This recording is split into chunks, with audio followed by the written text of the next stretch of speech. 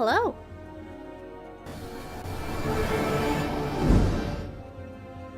Hi there.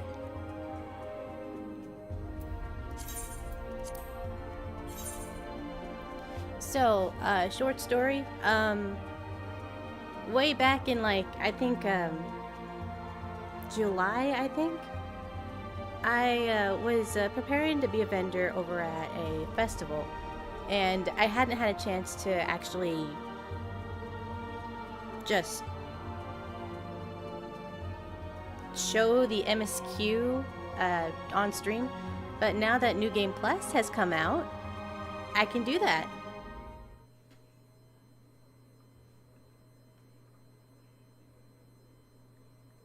Just to remind everyone, this is New Game Plus.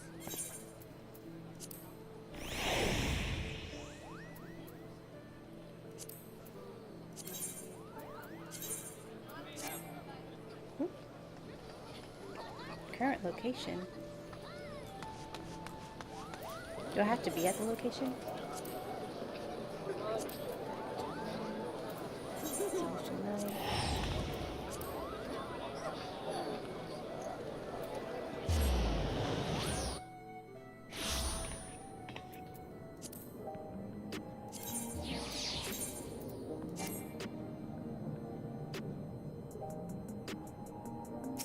Do I have to be at the spot?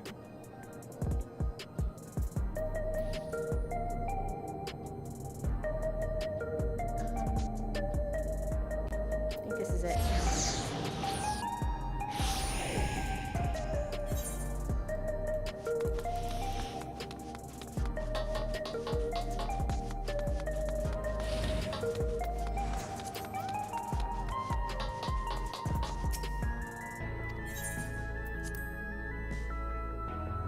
Hi, Noylan. How are you?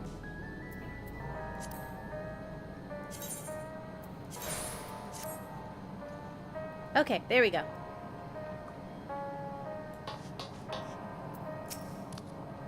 I'll be fine. You don't need to worry about me. I was living a life of excess, bound for an early grave, when Kathkiwa came along. Though I was a complete stranger, she took me under her wing and set me straight. It was out of gratitude that I joined Oblivion, but I can't imagine any other life now. I owe her everything I have, and it pains me that I couldn't say goodbye. I'm pretty good. Thank you for asking. Hey, Elias! Wuklama is searching for words to say to Shale. My day's going okay. Kinda slow, but it's okay. I'm really sorry, but we're not sure what happened to Kathkiwa. The others are trying to learn what they can. Oh, Kathkiwa. We'd known that such a day would come, but I wish we could have at least said goodbye. You knew then that she was already gone. We did. We all did. Kathkiwa forbade us from saying anything. She wanted to tell her yourself when the time was right. I expect she was torn over how to reveal the truth to Erenville. I see. I don't think anyone can blame her for keeping quiet.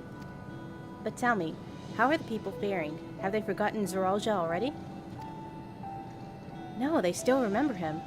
We wonder if this might be the result of the gate being at the summit being closed.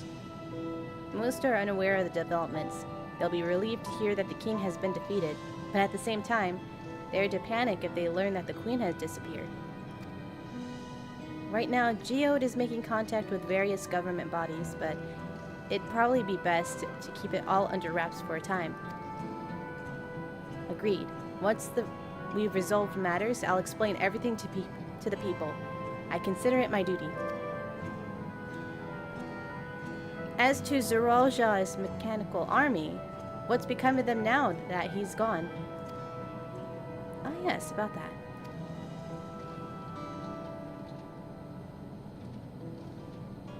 I just challenged making some videos before out of town. Hey Yanni, how are you? Welcome back! At the time, we suspect that Zoralja has passed. The king's authority appeared to have been transferred to Goluja.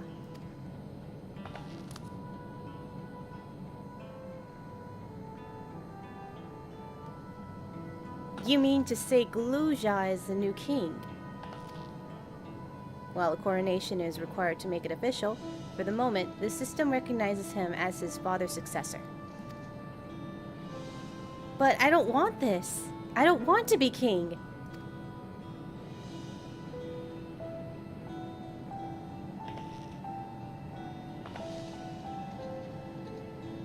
It's not a decision you have to make right away, but given that the authority comes with command of the army, you can't give it up lightly either.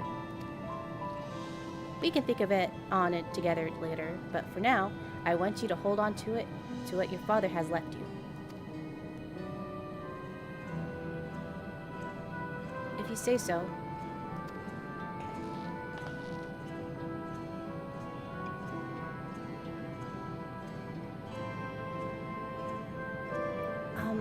Are you alright, Lamati?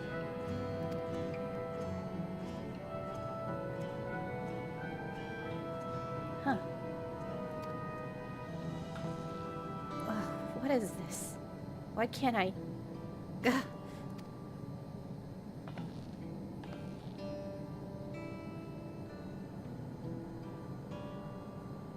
Despite everything that's happened, all the terrible things my brother did, I still don't know how to feel towards him. What's wrong with me? Doing good, just chilling, working on a voice reel for fun. Oh, nice! Good luck!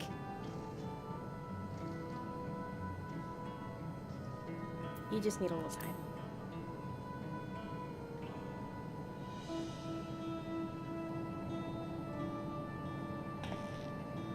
You think so? I'll take your word on it. For it. For now, we have things under control.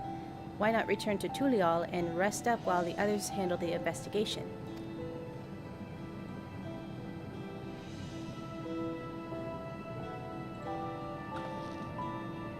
You know, I think I'll do that. It'll be good to see how things are at home and catch up with Koana.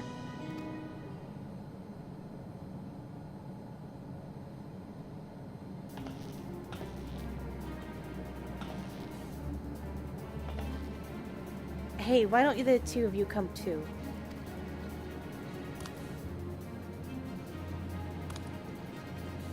But won't everyone hate me? Of course not. They might be a little unsure at first, but I'll set them straight. Besides, I want to introduce you to Koana, our new family. Really? Really. That is, if you're fine with it. I am.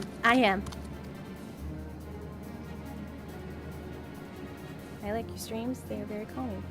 Oh, thank you. I try my best. Then let us be off. We'll head directly to the palace and see Koana.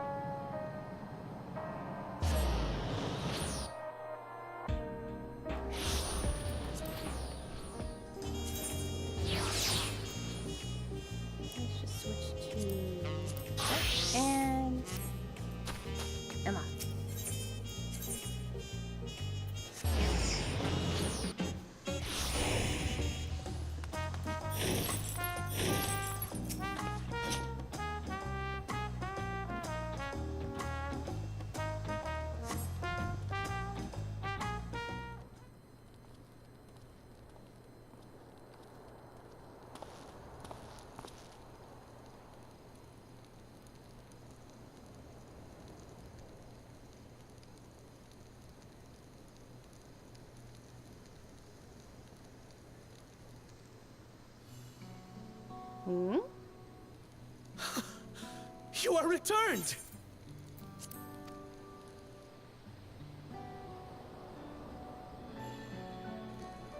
Wait there! I'm coming down!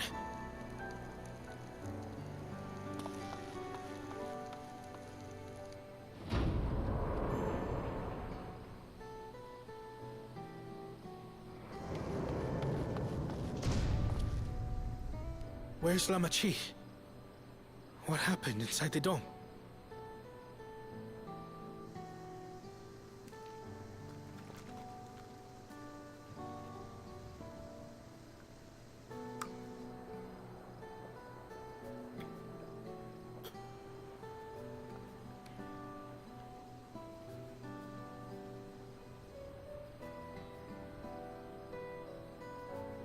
So my brother is gone.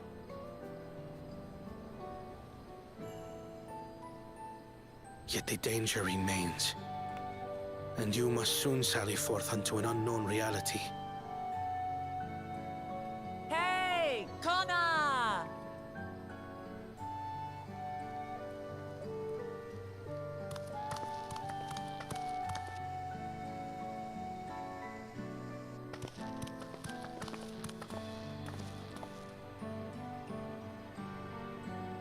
Lamachi, is this boy perhaps... Say, Uncle.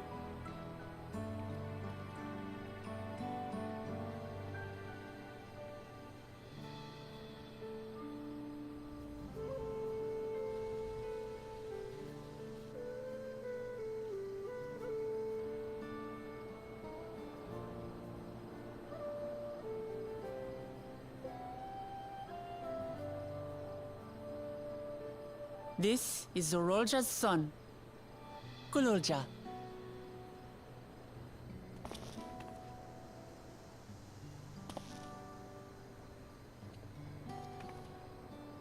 I see. Time did flow differently inside the dome. If he is our brother's child, then... Kululja, was it?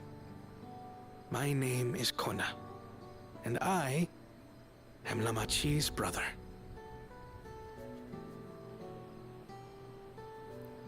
You're her brother?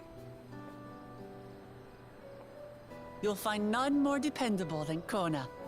He's family, and he'll take good care of you. A pleasure to meet you, Kululja. A pleasure to meet you too, Uncle Kona. No! Well, I suppose I am your uncle. But simply Kona will do.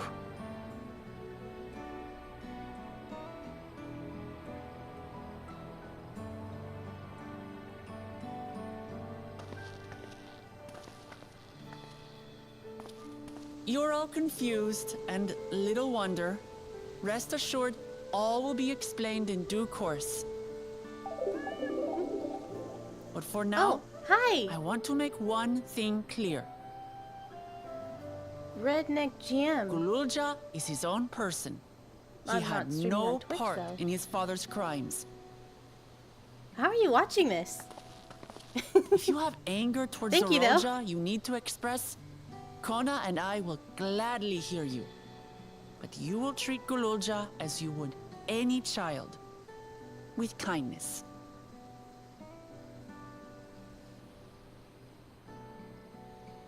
As we should. The boy's done no wrong. Yes, the vow of resolve speaks true.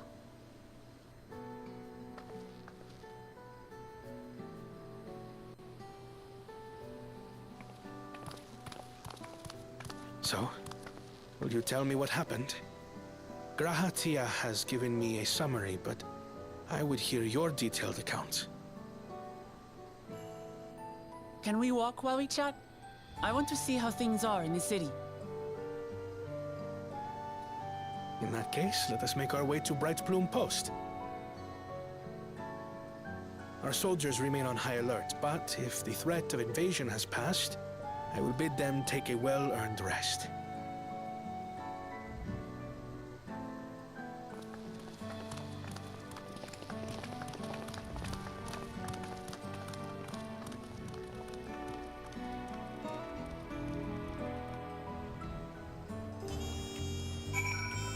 Alright.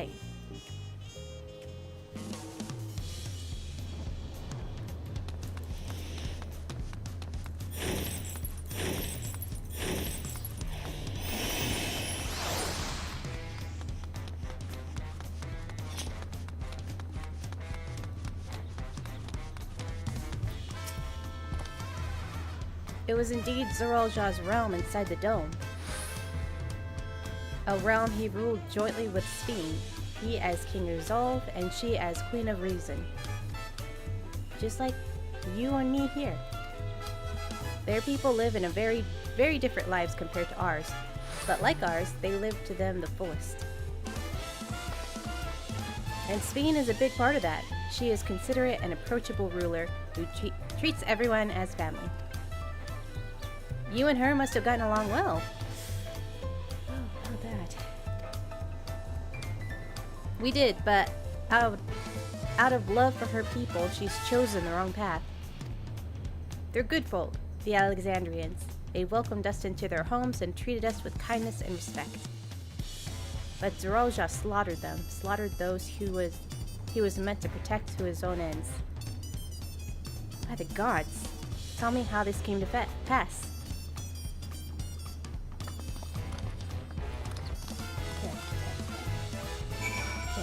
What are words?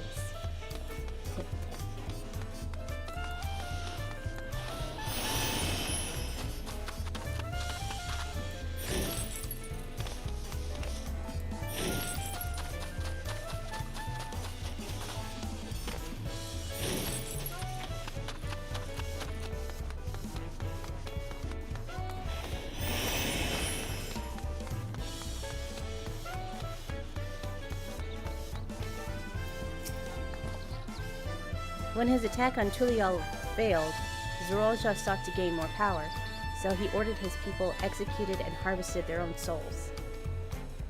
What drove him to commit such an atrocity? He claimed that he wanted to bring the entire world under his dominion, but that was just a means to achieve his true desire. My grandfather, he was a great person, right? Maybe my father just wanted to prove he wanted to be his own person, that he wasn't just a great person's son. I dare say you're right. As a resilient son, our father's trueborn heir, he bore the weight of expectation. That weight was clearly greater than any of us had imagined. That's probably why he was who he was and why he didn't want me. Damn it all.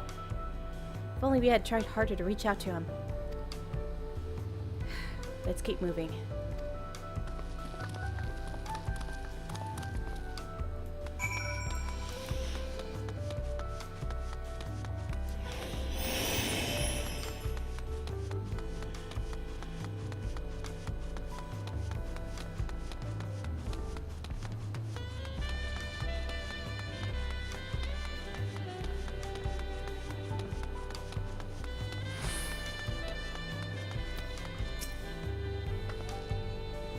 Zoralja had become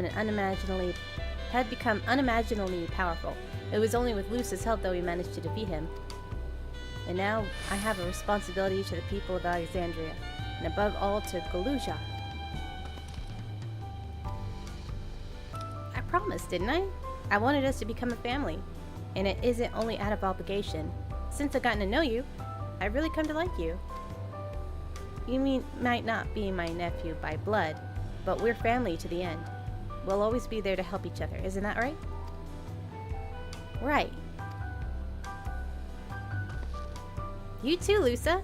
After everything we've been through, we've already as good as family. What?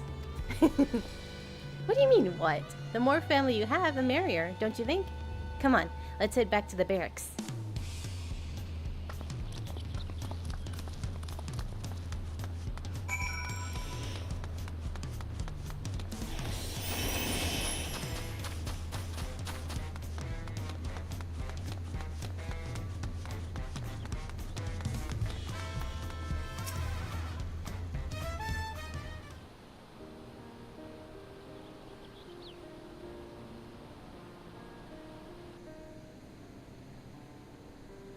I'm glad I can hear what happened in the dome. But I'm sorry that you had to bear such a heavy burden, Lamity. Don't be. As a vow of resolve, it was something I had to do. Besides, it was your ingenious strategy that kept Asking if you rule with me was definitely one of my better ideas. It was only because we fought as one that we could repel the invaders. Sorry.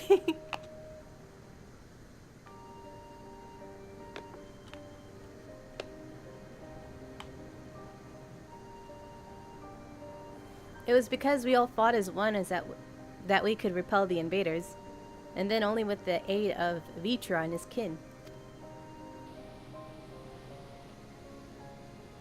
Thanks to Alfino and Estinian interceding for us, we were able to swiftly forge an alliance with Radzad Han. When the dragons appeared in our skies, I felt I felt that this was it. The Tuliolal you had envisioned. We owe our new allies a great debt, and I hope we can repay them one day. Indeed. Once I've dealt with the matter, we should go and thank them in person. Lusa had told me as much. But you still have work to do, yes? Yes. I need to find Sphene. Sphene! She harmed our people so that her own might live. But as I was raging at her deeds, I realized something. Just because Tuliolal is safe doesn't mean I can ignore what becomes of Alexandria. That's the kind of thinking that led to the conflict in the old days. I want to help the Alexandrian people live in peace and happiness. And the only way to do that is to stop Sphene from walking her path.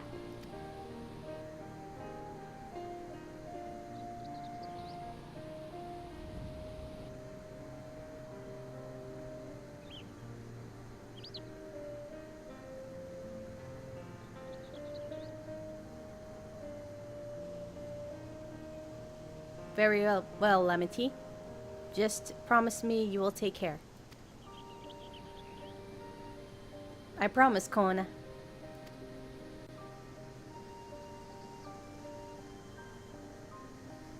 Nod.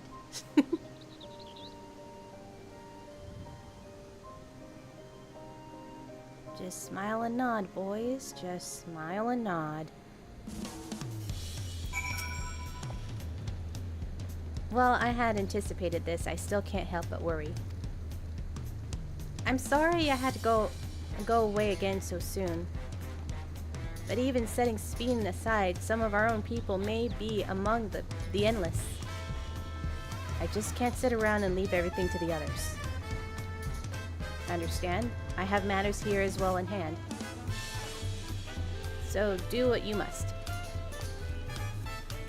Lusa, for all you've done for us, for our nation and our family, Afira can never express sufficient gratitude, but thank you from the bottom of my heart.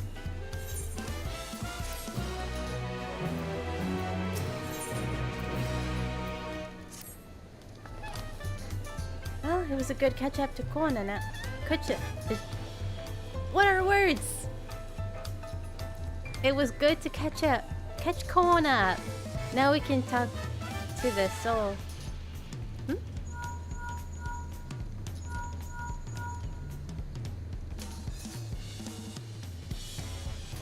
Who might this be from?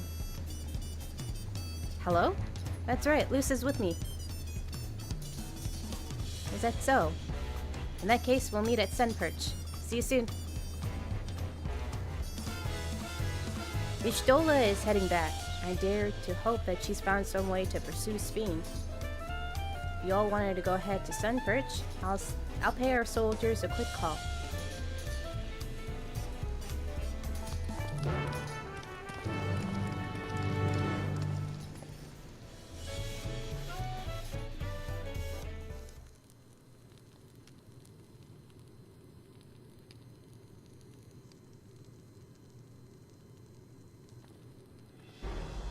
Please tell me this is voiced. Please tell me this is voiced. I can't stand it. No!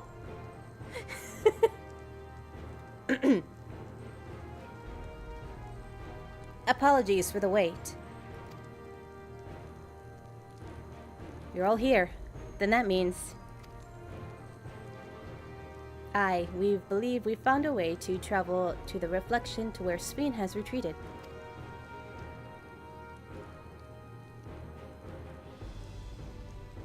I was busy providing aid in Solution 9, so I haven't heard the details myself. Could you start from the beginning, Yoshitola?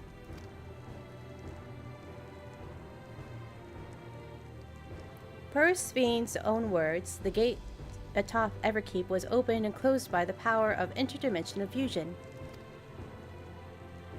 And it was the artifact known as the key that allowed her to control it. According to Kentenram, the key was brought with me to the source 20 years ago. It was then kept there, here in the palace, until its theft by Zeroja, who used it in Yasulani to fuse a portion of our world to this reflection. Following Zeroja's demise, Speen claimed the key and disappeared through the gate. But where exactly did that gate lead? In seeking the answer, we took another look at Organics and made a startling discovery. As you all know, there should be one more level at the summit of Everkeep. The 12th level, the King of Resolve's study abode. Right, but when you actually went there, you saw that it didn't exist. Curious, we analyzed Organics logs to see where the memories of the departed were being sent, and where it should be, but through the gate to the missing 12th level.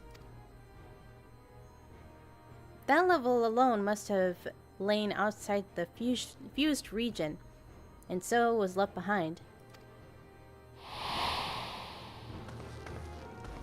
Then it means...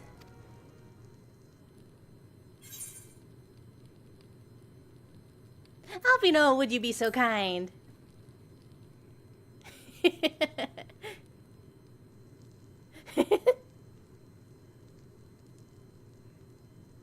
It means that beyond the gate lies not just any reflection, but the one from which Alexandria originally hailed. 'Tis Speen's home world, and she returned there to join the memories of her departed citizens.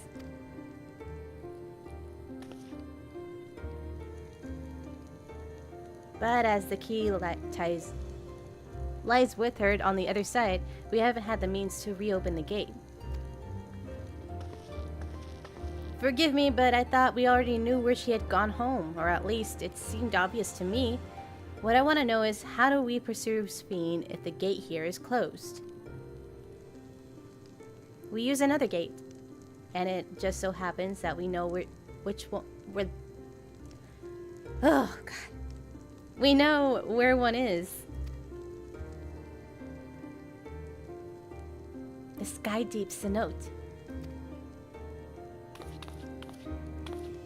Aye, all evidence suggests that the gate there leads to the world whence the Alexandrians and I came. But assuming that's true, how do we open it? That is where we'll find out, using the code in this earring.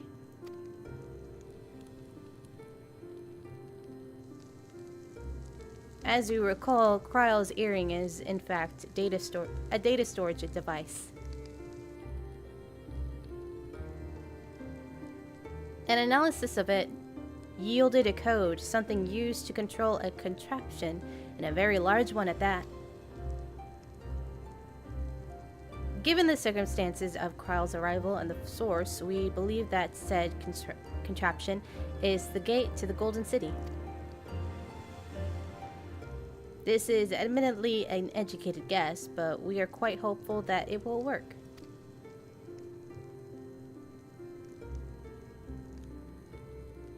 To make such progress in such a short time, you really are amazing. We couldn't have done it alone. The credit must go to the members of Oblivion for acquiring the information we needed, Shale especially.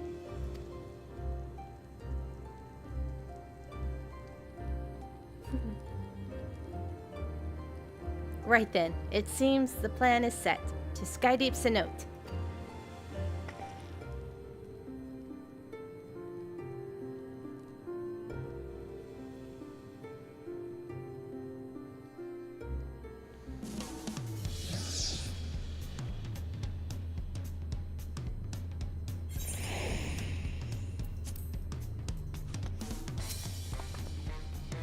Begging your pardon, Lusa, but might I have a moment ere setting forth?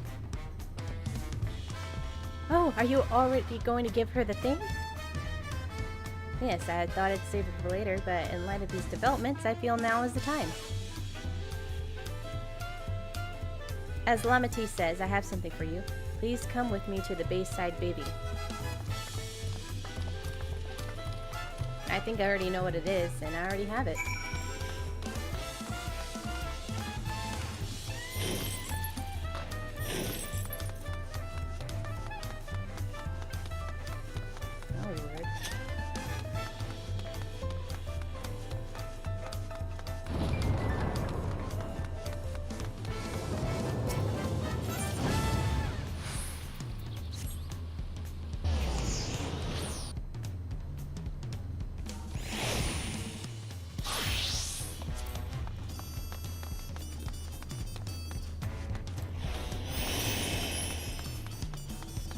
Yeah, I already have this. Tuliolal is safe and no smart part due to your value. As a token of our appreciation, I have commissioned special equipment for you. While it is inadequate in its expression of gratitude, I pray it serve you well in your coming mission. It apparently incorporates foreign technology. Leave it to Kona to request such thing, huh? Mewa Zunaite Yonder has the equipment in this keeping. Just say the word and he'll bring it out.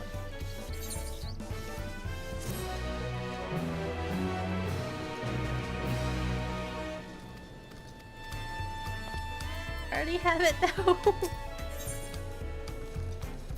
With your shiny new gear, I reckon you're ready for anything. Come, let us head to Skydeep Cenote. Access to the area is presently restricted per my orders, so I shall accompany you.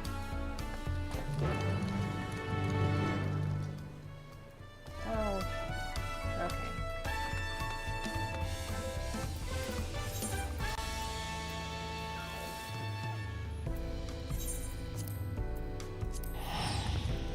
Yeah, it's laggy. Oh no. Wonder if everything is okay on.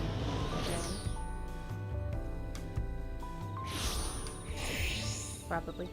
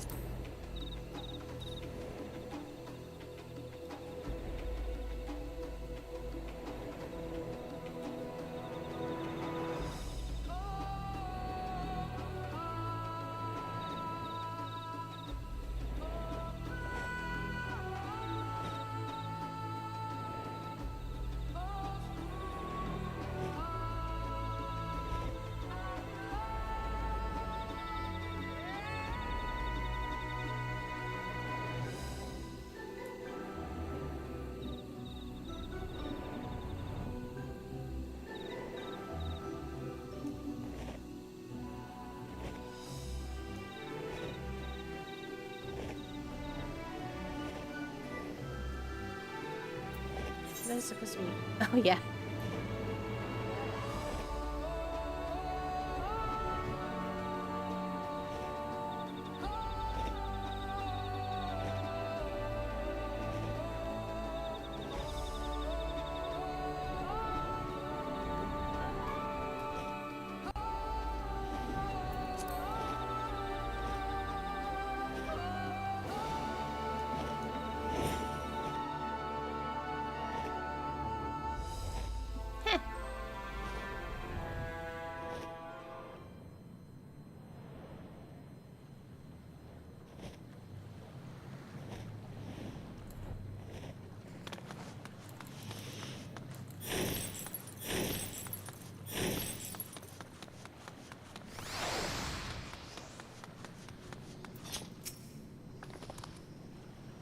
Koana has already gone inside, but I couldn't help but take a moment. Just being here takes me back.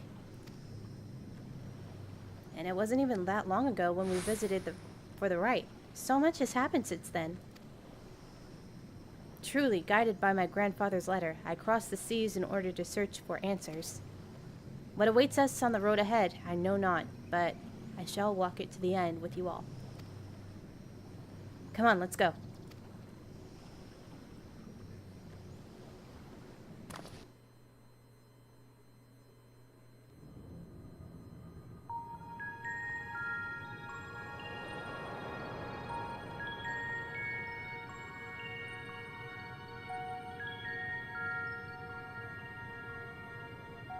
Electrope everywhere one turns, harboring vast amounts of lightning.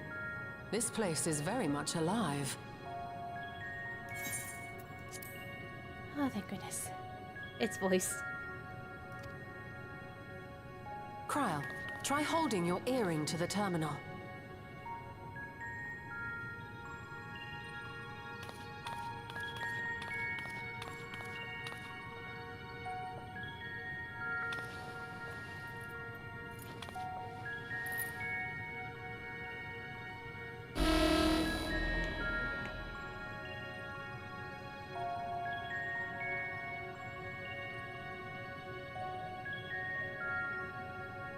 No luck.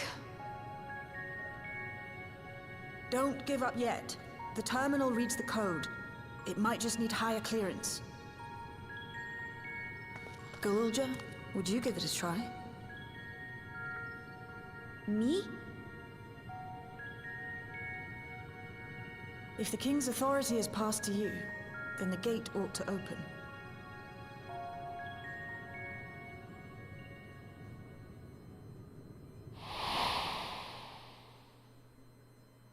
But I leave behind that which I've gained by the sweat of my brow. It is yours to embrace or spurn.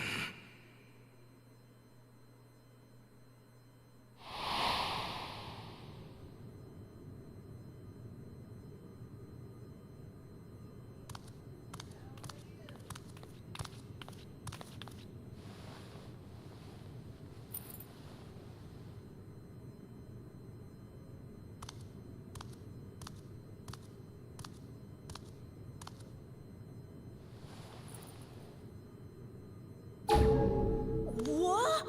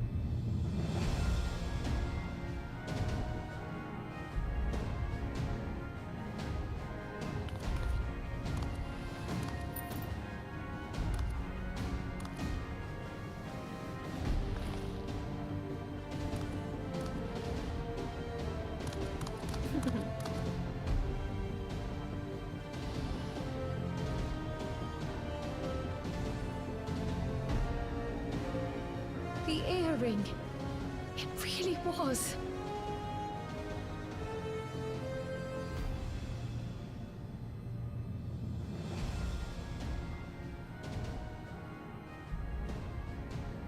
Remarkable. A void gate is forced open with a blast of ether, and thus appears as a tear in the fabric of reality. In contrast, this is the stitchwork of a master. Neatly hemmed, without a thread out of place. A power to be reckoned with.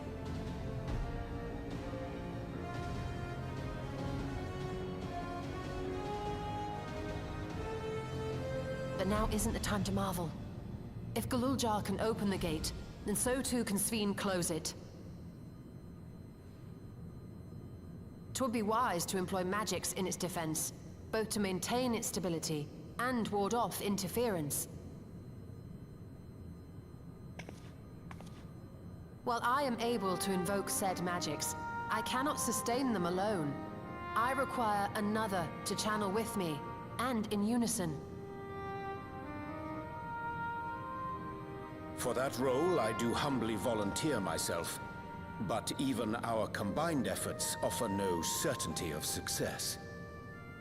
Might we prevail upon the two of you to lend your support? Of course. If coordination between mages is required, few would be better suited than Alize and myself.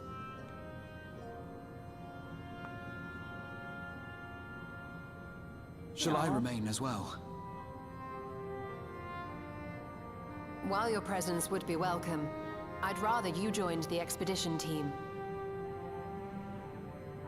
For despite our earnest efforts, the gate may well end up closed once more. In such a situation, it may fall to those on the other side to devise a method to reconnect our worlds.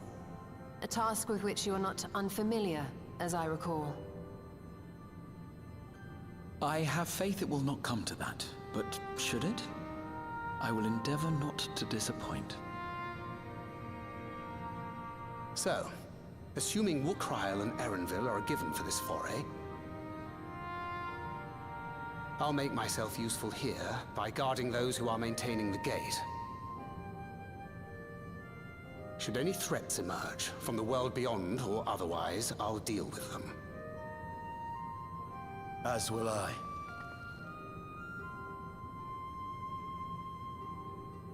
Which leaves you free to head in there and do what you do best.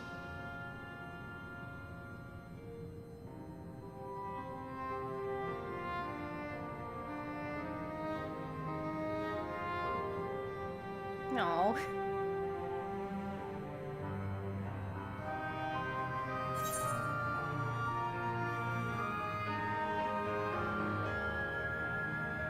If you hold in the fort, I know we'll be all right.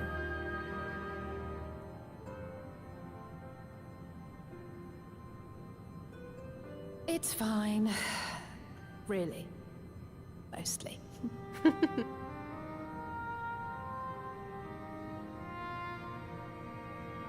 Just don't let her bear the burden alone. Do you hear?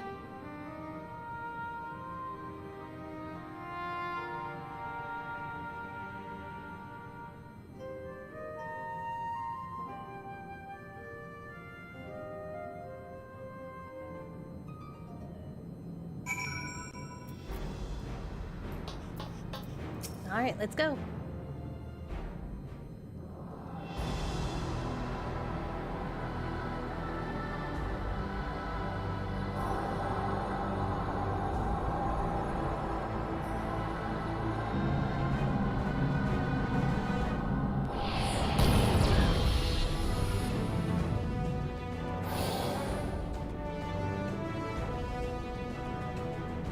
Tis done. Whenever you're ready. We'll protect the portal. Keep it open no matter what.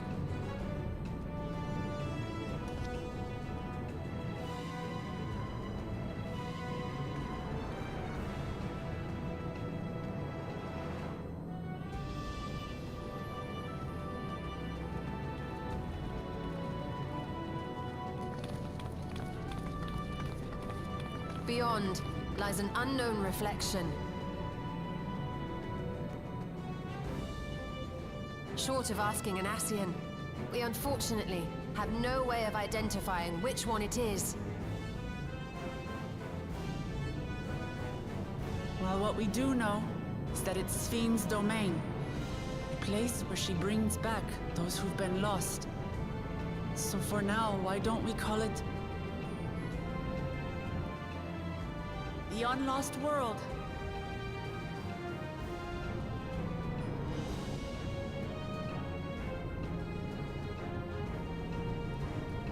Right. Let's go.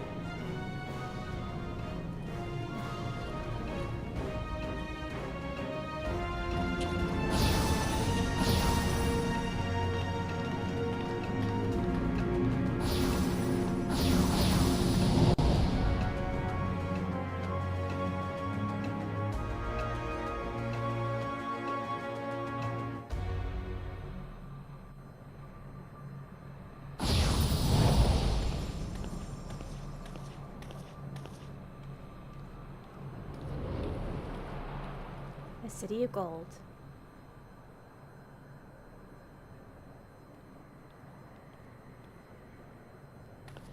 It looks like a giant theme park.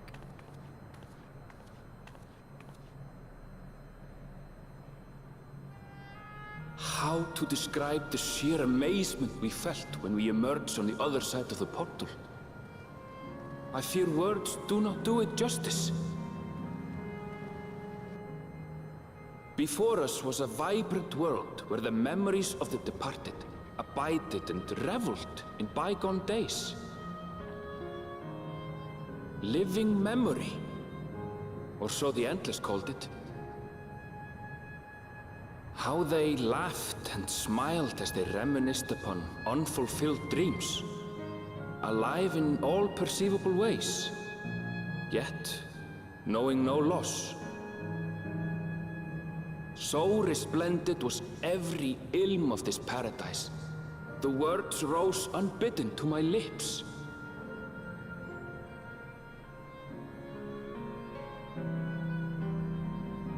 All this time, it was here, the City of Gold.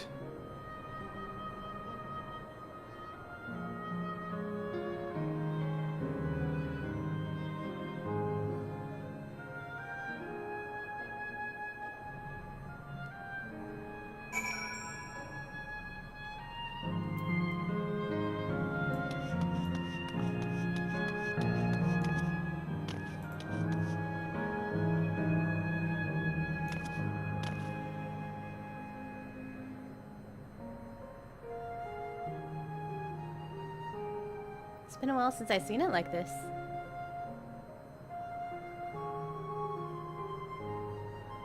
I mean, I could do a New Game Plus whenever I wanted, but like... best not to overdo it. What was I going to do?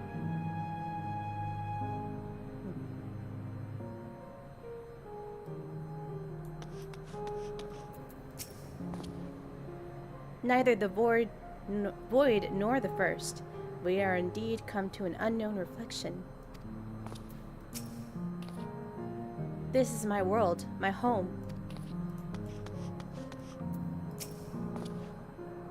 The City of Gold is an apt description indeed. Amazing, absolutely amazing. We've literally stepped into the Yokoi legend. Whichever reflection this may be, it would seem the barrier between here and the source is thin in Yaktel. That would explain the Yokoi's visions and the location of the gate. Oh, thank you for the follow-up, Wendell. Thank you. Hey, Aaronville, that volcano over there, you don't suppose it's real, is it? Is it real? Guess I'll find out. An actual volcano spewing forth lava in the middle of the city? I'd like to see that. Hey, you never know. Look, there's a path down. Let's see where it goes.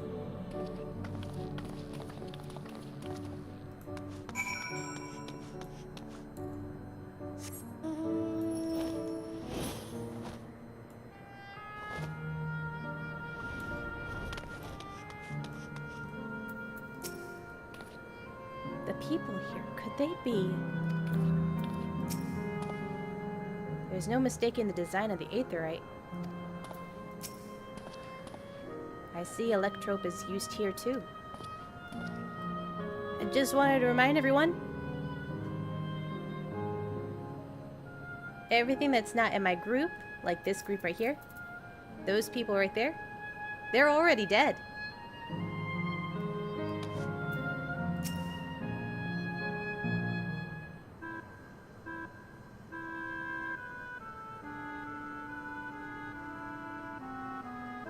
It's strange.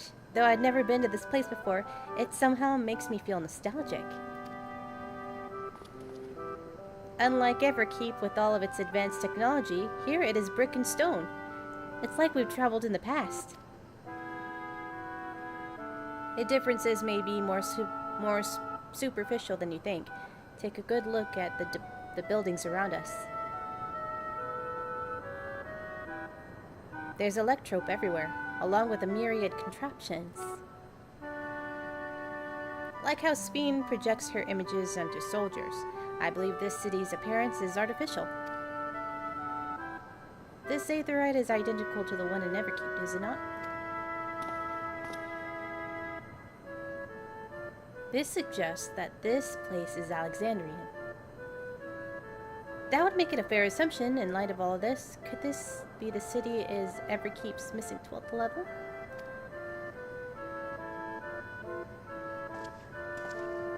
Welcome, friends! Welcome! Oh, wait. It's this guy. The guy who strangely looks like Thancred. Who are you? My name is Constancy, and like you, I am an endless. We have been recreated from the memories of those who have exhausted their souls, the departed, in other words. Great efforts is taken to ensure the integrity of your memories, so it will feel no different from when you were flesh and blood. Let's go along with it for now.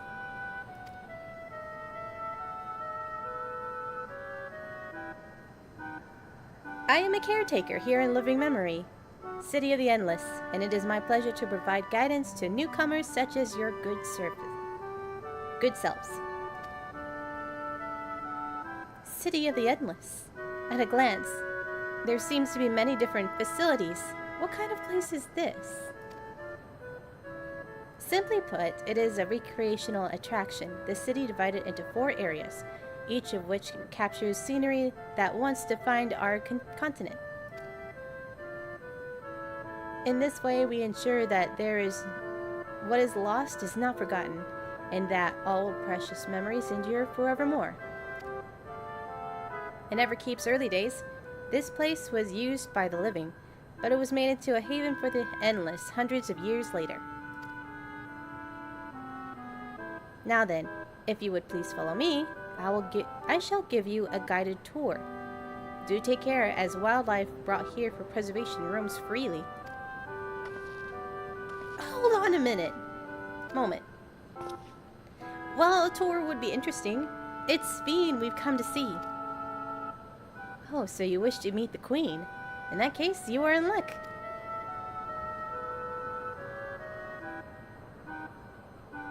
It was just announced that Her Majesty will enter into a slumber, but there is still time. If you try calling to her before the Meso terminal at the center of the city, she will likely appear. I'm not sure how things work around here, but let's head to this Meso terminal. Our thanks, Constancy. We'll take you up on the tour next time. I shall look forward to it. Good luck seeking out Her Majesty.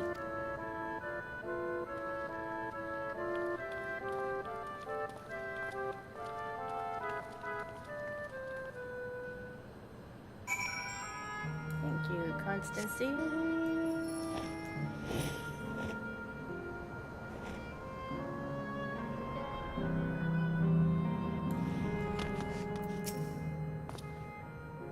Like the chamber in the Skydeep cenote, the electrope here produces a strong golden light.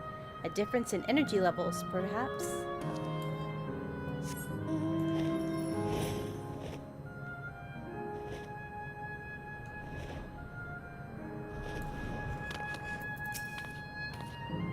I wonder, can the Endless venture elsewhere, or can they only survive here?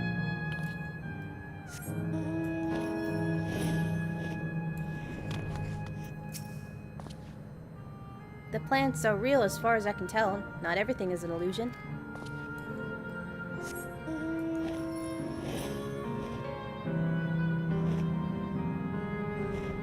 Speen! Speen!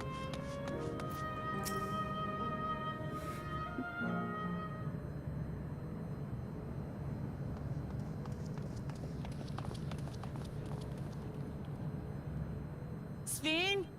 Are you there? God's voice, thank you so much.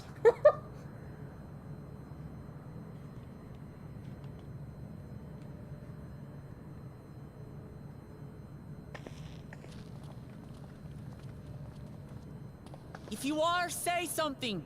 We need to talk.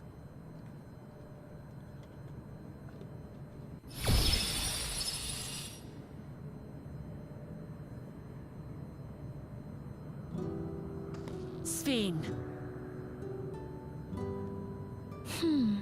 That you should come here. I haven't known you long, Sven, but I know you have a good heart. Your love for your people is proof of this. I can't let you do what you're trying to do. And deep down, I don't think you want to do it either. I want a world without suffering. A world where nothing is lost. Would that such a place existed. But the endless only grow in number, and ever more life forces needed to sustain them. Within the barrier, we have managed to curb the cycle of rebirth these few hundred years. But we've reached the limit.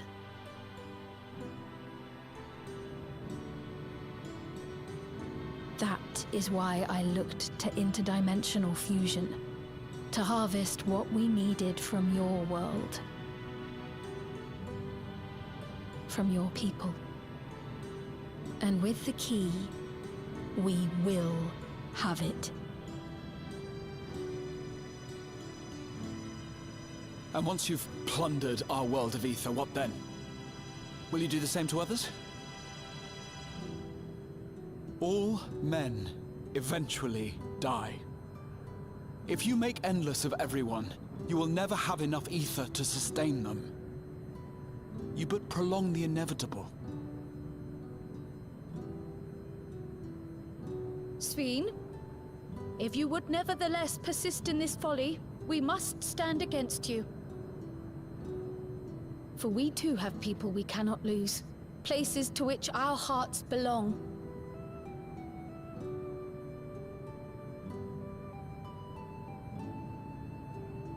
Damachi, I would have loved nothing more than to work hand in hand with you to tend our nations.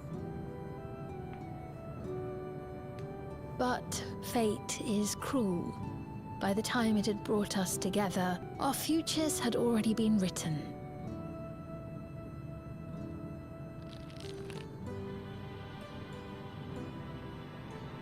The kind and gentle Queen Sven was too weak to serve her people, and so she will serve them no more. I will erase all memories of the living Sven, she who has cursed me with this soft and powerless nature.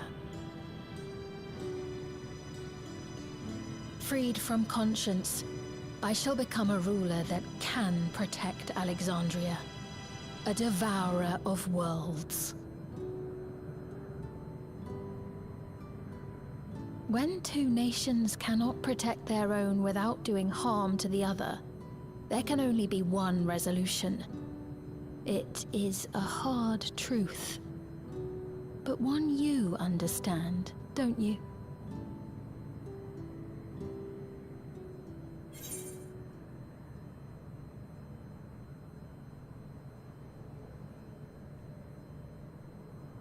Then let's resolve this.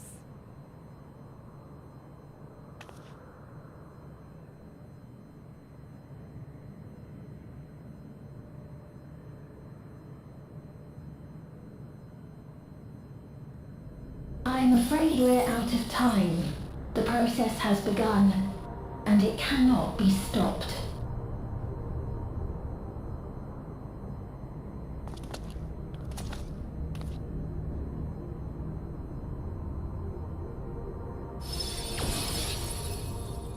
Mesoterminal memory deletion in progress.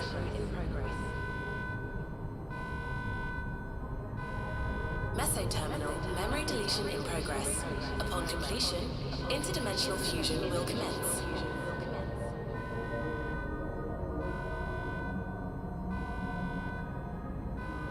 Speed! Speed!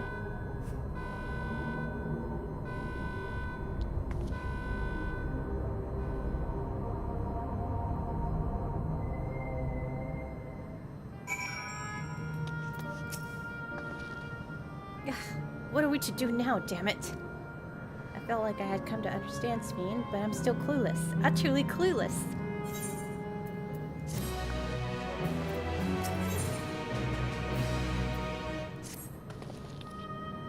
It doesn't seem like we can do much else here. Let us return to the Aetheryte for now. The caretaker Constancy. Perhaps he can tell us more about the business of Sphene going into slumber.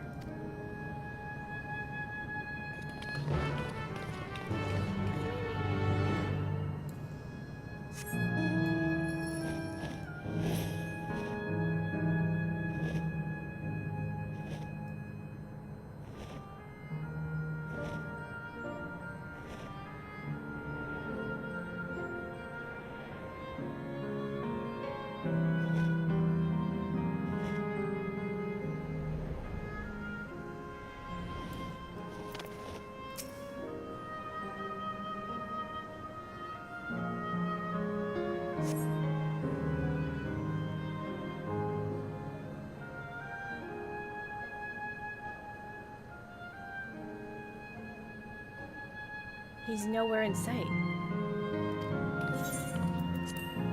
Perhaps he has taken other recent arrivals on a tour. Looking for someone, are you? Yes, he was just here earlier. A fellow named Constancy. Oh. Wait, what? She's hot. Hello, everyone. You made it here, as I knew you would. Is that who I think it is?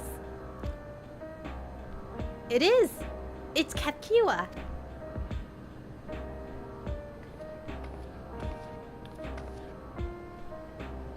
None other. This is the first time some of you are seeing me in the proverbial flesh, isn't it? Feast your eyes, then.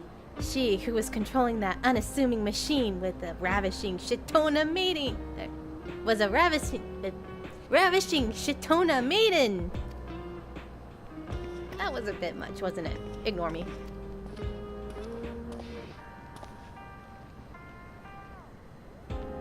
So it was true. Then that means... Then that you're here means... I tried to tell you. So many times. But my courage always failed me. I am indeed an endless. Had been here for quite a while now.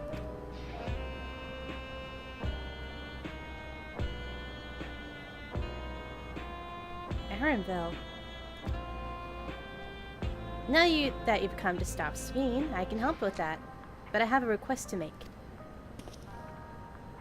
You know how to stop her then? Well, there are no guarantees. Your coming here makes it a distinct possibility. As my wish is relevant to your mission, will you hear me out? You can decide what to do afterwards.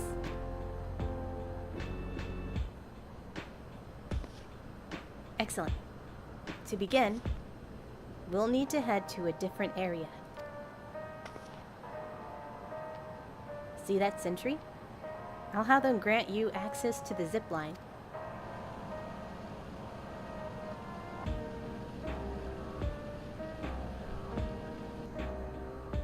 Zip line? What is that? A fun little mode of transport. They don't see much use, though, as we endless can teleport freely within living memory. This particular line will take you to a zone called Canal Town, and we'll be waiting for you there. Hey, Lissa! With that endearing pushingness, it could only be Katkiwa. Let's go.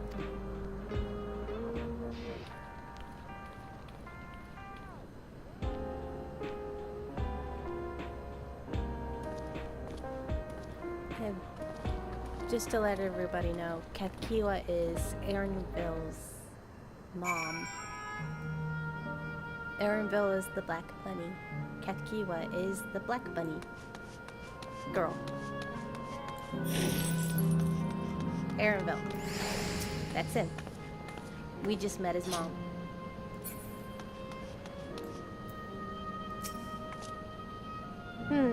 You don't seem to be bleep bloop error. User registration confirmed. I bid you welcome to Canal Town, the resort of romance and relaxation. Please enjoy your stay. Hello.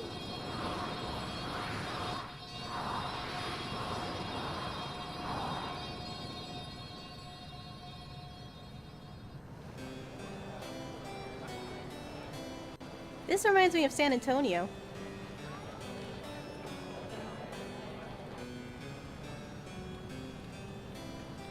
What a charming place.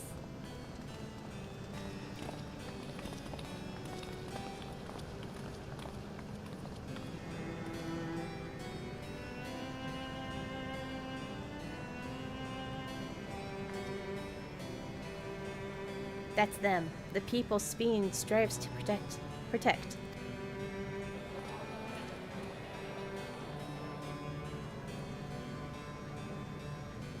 They look happy.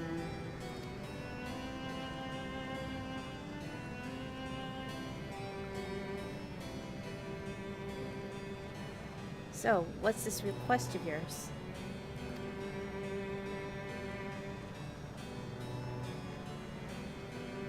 I want you to erase us. Erase the endless.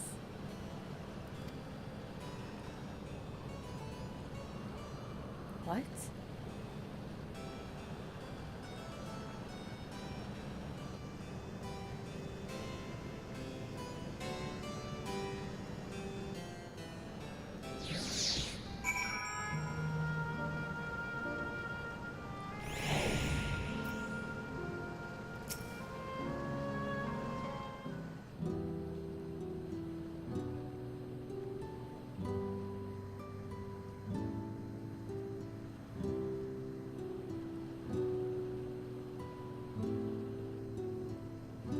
Oh, come now, spare me those gloomy faces. Being alive, you're the only ones who can do this, and we won't have a better opportunity now that Queen Speen is busy preparing to initiate interdimensional fusion. It's wrong to sacrifice others to sustain the endless, this I firmly believe. But talking to you now, you seem as real as any of us. And if you need an answer right away, I don't know if I can give it. Is there a reason we need to act so soon? Because, as you just said, it's wrong to sacrifice others to sustain us. Remember, we need the life force. Other forms of aether don't cut it. In the beginning, we managed with the aether of those who died in the barrier. But as our numbers grew, there began to be a shortage. That's why Queen Speen looked to other sources, even in the aether. I'm composed that may have come from the victims of the attack on Tuliolo. I can't bear that thought. Can't bear to exist because someone died.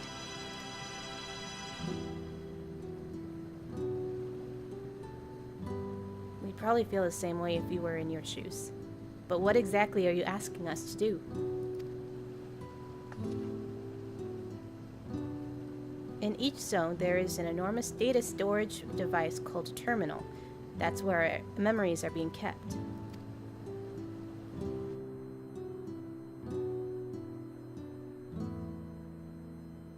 If you shut down a terminal, the memories within will disappear, along with those endless created from them.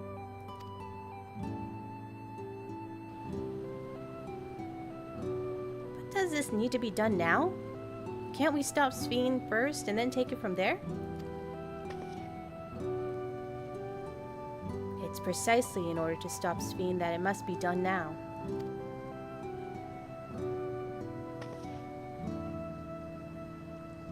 Her own memories are stored within the Meso-Terminal, which stands at the heart of living memory.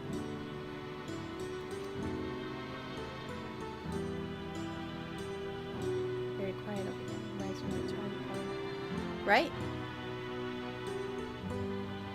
But, is it really a trolley problem if the people are already dead? I'm just saying.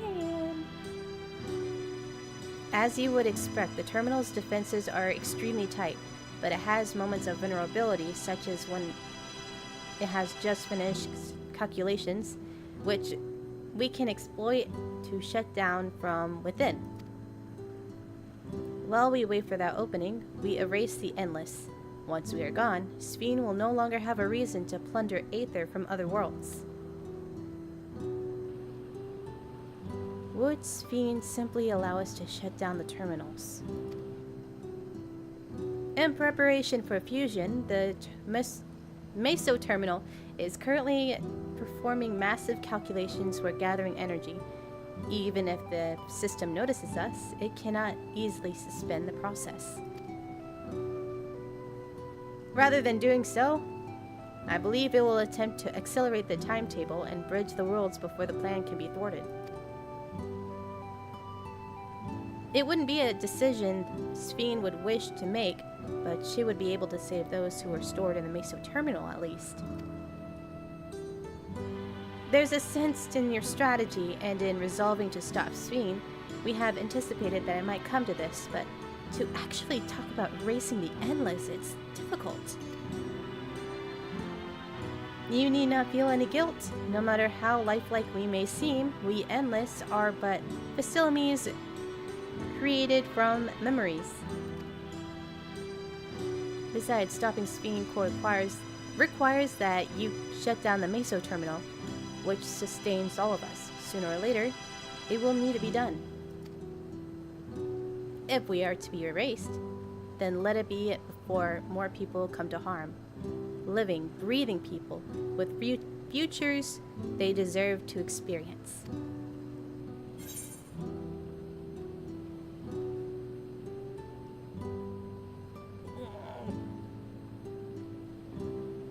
We'll do as you ask.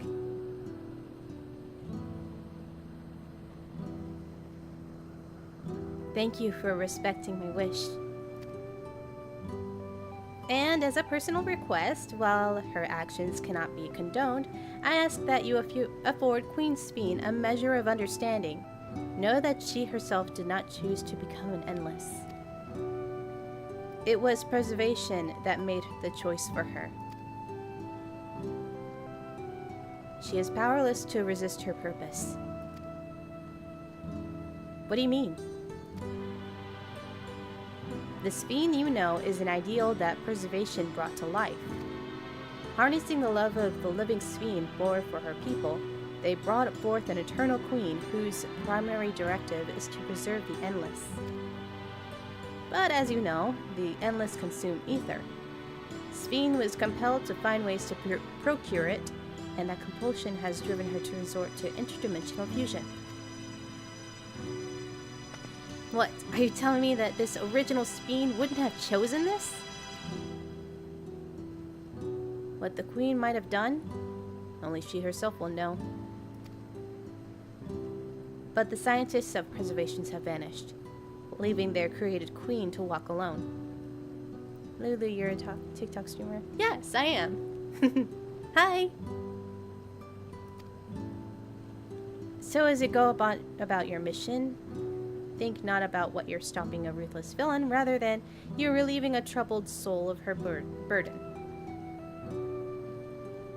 There's so much talking in this, I forgot.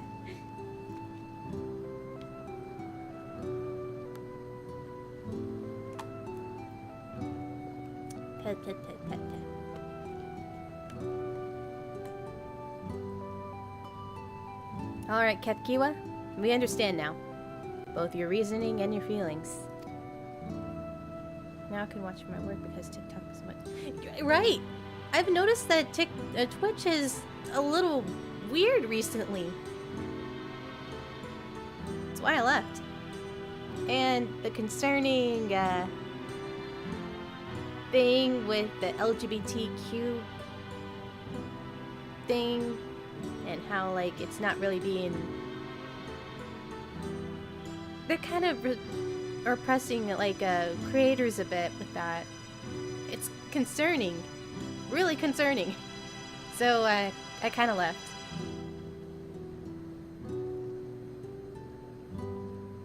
But before we erase the Endless, I'd like to know them. I'd like to know what she fights tooth and nail for. If we are going to reject someone's beliefs, let it be after we've come to understand them. This is the lesson I learned from the Rite of Succession. I realize we're pressed for time, but if it's alright with you, I want to meet as many people as I can. Truly are Gulu Jaja's kitten. Well, the calculations will take a while still. It should be fine if we do this as we proceed to the terminals. I'm with you. We might not be able to learn everything, but it would nevertheless be meaningful if we could glimpse the hearts of those who inhabit this place before we set them free. There is some word about going around Twitch banning the word lurk and AFK for some reason. So, yeah. What? Yeah, Twitch is doing this weird thing where it's not letting LGBT creators, like, thrive on there. And apparently they're banning the word lurk and AFK. It's hard to grow an audience on there, too. So, I left.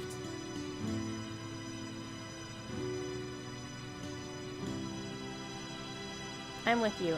We might not be able to learn everything, but it nevertheless be meaningful if we could glimpse into the hearts of those who inhabited the place before. I already read this. Oh, no, not that. What was it?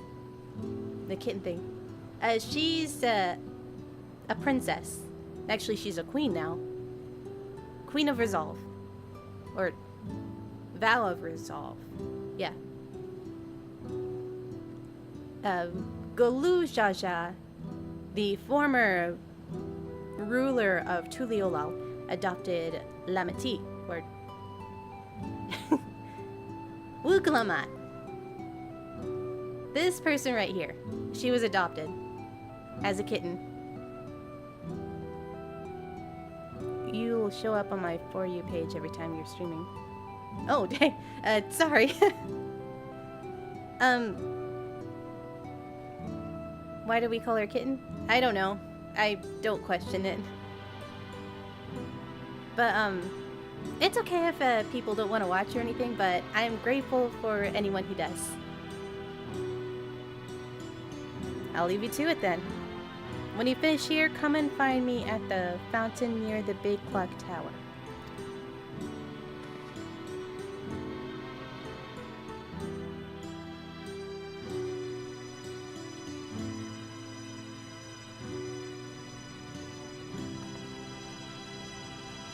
Right, let's split up and find some locals to speak with.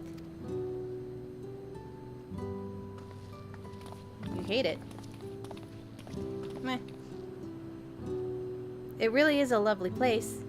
You should run along and enjoy it while you can. Fussy little bun.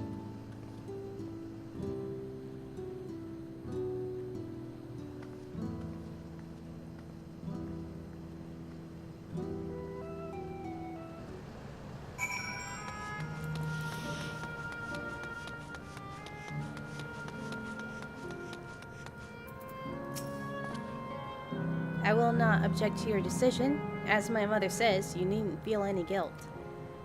Yet I find myself I am still conflicted. To have such doubts after coming all this way, it's laughable, isn't it?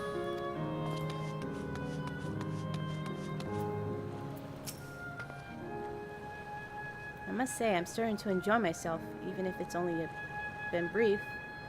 This has been a feel of a journey. Your ancestors were refugees from Lindblum. What tales they must have. Wuglama is having a lot of fun. Well now, I don't believe I've seen you around here before. A newcomer, I take it? It's wonderful here. Let me tell you, why I just bumped into a dear friend in life, and we had just been whittling away on the hours reminiscing. It might have been more days like this, actually. You don't get a sense of time here. By the way, did you hear the announcement earlier? As much as I love this place, I wonder if Queen Sveen can really sustain us forever. But I suppose there's no use in worrying about such things. Anyway, thanks to you, we found a break in our conversation. We'll go and ride the gondola next.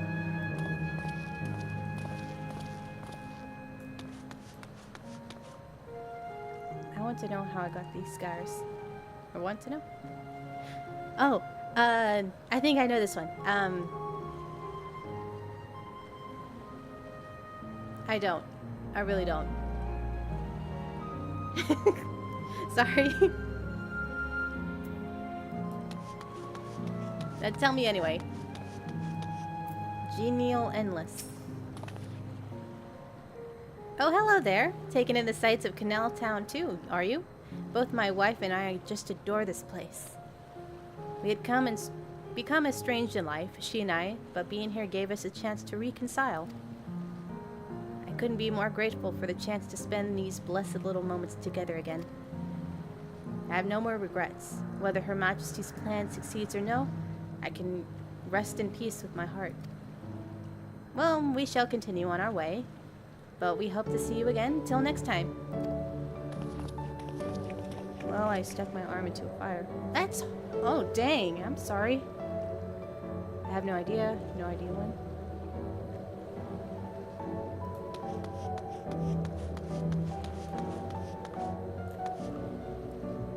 Hope that heals up soon. All I know is that it happened.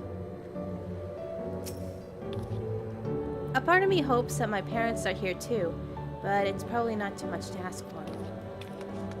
It is too much. Whatever. You there! Have you tried the popcorn from the stall? I have not. You haven't? You don't know what you're missing. I consider myself something of a gourmand, and believe me when I say that classic salt flavor is amazing. The saltiness is simply exquisite. And that's the only way to describe it. Once you have a mouthful, it's impossible to stop until it's all gone. And after you try that, I'd urge you to seek out other stalls. There's lots of them everywhere, offering all manner of delights. As for another recommendation on the top of my head, the ice cream in the Isle Volcano. It is so smooth and rich, and just thinking about it has given me a hankering. That's it! I'm going to go and have some right now.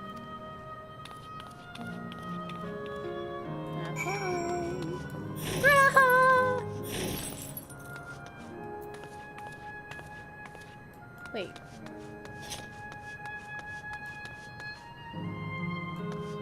Oh, hello.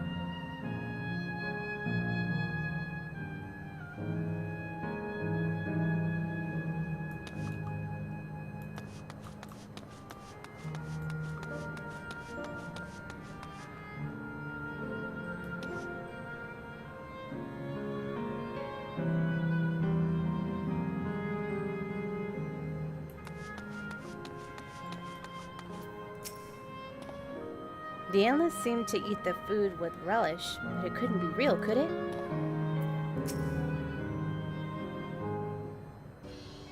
Cool thing to bring up at parties, now my skin looks weird. Welcome, welcome! Have a browse and let me know when you're ready to order. You're here on that lady's recommendation as well, I take it. I have been wondering what the endless do for sustenance, so it seemed a good opportunity to learn. Oh-ho! This is your first time eating, is it? The food here is created using aether and memory data. To us, it tastes like the real thing. So how about it? Would you care for some popcorn? Let's give it a try, shall we? That's the spirit! Find a table you like and I'll bring it right out. And lest you were... Free?!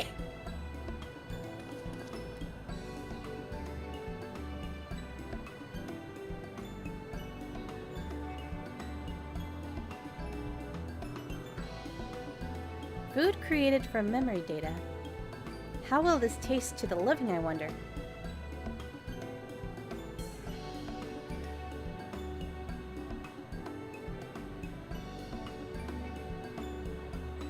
Well, as they say, there's only one way to find out.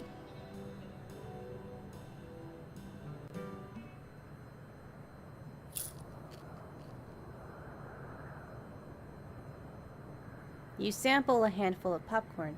While it has texture, you can detect no taste whatsoever.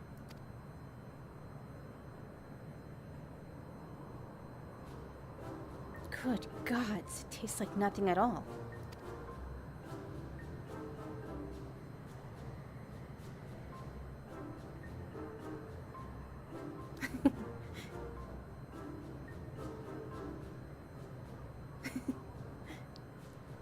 Clever.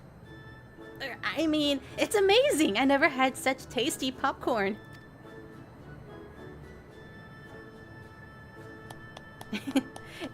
It's not our best seller for nothing. And what about you?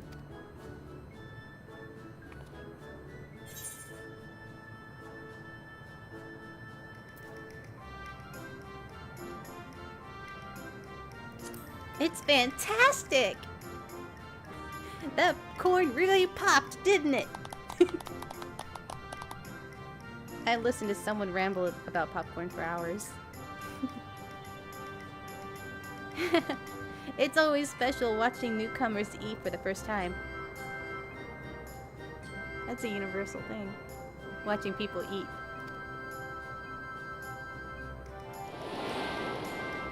Yeah, like this.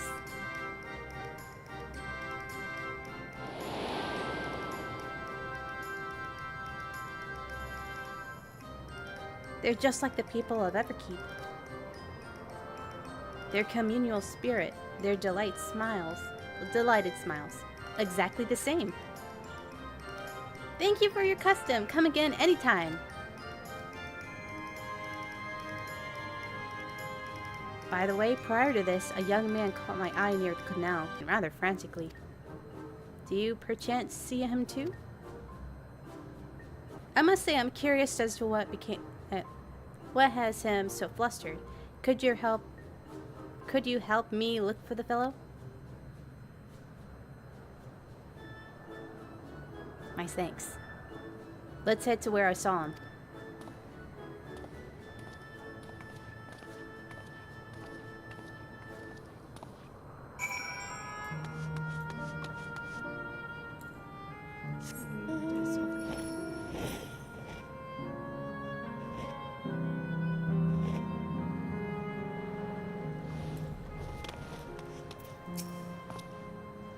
It would seem he is no longer in the vicinity.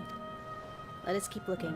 Whatever it is that troubles him, perhaps we can be we could be of assistance.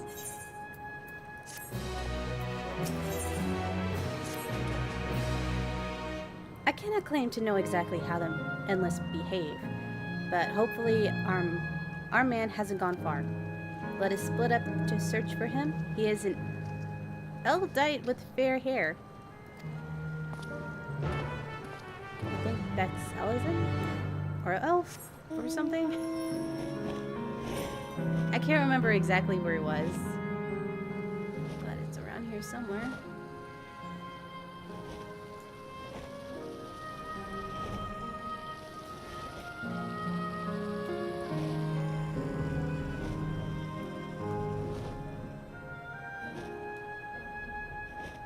There it is. God, strike me down. We reunite again after 100 years, and what should happen? Yes, my apologies, but I'm in some haste. If you have something to say, please make it brief. Have some popcorn. Do you want any? I'm good. Thank you, though. Your friend noticed that I seemed troubled. So you've been looking for me. What kind souls you are. I've lost something important, an engagement ring intended for my beloved. A lanky monkey-like fiend stole it from me. After running hither and thither, I managed to locate the beast in yonder square, but I'm uncertain how I should take the ring back. Once I might have considered fighting for it, but given the shortage of aether, the danger is simply too great. If I were to be struck down and my essence dispersed, I am not like to be remade for a long time. I cannot risk that. Not after my beloved had finally been given form again after 100 years. Though it pains me to do so, I shall give up on the ring, but I thank you for your kind concern. Let's get you that ring.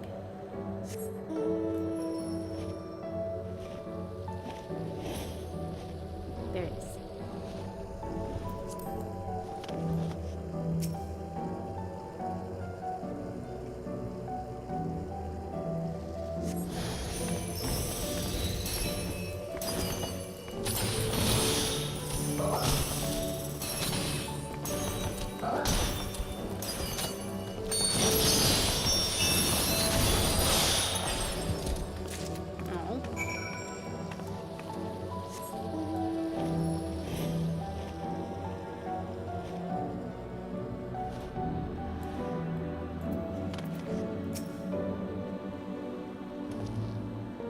Oh, 'tis you again. Was there something else? Retrieved from a mischievous fiend, this engagement ring is intended for the beloved of a fair-haired man.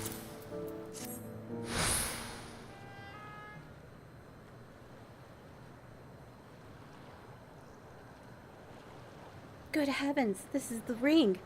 You took it back from the beast?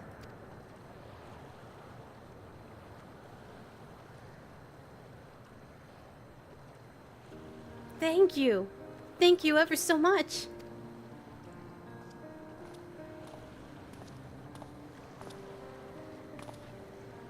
I see you've already resolved the situation, Lusa. You must be the friend who first noticed me. I owe you my gratitude as well. My name is Uklas. I was planning to propose to my beloved with the ring, and thanks to you, I can do just that. Well, well, what caused this? That is what caused this rejoice indeed. Did the two of you meet here? No, we were sweethearts in life, but I died young, and she only followed me decades later. Even then, our reunion wasn't yet to be, for the aether shortage means not everyone can be recreated. I had to wait until but recently to see her again. A reunion beyond death. Such a thing would be possible here, I suppose.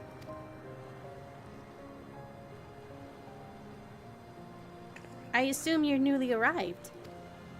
While our memories are stored in the terminals, less than 1 in 10 of us had been given us form as at present. I myself have been reincarnated 3 times now, and each time there seems to be fewer of us. It is barely a miracle that my beloved and I could meet. I see. Given the circumstances, the chances of existing concurrently with an acquaintance would be slim indeed, and slimmer still for a loved one. Truly, and that is why I decided to do which I failed to do in life, ask for her hand. With her rescue was spared the sadness of my death. Even so, she never took another man for the rest of her days. She told me that altogether she couldn't remember me afterwards. She could never shake the feeling that someone precious had been part of her life. Sweet fool.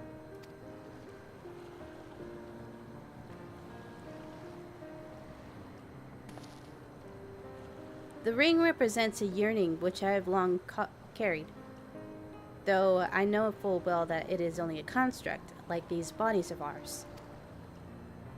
There is a part of me that wonders at if this is wrong. Not that I expect us to exist forever, even in this form, but to be with the one I love again and make her happy. However wrong this world may be, I have nothing but gratitude for Queen Sphene. Now that, if you'll excuse me, I shall go and make that proposal. I've made for her wait long enough as it is. It isn't much, but please accept it as a token of my thanks.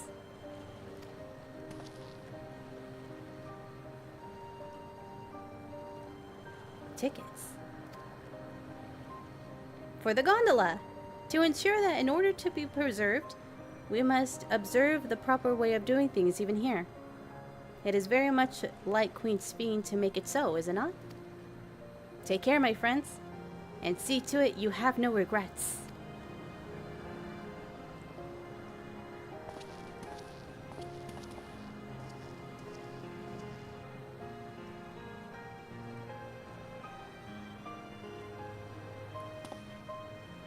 Well, I think it's about time we rejoined the others, but what do you say we go by gondola? I expect it won't be possible to do so once the terminal has been shut down. Let's ride a boat. Come then, let's seek a vessel at the pier.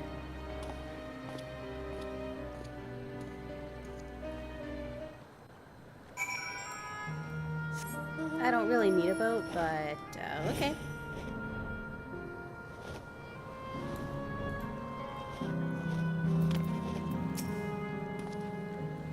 We can push off at any time. Mind the gap when you board.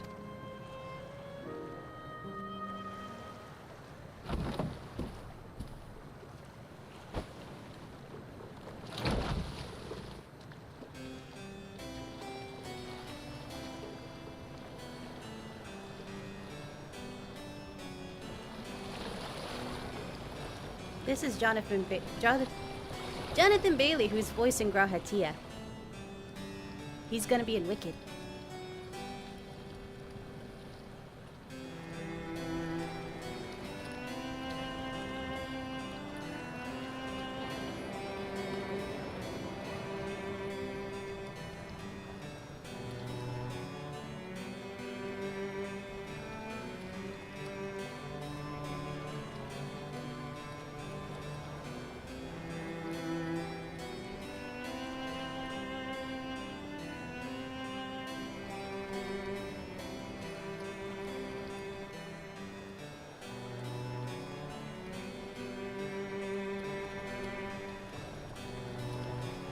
Do you remember what I said to you before all this? That life is a series of journeys, that you must be true to yourself, for indeed, there's no telling what awaits. I don't know about you, but I certainly didn't expect to behold such sights. The future is as fluid as the water beneath us, truly. Tell me, my friend, have you ever wished to be reunited with someone who has passed away? Oh, plenty of times.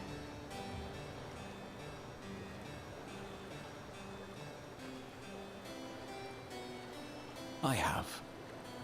I do. But I think, above all else, I wish that they had lived. If only for one more day. Just one more day. A joyous one, if I could choose. I did all that I could to make it happen. I tried everything, and spared nothing.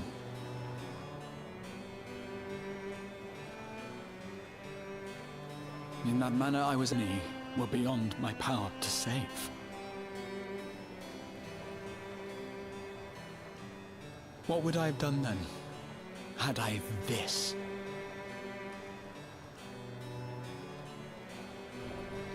And you? Can you imagine yourself spending eternity here, knowing no loss?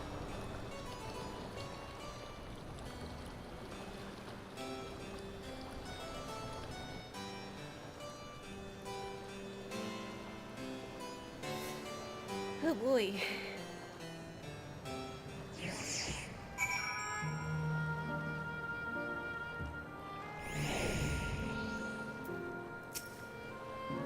It was nice to chat with you again. Feels as though it had been some time.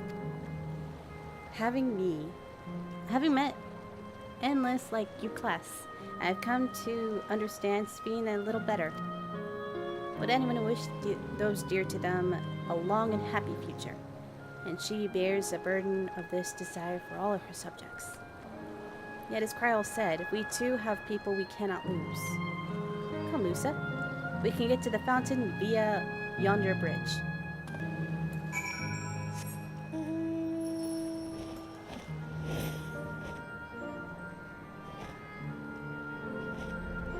Wait, is this... This is my favorite part.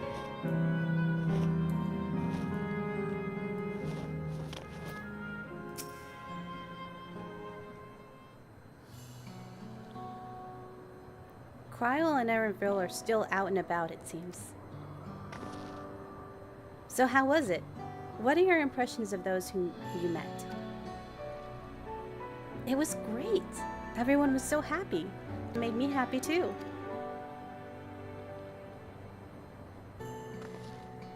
What about you, Lusa?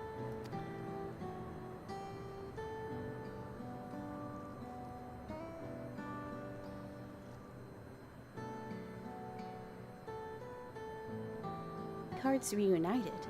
That is a miracle.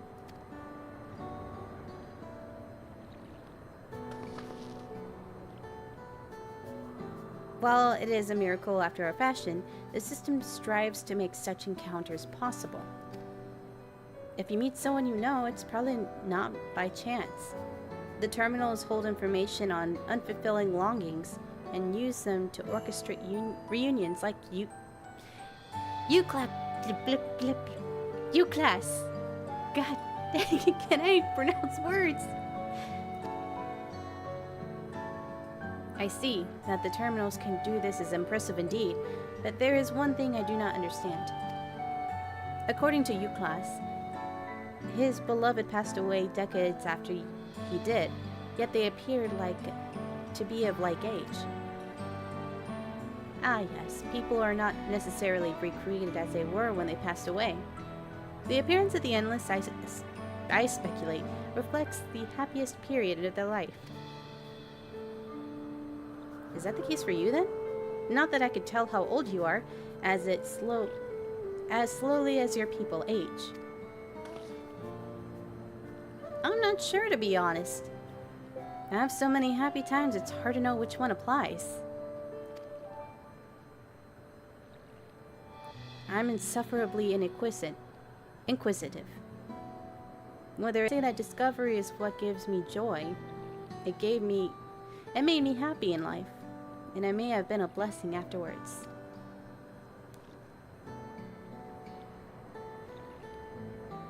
The other Endless are content to what they have here, you see? They don't develop an urge to leave. But I was so determined to see the world again that I taught myself how to gain control of a vessel and ventured outside. You're a proper rebel. Well, that's enough about me for now. While we wait for Kryl and Eleneshbia, I have a favor to ask of you.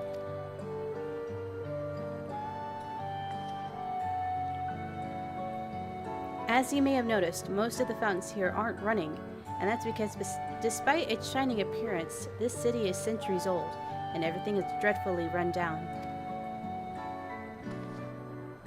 The fountain apparently used to put on magnificent shows, and I was hoping to control units a dose of ether should be enough to restore the circuits and switch them on, but being an Endless, I am unable to do that. I realize this is a selfish request, but at the last, I'd like to treat the people here to the display. Just leave it to us. I love to see the show myself.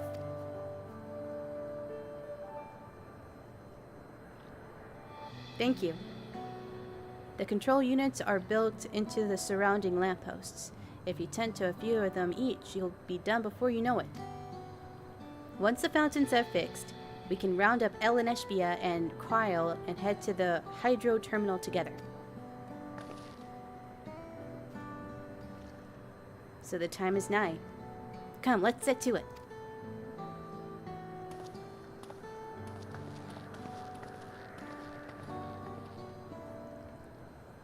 on.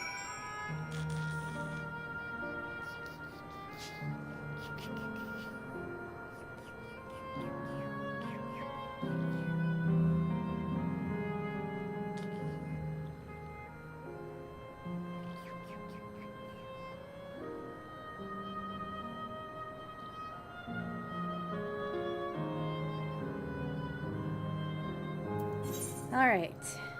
Fixing up stuff. There.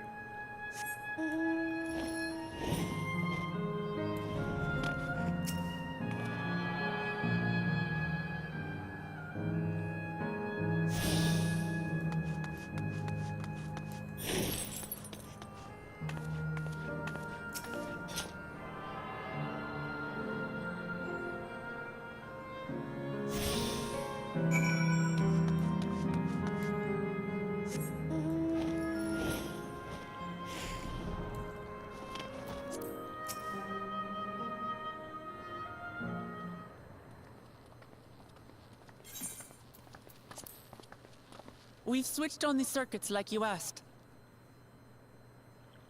Thank you, everyone. Hopefully, this does the trick.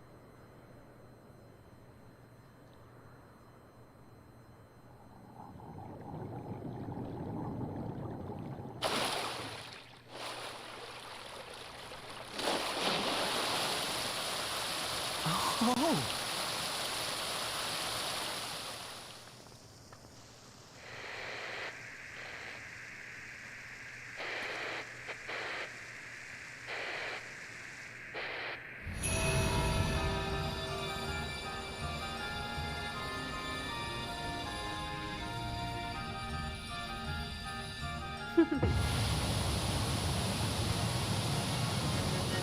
Amazing. Wow! Look, Mother, look!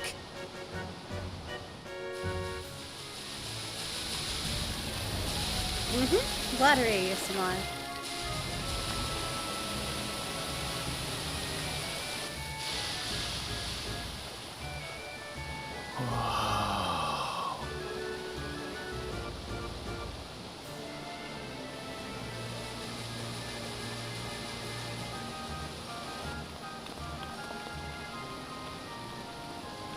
It's beautiful. I've never seen anything like it.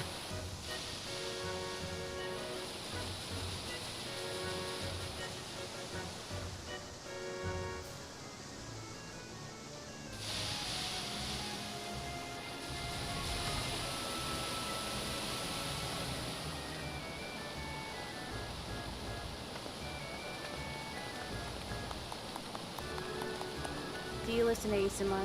Sometimes.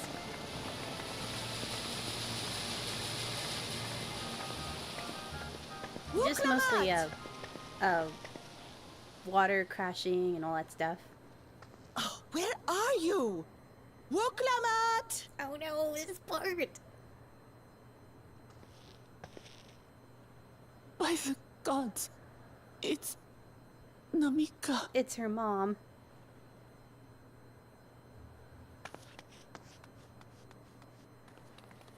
Begging your pardon, but I'm looking for a child. A small Shibrali girl. Have you seen her by chance? You are Namika, aren't you? It's me, Wuklamat. Don't you recognize me? Oh, what am I to do? The child and I, we aren't related by blood, but she's as dear to me as my own.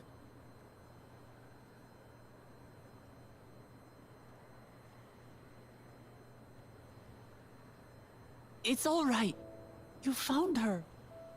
I'm here.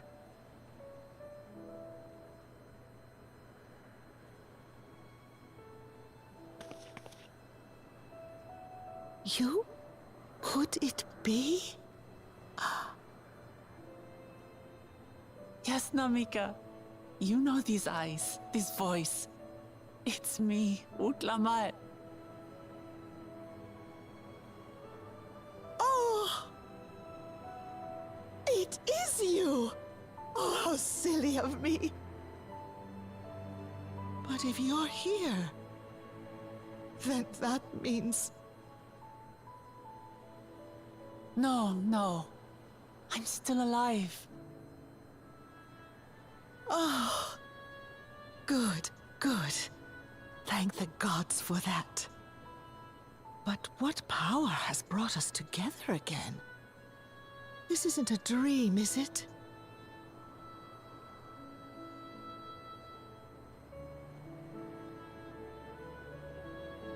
It's not a dream. Or rather, it is a dream come true. I so wanted to hear your voice one more time.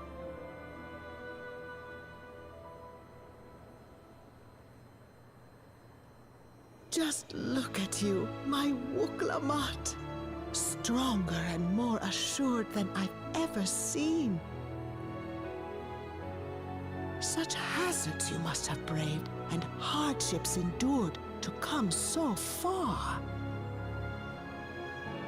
It was tough, but I made it thanks to my friends. And to you, Namika.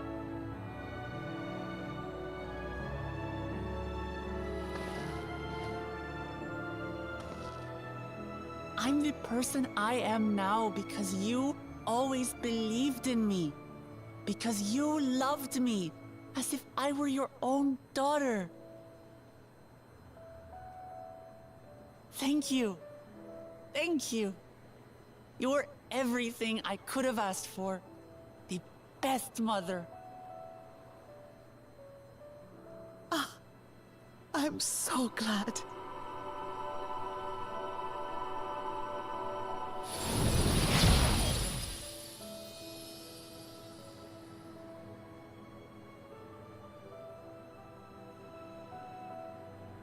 Looking back, I've had a blessed life.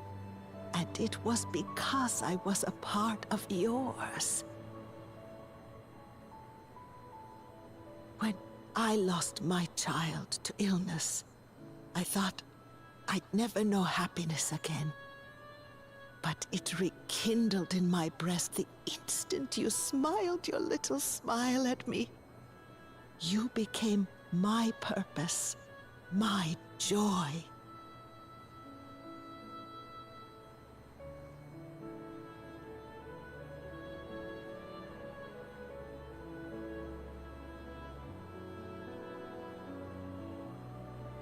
You were mine too. To have this chance to speak with you again and leave nothing unsaid. I know not how or why, but I am grateful. So grateful. Where you must go, I cannot follow. But know that I'll always be with you. Take care of yourself. Promise me. I will. Mama. I will.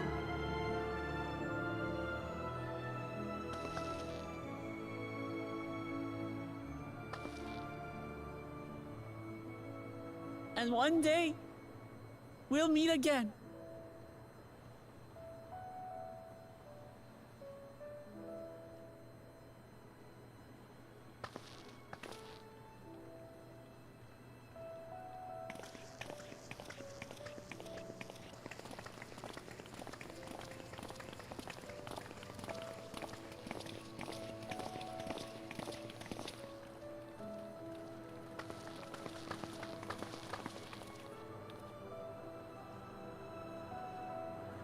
I understand why Sving cannot bear to let them go. But as painful as it is to part, we're meant to live and die. To let go and let others carry on in our stead. We can't cling to everything forever.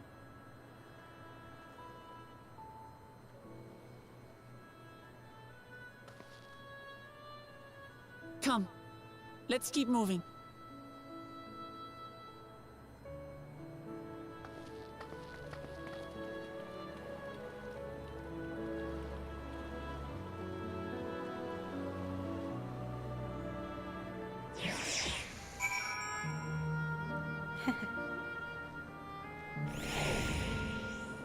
All right.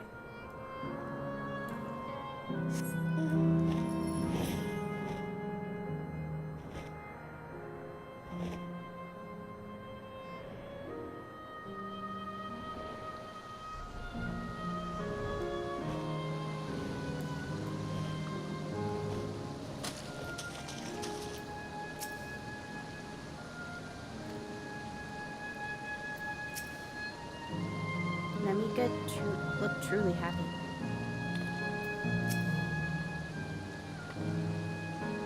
I made a wonderful memory, thank you. The show was breathtaking, was it not? Just to make sure, Katkiwa, you're not going to disappear when we shut this terminal down, right? Not just yet. It's the Arrow Terminal to the northwestern zone that holds my memories. You already know how to operate the terminal. It's the same process as the fountain control. I'll leave it to you to decide when to shut it down. Doing so will cause the endless here to fade away, together with a beautiful scenery. If you still wish to speak with the people or see the sights, you'll want to do that first.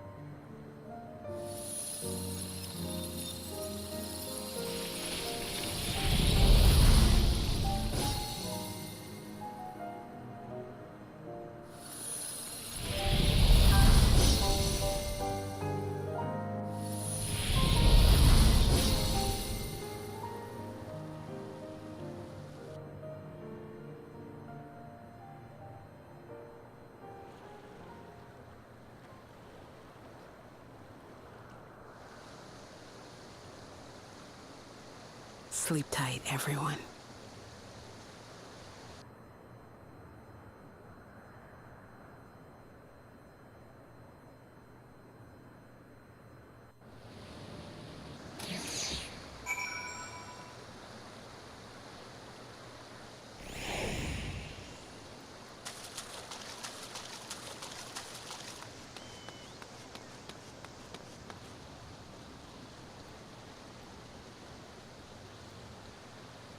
It looks like an empty mall.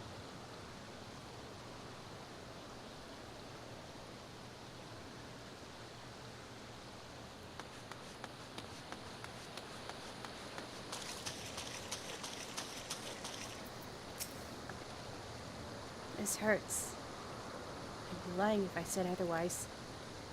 But the only way now is forward. You're telling me it hurts.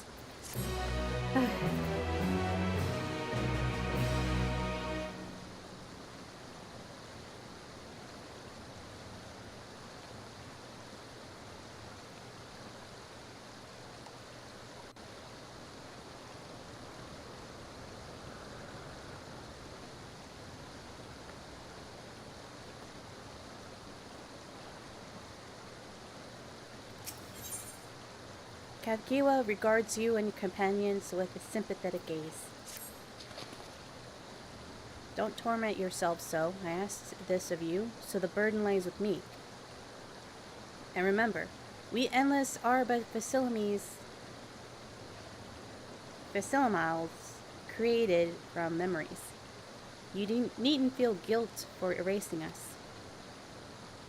Be that as it may, it's hard to say goodbye. It is. Nonetheless, it is our duty as the living to know and remember them. So let's pull ourselves together and keep at it. Keep seeking them out. I'd appreciate that. Come, let's head to the next zone. Yesterland, it is called. And another zip line from the Gate of Remembrance will take you there. Ah, but I forgot to mention, while shutting down a terminal should erase the endless bound to it, those with strong unresolved feelings may linger for a time. If you encounter such individuals, perhaps you could lend them an ear, for their hopes are proof that they once lived.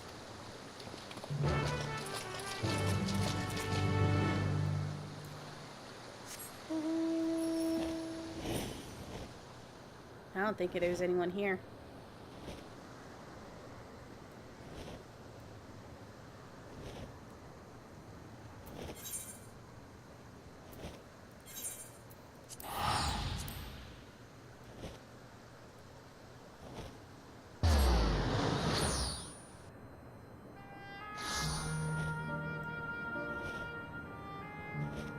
Yesterland.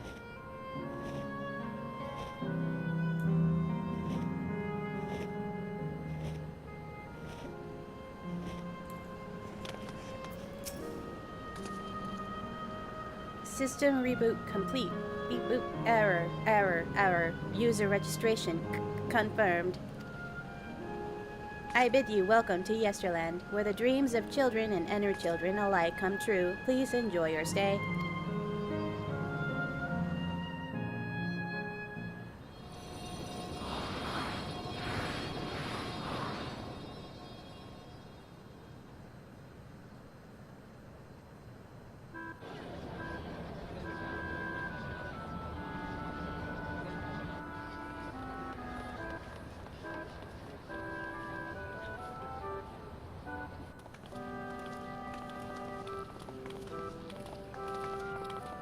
Amazing. Is this also a recreation of an actual place? After a fashion, Yesterland is themed upon the period of peace before the storm surge had engulfed the world in conflict. It was a golden age for Alexandria, and they've captured it here in the form of an amusement park. Well now, another large-scale attraction.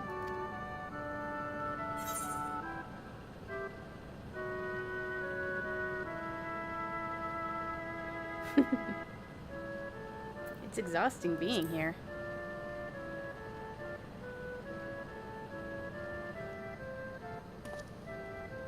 So it goes with such places, but at the very least, it doesn't appear overly crowded.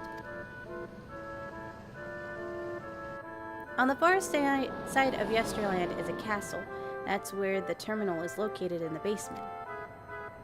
I'll go ahead and wait for you there. Take what time you need to get acquainted with the locals. Have fun now!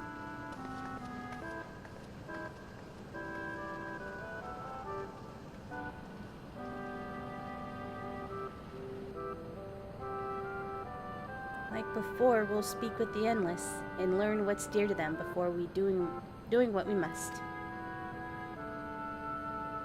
Right, let's go exploring and get our bearings.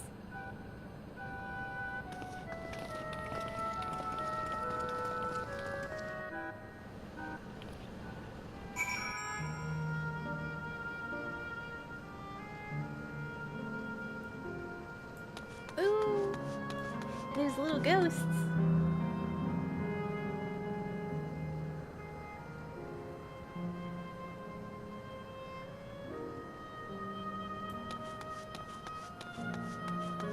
Ooh.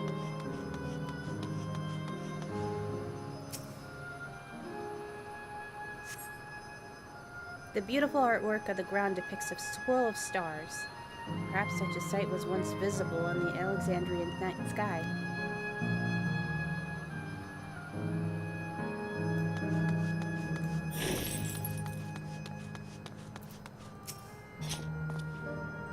Oh, hello there, miss. We're just talking about Sir Otis. Do you notice him? He's a bit odd and he doesn't get jokes, but he's really strong and can vanquish fiends in a flash. He's probably out there fighting right now. When I grow up, I want to be strong like him. There's no growing up for you, I'm afraid.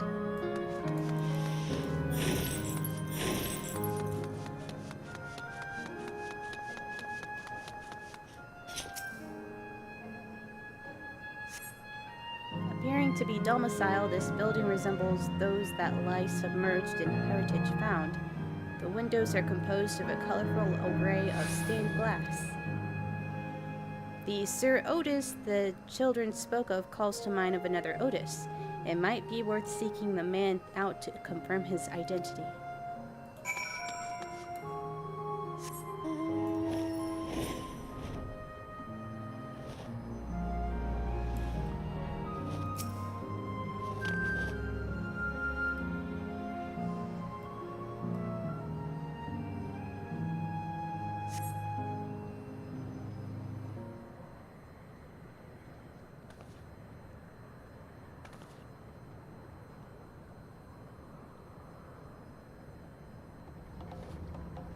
Oh!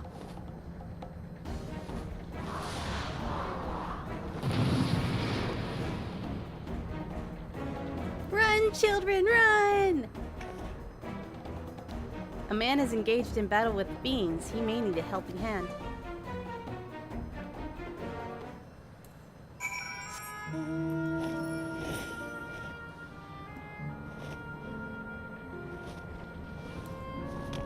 Hello, Otis.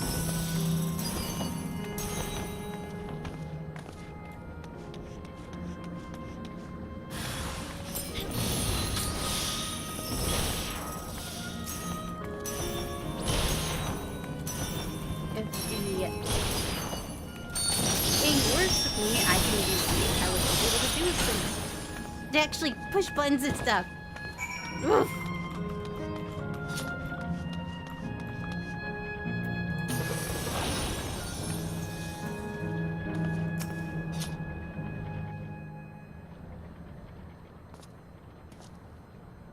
I know not who you are, but my thanks for your timely aid.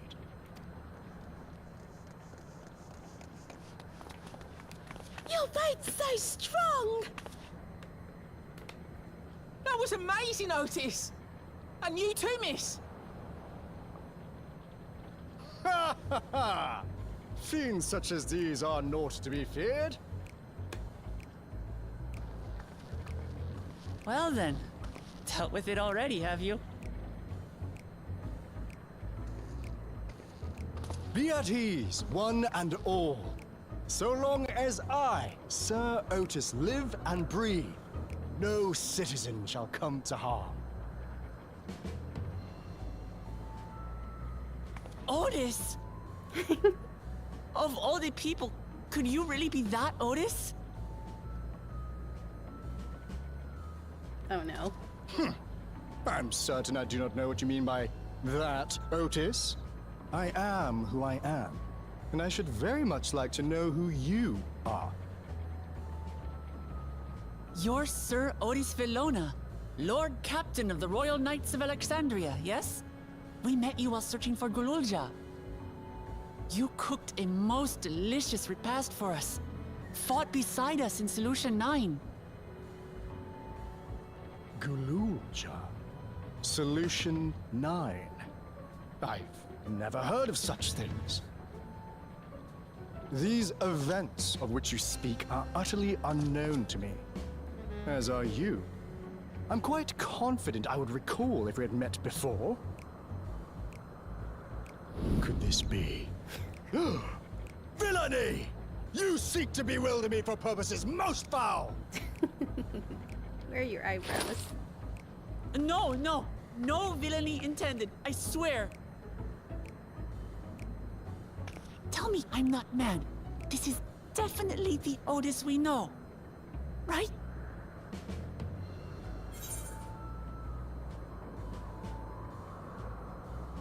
An earlier version, he won't remember his time as a machine.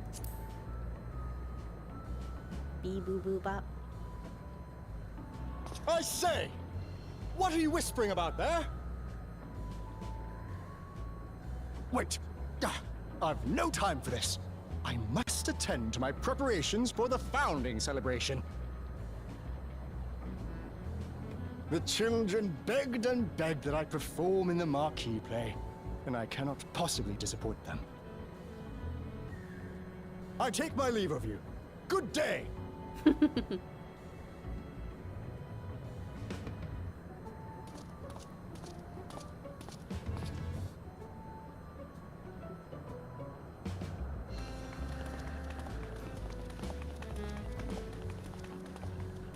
Founding celebration?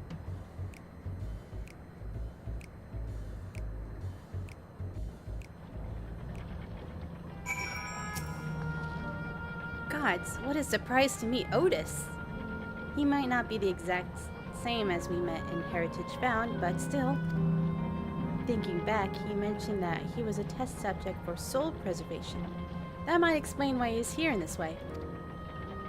In any case, I would like to talk to him some more. There's some things I need to tell him.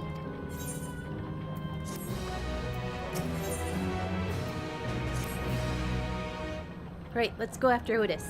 He's bound to know about the past, about the Alexandria of old, as well as Sphene when she was a living person. The problem is that he doesn't seem to be in the mood to talk. Perhaps we can offer to help him with this founding celebration, that he might warm him to us. You set up this way, come on. I can't read, there's still tears in my eyes.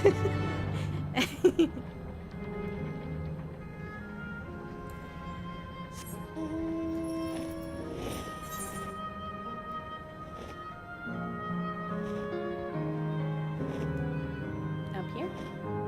No, down here.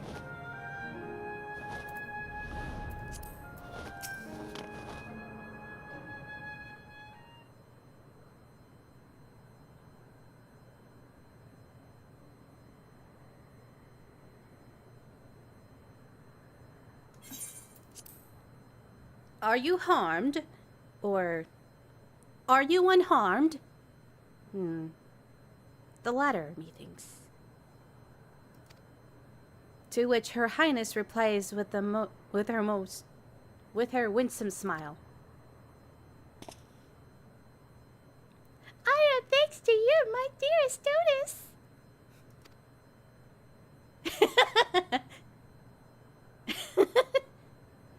I swear, he looks like Hildebrand from time to time.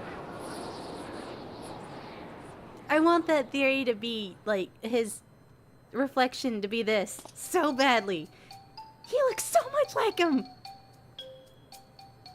You again. Shall I play the part of the queen? I do a good impression. I appreciate the offer, but there is no need. The script is of my own work, you see, and I know Princess Sphene's line even better than mine own.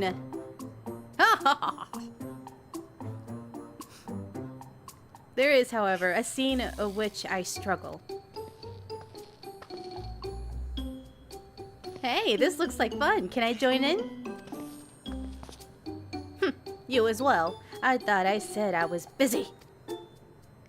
You did, but we thought maybe we could help. You're getting ready for the founding celebration, yes? I am, and if truth be told, we are in dire need of assistance. For this edition of Celebration, there is to be a play about the history of our realm for the children's enjoyment. But with fewer of us being given form, we haven't enough hands to carry out the production.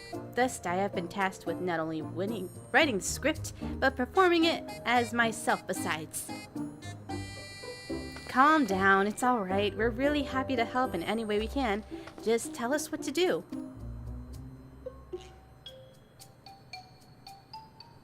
For the same reason, this production is shorthanded and has become difficult to gather a crowd. I'd be obliged if we could spread the word of the play to the children in Yesterland. Consider it done. We'll take ourselves around and talk to the younglings. Splendid! Oh, and better appeal to them, we'll have adorable animal costumes for you to wear, together with your cheeriest bearing, of course.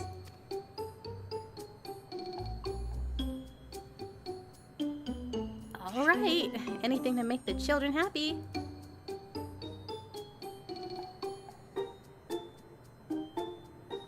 Let's see. Ah, yes, this one should be suitable for you.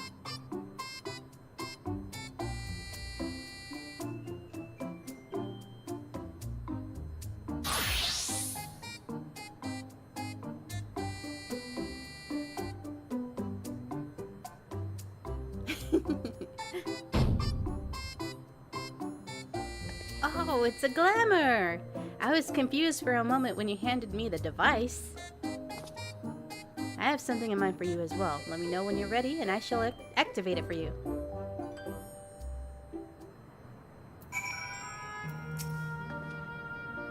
What's yours gonna be, I wonder? Chipmunk, chipmunk, chipmunk. Please be a chipmunk. Ready, are you? Then let's have you don your costume at once.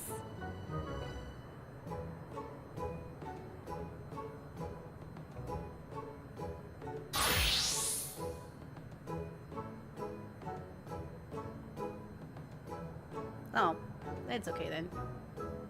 Bunnies are cute. Marvelous! There is not a child that would fail to be delighted. It really does suit you. Now that you are suitably attired, I pray you go forth and promote our play to the children. Concentrate your efforts here in the vicinity of the air cab station and see to it that you make it fun. In the meantime, I shall continue my own preparations here. Should your costumes wear off, I shall provide you with another. You must be wearing the costume provided by Otis in order to progress. You will change back to your normal garments if you move too far away. Look at your map. I know how to do this. Yay!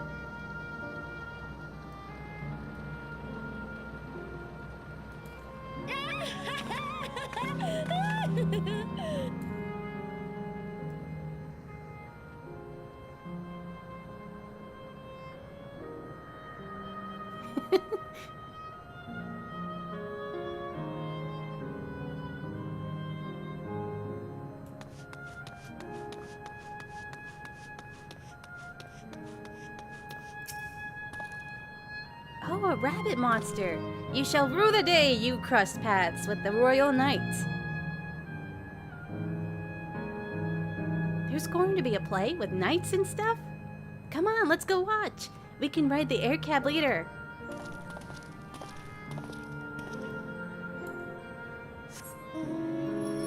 Oh, I love this.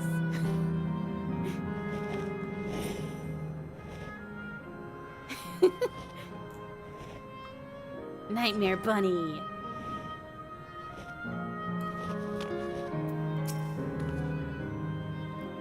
Look, it's Rabbit. What is it? You want to play with us, do you? There's going to be a play about Queen Speen? I want to see it. I want to see it. Let's head over to the castle right away. Thanks for telling us.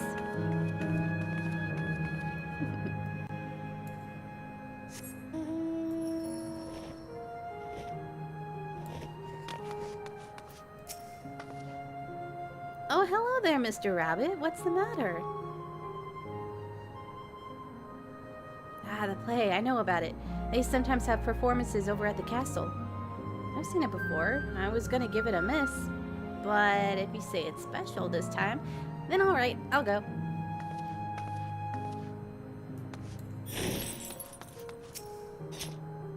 That's right. Sir Otis will be in the play as himself. You can't miss it.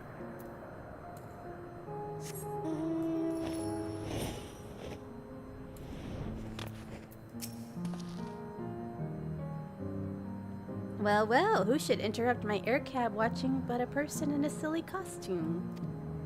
Let me guess, you're here to tell me about the play? Don't bother. I've seen it no less than 50 times already. Otis is going to be playing as himself? Now that's a new twist on an old classic. Alright. Just for that, I'm willing to see the play again.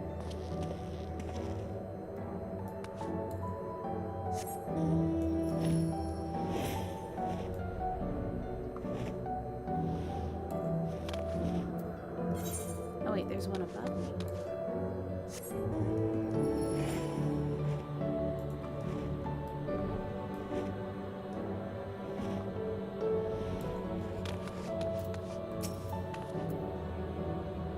Oh, are you here to look at Queen Sphinx too, Mr. Rabbit? That great big golden statue is exactly what she looks like. That's what my mom told me. And she's a scientist.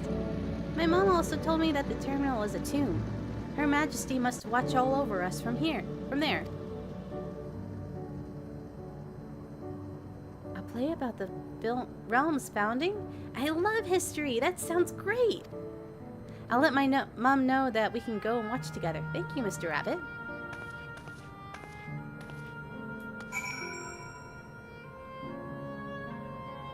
Meh. A bit overdramatic.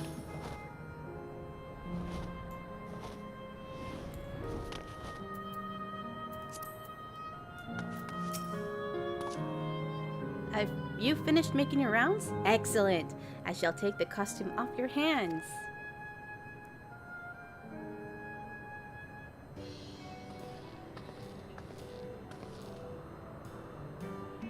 Thanks to the two of you promoting the play in my stead, I can memorize the lines to my satisfaction.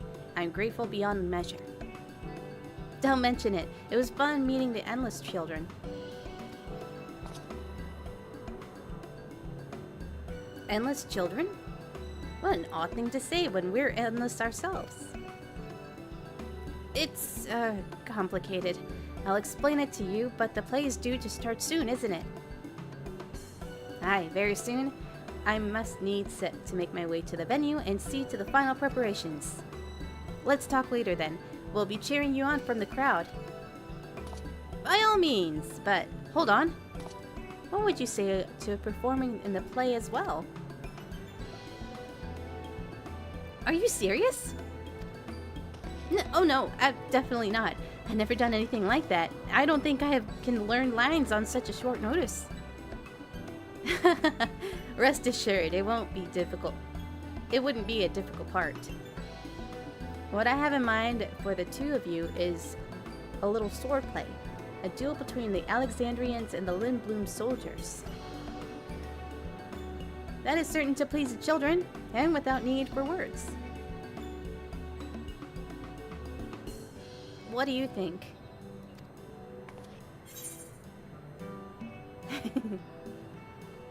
How about you, Lindblum scum? Yar.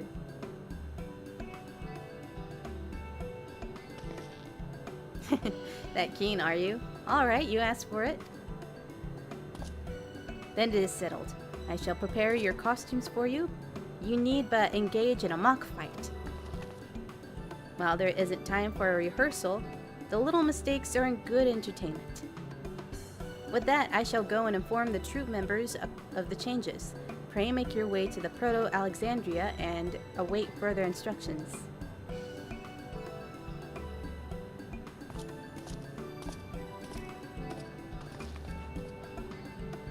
That's the castle where the terminal is. If we shut it down, Yesterland and the Endless in it will fade away.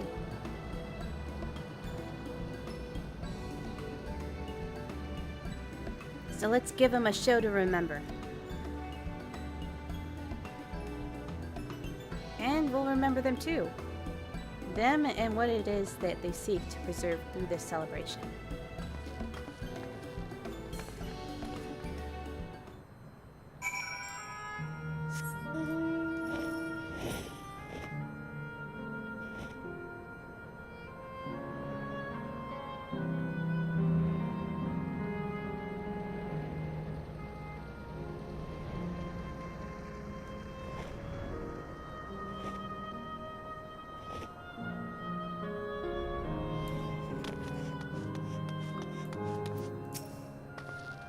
Alright, let's give it our best and have some fun.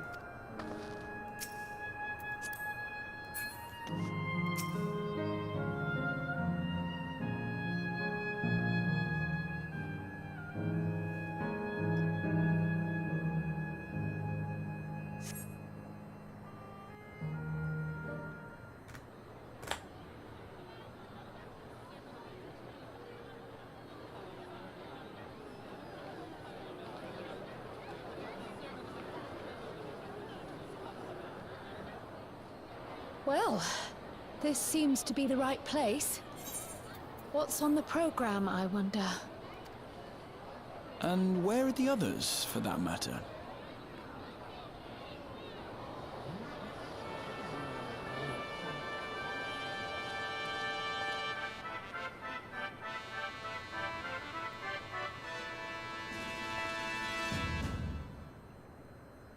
Ladies and gentlemen, boys and girls, tonight's performance is a story that takes place long, long ago. A great conflict rages over precious electrope, and the kingdom of Alexandria has been embroiled in the chaos. When the royal capital comes under siege, the kingdom's valiant knights lay their lives on the line for their beloved Princess Sphene. I bid you keep your handkerchiefs at hand. Now, without further ado,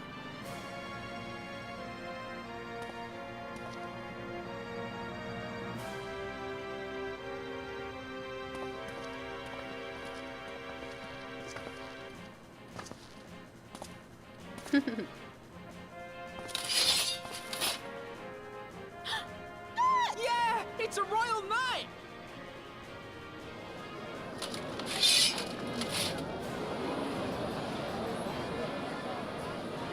I beg your pardon? What a twist! Oh, unbelievable. Ha! Yeah!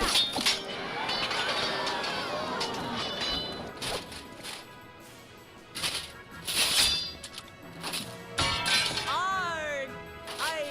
I am killed!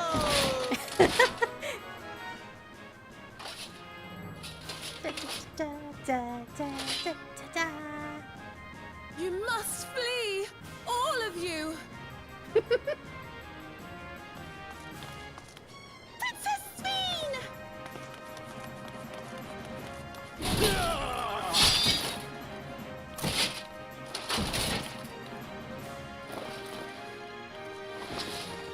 Are you unharmed? Oh, I am, thanks to you, my dearest Otis. My dearest? And so, in no small part due to the valor of the royal knights, the kingdom succeeds in repelling the invaders. But their jubilation proves short-lived. For in mad defiance, the enemy unleashes a forbidden weapon which brings about a terrible calamity. Full many lose their lives. The good Queen Sphene, shining vision of hope, among them.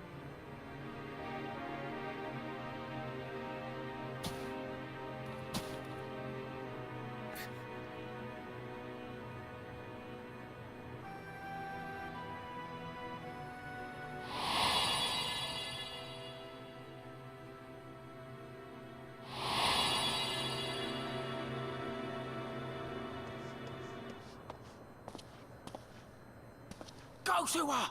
You're supposed to go to her!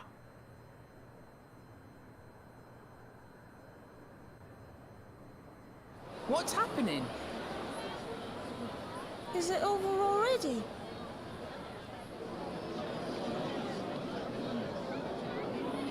Uh-oh.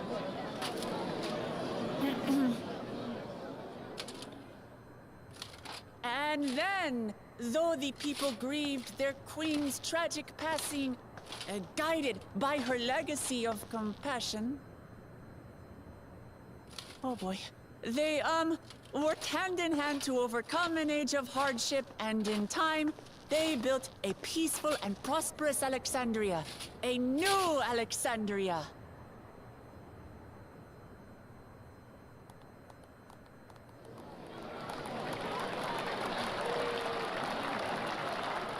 That was a short play.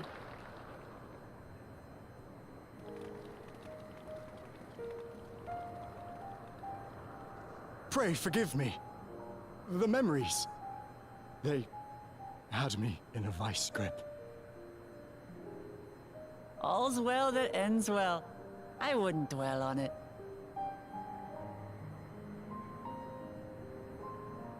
If I may ask, during your improvisation, you spoke of a new Alexandria. And so I'm given to wonder, do you hail from a time after mine own?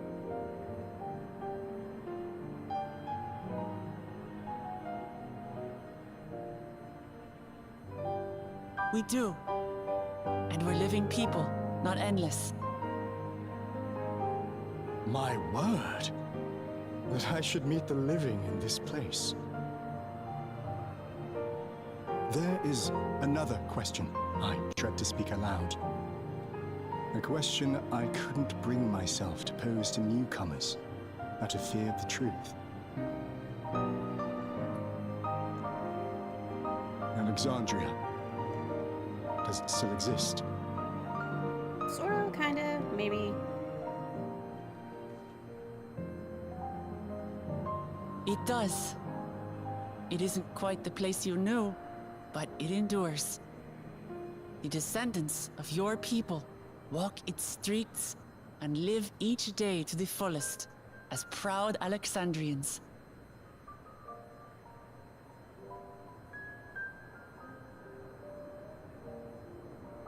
They live. We live. I had failed to protect my queen, but to hear that, it brings me a measure of peace. You were there too, Otis. That is, an incarnation of you. Of me? That's absurd.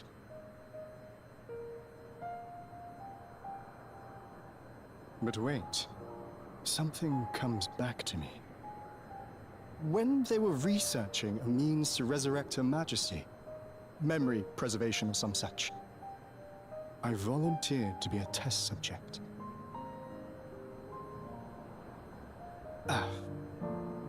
No. It is a fog I cannot pierce. But pray, tell me, this incarnation of myself, what was he like?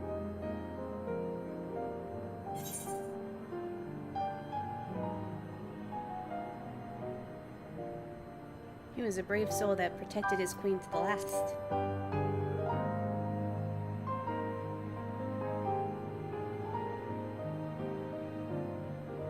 That's not all.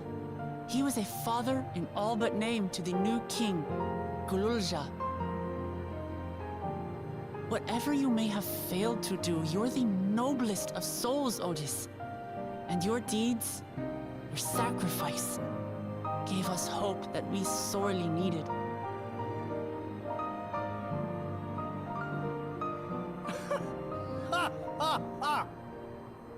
It is a miracle. Verily, there can be no other way to describe it. It is. It really is. We bear the legacy of your other self, and we'd be glad to bear yours as well.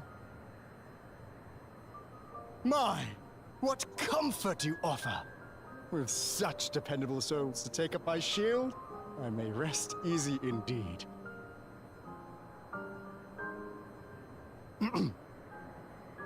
I beg you, watch over our new king. The war changed my queen. To her final moment, grief darkened her gentle countenance. I've not the honor of knowing Gululja, but I pray that for all his days, he shall have cause to smile. We'll see to it he does, Otis. I swear.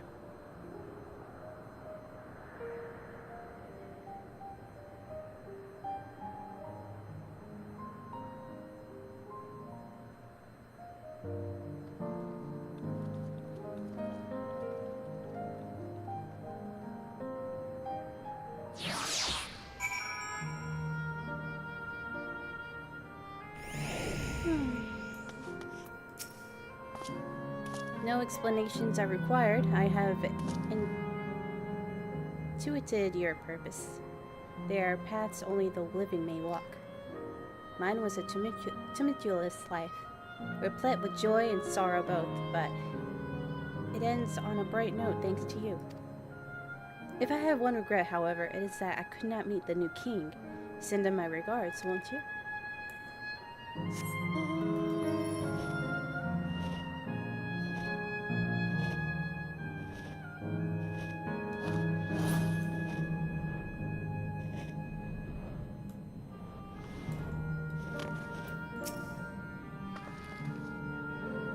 Well, we're here. Are you having doubts? No, I'll do what I came to do. It's just, the fonder you are of someone, the harder it is to say farewell. If you're ready, Lusa, then I am too.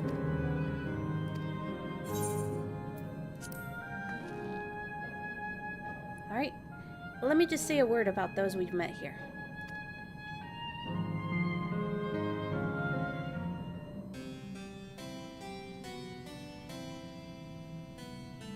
That night, he was the one who looked after Galulja.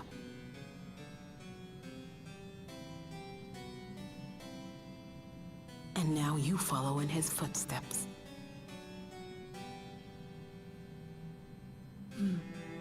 And those of others as well. We've come to know how much Svin's people loved her, how much they yearned for peace. All of this we'll carry with us. I see.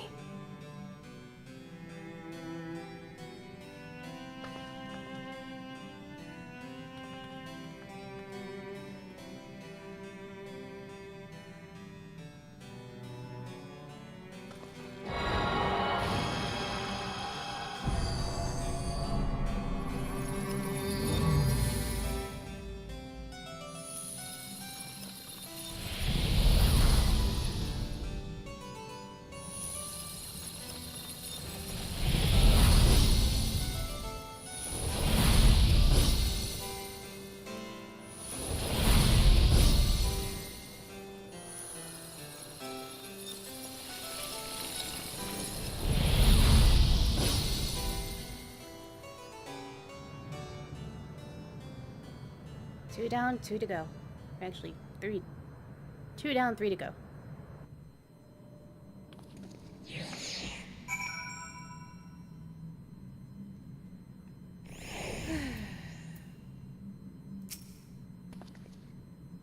It's like waking up from a sweet dream to a bitter reality.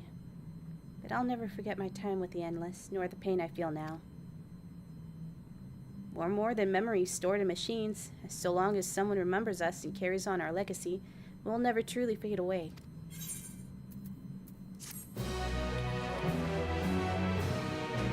Alright, I'm gonna take a short break. I will be right back.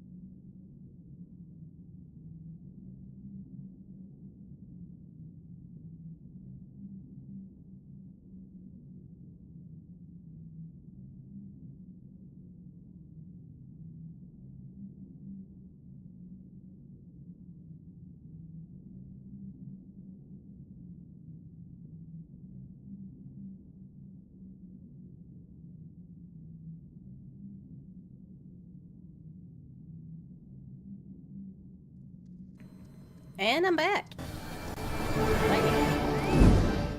Oh, hi, there's a person here.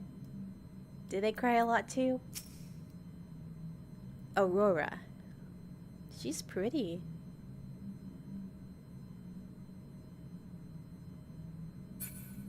Now they're gone.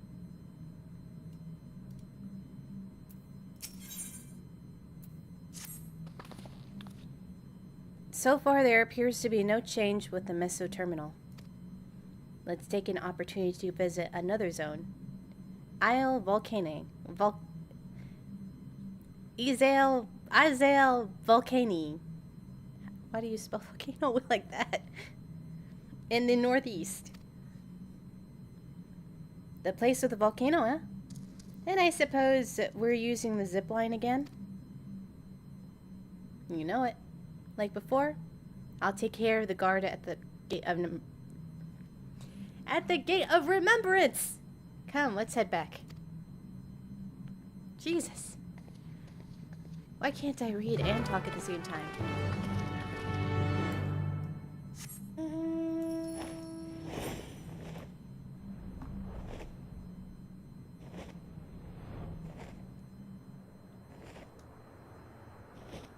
Looks like an abandoned theme park.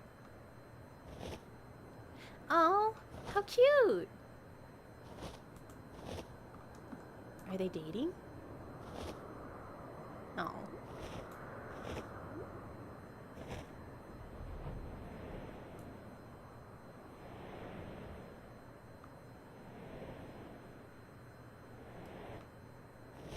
Everything's all run down.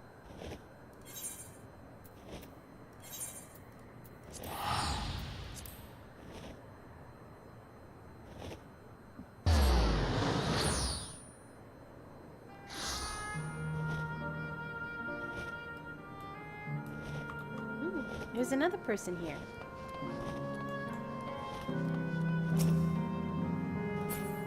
They're a traveler.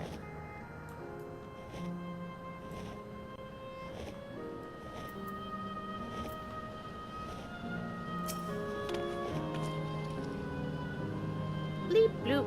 Error. Download complete. User registration confirmed. Dauntless adventurers, I bid you welcome to Isle Volcane, the sanctuary of the strong. Fight with courage and honor, that your legend may resound forevermore in the arena of valor. It's my favorite song.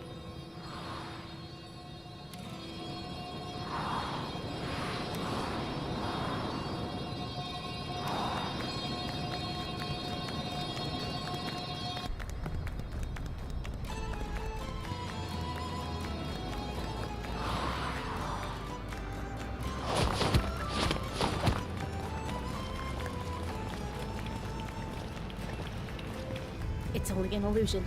It's only an illusion. What's this now? Don't tell me you're afraid of the lava. Not on your life. It isn't even real, is it? Oh, definitely not. But don't take my word for it. Jump in and see for yourself.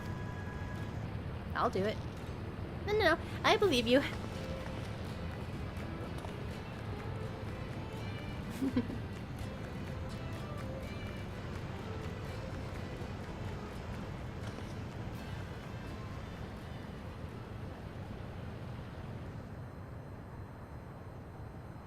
That there is the terminal. You can get to it via the caverns that run through the volcano.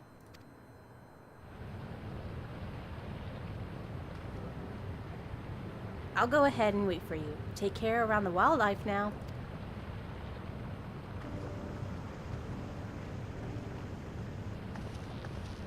Hey, Erinville? I'll explore alone. You needn't worry. I'll give the wildlife a wide berth. Poor Erinville. He's still coming to terms with it. You can hardly blame him. Let's leave him be for now.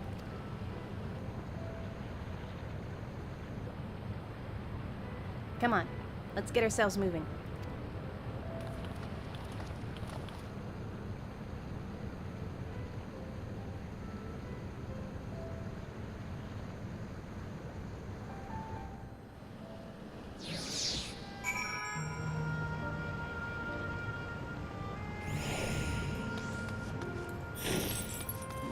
What's this? It's all pixelated.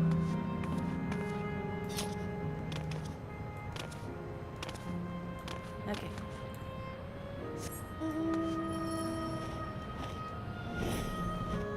Just to make sure.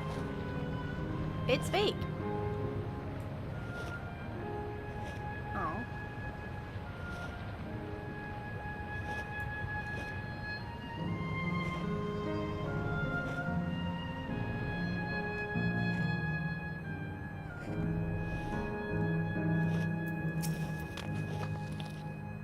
Looks like we have two paths to choose from.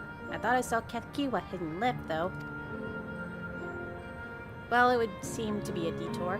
I must say, I'm rather curious about the round building. Well, I'm always up for a scenic route. Let's follow after Katkiwa and see what the building's about.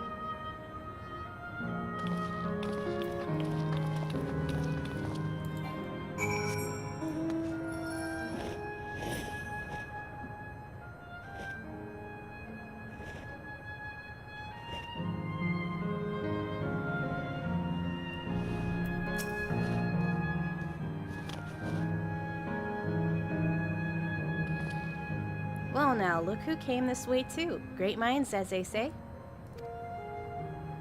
This appears to be a fighting arena. Is it also a recreation of an actual place? In all likelihood, while I don't know the details, I understand such facilities were once common across the land. Though it's closed at the moment, even Solution 9 has the Acadian, it may as well be a legacy of the past. Anyway, it seems the next match is about to begin. As I've already spectated my fill, I will move on. But you ought to head inside for a look.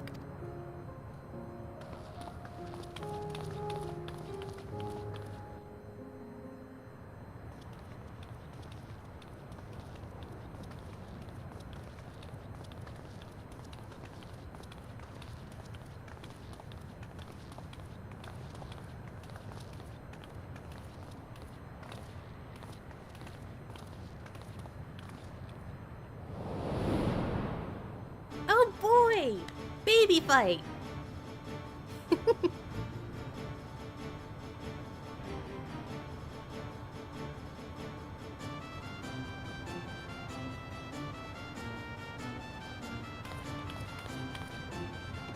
Not just a baby fight, baby nerds!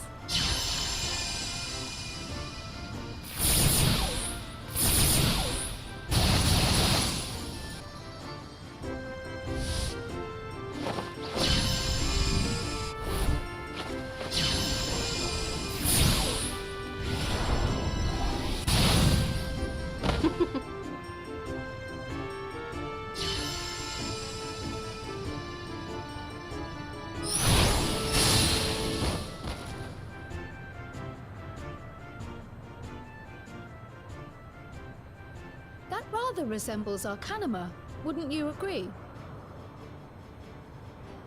Indeed. While similar arts could have developed independently across reflections, this verges on being identical.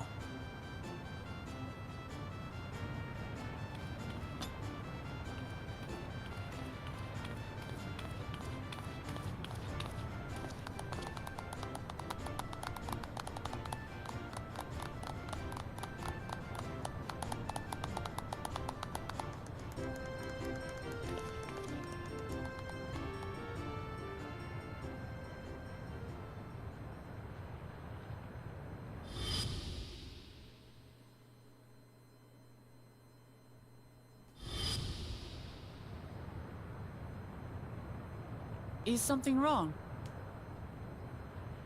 I see babies. What?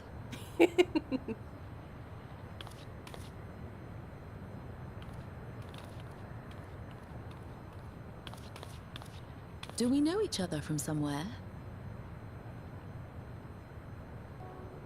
dear.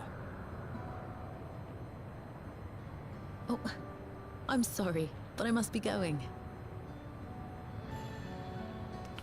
Wait, please! You're new here, I gather. It may seem strange at first, but give it time. You'll grow accustomed to it soon enough. No, I'm not. Rather, I'm, Oh, what can I say? Of course. This earring. Do you recognize it?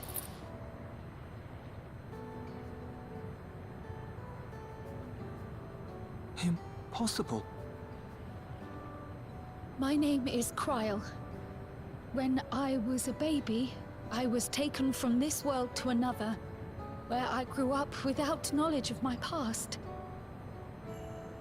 I know not how much time has passed for you, and, things may not be as you expect them to be, but I'm here now. I found my way back. This earring, it contained a code with which I was able to reopen the gate. And I did, and I'm here. And... Could it be as she claims? She's not lying. I can tell. There is no mistaking the earring.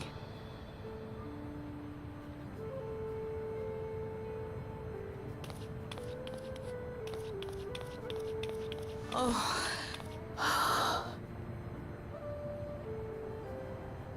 How you've grown, my darling daughter.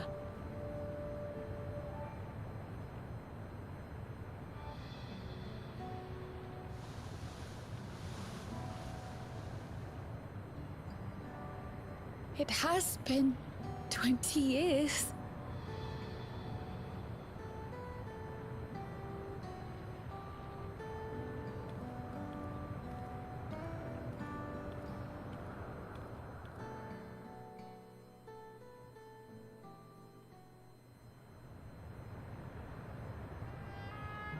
Yes, names.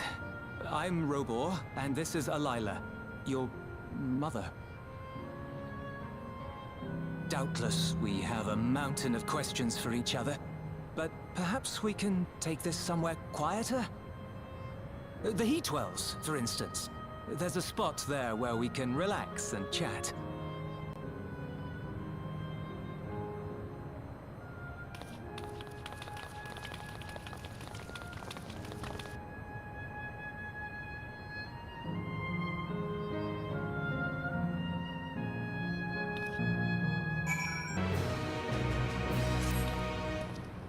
Alright, I feel a little calmer now. I thought myself prepared for the possibility, but to actually come face to face with my parents was overwhelming. And I have been parted from them as an infant. I'm not sure how to behave. Take your time. After everything that has happened, you deserve to do so. You have many things to say to another. Now you can say to them, indeed, this is a meeting to be cherished. Just do what comes natural, huh? Thank you, everyone. I will make most of our time together.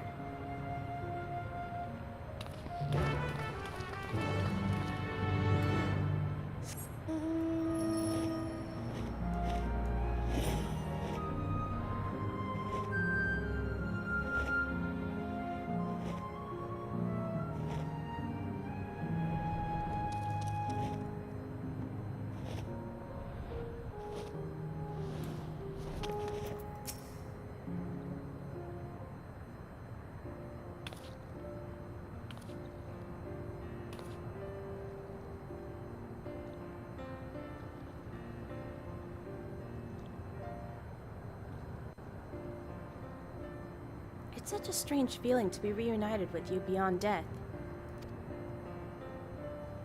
Your companions, what are they called? Oh dear, I completely forgotten to introduce them. Over there is Wuklamat, Valor Resolve of Turial. Beside her is Grahatia, my colleague and the students of Baldasia. And this is Lusa, an adventurer. Though that hardly does her justice, she's the most dependable of friends, to whom I owe my life. My word, we clearly have a great deal of thanks to give, don't we, dear? Oh, yes. Yes, we do. Our heartfelt gratitude to you all.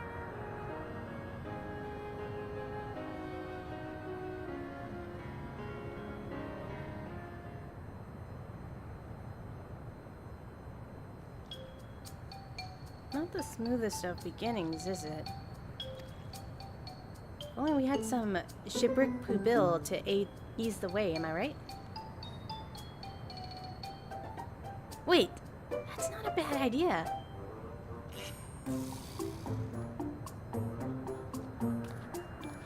Hey, are you hungry? We can bring you something to eat if you like. Oh, thank you, but we're fine. You know, it's quite hot here by the springs. Something cold would be lovely. Understood. We'll fetch you old treats and that'll help cool you off. I wouldn't want to be a bother, but...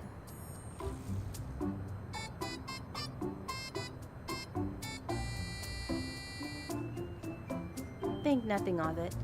This is what friends are for. Thank you. We shall look forward to the cool treats.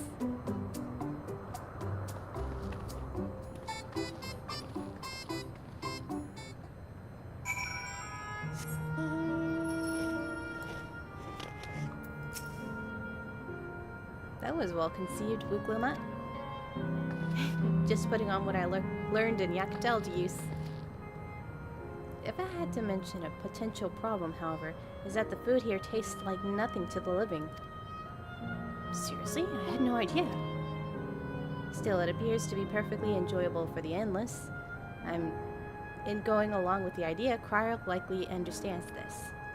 It may not instantly break the ice, but I'm hopeful that it will help thaw it. So, shall we split up and look for what Alaya requested? Something cold, ironically?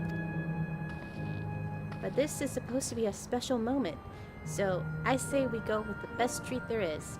One that will leave an impression. The locals ought to be able to recommend something. If you wanted to ask people near the Aetherite, Lusa, Grahatia and I will do the same elsewhere.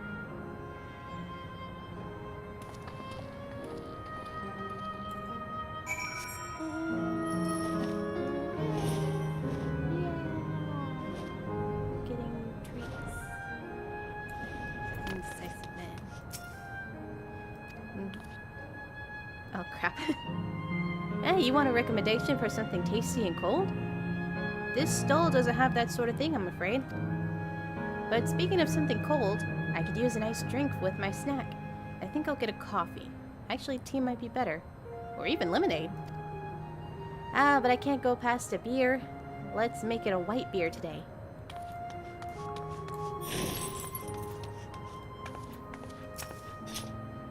Cold treat that will leave an impression, that's a difficult one.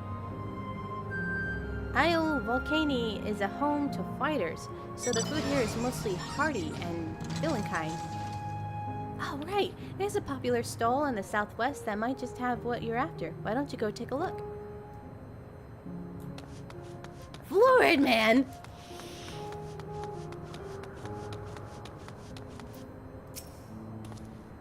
Whew. After a long hot soaking like that, I'm gonna need a Gold Star ice cream. What? You don't know what Gold Star ice cream is? It's only the most popular treat here in Isle Volcani. Well, it's a little tricky to tuck into. You can't come here and not try it. There's a stall just to the southwest, so you have no excuses.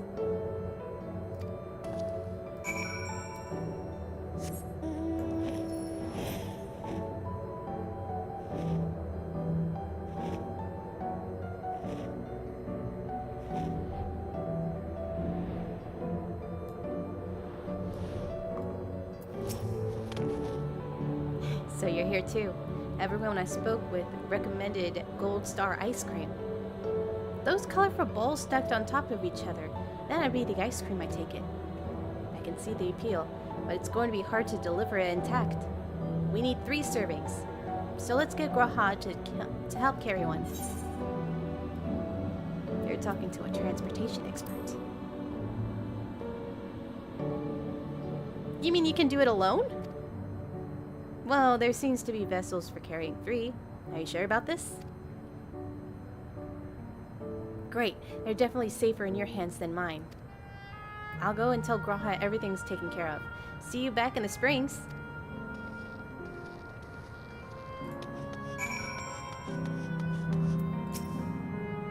Hello there! Would you care for a famous Gold Star ice cream? Alright, 3 servings coming right up. There you are. You'll want to be quick so it doesn't melt, but also be careful it doesn't collapse. Good luck and enjoy.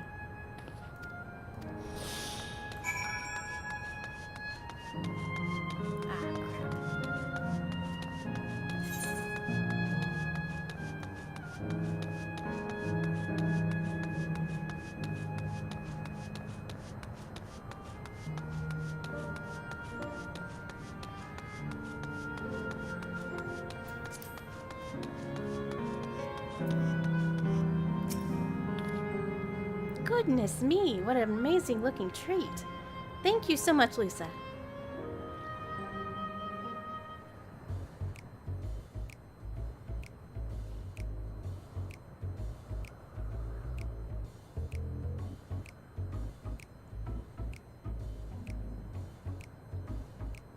Never did we imagine that such a reward awaited us. Isn't that so, Robor? Yes.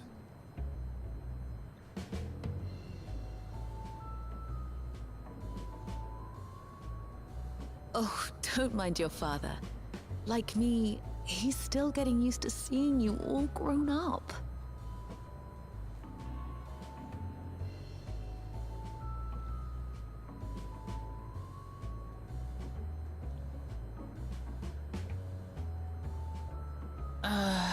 This is just excruciating.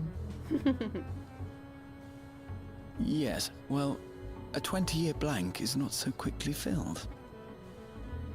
Even so, there's got to be something we can do.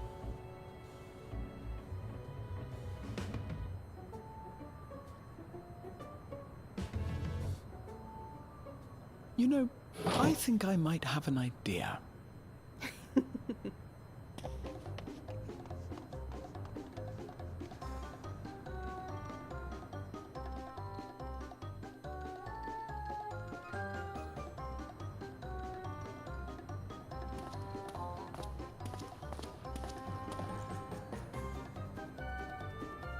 Raha?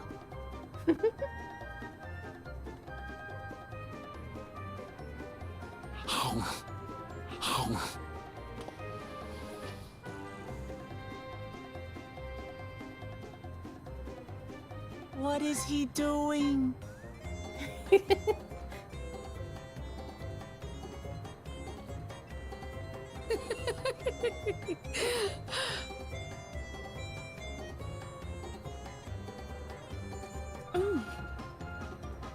Oh, you needn't force yourself.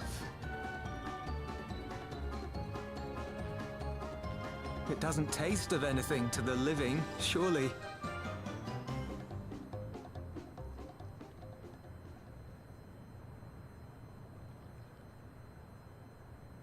No, it's delicious. I mean it. I've never tasted anything so good. I want ice cream like that. If it's possible. It might It fall really apart. does taste so much better when we're all together. Yes, indeed.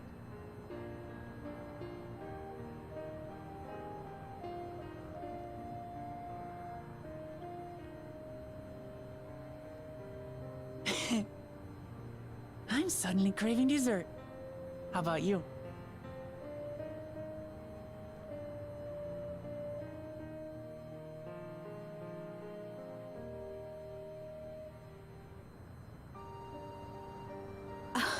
Truly, we've never felt so happy in all our lives. We don't know how to thank you. But at the very least, we can give you some answers. You've risked so much and come so far from them after all.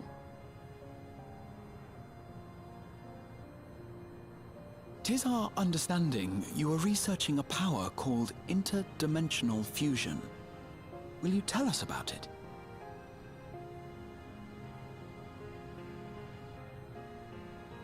To begin at the very beginning, there is a legend passed down by our people, the Milala. In the distant past, we abided in a different world. Our homeland was a paradise of eternal summer. The flowers were always in bloom. Until, that is, the great calamity turned the very seas to ice. As those around them froze to death, our ancestors looked to a mighty relic for salvation. By its power, they opened a portal and used it to flee to another reality.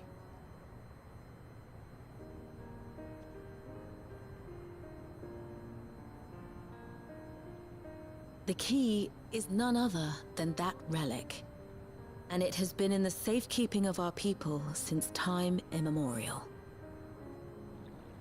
Yes. When lightning threatened this world, we attempted to use the key to flee again, like our ancestors once did. Alas, no matter what we tried, we couldn't invoke its power. We had all but given up when Preservation approached us with an offer of partnership. Desperate as we were, we accepted their help, only to later discover their ulterior motive: to plunder other worlds of ether. Seeking to frustrate their plans, we defected from the Order, and as their agents closed in on us, we seized control of the prototype gate and activated it. What followed you already know. Daughter and the key through the portal, entrusting them to the men we encountered. You were born with an unusual gift, you see. Upon learning of it, Preservation sought to subject you to experiments.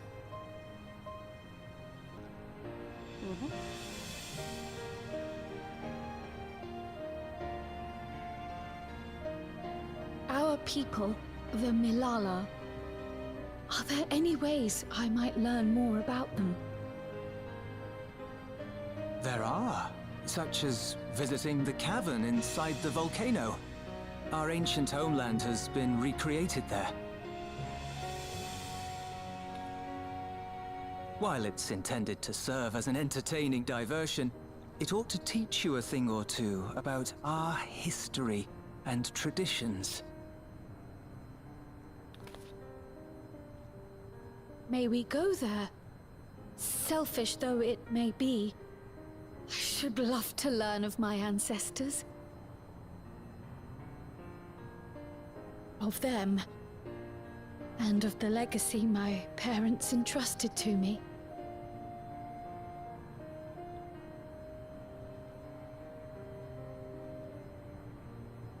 Sure, by all means. As it happens, it's on the way to our destination.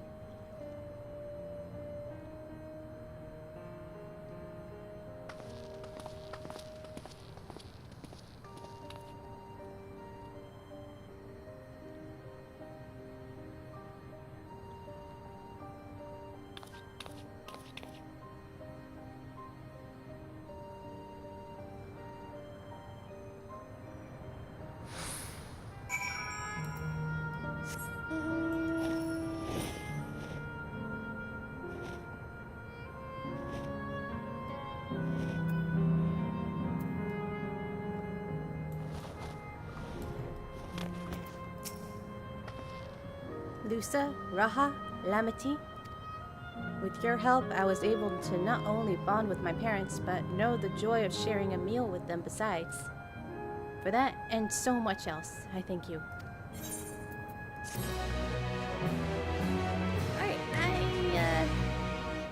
actually have to do a thing real quick. Give me just a moment.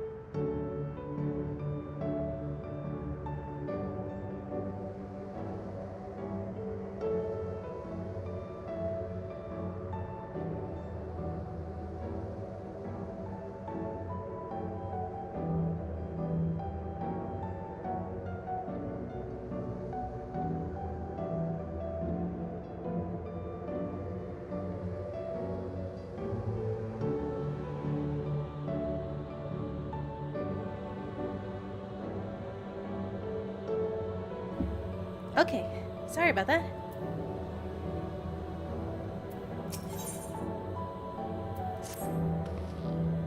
As my parents told us, the cavern inside the volcano is a place of learning about the Malala's ancient homeland.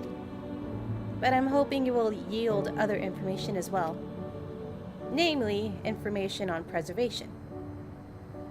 Preservation. The scientists who were researching interdimensional fusion. And prior to that, created the Endless.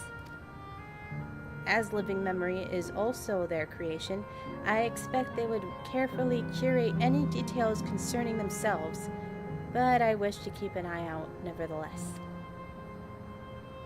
I'm all for it, of course, seeing the key once in a while to learn about them. Alright then, let's head inside.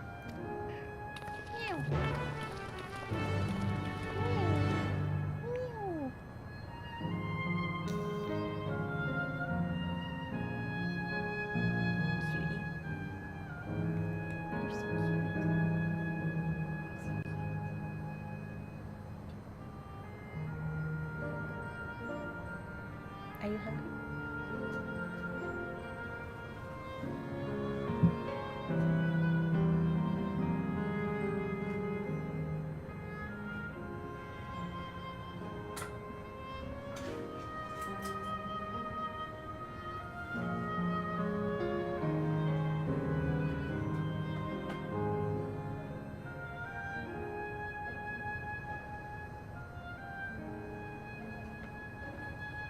Okay.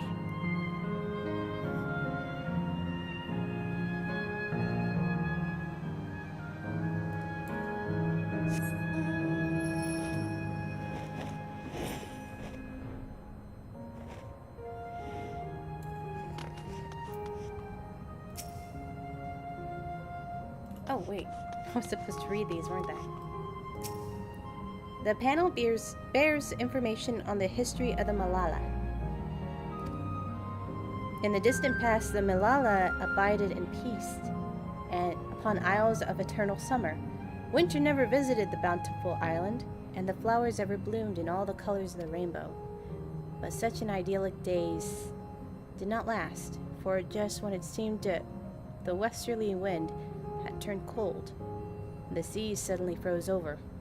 From the fish to the water to the birds in the sky, all soon perished.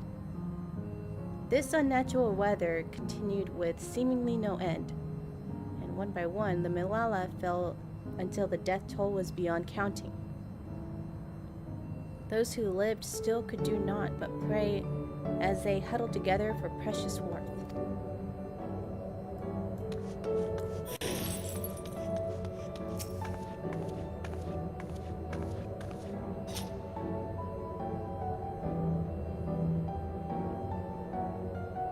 Hello? The panel bears information on the history of the Malala. The Malala are the keepers of a mighty relic passed down from the ages. While it has the appearance of a crystal, by whose hand it was wrought is unknown. When a great calamity froze their isles, the speaker, their spiritual leader, fervently prayed to the relic for salvation. In answers to their prayers, a relic opened for them a golden path, one that shone like the light of dawn, and through it fled into a new land.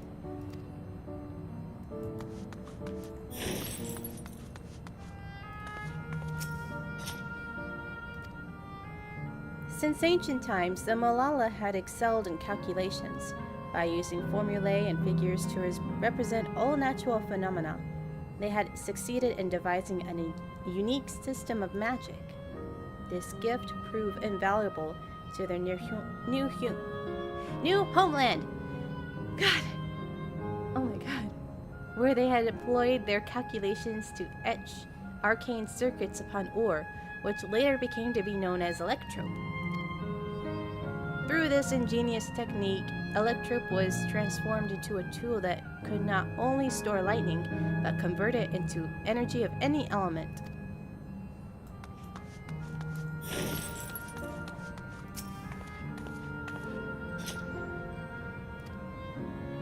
Esteemed for their excellence in the study of electrope, the Malala were favored by the rulers of many a nation.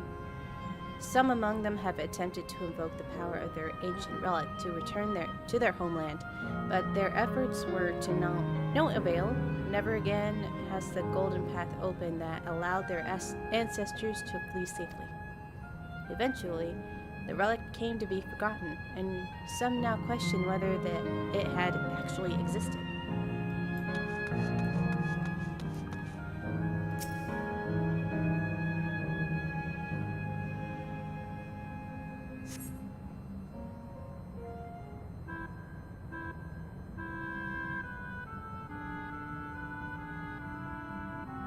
Quite a mystical atmosphere here.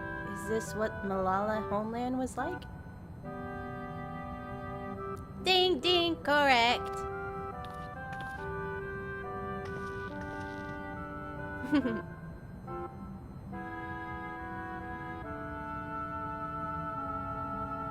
What's going on?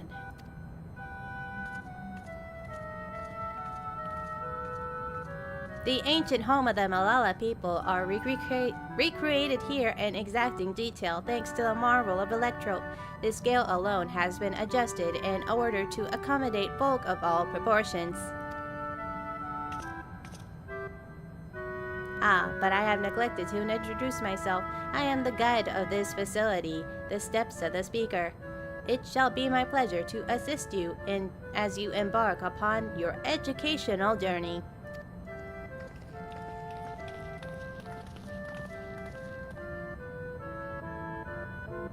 There's even a guide. How considerate.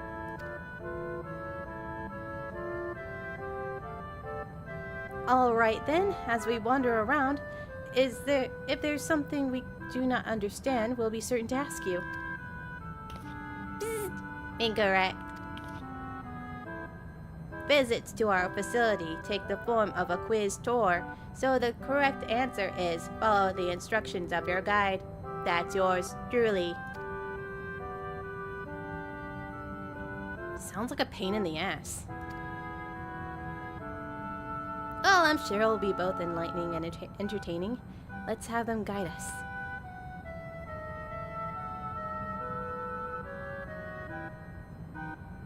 Very good, madame. I have registered the 4 of you as visitors. Please proceed through yonder passageway to the chamber beyond.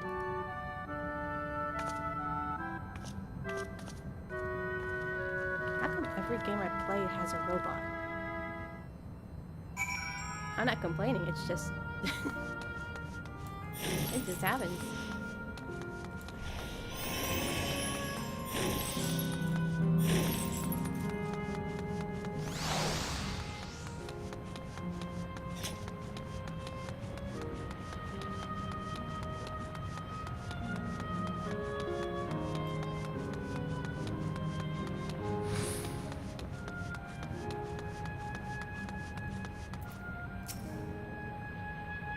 If I may have your attention, you stand within the shrine of the Malala, a migrant people who roamed until they found new lands to call their own. According to folklore, they originally hailed from a paradise of eternal summer. Alas, they had no choice but to abandon it when a great calamity froze their very seas. The speaker, their spiritual leader, guided them to safety, and she is enshrined here in the sacred relic. With the sacred relic she wielded. In this place, they perform rituals dedicated to the dream that one day they might return to their ancestral home. A sacred relic. That must be the key that used to initiate interdimensional fusion. Interdimensional fusion? If such a wondrous power existed, I can only imagine what great feats it must be used to achieve. Now then, it's time for a history quiz. Ugh, here we go. There are 4 braziers in the room, each of which is accompanied by a panel bearing a statement. If you believe a statement is true, then you must light its brazier by operating the panel. Simple, yes. Without further ado, please nominate a representative and begin. If there are no objections, let us have Lusa do the honors. Go on, take a look at the panels, my friend. Yes, friend. Very.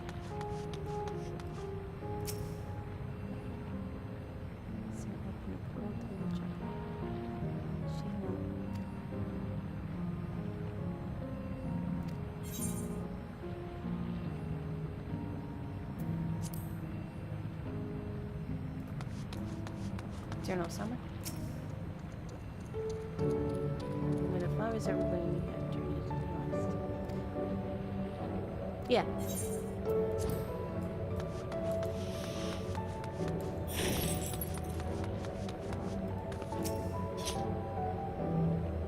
When lightning threatened a world, we know all that turned to. Yeah, that's not true.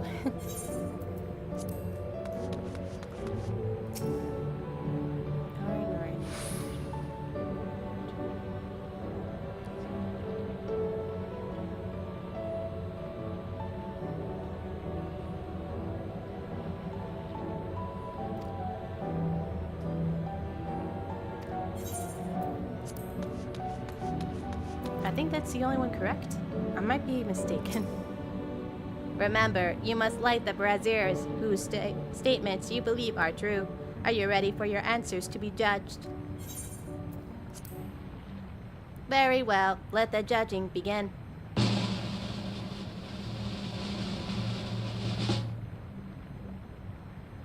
You have chosen poorly. I freaking knew it.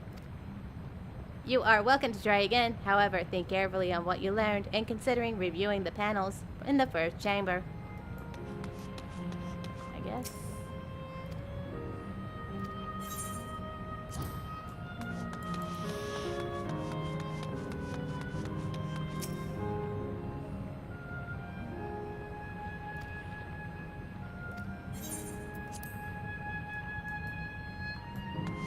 Well, just to double check.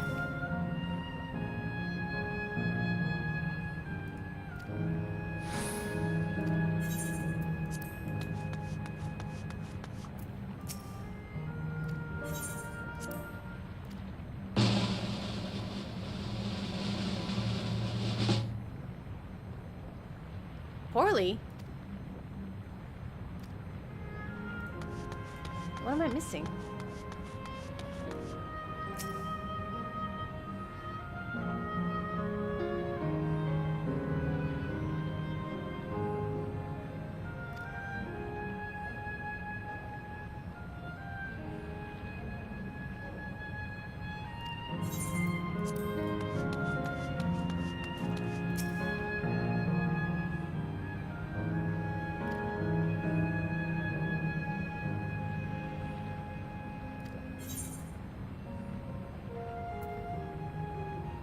Yeah, that's what happened.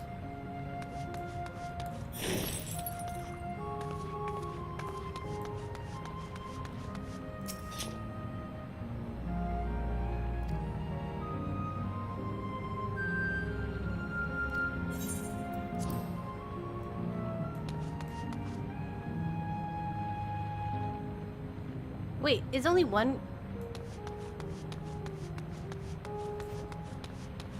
Is there only one that lights up?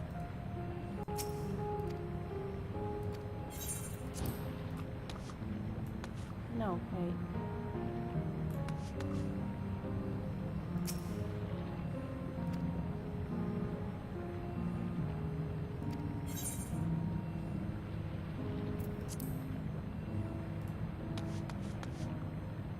So, what am I missing?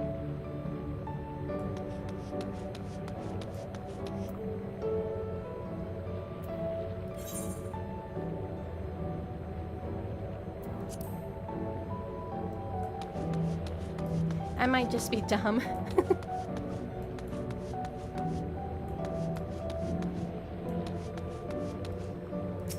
Just to double check. The Isle of Eternal Summer, where flowers ever bloom, eternity did not last, where calamity turned the bounteous waters into barren ice. That's true.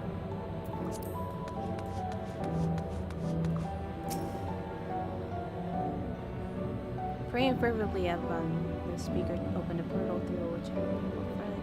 She alone had to remain behind to sustain its power.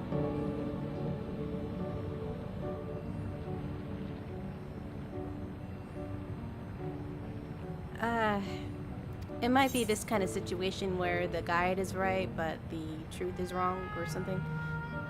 No, it could be the reverse or whatever. I don't know.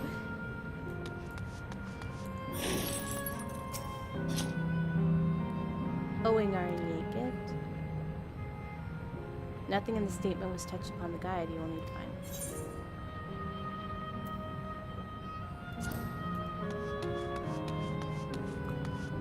Homecoming.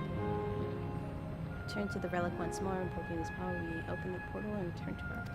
Yeah, there was no return.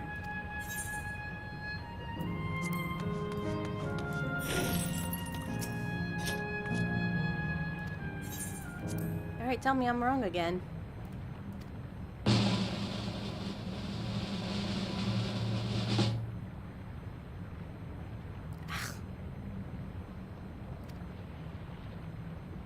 I'll give you a little hint.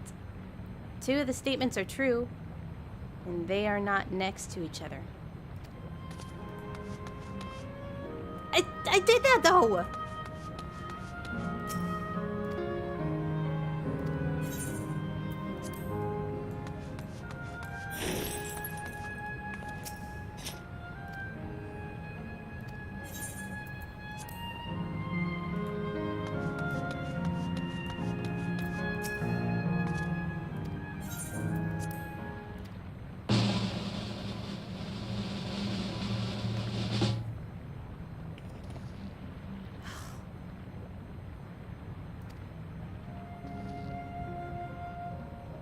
Great work, Lusa. We knew you could do it. I accidentally extinguished one of the braziers. I was right, but how I did it was wrong. Ugh. Taken at face value, the information here would suggest that Malala had simply migrated from a distant land. But we know better. We are aware of the existence of shard worlds, umbral calamities, and interdimensional fusion.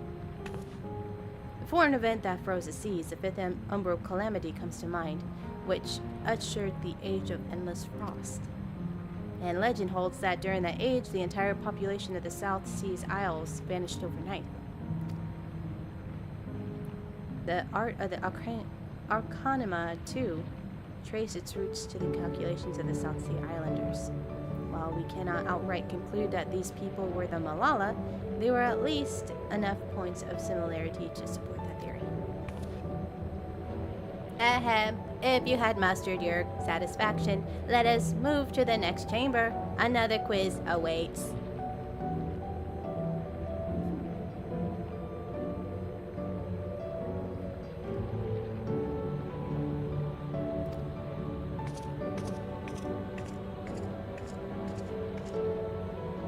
How many of these quizzes are there?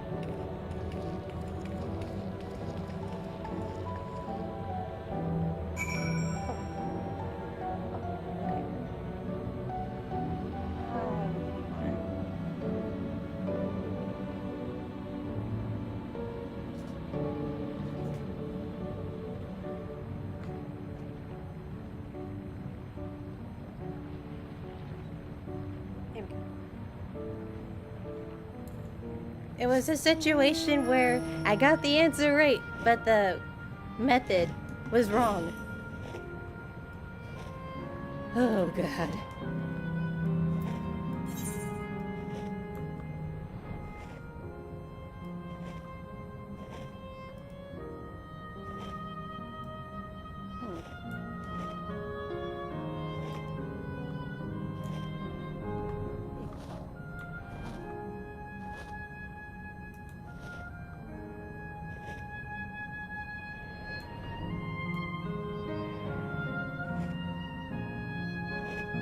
Oh, this is the one with masks. Okay,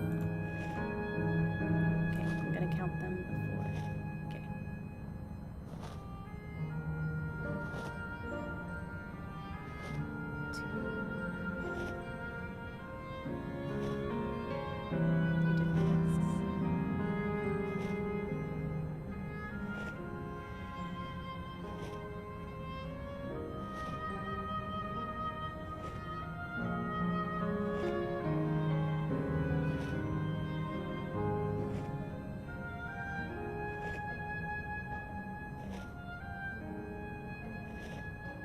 Five?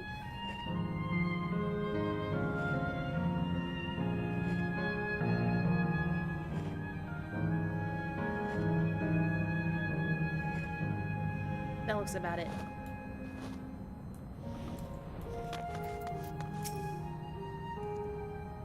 We have come to the most enigmatic location in the museum. While it is known as the Speaker's Rest, everything else remains a mystery. No one knows what purpose it served, not even the Malala themselves. That's rather curious. Isn't it, though? Some have suggested that this place is purely the creation of the facility's designer, that it didn't actually exist in the Malala homeland. It's generally believed that the adornments upon the wall are masks that represent the emotions of man. And that brings us to the final quiz. This question is simple. How many types of masks are there? It's the last one already? Something tells me it's not going to be as simple as it sounds. Please take all the time you require. I will be here when you are ready with the answer. 5.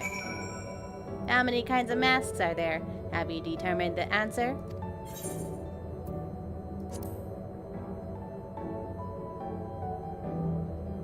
Incorrect. 5 then? No, wait. 4.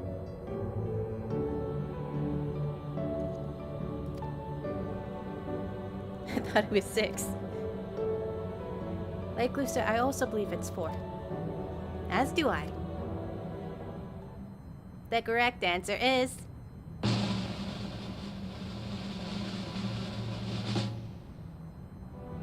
4. Congratulations to the 3 of you. Damn it! Where the hell did I mess up? And that concludes the quiz tour of the steps of the Speaker.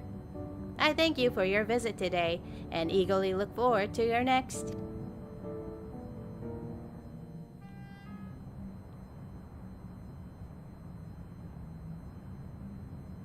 Finished at last. Gods, I'm exhausted. If the legend is true, the Malala were refugees from the source. But what is this relic of theirs that can bridge worlds? Who made it? And to what end? Much about the key remains shrouded in mystery.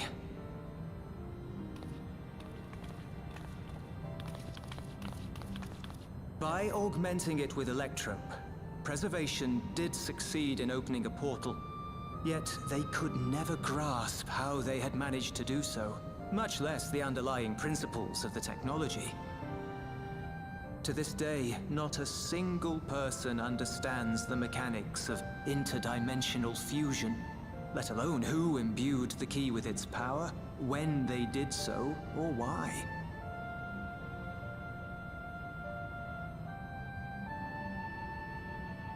But remember this. The key is a tool, and like all tools, in and of itself, it is a force for neither good nor evil. Once taken in hand, however, its capacity for both is made plain. In delivering one man, it may doom another, making a lie of its bearer's every good intention.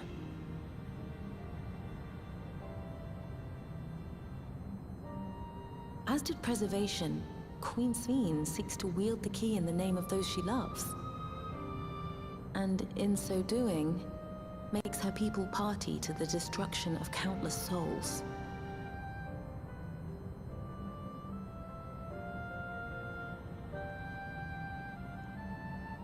We have told you all we can.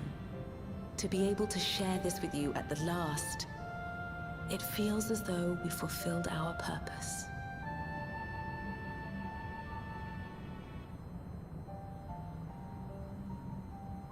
You've come to shut down the terminal.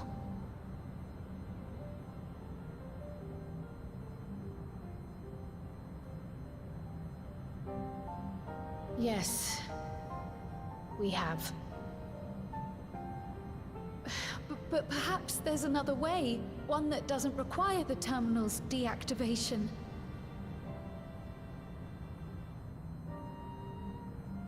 For the longest time, we've sought a means to erase ourselves before our knowledge could be used for ill. And in you, we have found it. So press on. Press on, and don't look back. I will.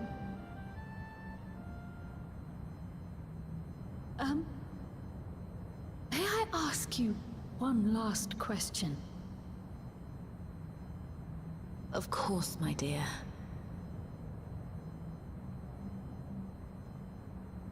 The earring. Why did you leave it with me?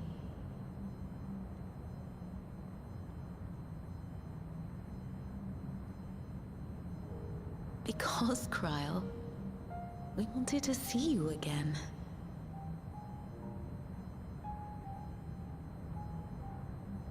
This may seem self-serving, but we wanted to leave a trace of ourselves with you. A hint to guide you to us, so that we could live in hope. We've dreamed of this day for so long, but now that it's become reality, we wonder if we deserve to enjoy it. We wanted naught but the best for you, yet we've always wondered how much you might have suffered in our absence.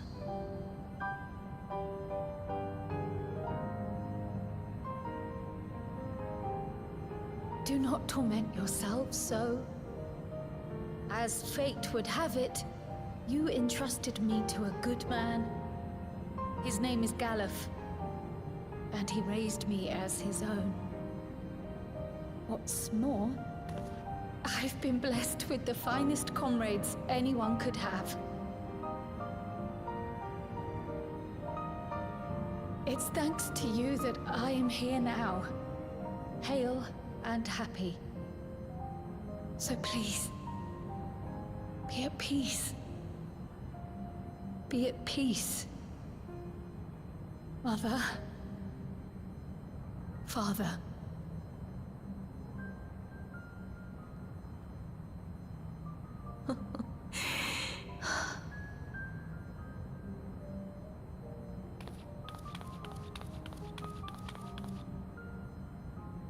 You already have a beautiful name, but if we might call you by the one we gave you?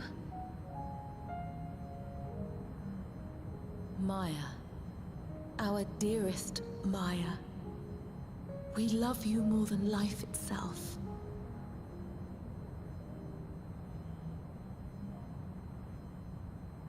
Maya. My name... My name is Maya.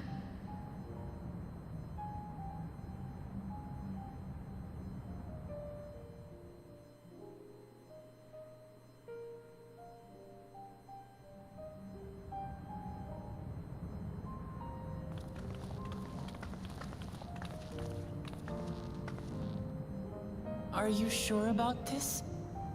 You can leave the terminal to us, you know.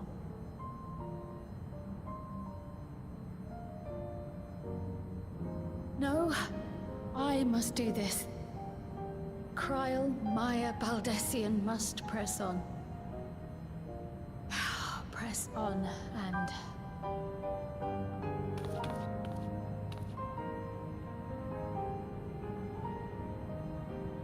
Farewell, Mother. Farewell, Father. Farewell.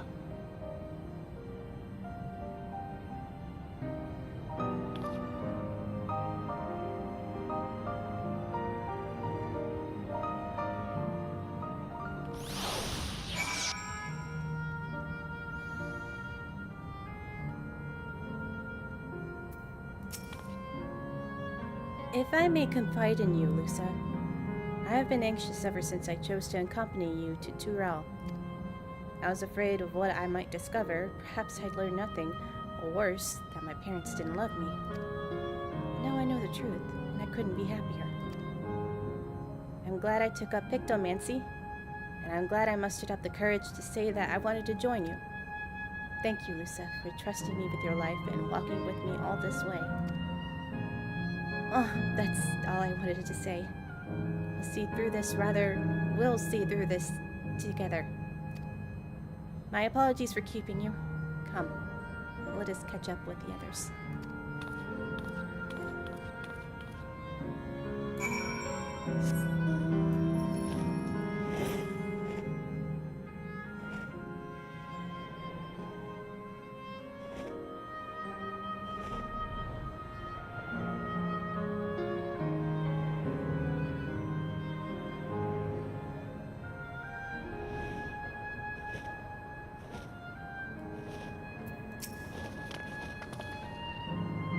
The others have told me all. I'm glad Kryl can bid her parents a proper farewell. Now then, to ask this question for the second to last time. Are you ready to shut down the terminal?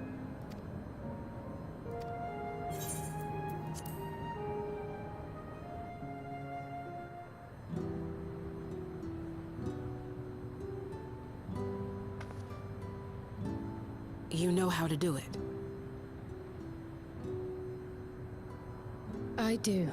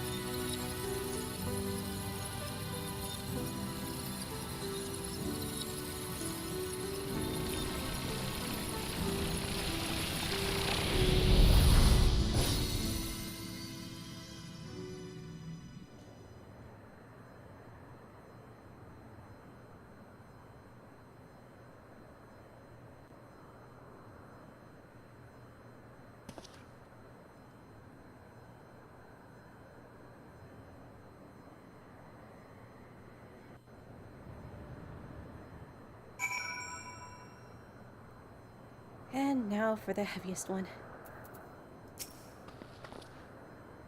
Are you alright, Cryo? I am. I chose to forge on no matter what. And I've had the courage to do so because of you all. Thank you from the bottom of my heart.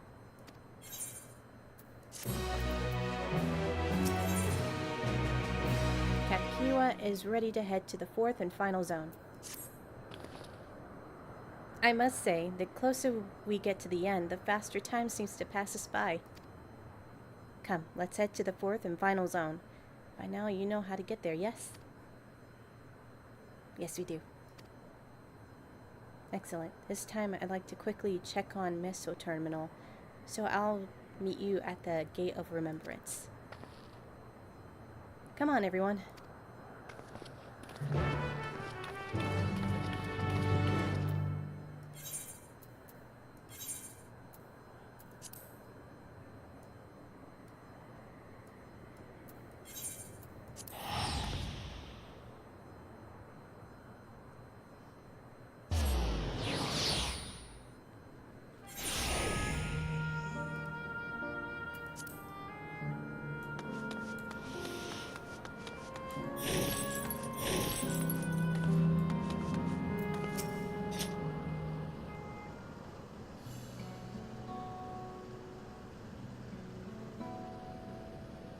As far as I can tell, we still have some leeway to the Meso Terminal. Meaning you can carry on getting to know the Endless in the last zone. Wind's Path Gardens, it's called, and it's a breathtakingly beautiful. This is where your memories are stored, yes? That's right. I left it for last so I can guide you for as long as possible. Very thoughtful of me, yes?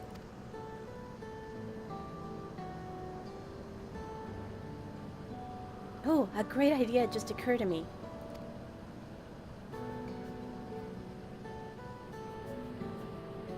What might that be?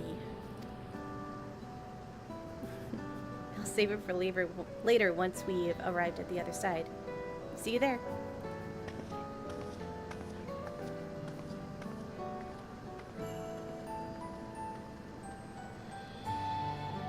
Her great ideas are generally less than great. Hey, Arabelle? As much as I want to grant your mother her wish, I also want to respect yours. When all is said and done, I want you to be happy. I hope you know this. I know.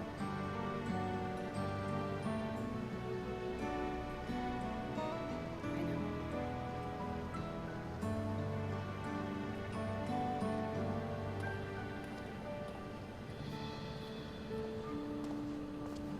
Katkiwa isn't only his mother, she's his mentor as well. This can only make it harder for him to say goodbye. Let's go. For now, we keep doing what we're doing, seeking out Endless and learning about what's dear to them.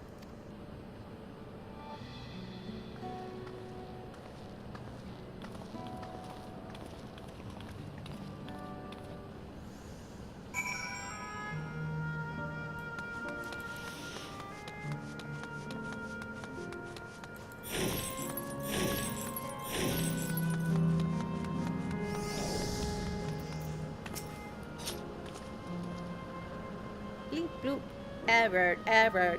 Verification system initialized. User registration confirmed.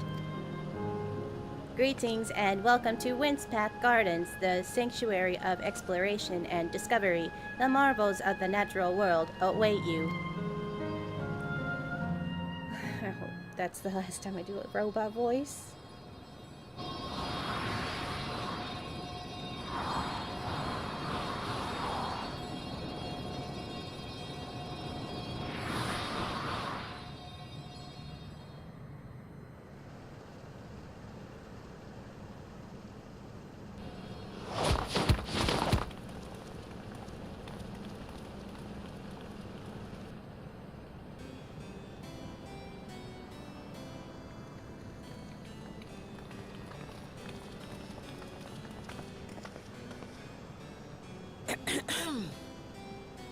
If I could have everyone's attention, I know we have pressing business, but I'd like to say a few words.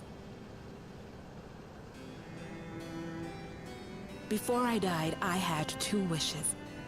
The first was to see who my Eleneshpia would become. I would say that wish has been fulfilled. Indeed, it has. For the boy who once shunned company has returned a somewhat sociable man, surrounded by wonderful friends. As his mother and mentor both, I couldn't be more proud. As for my second wish, that was to see all manner of nature that I had never seen before. I hoped to explore every corner of the world and there find thriving life.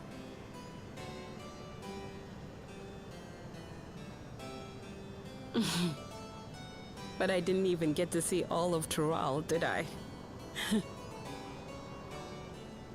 Never enough hours in a day, or days in a year, or years in a life.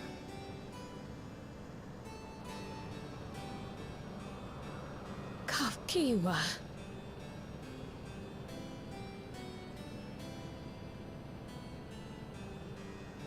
Oh, don't give me that look. Though, admittedly, I did go and spoil the mood. Apologies. What I was so poorly trying to work up to asking was this. I want you to help me fulfill my second wish.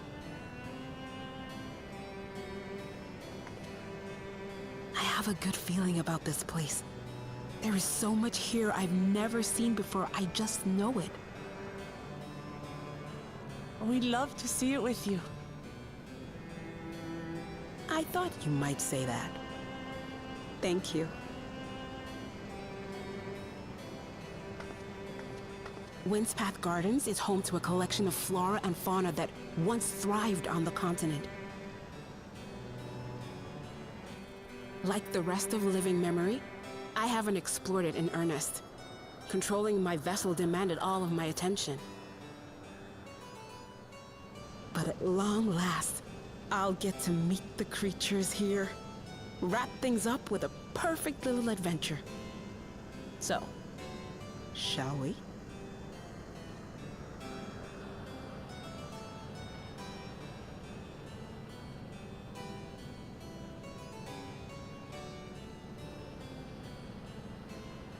Absolutely not.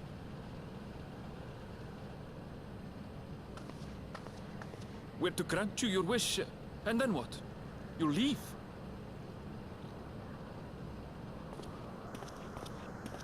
You cannot ask that of me.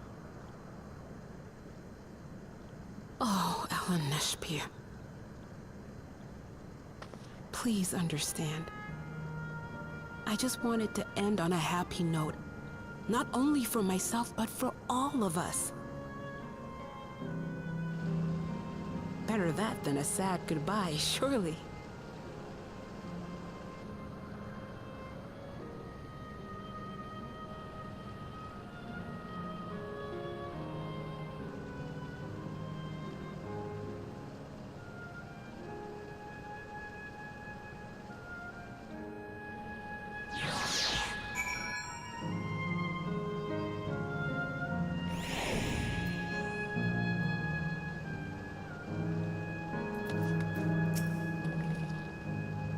Then, with your consent, let us begin our adventure. Naturally, while we go about this, feel free to continue befriending Endless, and be sure to absorb the delightful scenery.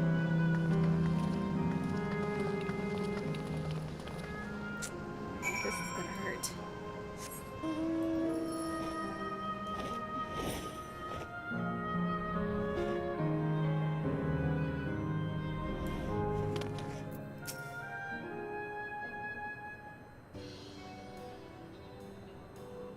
This particular garden is called Blooms of Discovery. Beautiful, isn't it?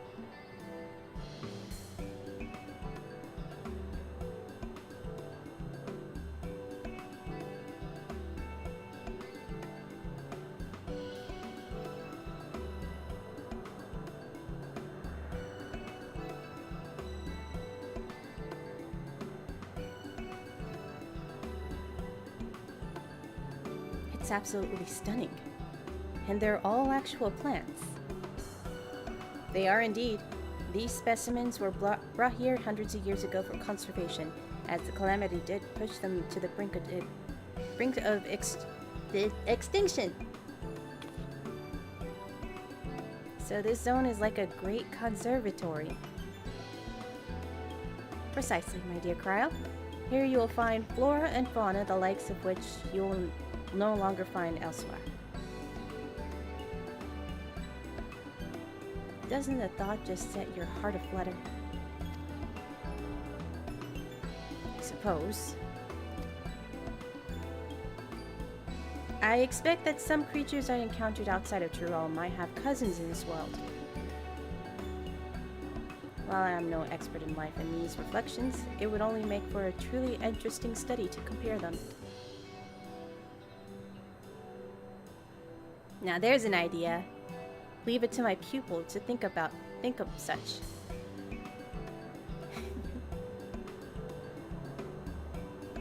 Here we not only have worlds traversing adventure and a veteran gleaner, but a pair of Charlian's finest scholars beside.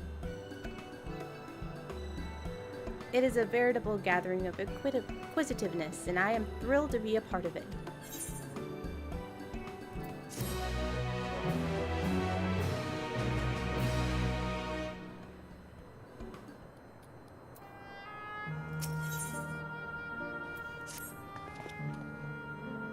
To begin with, I'd like you to scout out the vicinity and report back with any points of note.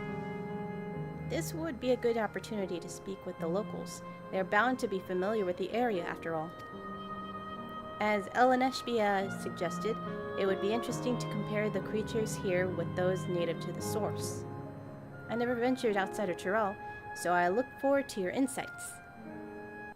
Just leave it to us. I've only ever been to Charlian myself, but I like to think I know interesting when I see it.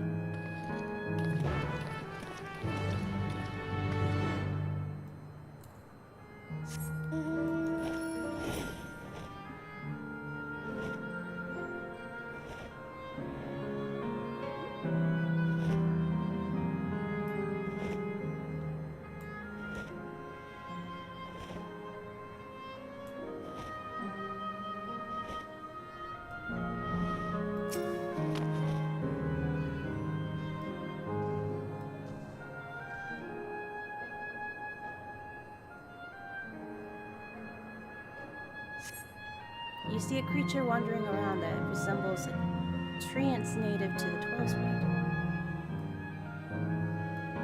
Timberman.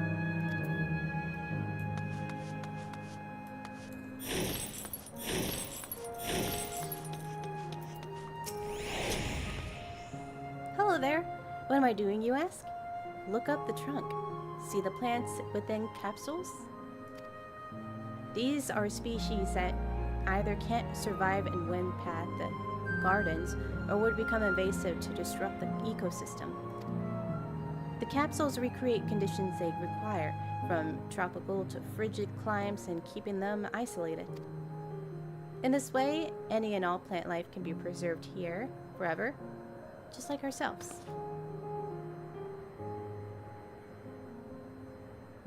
Cool.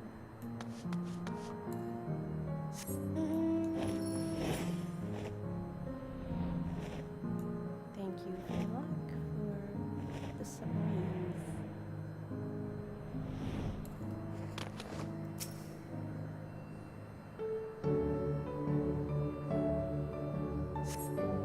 A flower garden appears to be meticulously maintained, if not by an endless, then by machines.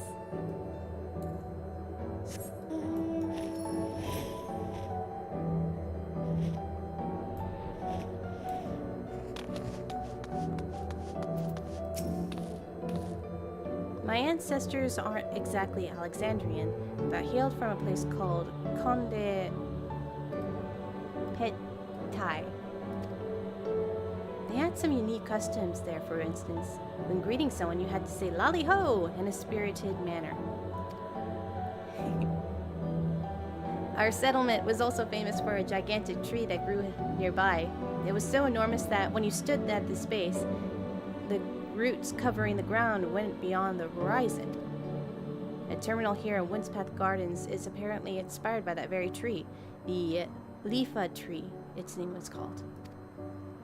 It may not be real, but it's nice to have it as a memento for posterity.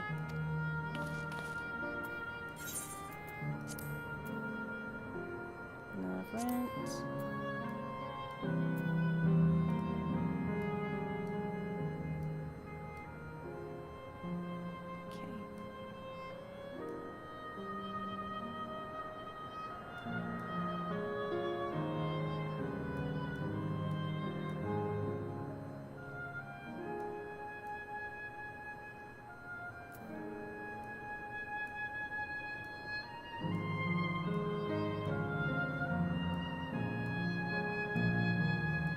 Not seeing it anywhere.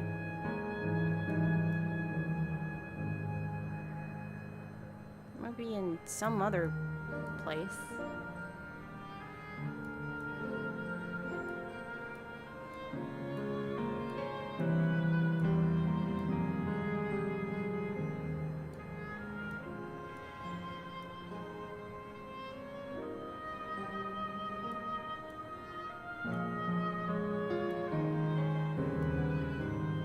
I'll find it later.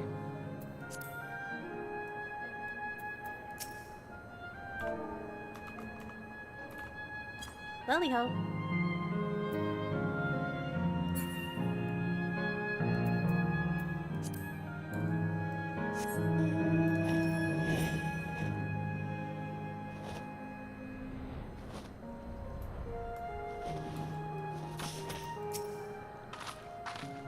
Did you know that even the water here is created using electro?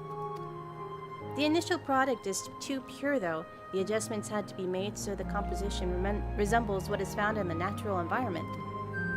That's just one of the many things they do to create ideal conditions for these plants to thrive. I don't know what's become of the world outside the barrier, but I should like to visit a lovely spot of this and as this in real life. Speaking of lovely spots, have you ever been to the top of the lookout here? It's a great vantage point. There's even a food stall in case you're hungry.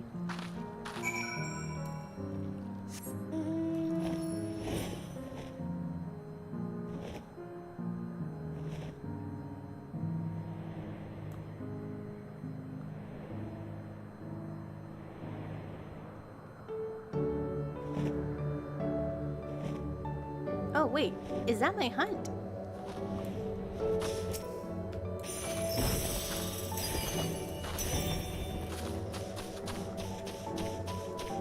Timber!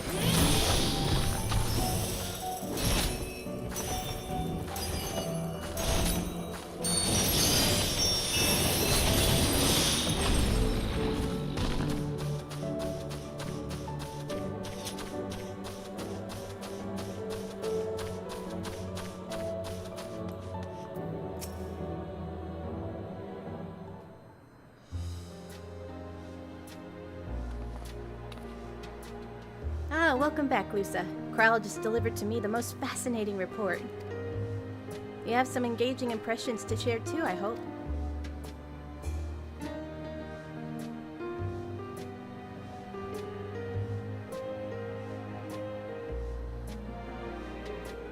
Well, well, that is very interesting indeed. But I must say, I am most fascinated by the ambulating trees. While there are similar creatures in Ukropacha, could you tell me more about these trees you know?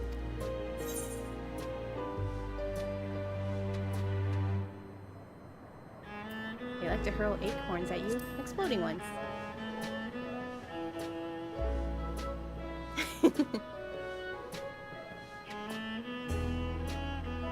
Is that so? To maintain an ecosystem with such a formidable creatures, I imagine there must be other equally imposing species to keep them in check.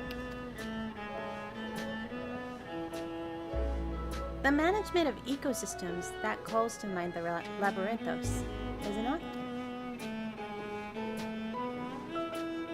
That it does.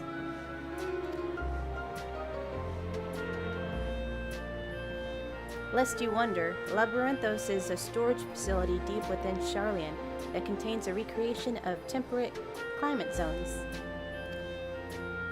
Such a place exists? Amazing. By the by, did anyone catch sight of a large scalekin? A large scalekin, you say? What does it look like? Nothing I've seen before, but it has a rodent-like form and it walks on all fours. If it looks like a rodent, wouldn't it make it a beastkin?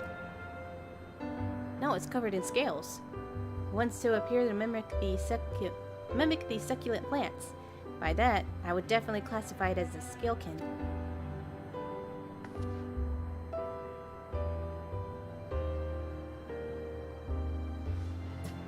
Well, it's hard to say for certain without seeing it. Why don't you show me? Very well. It was in a flower field earlier, and should still be near. Let's head over there then. When we find it, we'll see who is right. The two of you should come along too and lend us your opinions.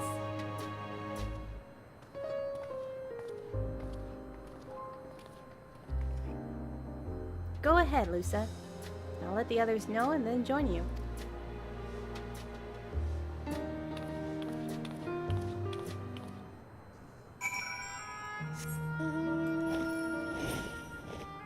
Oh, I still need to...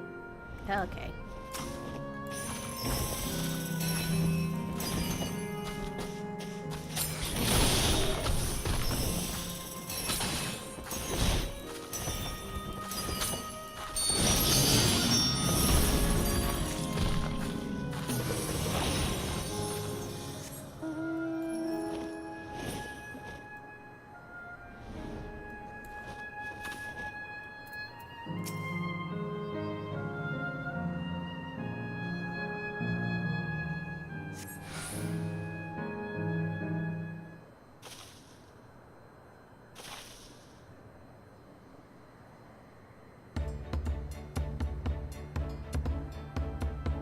You spot a beast resembling the Incavore you encountered in the first.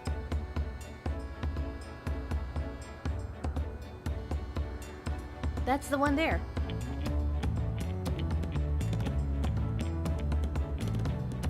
I see.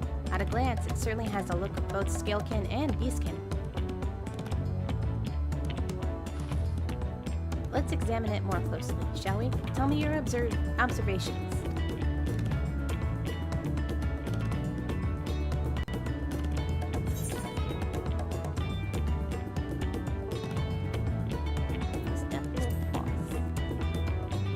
Indeed, such forelimbs would be well suited for holding nuts and berries and the like.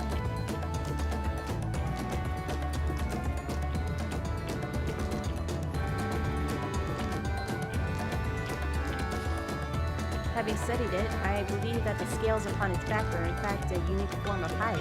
Rather than being shed, it grows with the creature. You may be right.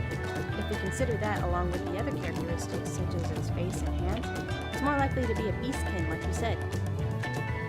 A physical examination would be needed to confirm this beyond doubt, but I'm satisfied simply to have seen it. It seems you were alone and you alone were familiar with the species. Where did you encounter it? The fairy kingdom of the first? Lusa has been to the very edge of existence, and she has seen life that others could only imagine. Amazing. Creation truly holds no end to mysteries. Oh, how I'd love to see them all. The life beyond the bounds of our star and playing both.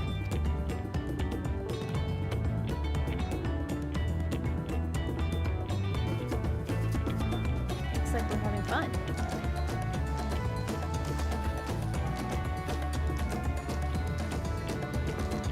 Hearing about the unknown never fails to rouse me. I felt the same way when Kentenram and Galuf treated me to tales of their travels.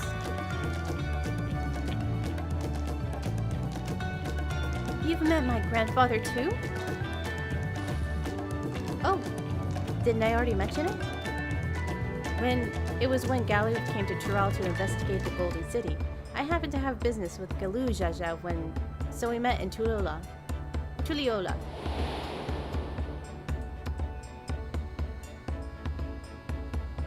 Little did I know that the tiny baby he was cradling would return as you. To think that our paths have already crossed all these years ago. Not only yours and mine alone, either. Eleneshbia was there too, you know? I don't remember. It's quite fine if you don't.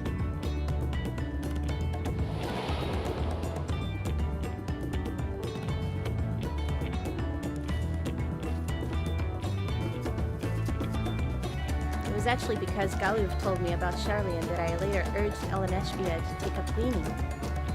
My fussy Bun was growing up dour and withdrawn, and it was when I was at my wit's end that I recalled your grandfather's story about gleaners. Seeing the world through the adventurers would inspire change for the better, I believed. Sorry, I was dour and withdrawn.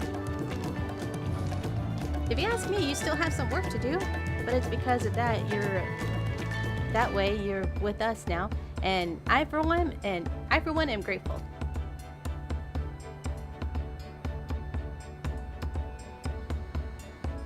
Well, let's keep moving, shall we? There's a facility I've been wanting to visit, the Clara Museum of Nature. They're supposed to have creatures that take you for leisure flights. There's just one problem. It seems only 3 people can fly at one time. Then you and Arabelle should go. The rest of us still have plenty other things we can do here. If there's room for one more, why don't you come with us, Lisa?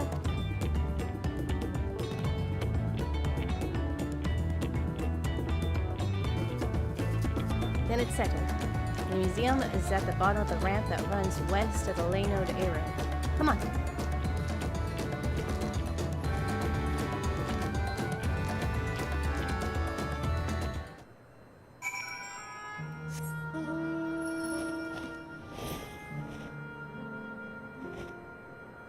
I can take people to leisure flights too.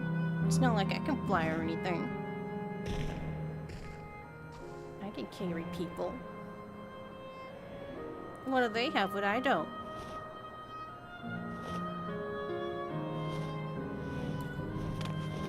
Capybaras!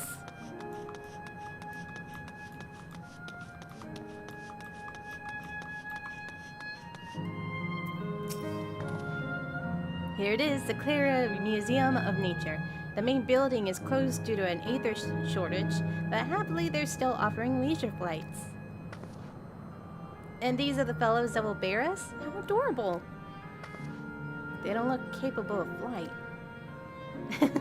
Come now, you know better than to judge a creature by its appearance. This will be great, I know it.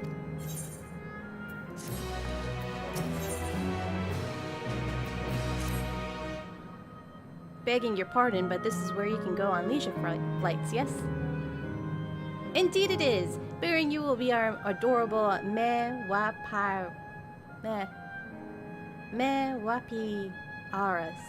Mewapiaras, who are especially trained by Turalifi, friend. Just say the word and we can send you up, and away! And there you'll have it. Shall we then? Are you ready? Then go ahead and mount up. The Mewapiaras fly a set route, so you can only relax and enjoy the view.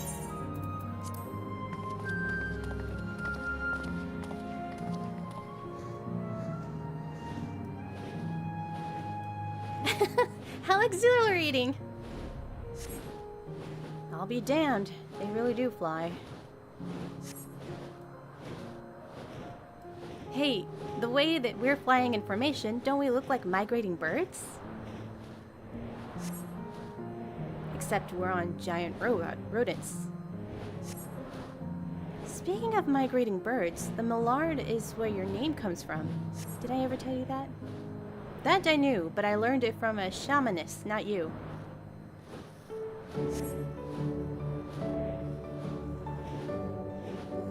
A migrating bird can fly anywhere it desires, even across oceans to distant continents.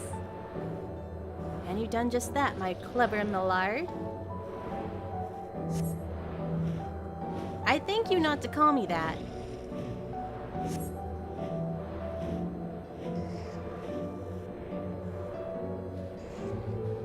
Oh dear, is it over already? Time really does fly when you have fun.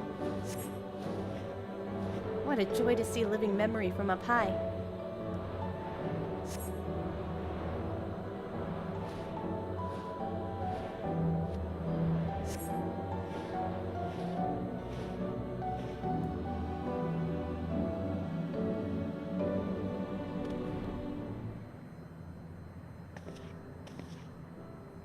Ah, that was wonderful. An experience worth saving for the very end. You two enjoyed yourselves as well, I trust. It was enjoyable enough, I suppose. From my fussy bun, that's high praise. And I'm glad I invited you and Lusa. Ah, crap. If I could go for another 100 rides, but I must settle for the one. It's time we were headed to the Aero terminal. If there are things you wish to do, that you'll want to do them now. When you're ready, make your way along the path yonder. I'll find the others and let them know the same.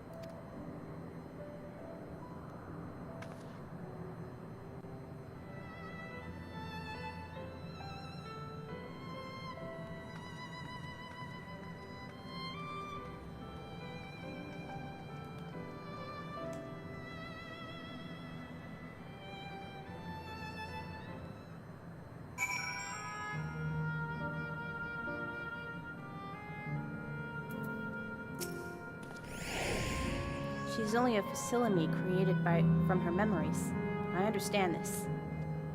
But when she's right there, as alive and as spirited as I've known her, how am I supposed to do it? How am I supposed to erase her? Does she even know how it tears me apart?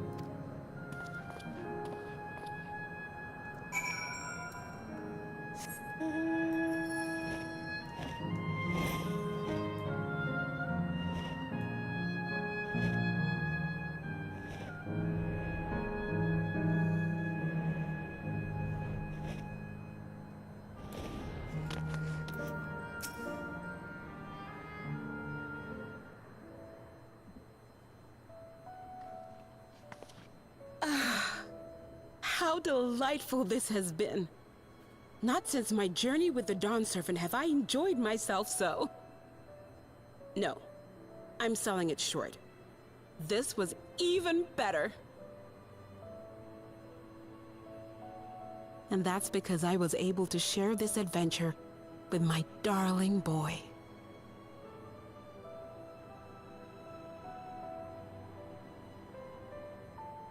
Well, this is as far as I can go. As for the rest... Just stop. You're doing it again. Deciding everything by yourself, and then disappearing. Elenespia, you're my pupil, so you ought to understand. Everything that lives must one day die, and that which has died isn't meant to return. This is the way of nature. Mine is an unnatural existence, and I've suffered it only because I had to unmake this twisted mausoleum. But now that brave souls have appeared to whom I might entrust my mission, I may finally embrace the end. Can't you be happy for me? How could I be happy?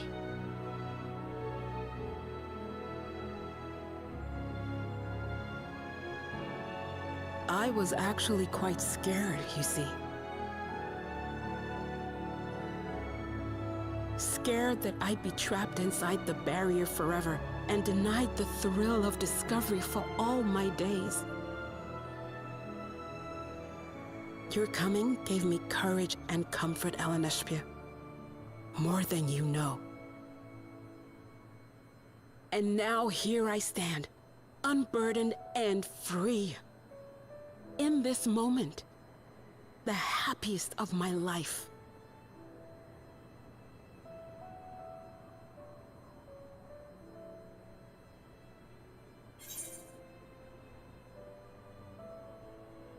And those feelings will live on.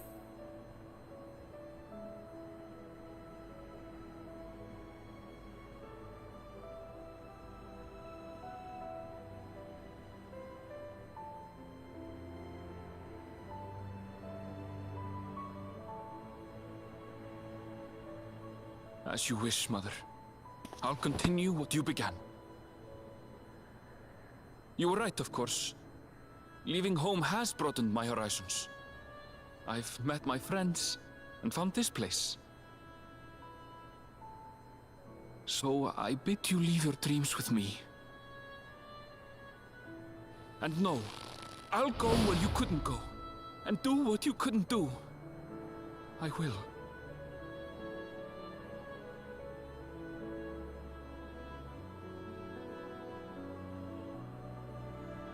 Look at you.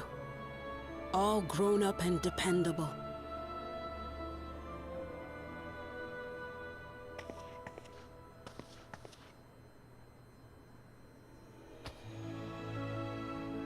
Yet with so much more ahead. A world of experiences await you, each a lesson of its own.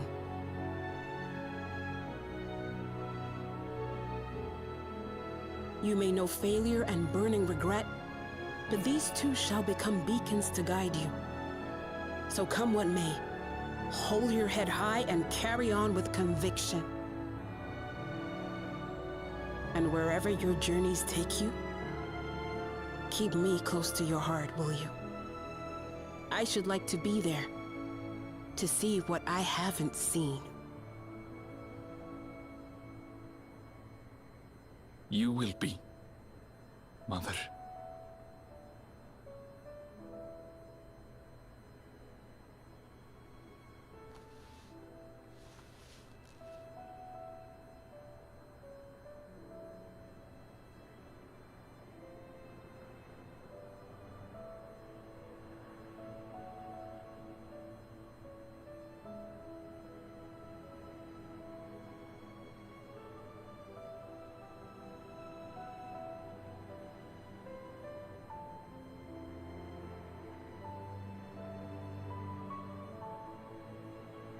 Now, run along.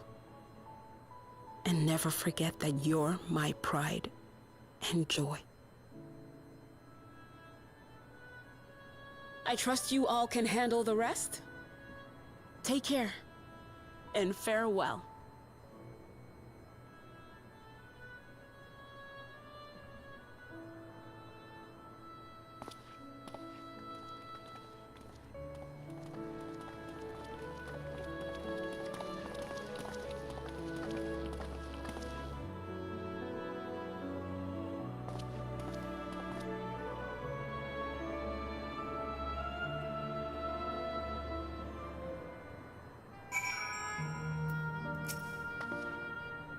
Couldn't have asked for a more fulfilling final hours than these. I'm so happy to have met you, Lisa. You and everyone. Thank you for the memories. And thank you for watching over Eleneshpia. He'll be fine now. I know it.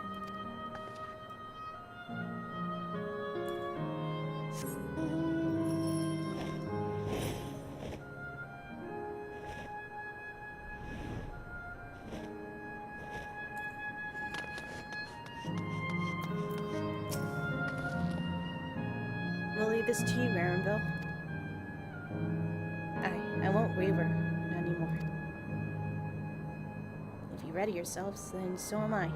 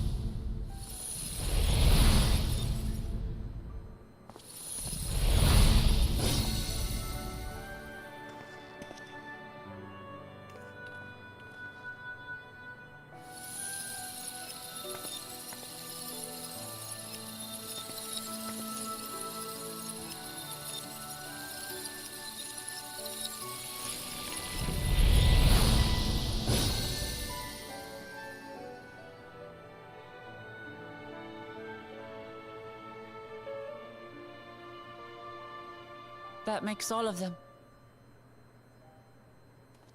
All that remains is to wait for the meso-terminal to become vulnerable when it's about to initiate fusion. And then we strike.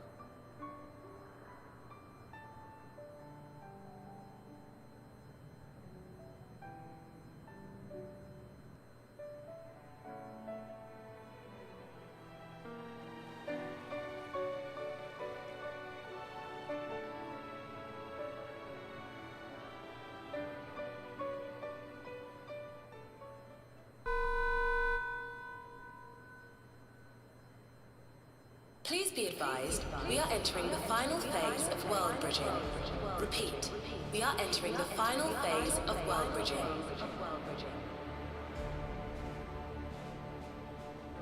That was fast. The ether of all residents will shortly be replenished. Be at ease. No action on your part is required.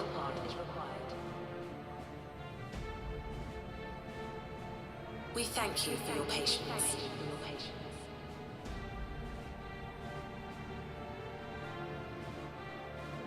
Wait, it's already begun?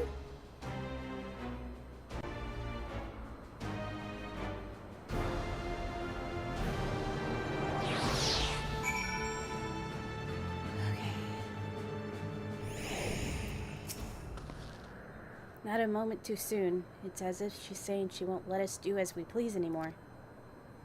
Through our time here, we have come to know what it is Sphene seeks to protect. That doesn't change what we have to do.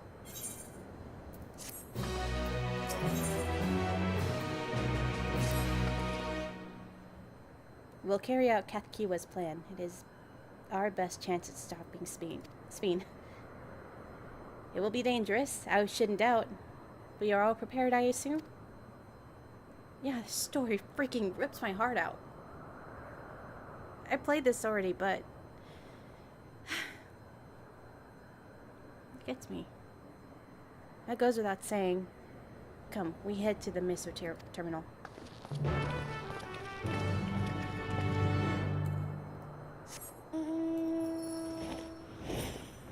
Oh, I could just teleport there.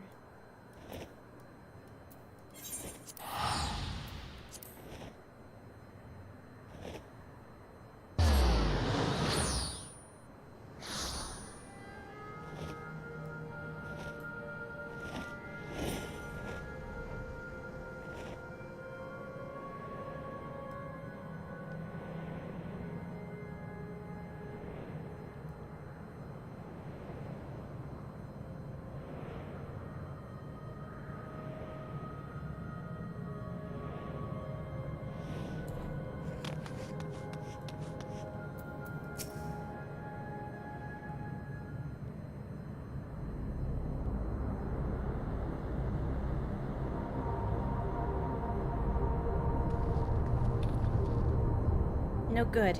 It seems we can't simply shut down the meso-terminal like the others. Not surprising in the least. My mother did tell us that defenses are tight.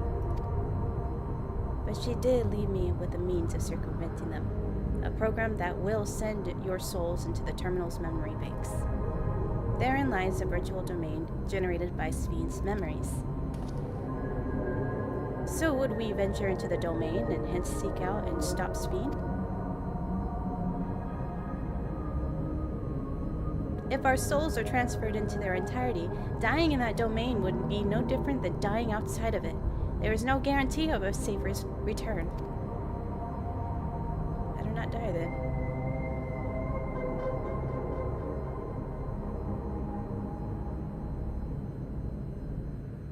Nonetheless, it's a risk we must take.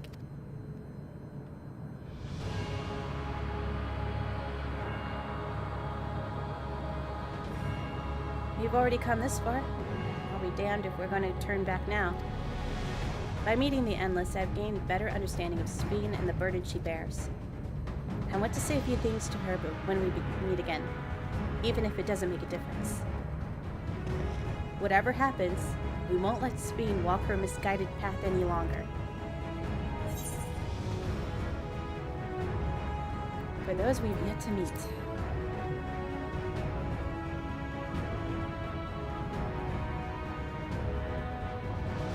I'll do all I can to provide support. Mother has instructed me on her program as well as the world within the terminal.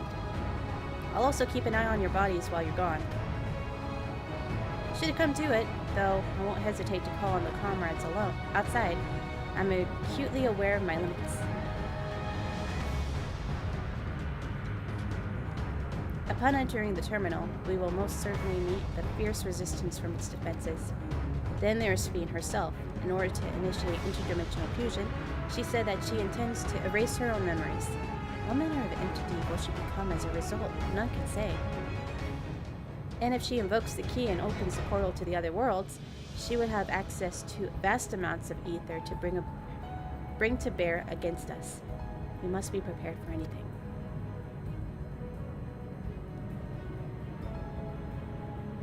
Whatever we encounter won't change our objective, and it won't change what I'll do.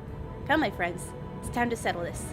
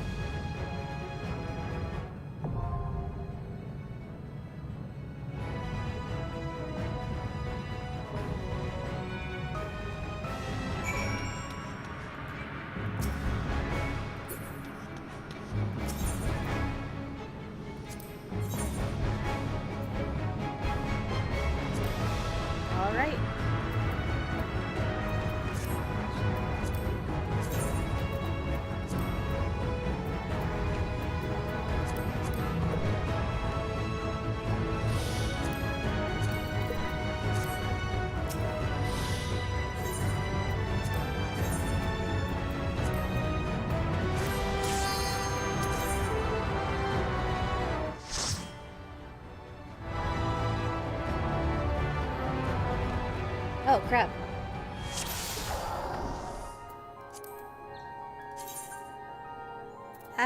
To the memories of better days, I bid farewell.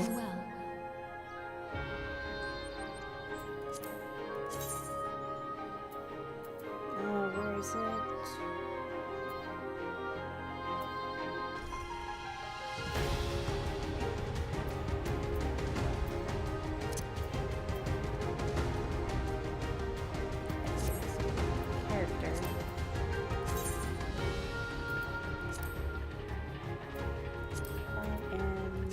Go.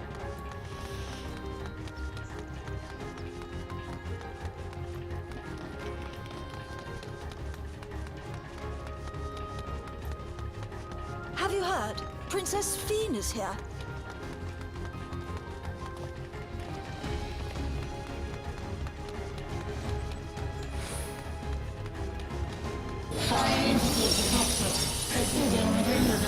Oh crap. I forgot dance partner.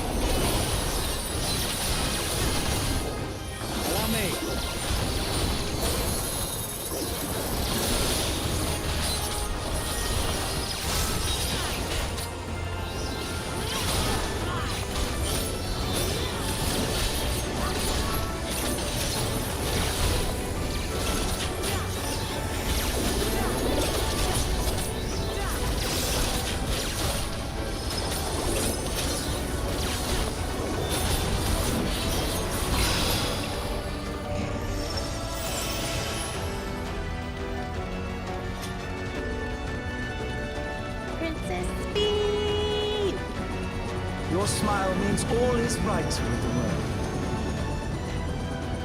If I smile, it is because you all smile for me.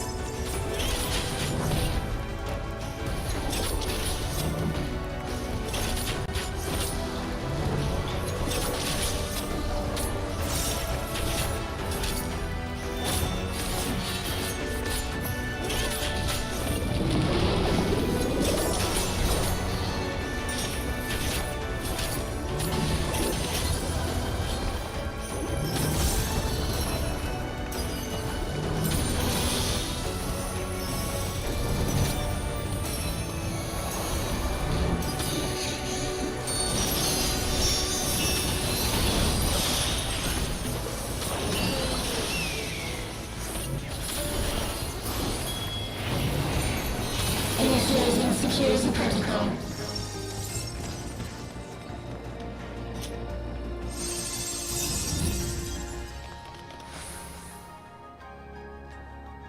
Ew, this thing again. Firing execution level. Initiating level 3 security protocol.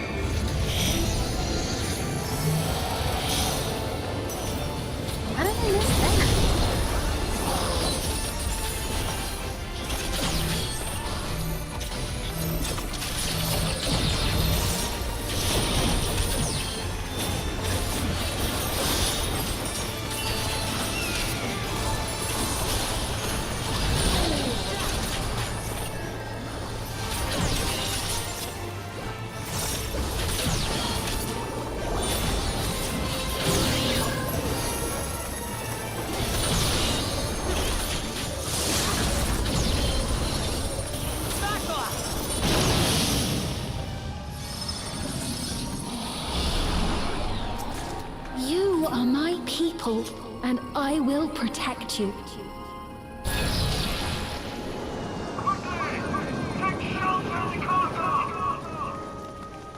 The painful memories of war I lay to rest.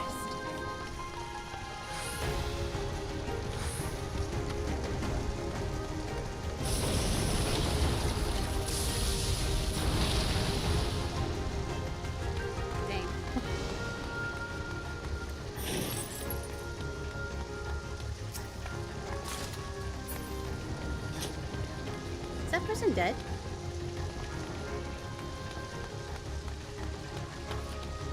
Foreign entity detected. Proceeding with removal. Hold on.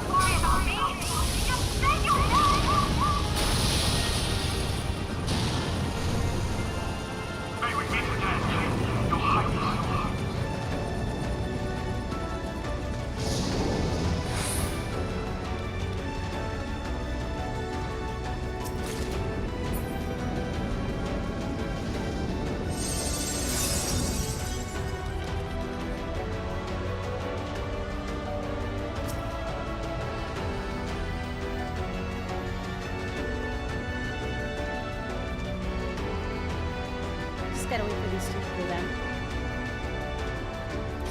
Okay.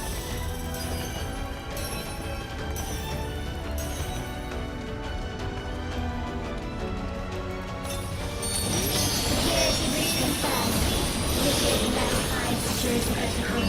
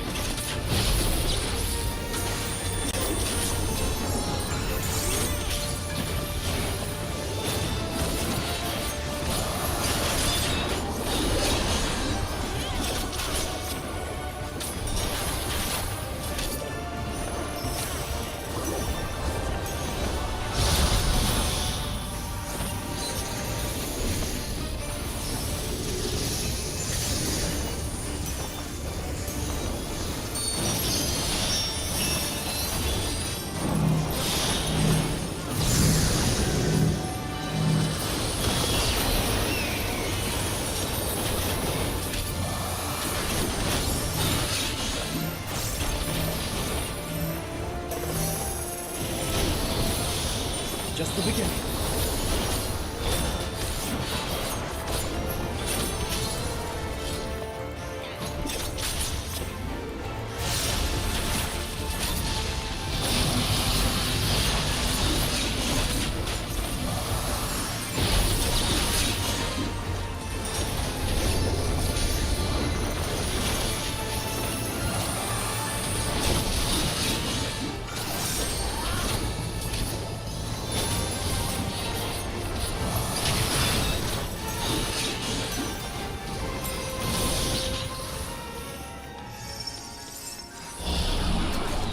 Fear not.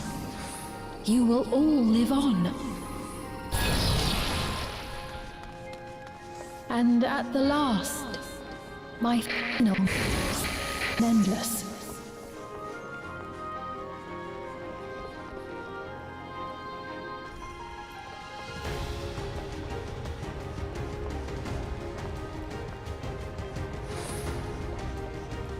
Silence detected. Initiating security protocol.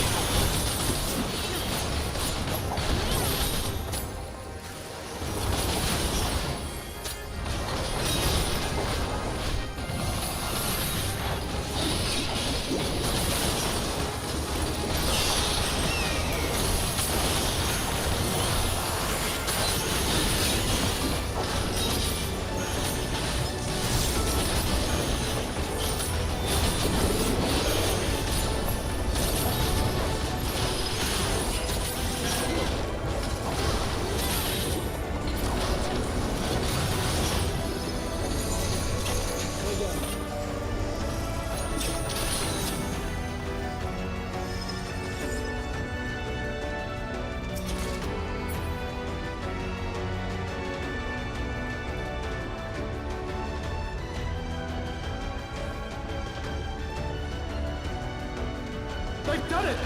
They preserved the Queen! We can't give up! Not until we keep complete!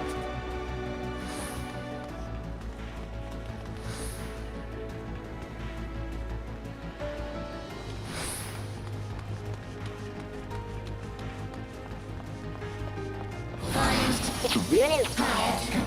Memory.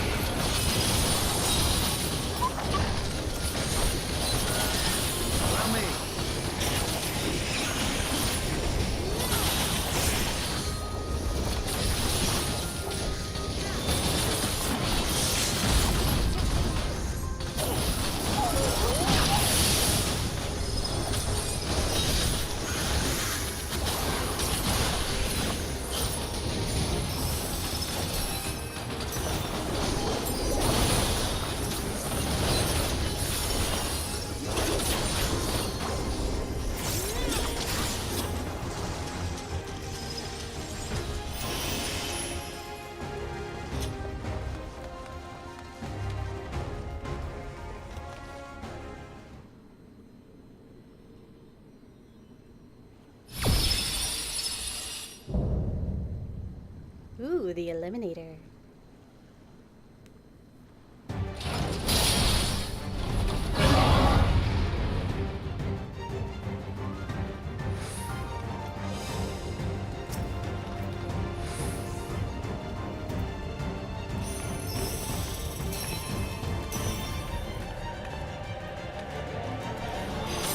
Initiating level 9.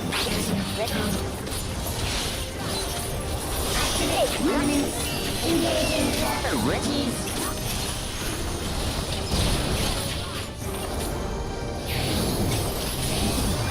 Attempting removal via incision.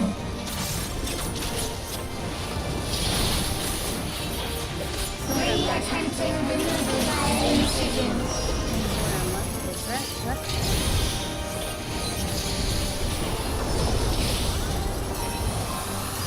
Removal failed. Commencing extermination sequence. Attempting extermination via multiple armaments.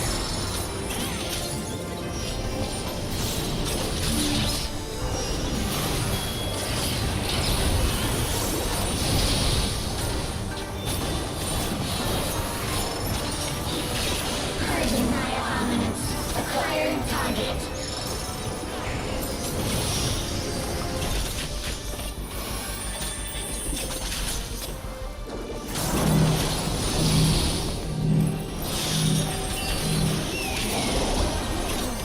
Exterminating.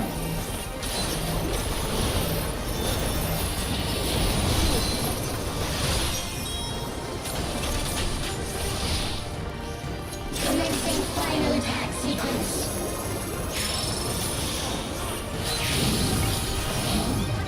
Attempting annihilation via high-powered energy discharge.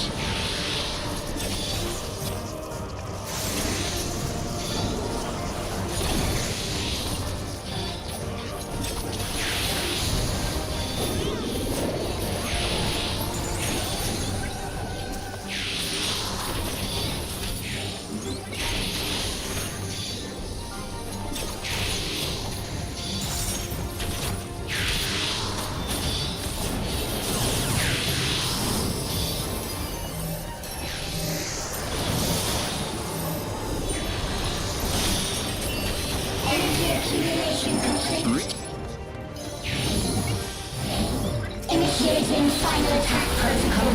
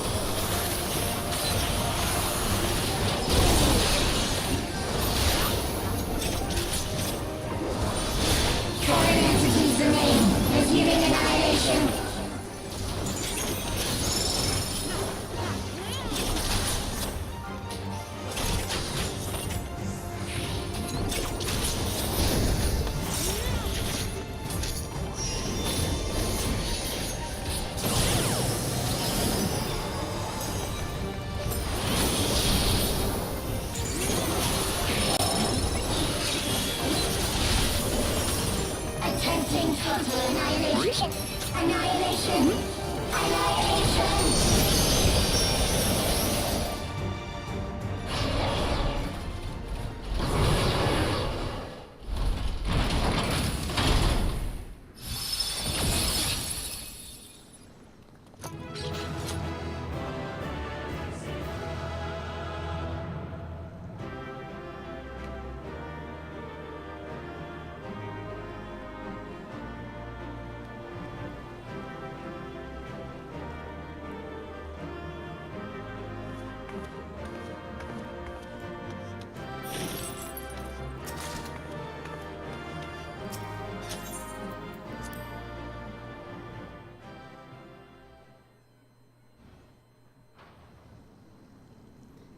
Alright, almost there.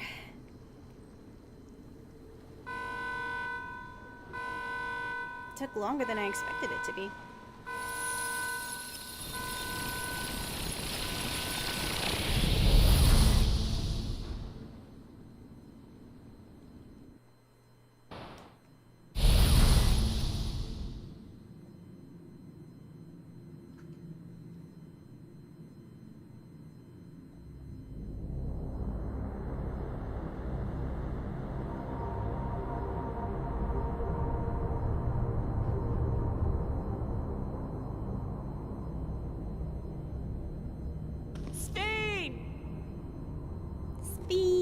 Steen, listen to me, please!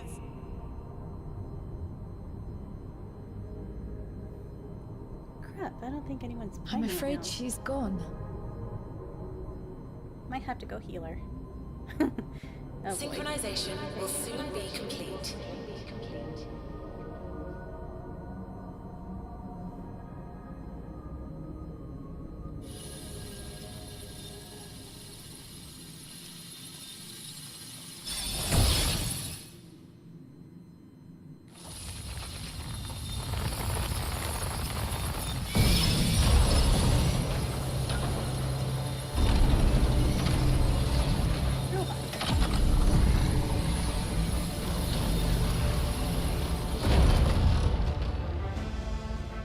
Synchronization complete. Data for the Endless Sphere has been overwritten and reconfigured. All shall be well, henceforth and in perpetuity. Forever will I keep and cherish my people. To that end, I have removed the remaining checks upon my authority.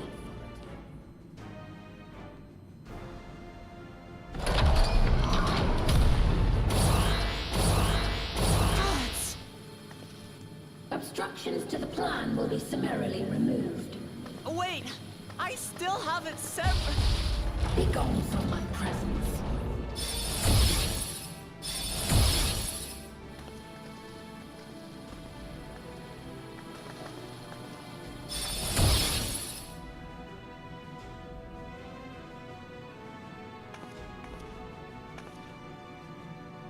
According to Eliminator's battle data, you pose the single greatest threat. As such, you will be erased, here and now.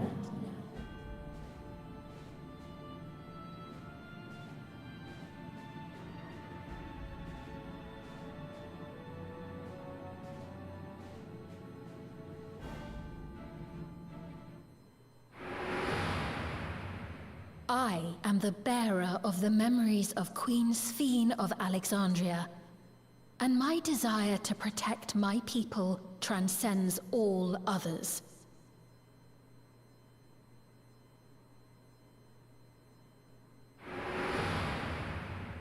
If it were you, could you have found another way? With your strength, could you have held fast to that which is dear without sacrifice?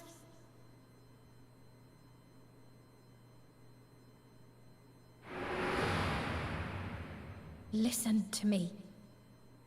There's something that I need to tell you.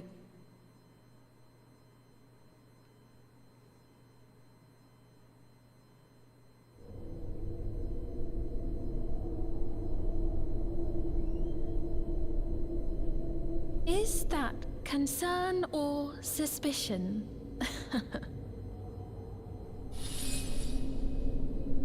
If things should take a turn for the worse...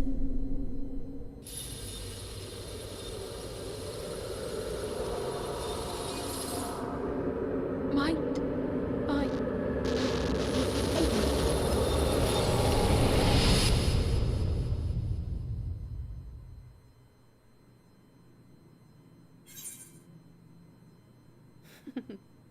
I'm shutting you down.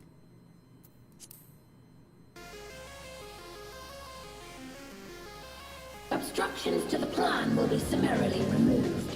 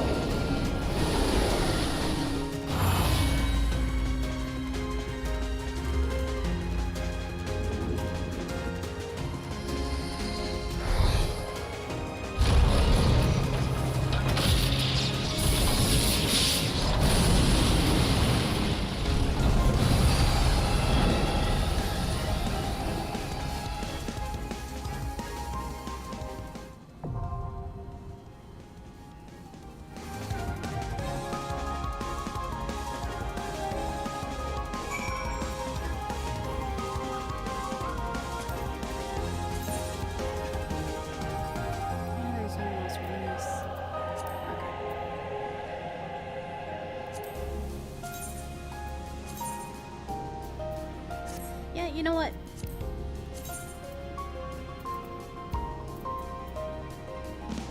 Wait.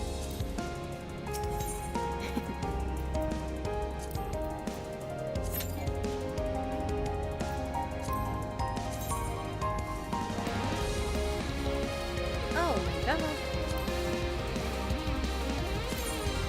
Oh no.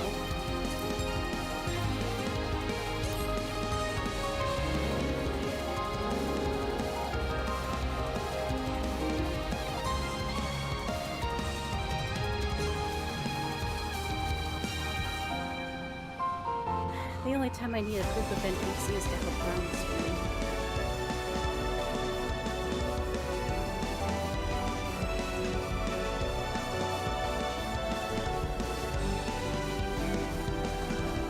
Maybe I'll get lucky. Or not. Who knows?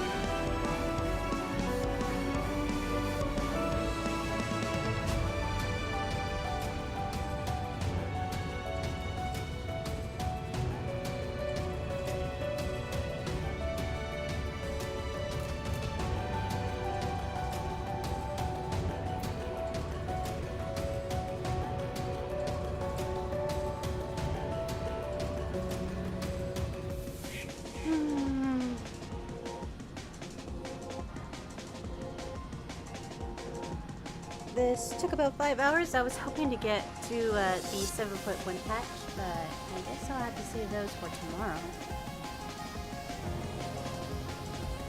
I guess.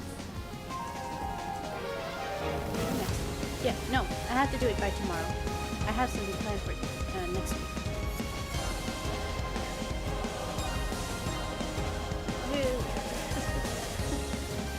I'm emotionally exhausted.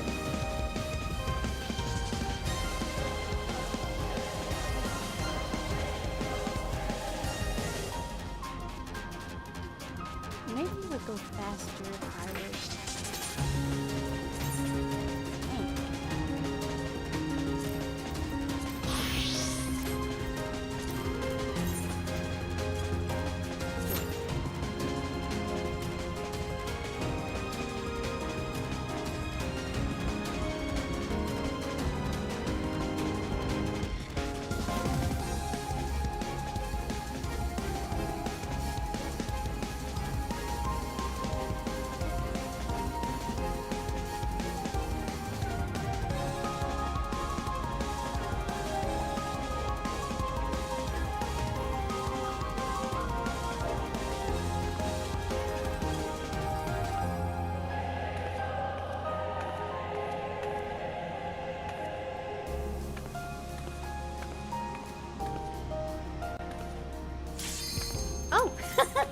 I knew it.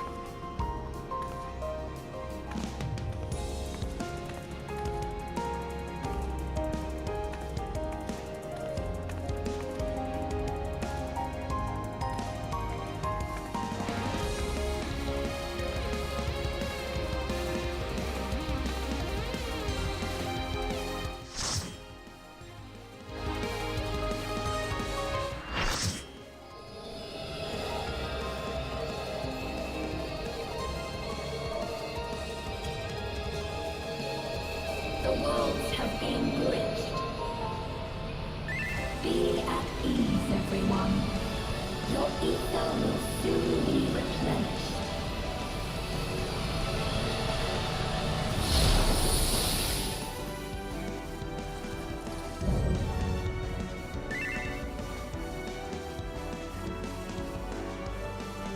I will suffer no interference. Disappear.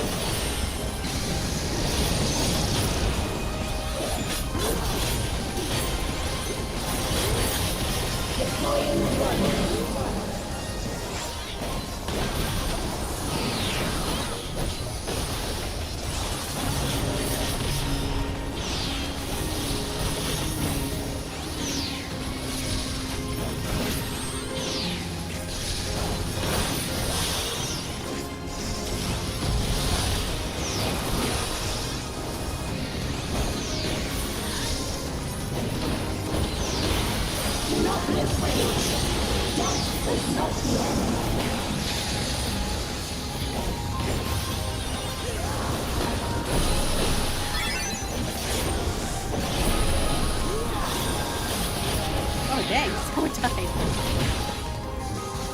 I will show you the world beyond.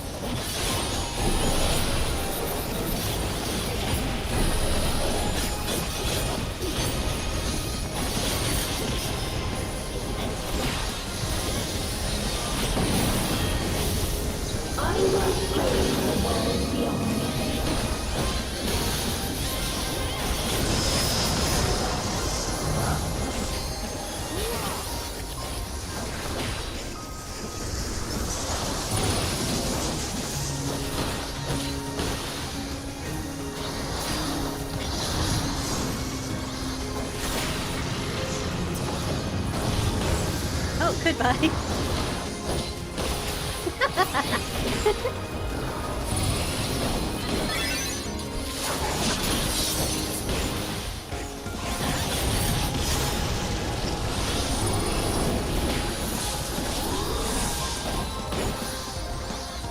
Do not be afraid. Death is not the end.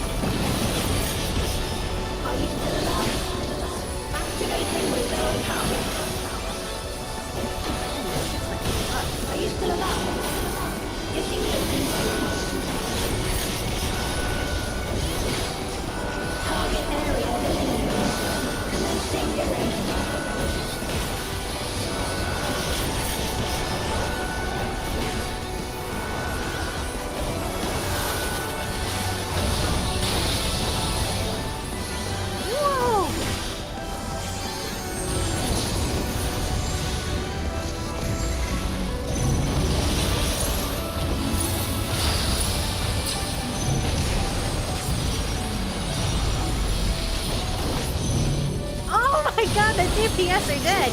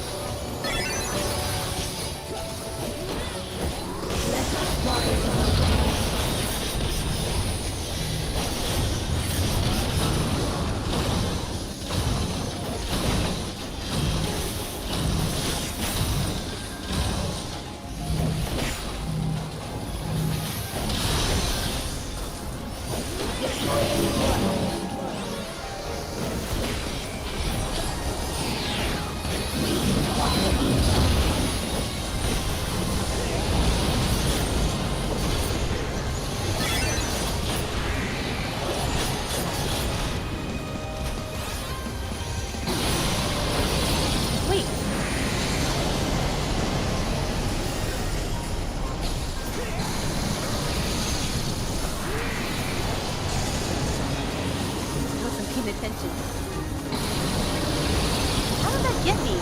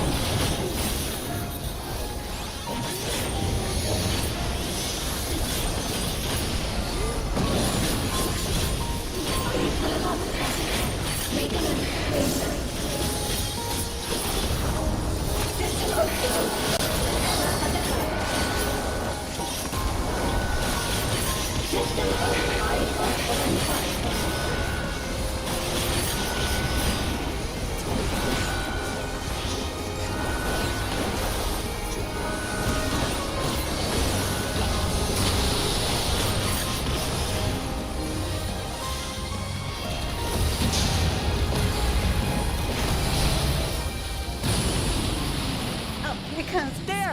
A rift in her reality! She's losing control of the power!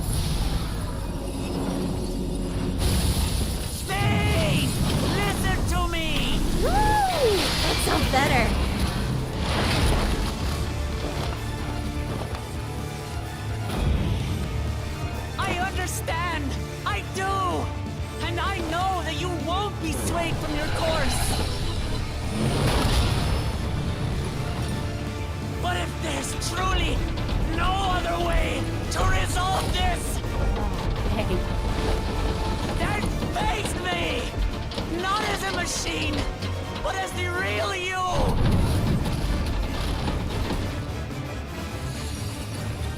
Lamachi. I love it!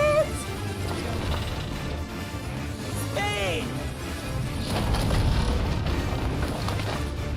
Anomaly detected in memory banks. Data for the endless feed partially restored. This is what I desire, and I will not fail.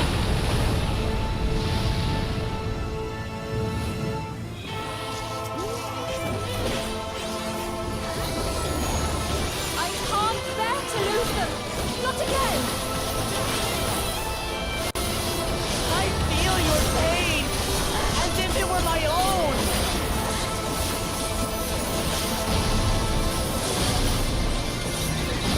At last, I think I know you! All of you! How can you say that to me now?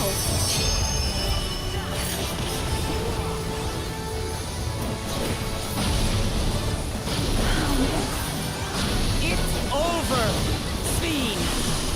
We will stop you! No! I won't let you! I can't! Oh my god, I can't believe I actually did that. I will protect my people's happiness! Why did that happen so Leave your fast? burden with us now! We will bear it in your stead!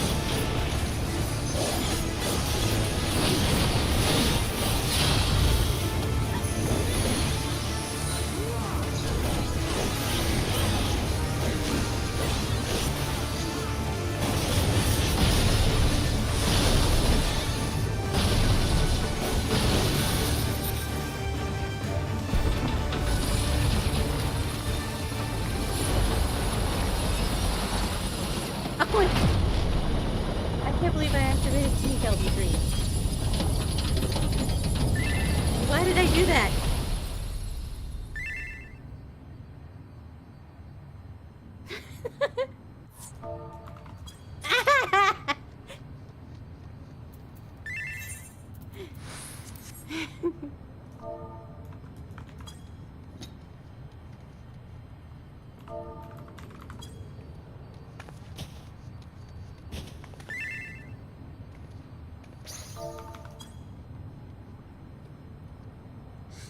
I can't believe I actually did that.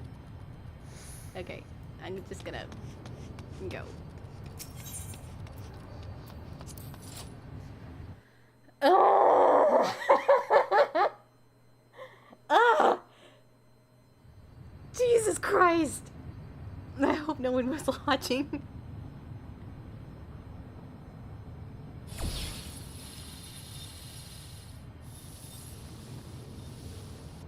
Sphene!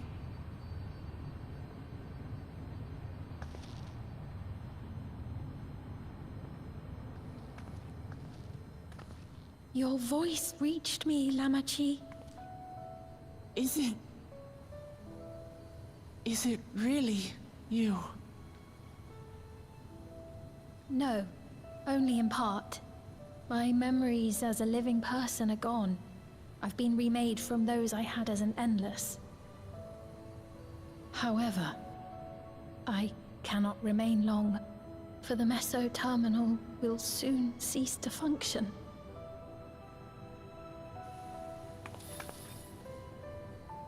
Once, you wanted to know me, Lamachi. Let my last act be to give an honest accounting.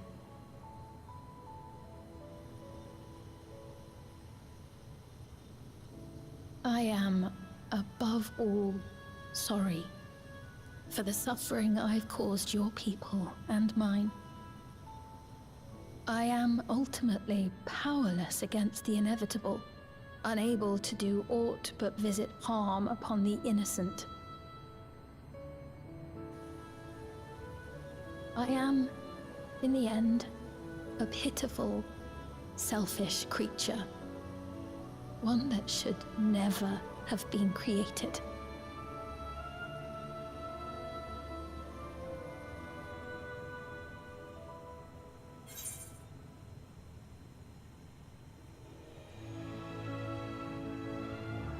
Strove to make your people happy.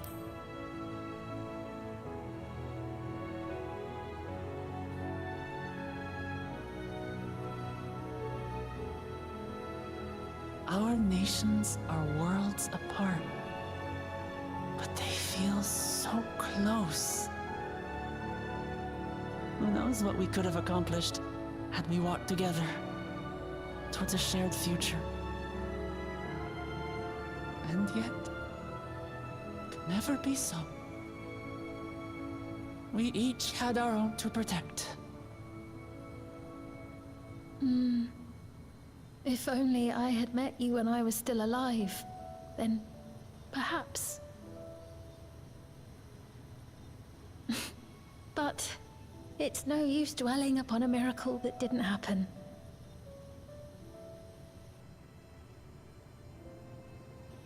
Still, if there's one thing I hope you'll believe, it is this. Brief though it was, I treasured our time together. It pains me to think that its memory will disappear along with me.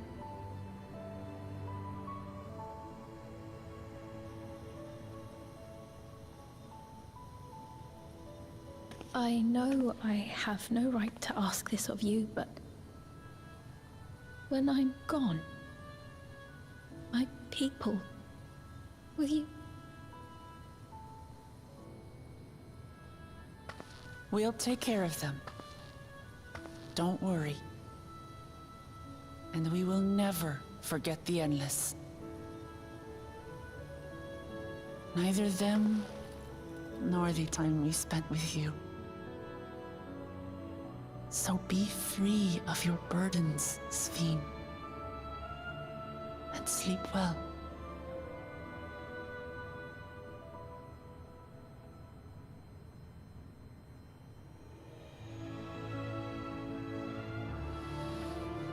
I will. Thank you.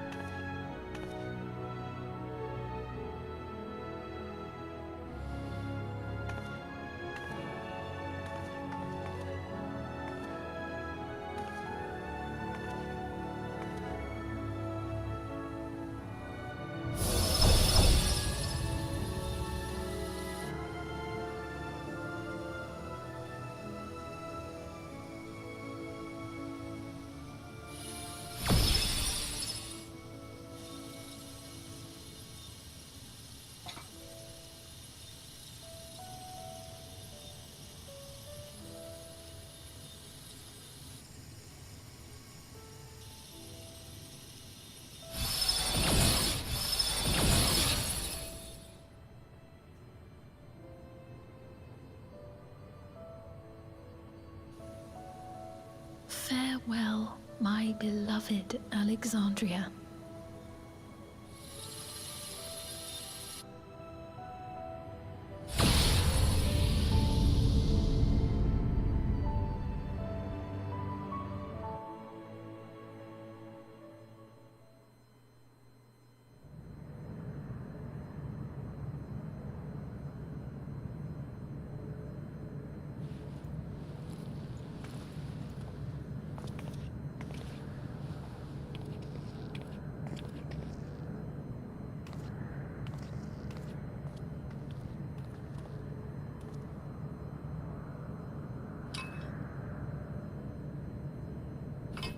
This has been emotionally exhausting. What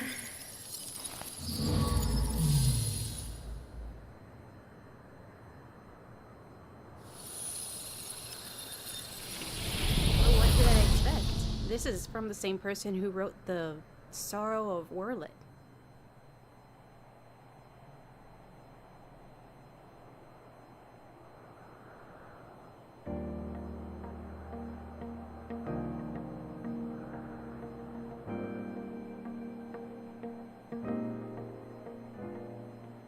So it was that the meso-terminal fell dark, and the Endless departed for oblivion's embrace.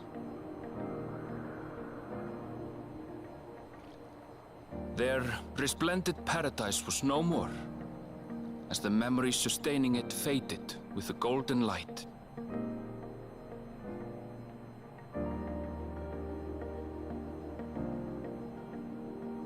Even so, in a way, they live on.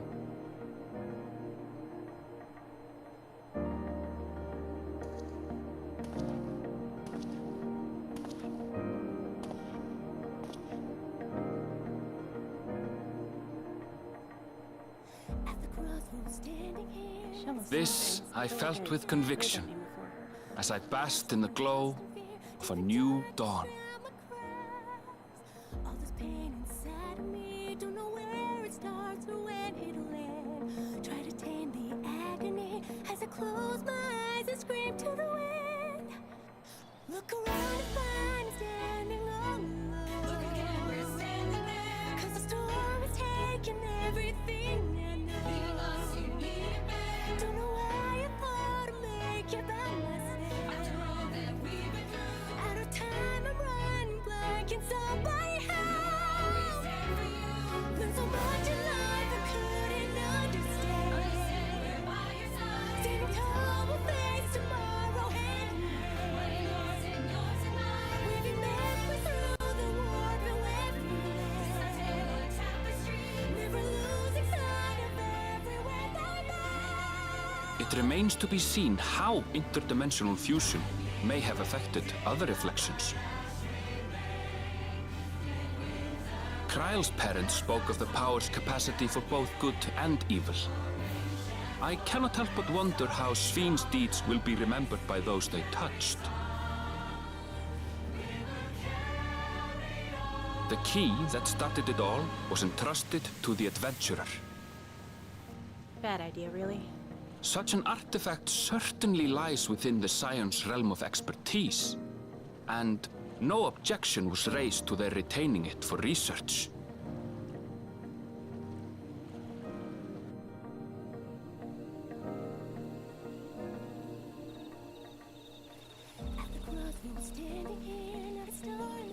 By order of Vau Kona, the Sky Deep Cenote was placed under the strict watch of the Landsguard.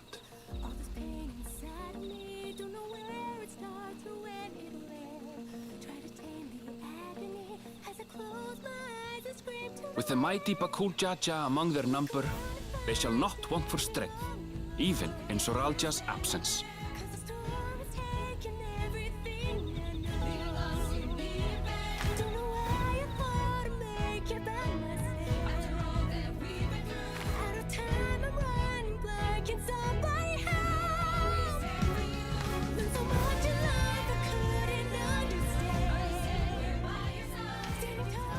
Upon learning of their queen's passing, the people of Alexandria mourned and wept. Having devoted herself to sparing them sorrow, the sight might well have moved Svin to tears. However, with Wuklamat carrying on her legacy, I have faith that her subjects will know joy once more.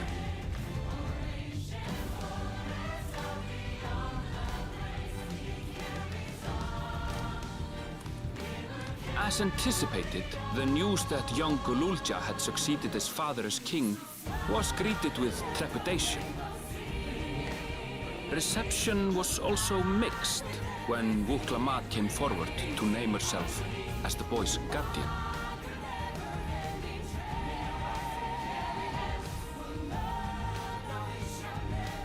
But the people were mollified to learn that Everkeep systems remained operational, and there would be no impact on their lives.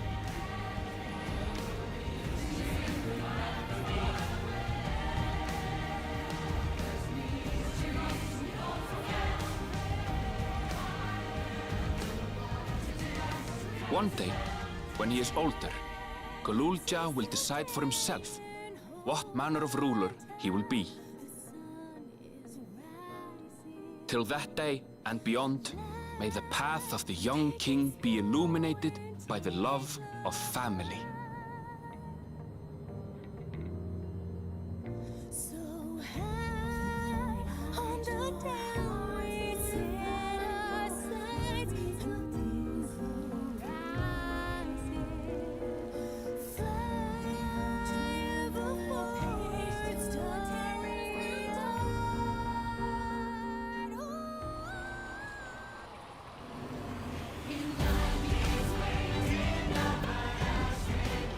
Meanwhile, in Tuliyola, the people came together to hail their new Dawn servants' great victory. Having honored those they lost, they turned their attention to a brighter future and celebrated for 3 days and nights.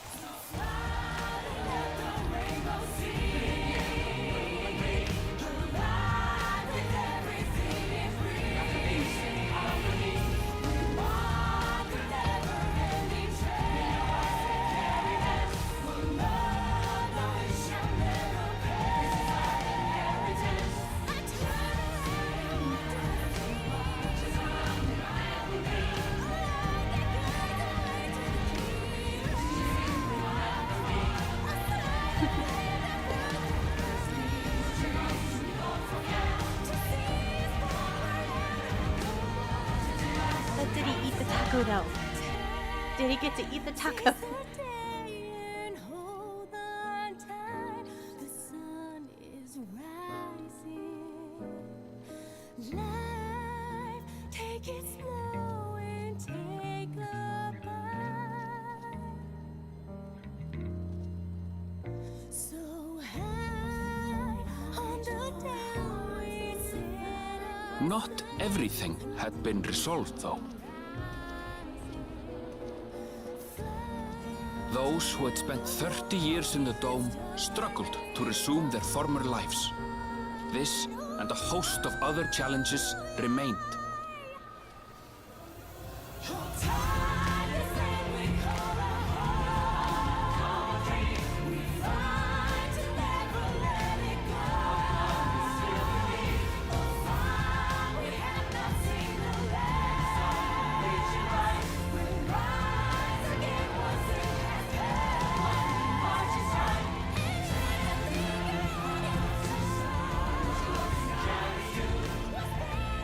But as the new Dawn servants continue to lead with strength and wisdom, the people may be assured that peace will endure.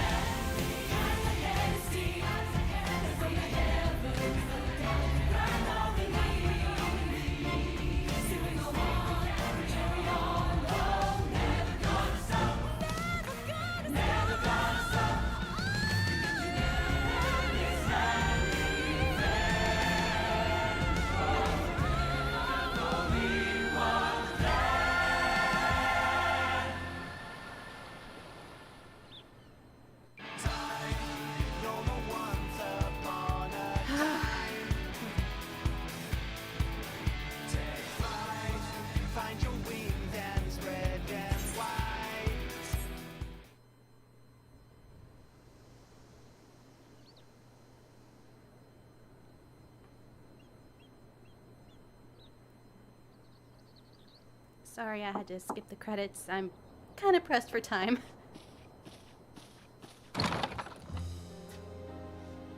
I'm sorry, we haven't been able to talk properly. Oh, between the reconstruction work and Papa's funeral, I've hardly had time to breathe.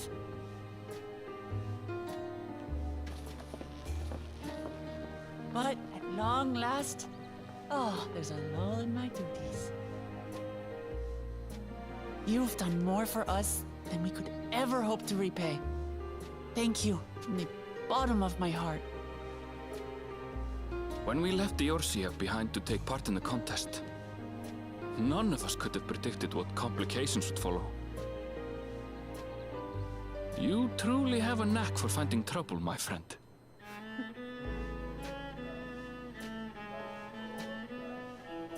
And you wouldn't have it any other way.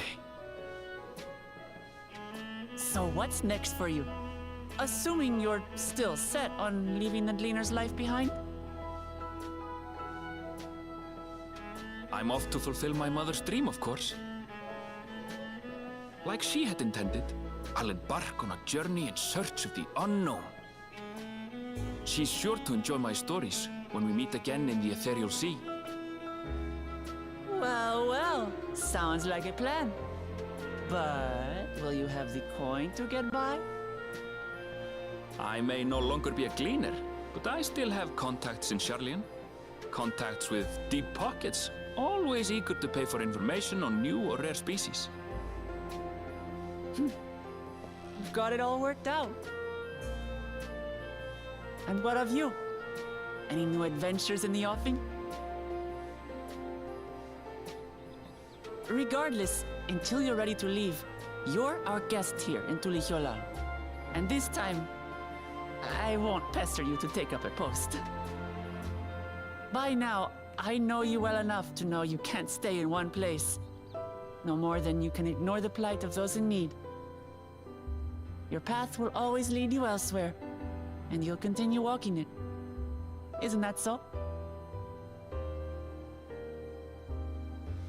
An adventurer to the marrow you are. What is it exactly that spurs you on?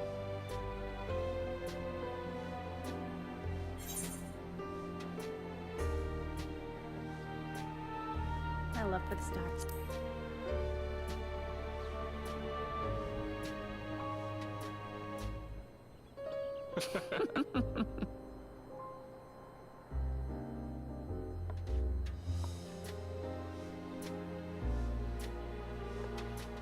I swear, it looks like an hourglass.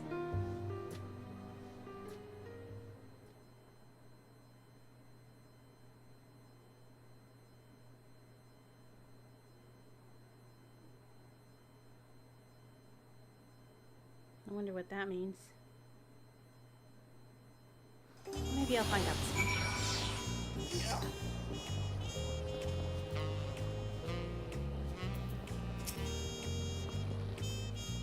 Well, as much as I'd love to keep chatting, I need to get going. Still a heap of things to do, and I wouldn't do it to leave it all to Kuna.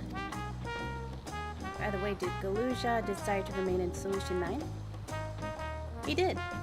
I said he could consider Tuliolal his home, but he's more comfortable over there. Shale keeps an eye on him for us. But we'll visit him as often as we can. He still needs our support, especially while he's agonizing over his inherited authority. Though I told him he needn't make a decision right away. We can't postpone it forever, though. I'll do whatever I can to help Galuja, as well as everyone inside the dome. I promise as much to Speen. For my part, I'll be keeping Tural for a time, among other things. I'd like to look into the problem with the wildlife in Shaloni.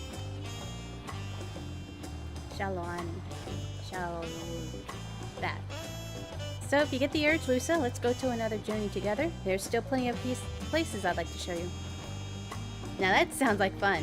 If you have a need of me, I'll come running. Oh, and before I forget, I also have a gift for you. Can you guess what it is? An alpaca! It comes from Tobli's stable. Of course, it is as sure-footed as they come. Perfect for adventurers who are always on the move, huh? Here, this is a whistle for calling it.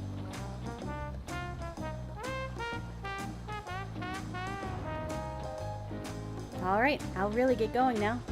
But I'm sure we'll meet again soon. Till next time, take care. 6 hours to finish this. Dang. And this is about the Arcadian.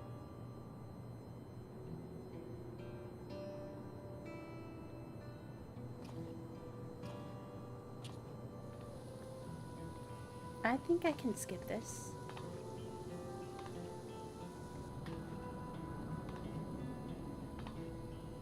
Yeah.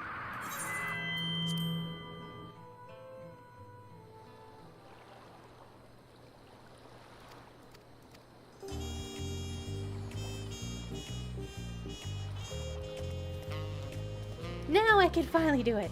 I'm gonna go ahead and take care of it. It might take like 2 hours or so.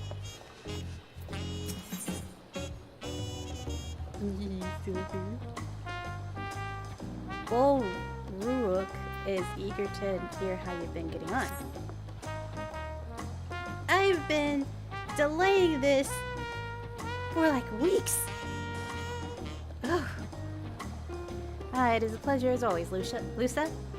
Have you been able to relax lately? Wonderful. As busy as you've been, with the rite of succession among other things, you deserve an opportunity to experience Tuliolal as the more leisurely pace. Sampling the tacos at Zabaya Tie is one way to go, and they've made a traditional way with laden fillings, and they're absolutely sublime. If you have an empty stomach, the owner, Brokevu, will look after you.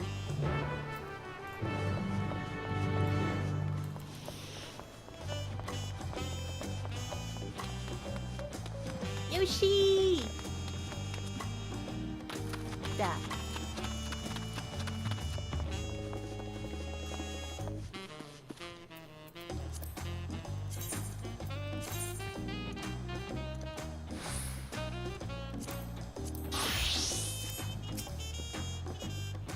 Well, if it isn't Lusa, alone today, are you? I see. If you have a hankering for tacos, then they're on the house. Consider it a token of gratitude for your help for tracking down those treasures. Go ahead and find a table. I'll bring you your meal as soon as it's ready. It's taco time, it's taco time. I want some tacos now, but everything's closed. Oh, that looks so good! I want that! You still love tacos, I hope. You ate so many when you turned 5. You could barely move afterwards, remember that?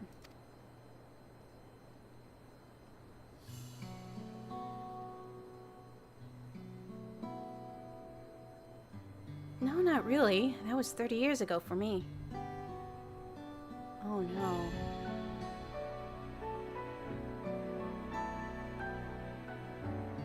Was he in the dome when that happened? Right, sorry. It's still strange for me too. Just the other day, you were a little boy clinging to your mother's skirt as you set off for Yasulani, and now you're a man grown with a face full of hair. Even so, I knew you were my son the instant I saw you. We're still family, and you can always rely on me. Relying. Feels like the only thing I'm doing right now. On you and everybody else. I can't even start a fire without assistance at my new job. Back in Alexandria, we had electrope. If I needed fire, all I had to do was press a button. Everything was at our fingertips. But here I'm helpless. A culinarian who can't even light a stove. The way the others at the kitchen stared at me. God, I never felt so embarrassed. I'm sorry to hear that. I've been told the tales, but it seems like life really is different within the dome. My wife and children. I was thinking I'd have them join me once things have settled, but at this rate...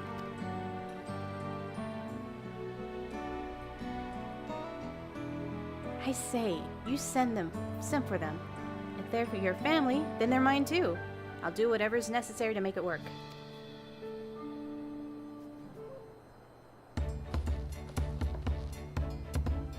I didn't mean to overhear, but it seems like you're having trouble readjusting to the life in Tuliolal. Thou Rook Lamat?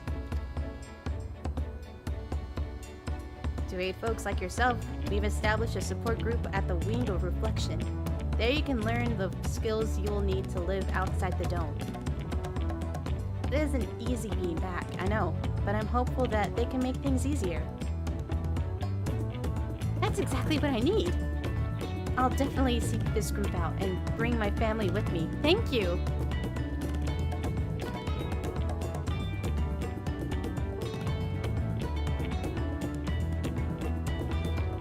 Oh, look who it is! I was about to go and find you, Lusa. You don't mind the company, I hope. I could use a bite to eat myself.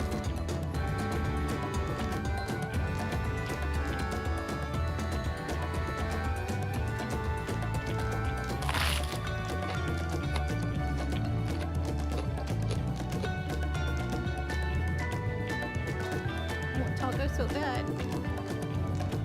The tacos never disappoint. So, what have you been up to lately?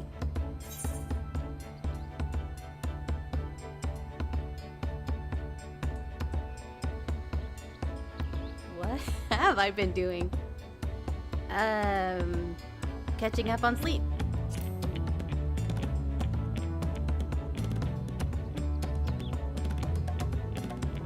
Given everything we've been through, I don't blame you. But once you've had your fill, I'm sure you'll be itching to get back into the thick of things.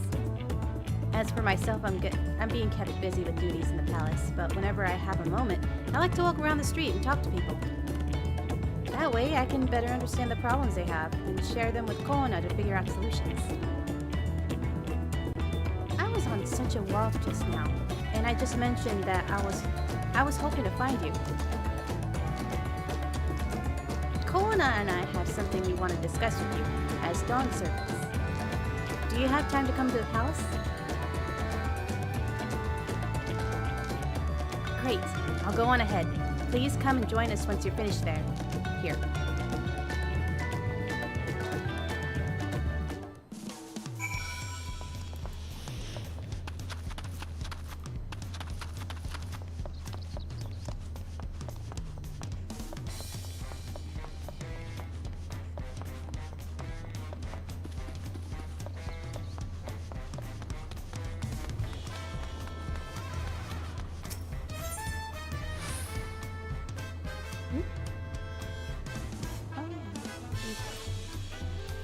Forget about those. Apparently there's a relic weapon thing.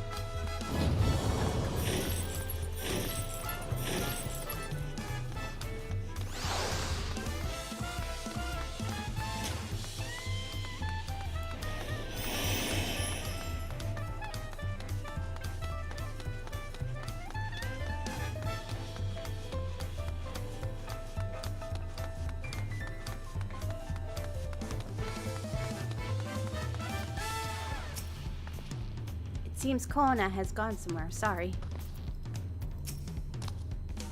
Mistress Lusa, it is always an honor. Though Koana has stepped away to attend the pressing matter, but he should join you within before long.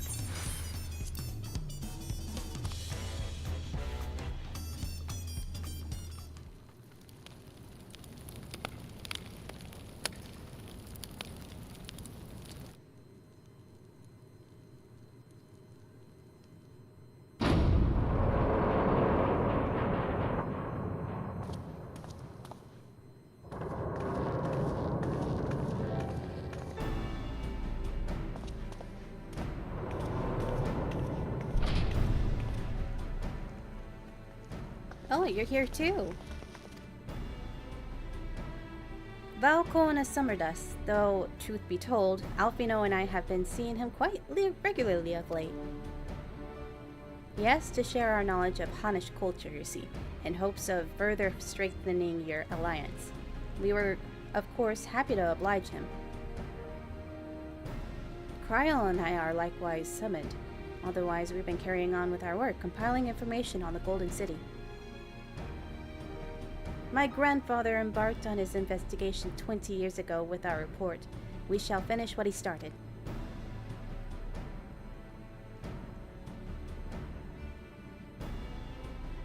Lest you wonder, Thancred and Udianje have left to resume their tour of Tuliap.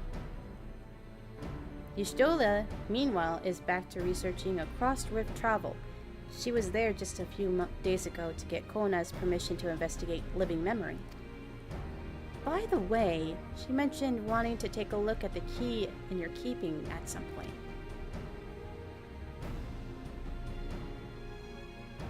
She's not going to turn into a supervillain, is she?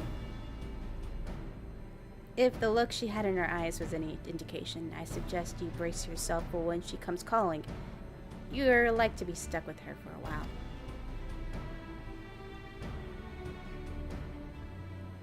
As for Estinian, we know neither where he is nor what he's doing. Some things never change.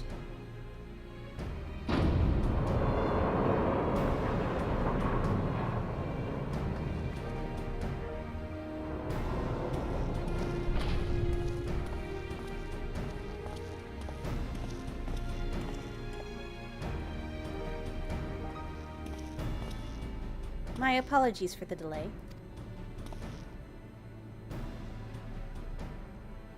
Think nothing of it. We took advantage of the time to catch up. So what can we do for you? Hopefully present company is enough for whatever you need.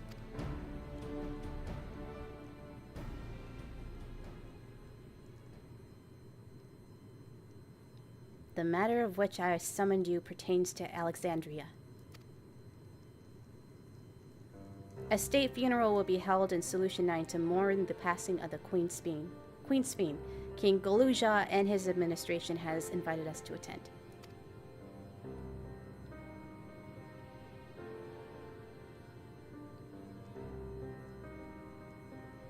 While certain issues remain unresolved between our nations, such as the treatment of Yasulani, I see no reason not to attend.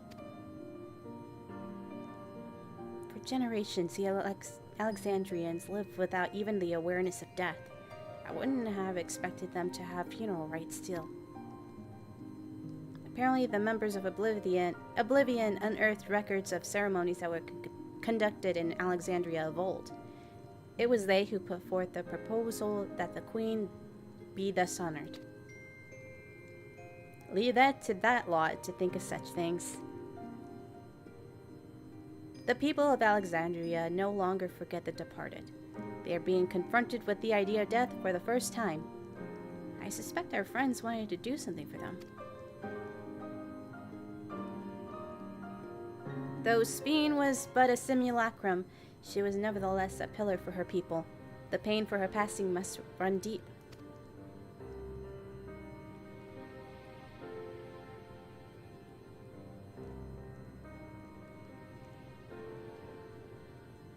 Indeed, a funeral would give Alexandrians the right to come together to express their grief, and that they might overcome it. I wasn't so sure at first, but I decided to go. Not only to be there for Galuja, but to put this chapter behind us.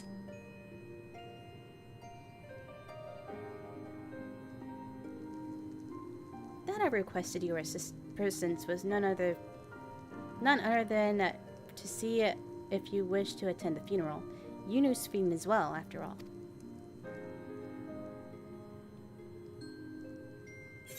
Somewhat.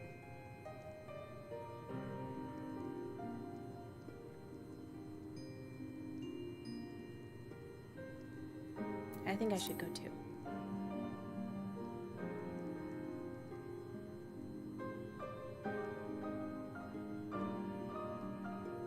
Because you consider yourself responsible for her demise, I take it. But that's not a burden for you to bear alone. Here's my idea. As Val, I'll attend the funeral as a representative of Tuliolal. Meanwhile, you can go in as personal capacity and watch over the people as they mourn.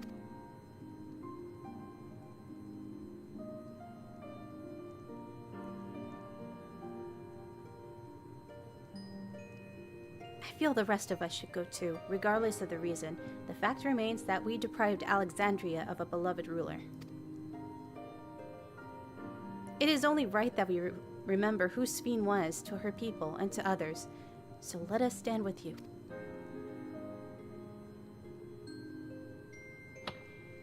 Well, it's decided. Let's go to Solution 9 and look for Galuja in the back room.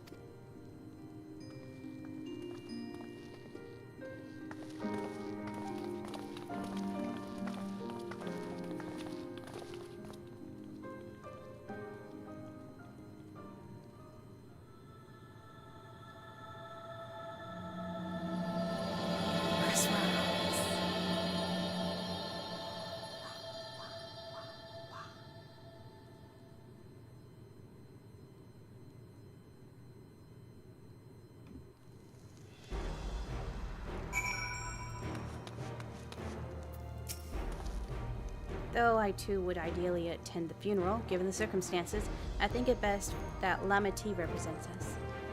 Besides, I need to be on hand to oversee the city repairs, which is taking longer than expected.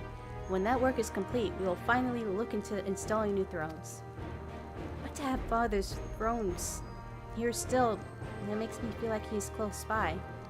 I'm quite happy for it to remain for a while.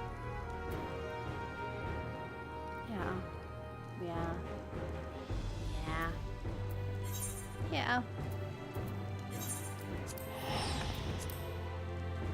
I'm still not okay about that.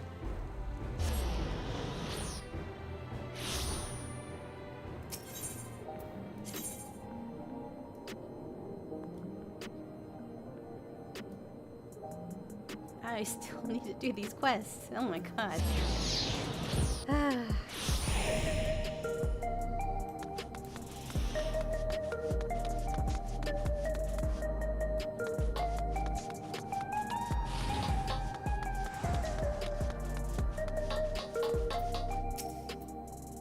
Heading to the back room.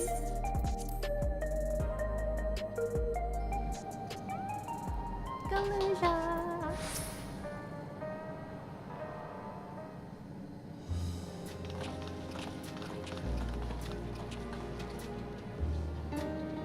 Ah, you came for the funeral. Of course, I'm the only one who will officially take part, though. The others will watch over the proceedings. So, how have you been? It's been a while since my last visit. I'm good. Shayla is always teaching me new things. Recently, I've learned about the Everkeep system and the mechanical soldiers. It's knowledge I'll need to use for my authority properly. Studious as always, I see. By way of a treat, I brought you gâteau au chocolat. It's a kind of a cake. I think you'll like it. Thank you, Lamati! And thank you for coming. I've never been to a funeral before, so I feel less nervous having you here. Out of curiosity, what is the custom in Alexandria? In our world, it's common to offer flowers for the departed. It's much the same here, according to the records. Flowers will be distributed to all attendees. Considering all the worlds used to be one, the practice of offering flowers may as well share the same ancient origin. Fascinating, wouldn't you say? I wonder who taught them that! I wonder who taught them that!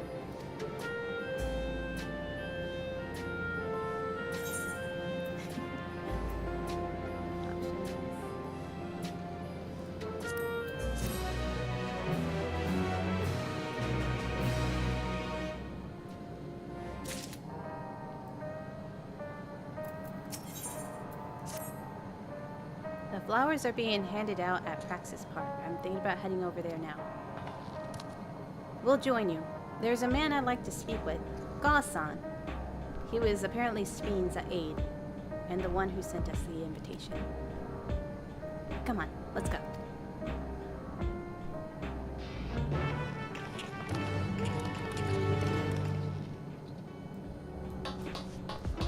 Alexandria mourns.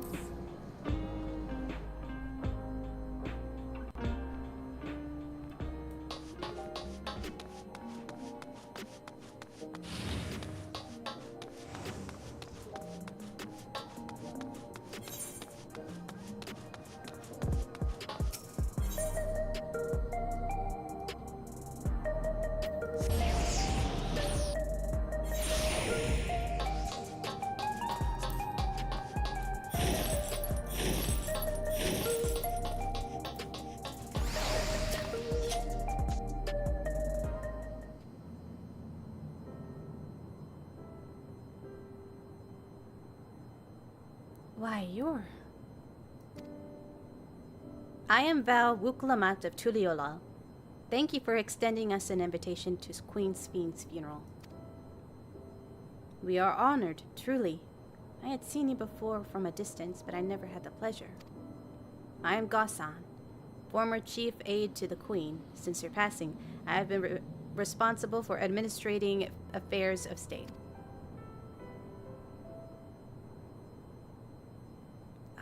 Can we get our flowers here? Yes, Your Majesty. The flowers are being handed out at the counter yonder alongside the regulators. What? We need to wear regulators for the funeral? Rest assured, they are not a requirement. We are aware of your people and do not use them. You see, people in Alexandria of old wore tokens of mourning upon their persons when attending funerals. As such tokens were black, it was suggested that we might wear regulators painted the same color. And yet, to produce enough for everyone, but we've been distributed to them as we are able. I see. Yet, regulator or no, the important thing is that we remember Queen Sphene. Remember her and her kindness as you make an offering of your flower. I will. The proceedings will soon begin in this place, the plaza. Please take your place once you have your flower. Well, luckily I'm dressed for the occasion. That was bad. I'm sorry.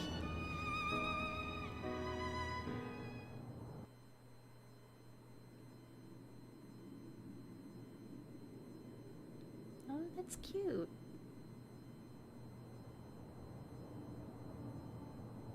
That's a lot of people.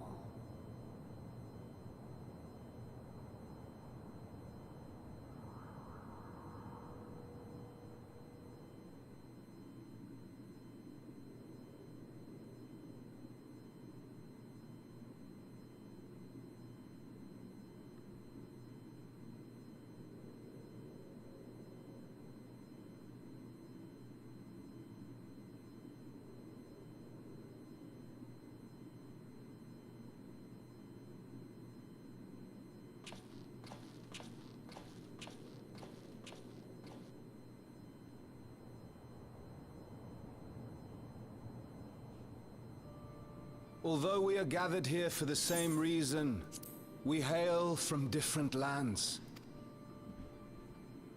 Some were born and raised in the Alexandria of old, while others came to us from Tuliolal.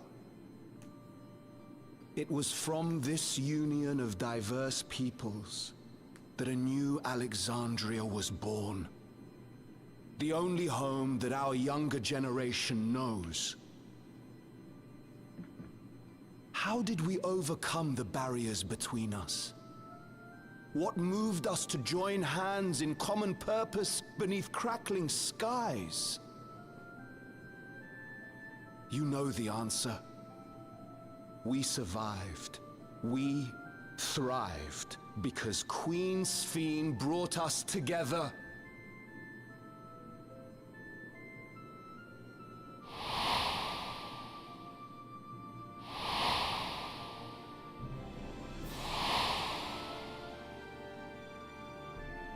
Inspired and encouraged by her boundless kindness, we strove to be better, for ourselves as well as those around us.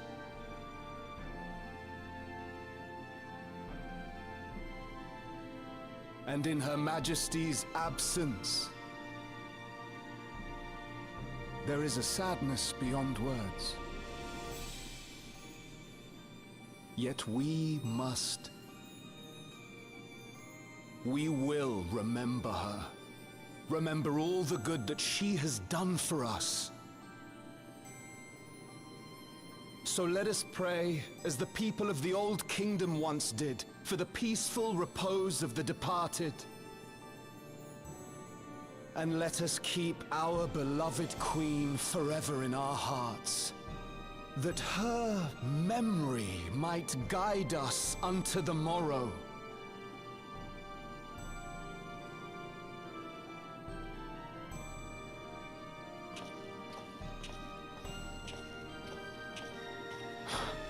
Would that I could find solace in my own words.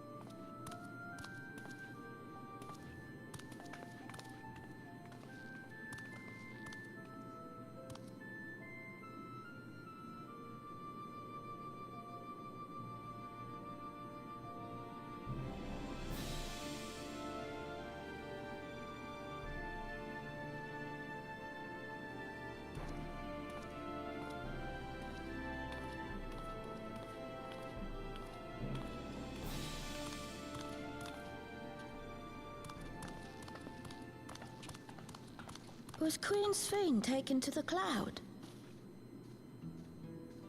She must have been. To still remember her is strange, isn't it, darling? I miss her. She would always cheer me up when I was down. But even though I remember her, I'll never see her again. That doesn't make sense. Uh-oh. It seems that's what it means to die, I'm afraid. But what will happen to us? Are we just going to be sad forever?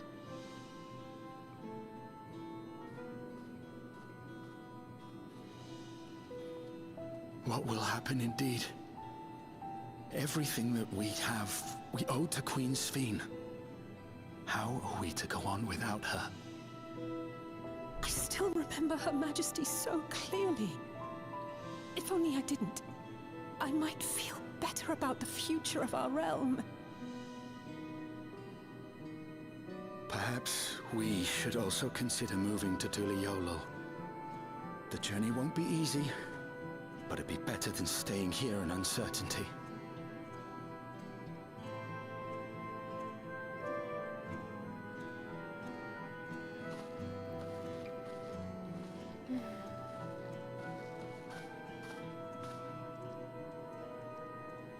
In times like these, I take comfort in the beliefs of a Turali people called the Yokui.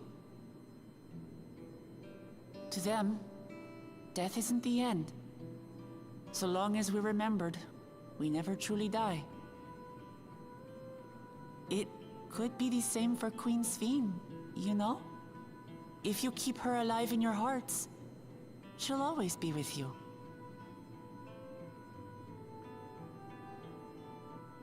But we still won't be able to see her, right? I don't want to think about that. I wish I could just forget instead of having to feel like this. Oh boy.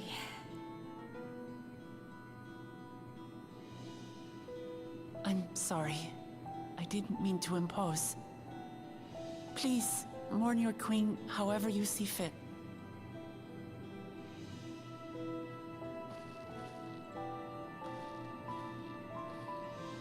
Well, if he was able to do that, then,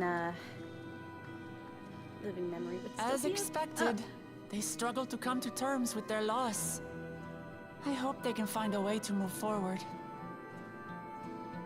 It's not only grief that weighs on them, but worry for the future. Bereft of their queen, how will they proceed? True. But with that at least, we're not powerless to help. What is it, Guloja? I was wondering, is it better to remember or forget someone when they're dead?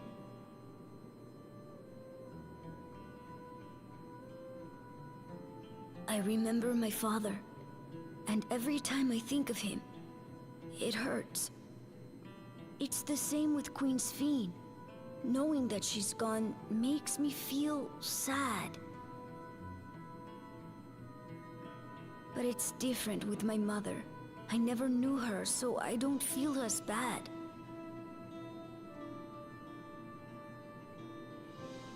I want to remember my father, but maybe I'd be better off forgetting him. Ooh. Guloja.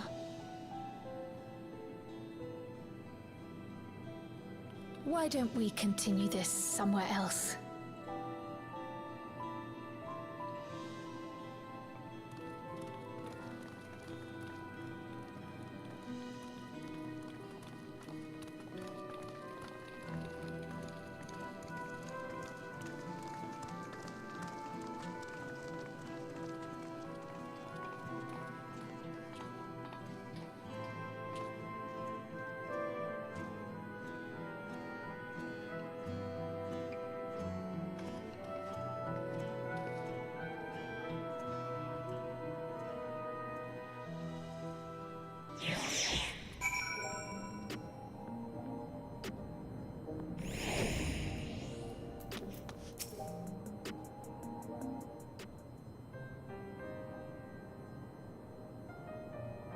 Hey, Galuja, do you really know nothing at all about your mother?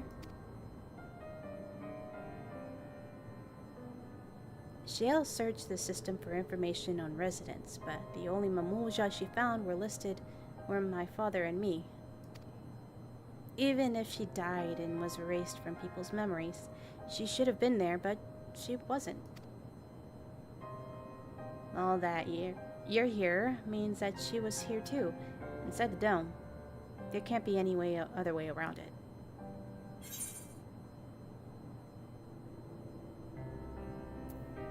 Do you want to know your mother?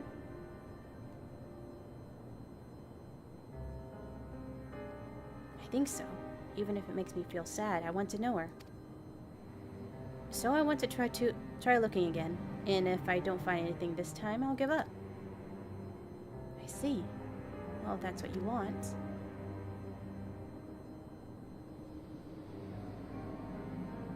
Then I'll help you. I like to help as well, and I believe I speak for the others too.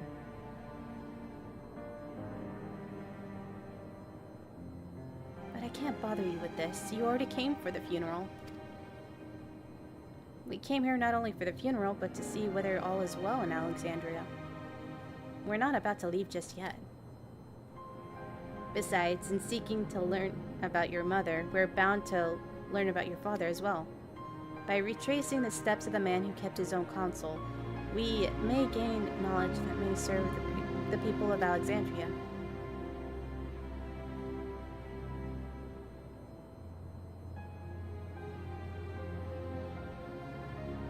Alright, thank you everyone.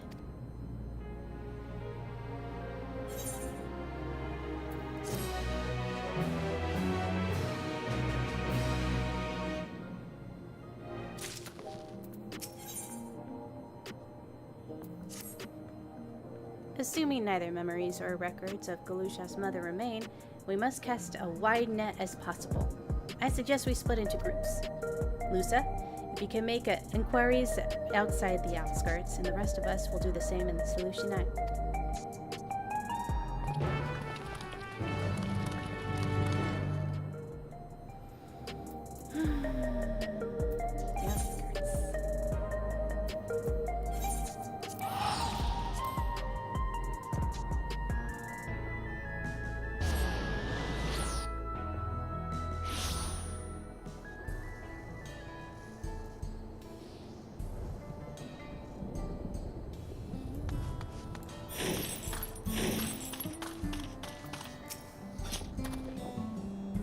Sorry, but I never heard of a Mamuja woman living in these parts, much less one connected to Zoroja. You might have better luck talking to the people over at Tonawawatan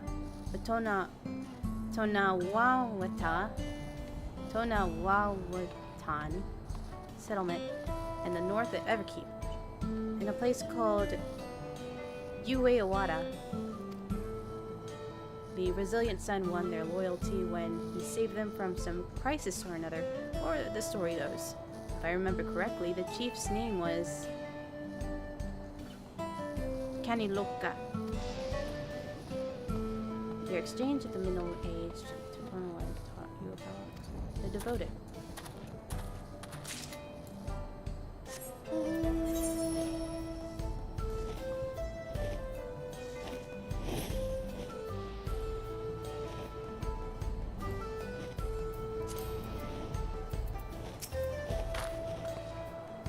The Mamuja woman.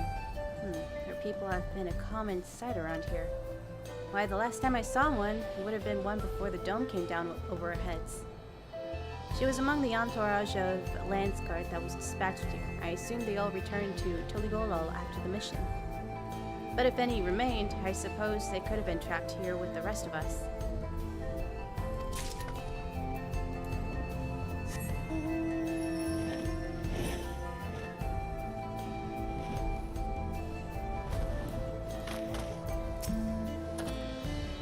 You looking for a Mamuja woman? Oh, Galusha's mother. Can't help you there, I'm afraid. I only know a little about Zoroja, and then only what my father told me. He said that before the dome cut us off from the outside world, a Troll Vidral had appeared and was terrorizing the region. In response, Zorolja assembled a party of warriors, and with them confronted them and felled the beasts. It was interesting to hear the king's feat in the past. Battle with a Tyrol Patrol. So, a couple of theories about Goluzha's mother. A. She died before the regulators can be established. Or B. She's still alive, but hiding.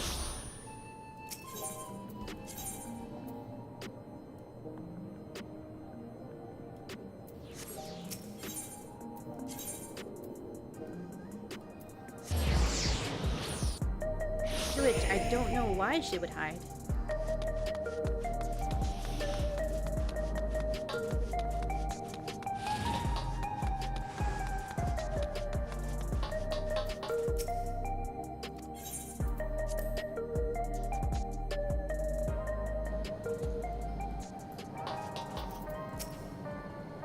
Goluzha has told me all.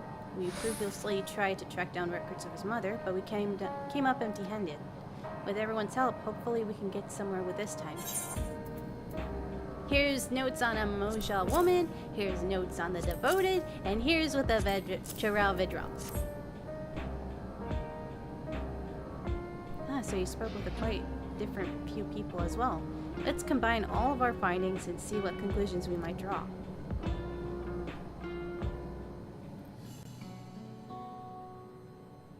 So Zorolja brought a retinue of Landsguard to Yasulani, among whom was a female Mamuja. His mission was to rid the region of a Tyrol Vidral, and I believe it's safe to say that that was the crisis in Ueawada. If some of his troops stuck around for a time, perhaps to assist the villagers with recovery efforts, then they would have indeed gotten trapped in the dome.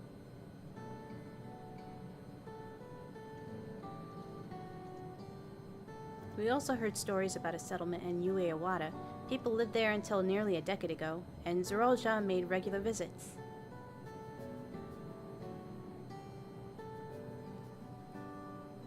If he required secrecy, a location home to his most loyal followers would be ideal, and if this Mamuja woman had remained there, there would have been an occasion to come back in contact.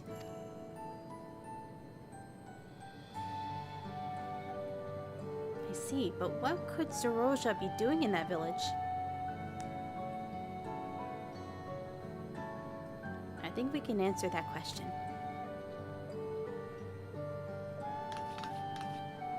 In order to retrace Zorolja's steps, Raha and I spoke with a researcher who worked in organics. He said that approximately 20 years ago, a number of his colleagues were transferred to a research facility outside Everkeep, per the king's direct order. This is the first I've heard of such a facility. Only the Vanguard was believed to have been under the king's jurisdiction. It was apparently being used to develop a new kind of weapon, but I'm afraid that's all we can learn. It's plenty to go on. Even if the work there was classified, any materials and equipment needed would have been manufactured within Everkeep. So if we look into transportation records,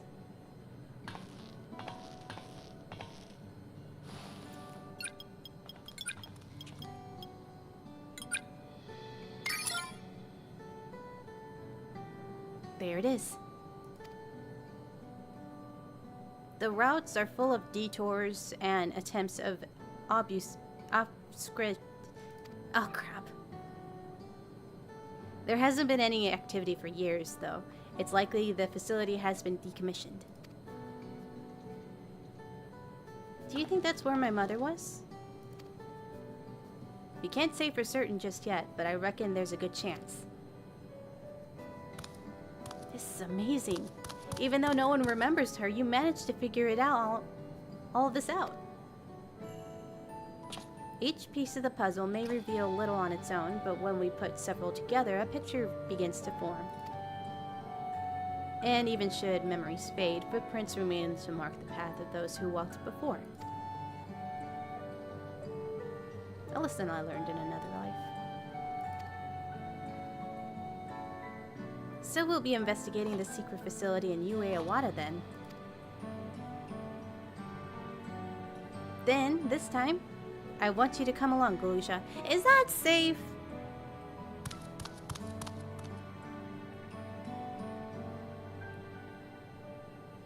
Ueawada is on the other side of the lake. To get there, you'll need to take a hover cargo from the drift downs. Alright, thank you, Shale.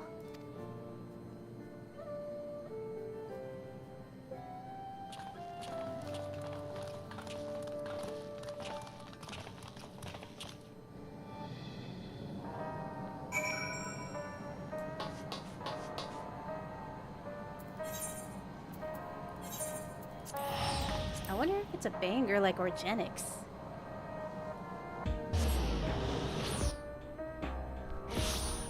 The BGM, I mean.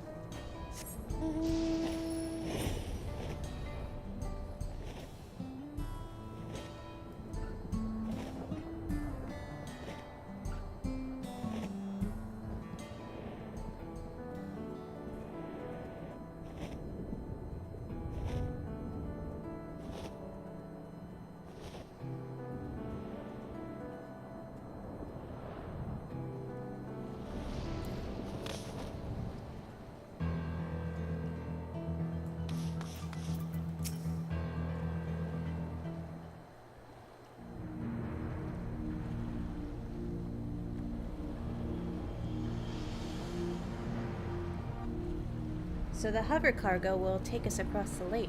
I've never been over there before.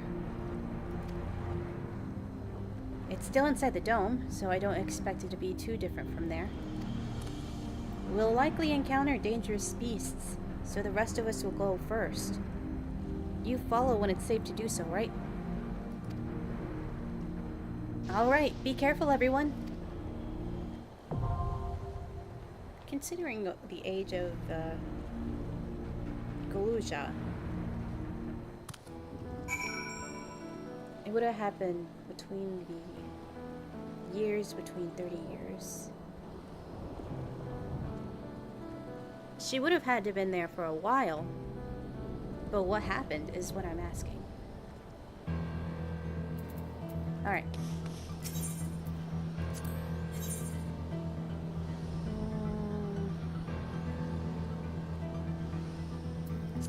I stand ever ready.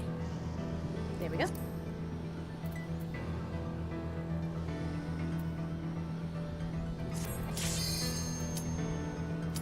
Wait. Oh, it should be fine. It should be fine.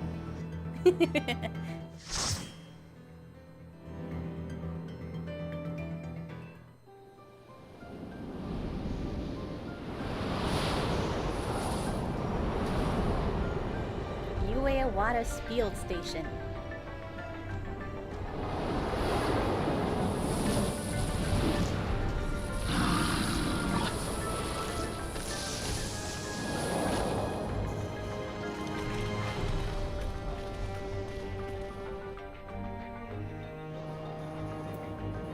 Okay, why you get the boost?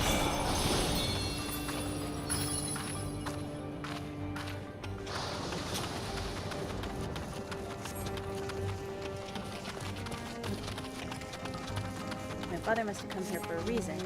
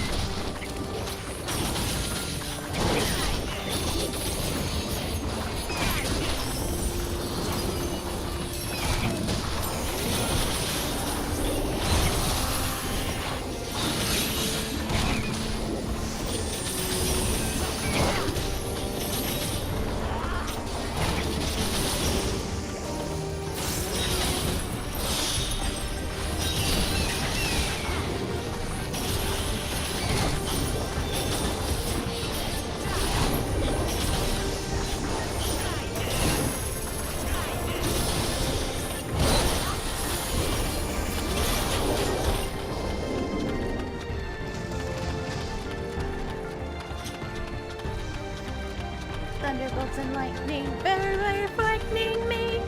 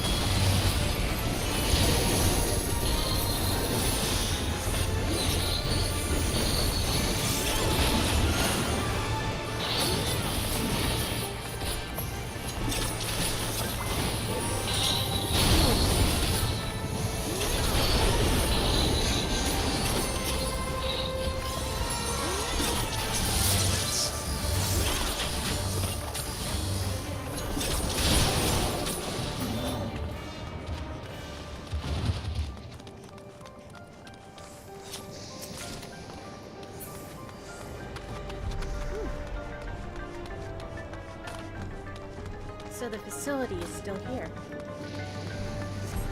What kind of research do they do here?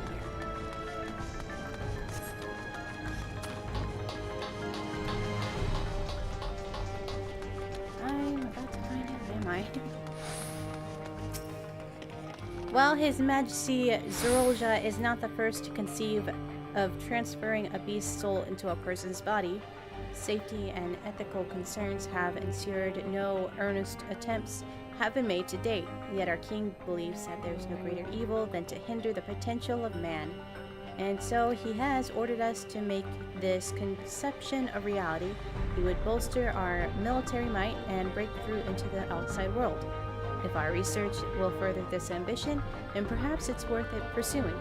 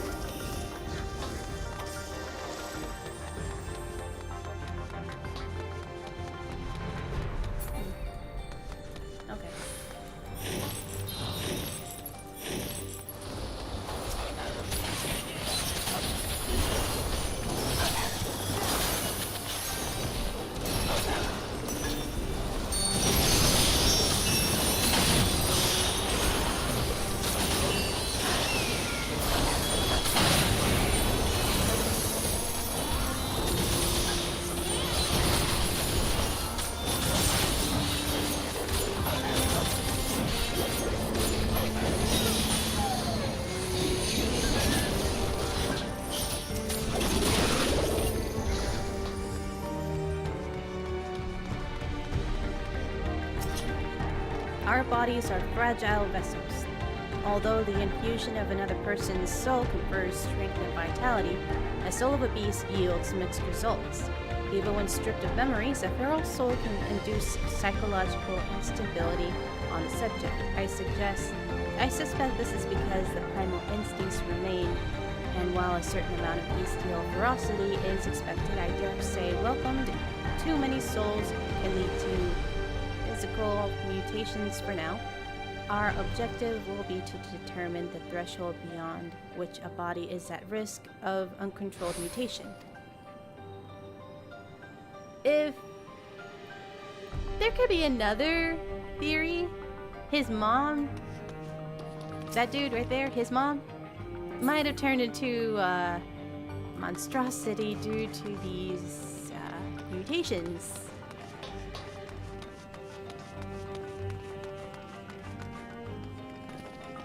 Zombies!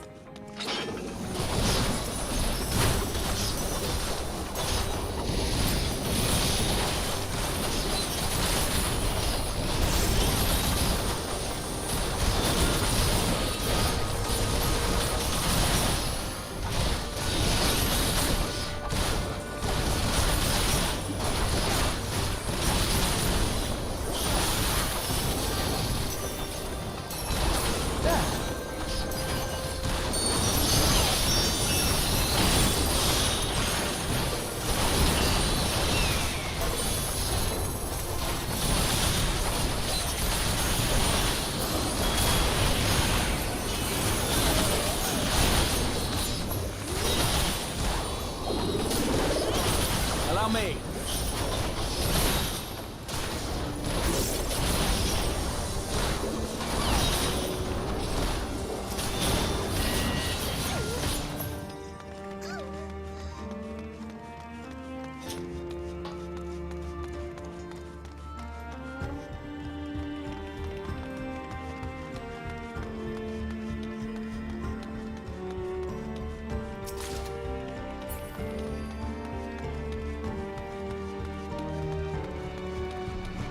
Oh, giant corpse.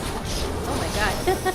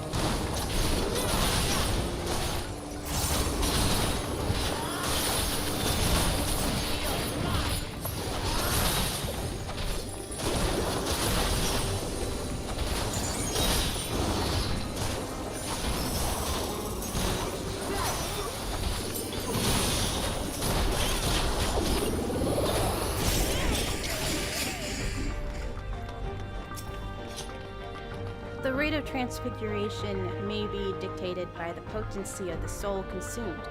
We've experimented with beings of great power, but mutations were observed after the infusion of merely a single soul. No better was this phenomenon illustrated than with poor Atticus. His body was altered,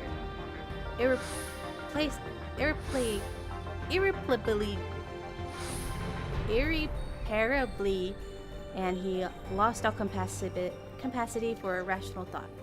While the primary objective of the research was to utilize the soul of a Tural Vidral, I struggled to see a path forward. An alternate approach must be considered.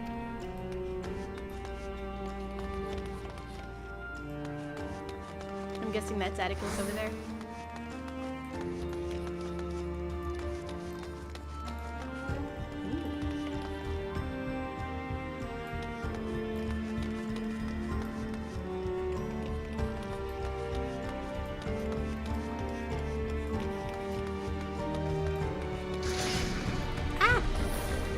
No, wait, it's not Atticus. That's another zombie.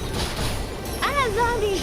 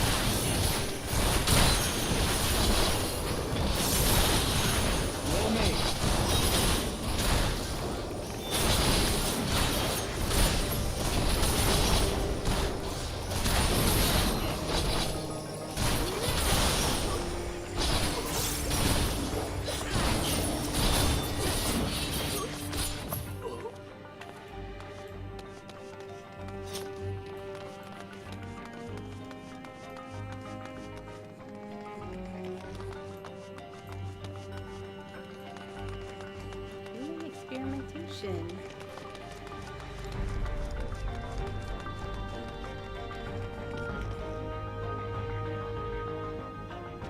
I'm guessing that's Atticus's.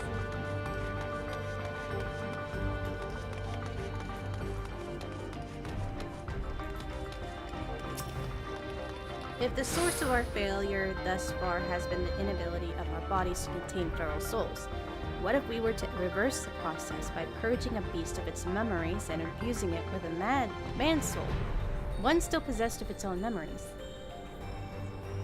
What? Can that be possible? We stand to gain absolute control over a vessel of great power, my subordinate. They were gonna possess a Tural Vidral with a human soul. Or man soul. Or... Are these people nuts? My subordinate who first proposed this brilliant hypothesis shall have the honor of being the first to transcend our meager limits. I must prepare his soul for extraction at once. You're insane. Why would you do that? That dispels bad news. Kano Oka. To them? Experimentation, that's what happened. Okay,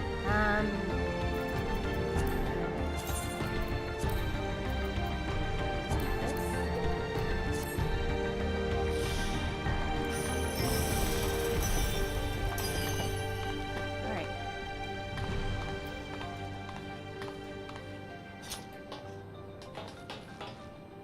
4, 3, 2, 1.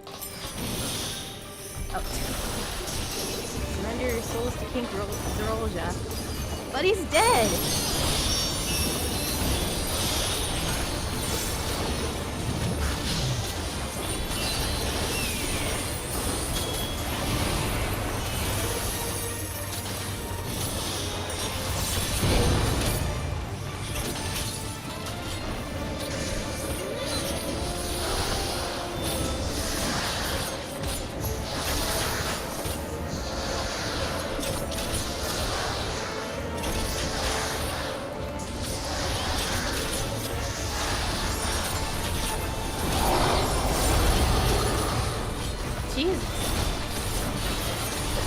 supposed to move around and miss.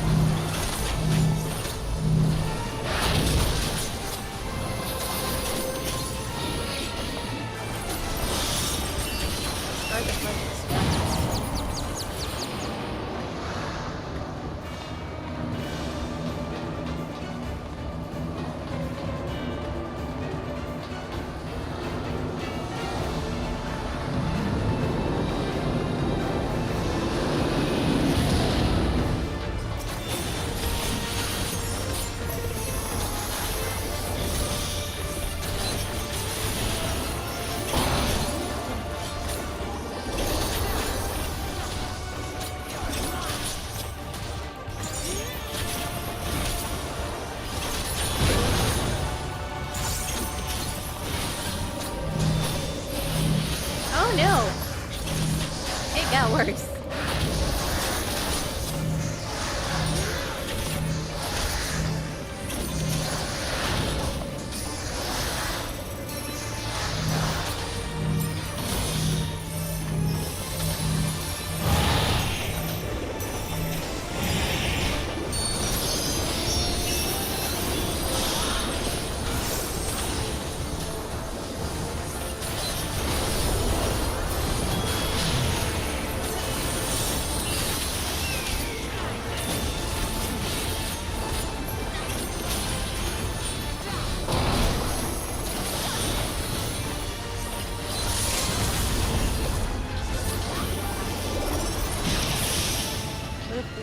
That would retain the beast, but the seal is already.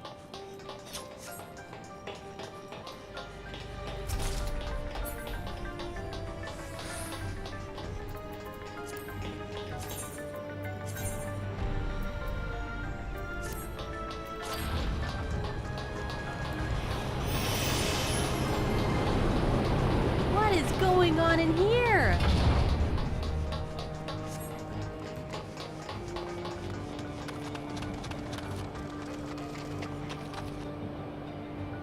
What the heck?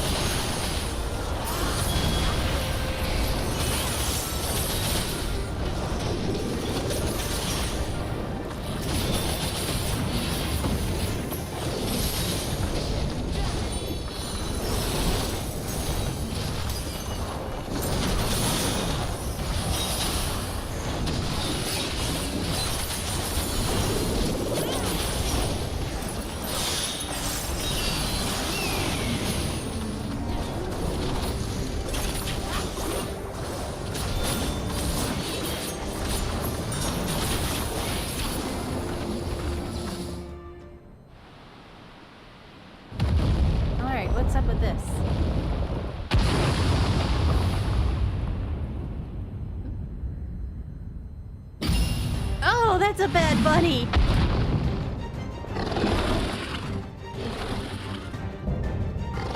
Looney Piatti.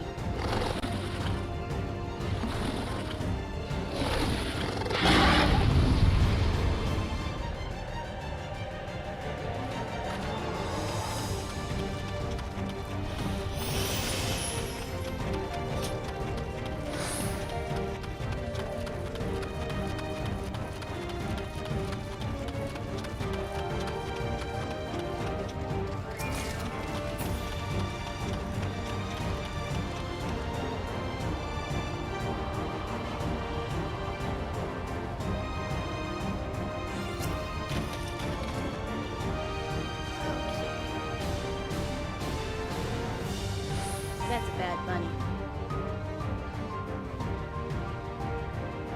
Just gotta wait for a couple things to get off cooldown, and then I'll start.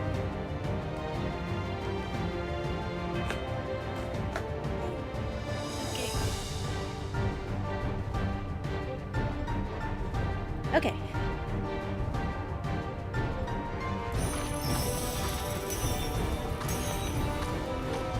Who's still up?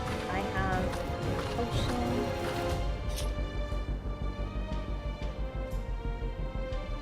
Three, two, one.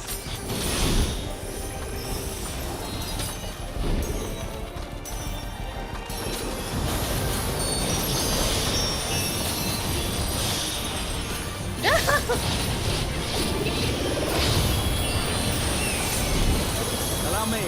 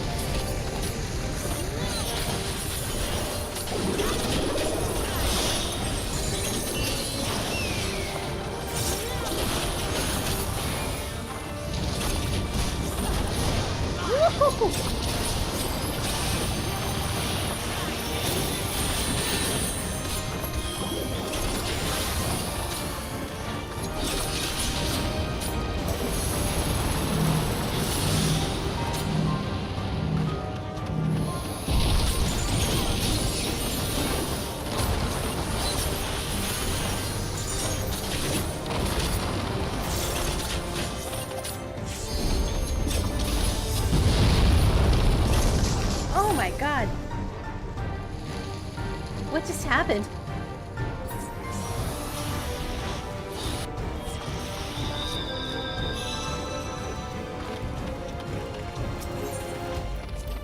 Okay. Let's see what's good. This is a tough one. The dungeons in Dawntrail were a little easy, and I was kind of confused because everybody else was like, this is hard. Kind of maybe, but I'm having trouble with this. Probably because it's super new to me. But you know.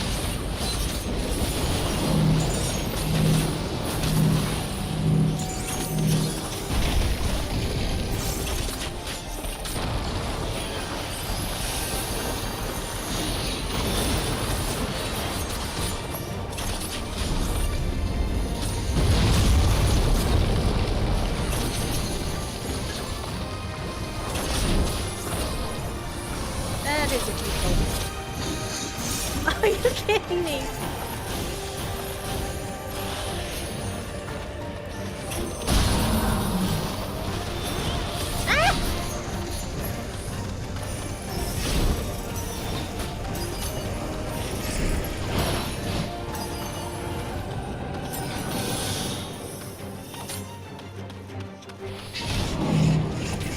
Oh no, I'm dead. I'm dead.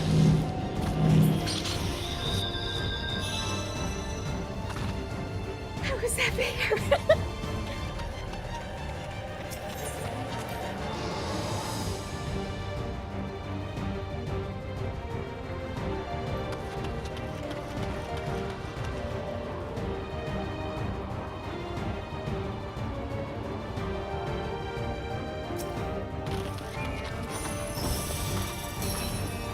Okay, just go.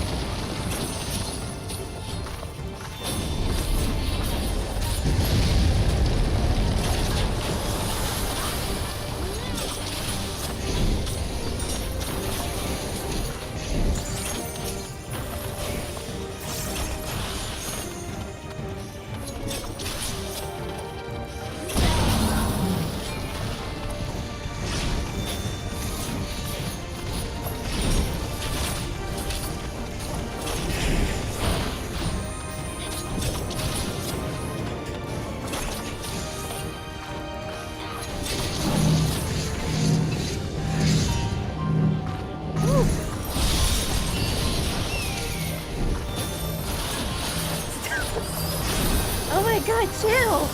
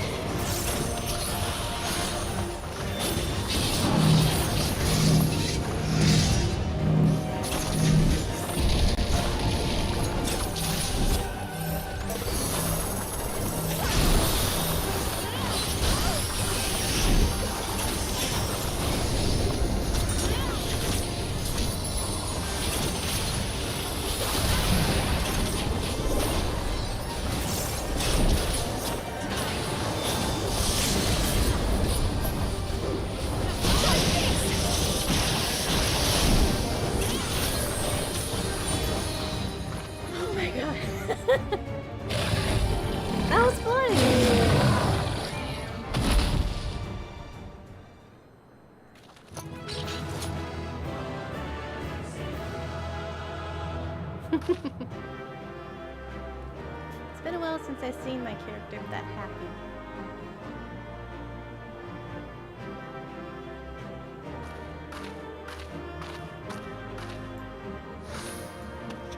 Good God.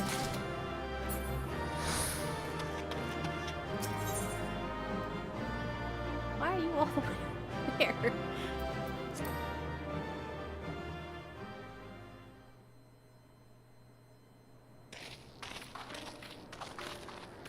Thing is huge.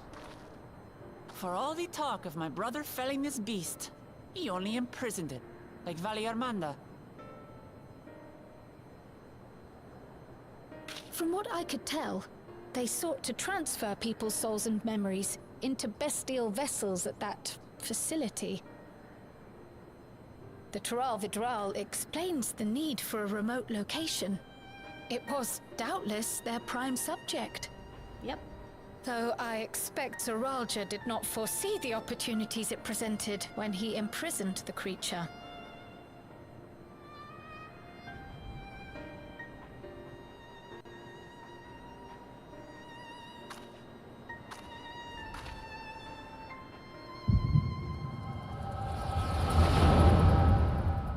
Oh, I haven't seen the Echo in a while.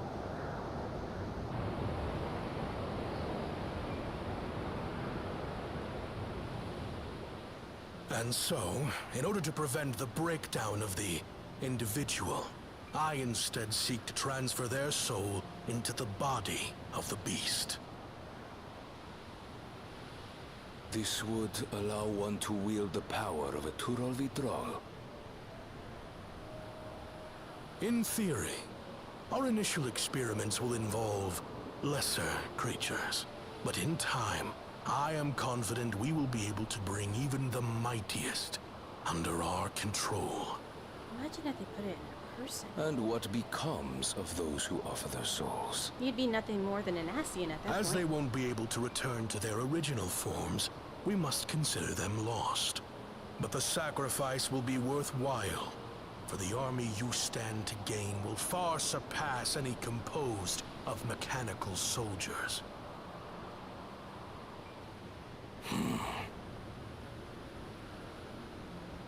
Very well. Recruit volunteers and begin at once. Thank you, Your Majesty.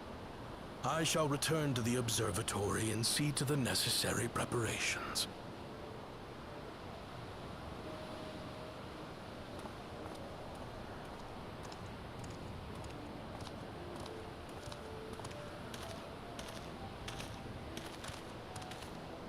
That's her. So, you've given him permission? Teshalja, you will assist Kaniloka. As one of the Land's Guard's finest chirurgeons, your knowledge may be of use in his experiments.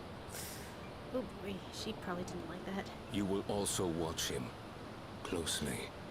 In what you learn, you will report to me. She has a regulator. You object to his project? Or are you incapable of performing this duty? No, Your Majesty. Whether we shelter within the dome or expand beyond it, we require great power. But with no one to rely upon, we must take that power for ourselves, even if the means are questionable. I will do as you command. But if Kaniloka's work bears fruit, I wish to beg a boon.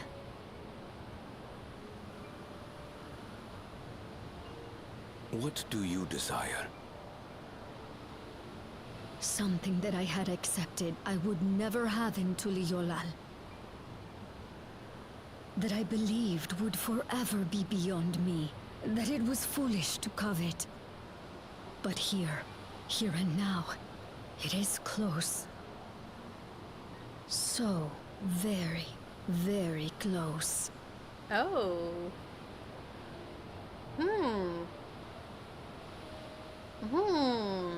Perform your duty to my satisfaction, and anything you desire is yours. I wonder what it is! That which I seek does not lie within this dome. Here, I cannot prove the miracle. But if what you seek is at hand, then you may claim it, for it has no value to me. I think she thinks otherwise.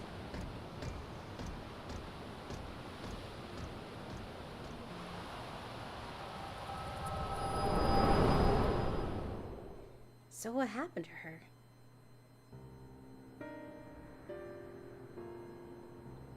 She had a kid? Oh, no, wait, no! The echo came from that! Are you alright? I think I know what happened to her.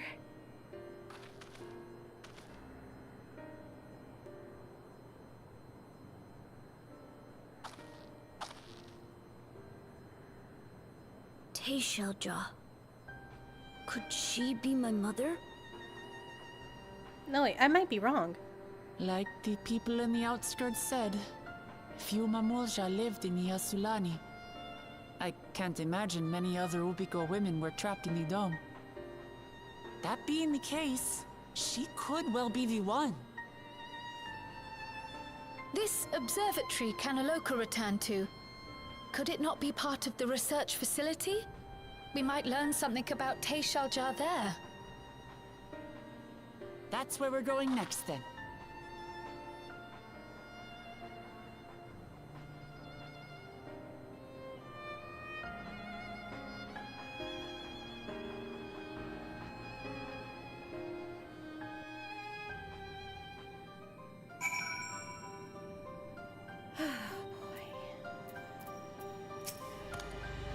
I wish I could see into the past like you, and then I could see people who were gone.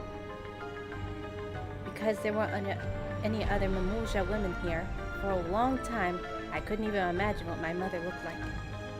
But when I visited Tuliolo and saw some, I was finally able to picture her in my mind. And one day, I could hope to see what she actually looked like as well.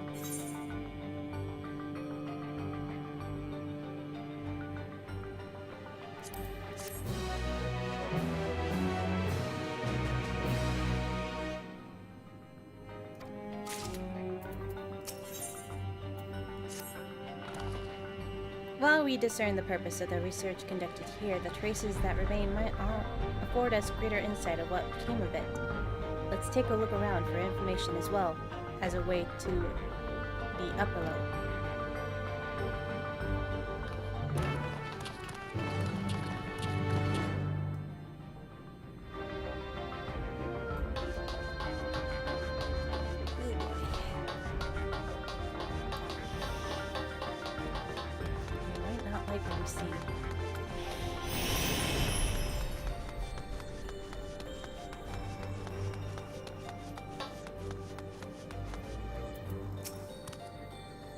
What happened to the people here?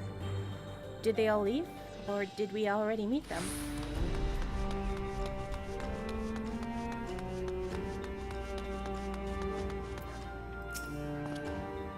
To think that people actually volunteered their souls for the experiments. Success was far from guaranteed, even in the best case. They would cease to be men. Was their devotion to Zoroastrian so absolute?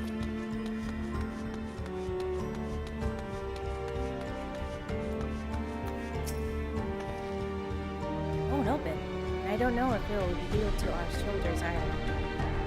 We'll have to do it the old-fashioned way and find a key.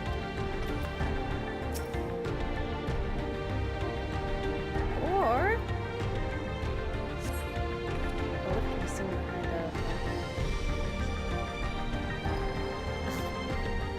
the... A security panel is nearby. Perhaps a weird combination key will open the way.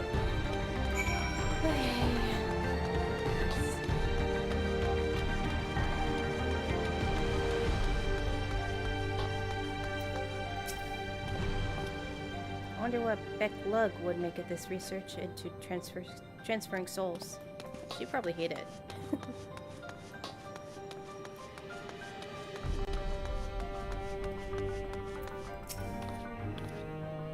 researchers likely moved between the upper and lower levels. Perhaps we can find a key among their belongings.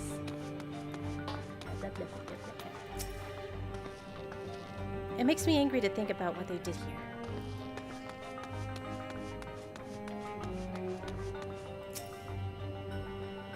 So angry. Spain! They're recruiting volunteers for a new experiment. I know I'm not as bright as the others, but they wouldn't laugh at me if I was stronger than them. This might be my chance. Solo transferred a few days ago. I can write. I can write good, yes. I'm good. Very good. Getting hard to control strength. Today, bit off hand of feeder. Cannot help if so strong. Hungry. Always hungry. Cannot control. Eat. I must eat. I'm eater. Must eat. Eat. Fight. Eat. Fight. You find nothing that resembles a verification key. Perhaps you should search us elsewhere.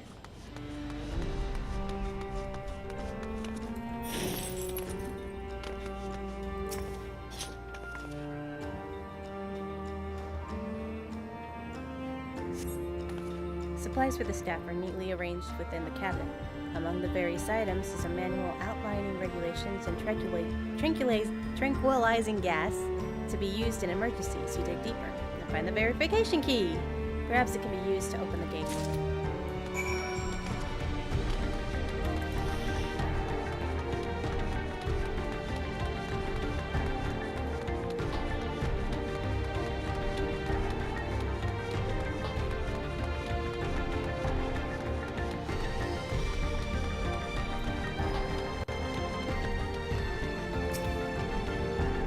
Found the key.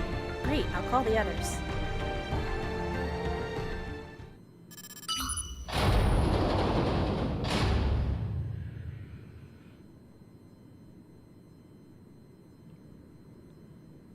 Seems the key can be used to operate the lift as well. Up we go.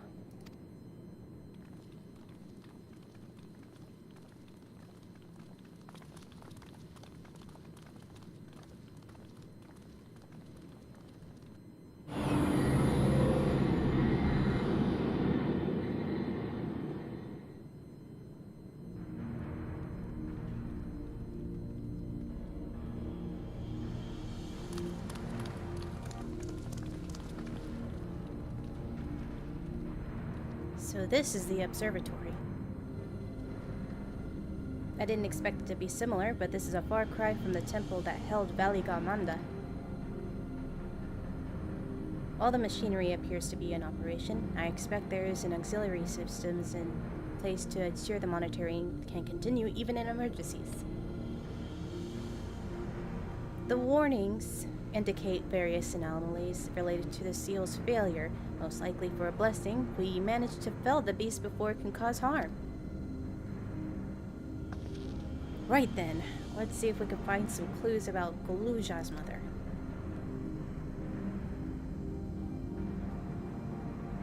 I think I can use this terminal. Shale taught me how.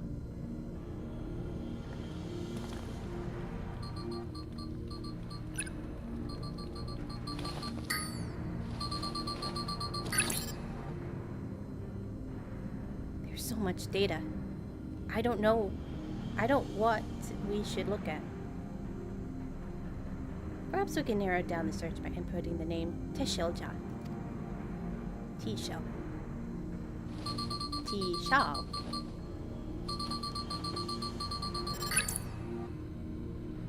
I brought up a lot of results. They seem to say the same thing. T-Shalja. Administrator of Experimental Treatments Research Logs. That sounds good, doesn't it? Chances are the data is encrypted, and even if not, it will take considerable time to go through all of it all. Then let us take it with us in the back room and have Shale analyze it. Agreed. Alright, I'll transfer it to this storage device I brought.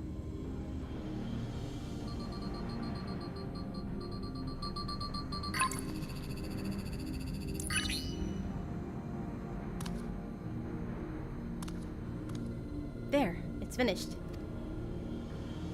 Thank you so much for bringing me all this way here, everyone. If you're happy, then so am I. Besides, I was able to learn more about my brother as well. It was a fruitful adventure for the both of us.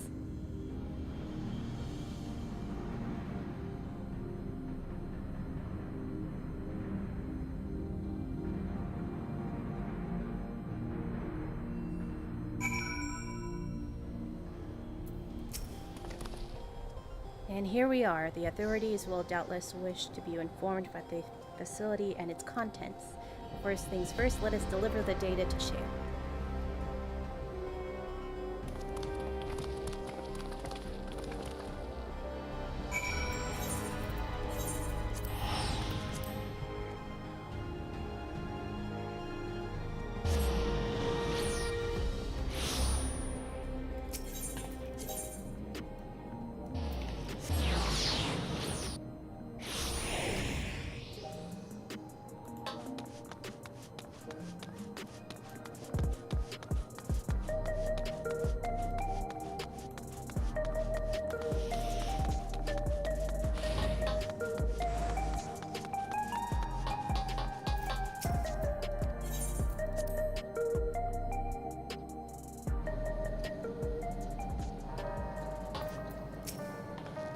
Welcome back. Galuja has already given me a storage device. There looks to be a wealth of data, all of which is encrypted, so I'll need some time to process everything. In that case, Alize and I might take ourselves around the city and check on the people. Aye, their mood has had us worried. I don't know if there's anything we can do to help, but we'll see. Understood. I'll let you know as soon as I finish my work. Thank you. We'll see you again soon.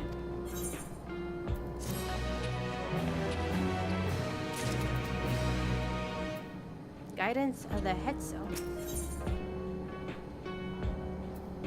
The Hetzaro? Alize isn't wrong. The mood out there is still grim. Some of the Turelli remember a time when they were dependent on the soul system, that they're unsettled and wondering aloud if they have a chance to reunite with their old friends and family before they pass on. A good reason, too. The journey home won't be an easy one for those who've grown old. That's why it's been mostly younger folk who have been leaving Tural, ones with no elders to care for. Word of that problem has reached us in Tulial. My brother and I is doing all he can to see the Zaktural Railroad restored to operation so that people may come and go more freely. Unfortunately, the tracks only go as far as Vanguard, so some traveling by foot will still be necessary. Even so, the railroad will make things a sight easier. How long before it's back in service? Couldn't say. When I left for the visit, Kolna seems reluctant to make promises. But while Shale's working on the data, we can go and see the state of it ourselves. To Shaloni Station then. I'll make sure to keep Kolna informed.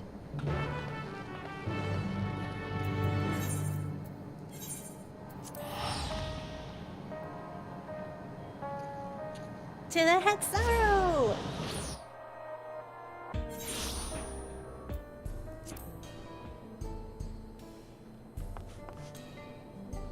Is that a person?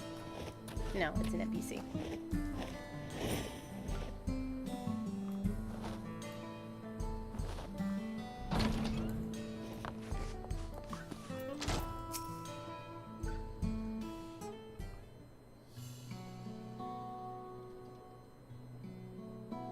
Vow of Resolve and Lucina Choba to boot. What can I do you for? We're hoping for some good news about the railroad. There is an increasing number of people looking to return to Tural that can't make the journey on foot. I see. As it happens, the Vow of Reason is also on his way here to take stock of the situation. Scratch the on the way.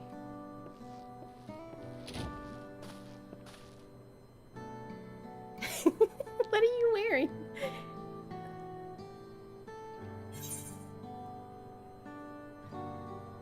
Looking good, Aaronville.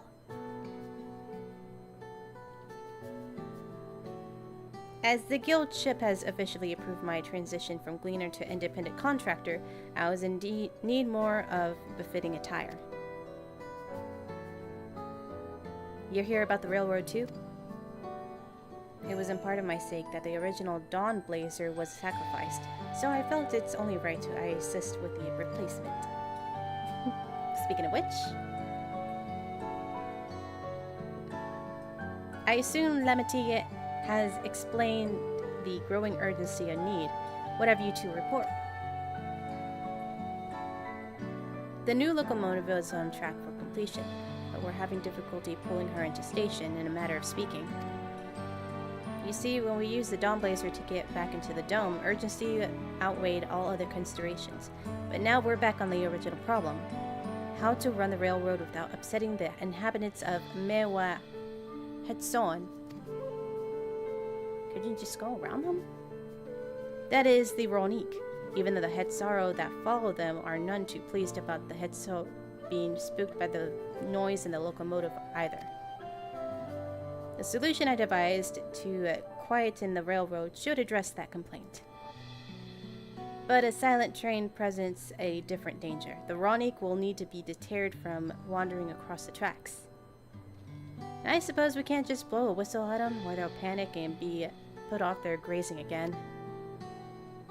Weren't the rail routes plotted to avoid the Ronique's preferred grazing areas, though? It's odd that they're getting close in the first place. The Ronique grazing patterns have shifted since the tracks were laid. I'm not certain why, but I intend to ask the people of Mewa Hatson for their insight. As a major proprietor to the railroad, I have a duty to assist in the matter. I too would hear what the Hetsaro will have to say about it, and they are the ones most effective after all. I believe it would be best to begin to consulting their leader, Huato. The rest of you can accompany us to a Hetsaro encampment if you like.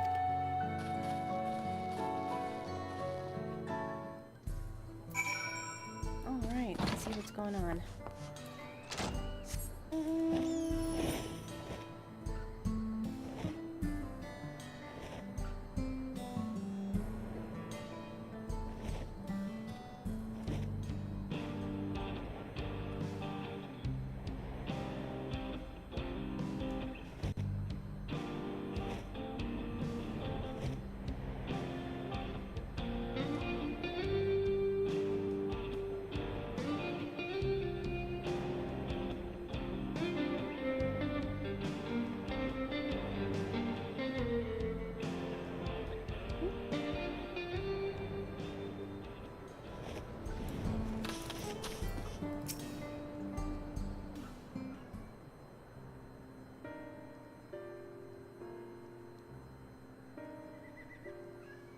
Oh god, I have to keep... Give me just a moment. It's a lot of talking.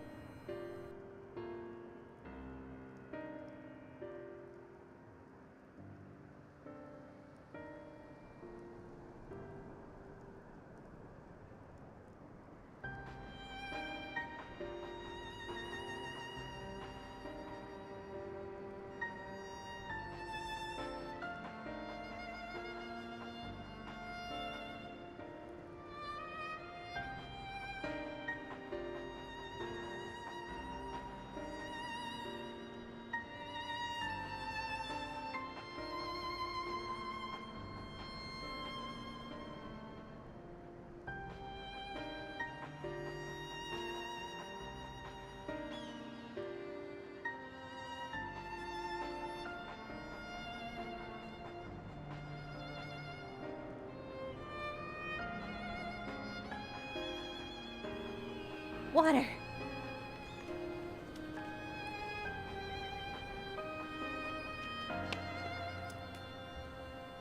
God dang. Okay. Fellow resolve our reason, I bid you welcome to our camp, but what brings you all the way to Mewa Hatson? I thank you for seeing us. Our visit concerns the matter of Zaktural's railroad.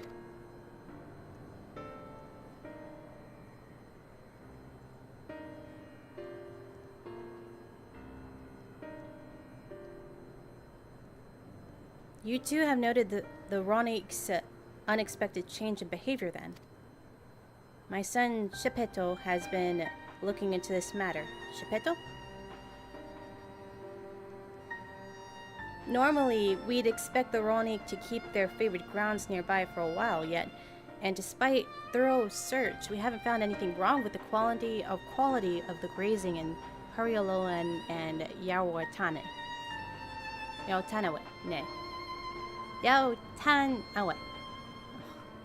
And they refused to keep where they usually would, instead of pushing westward toward your railroad. I certainly see no cause for this unseasoned migration. Nevertheless, should they continue to move west, we will follow. As any true Hetsaro would, I suppose. Oh, crap. I was left behind as a babe, you see, and during such a migration, one of many sacrifices necessitated by a nomadic lifestyle, I am forced to assume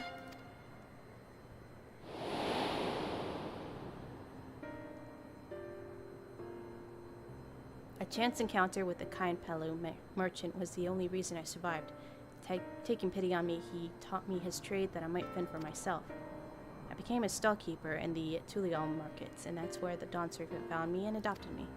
I had already been in the palace for some time when Lamati came to join us. Like me, she had been cast aside by her parents. I knew the pain of solitude, and I wanted to spare her that suffering. As this tiny child's new brother, I swore I would always be there for her.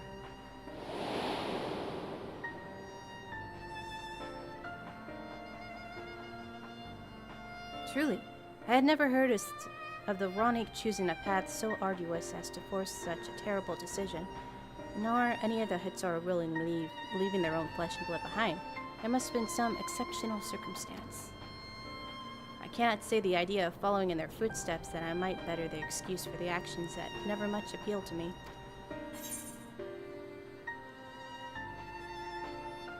It might help you understand the Ronik's current behavior.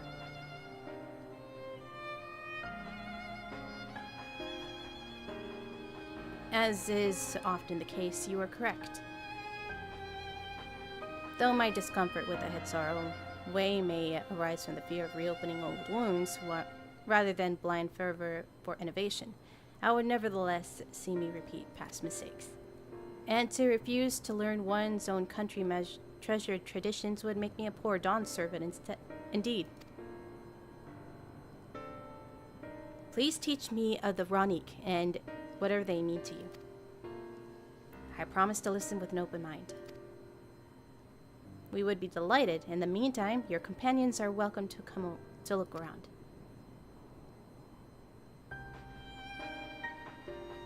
Will you learn of the Hetsaro culture with me? I should like to approach this with fervent curiosity that you and my sister share, but it would be useful to know whether I am doing it correctly.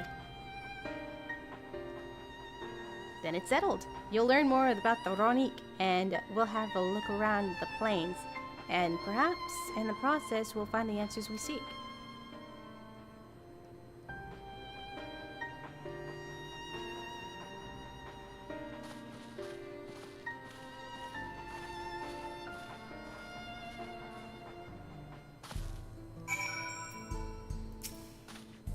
The quickest way to learn about the way of life is to do what we do.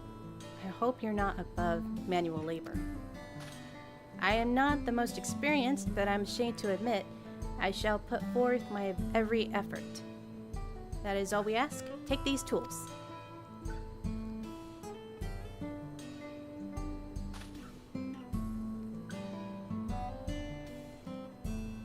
Now, introduce yourself to anyone who looks busy and ask if you can help. They'll be happy to teach you what to do in exchange for another pair of hands to do it. Let's meet back here later to share what we learned.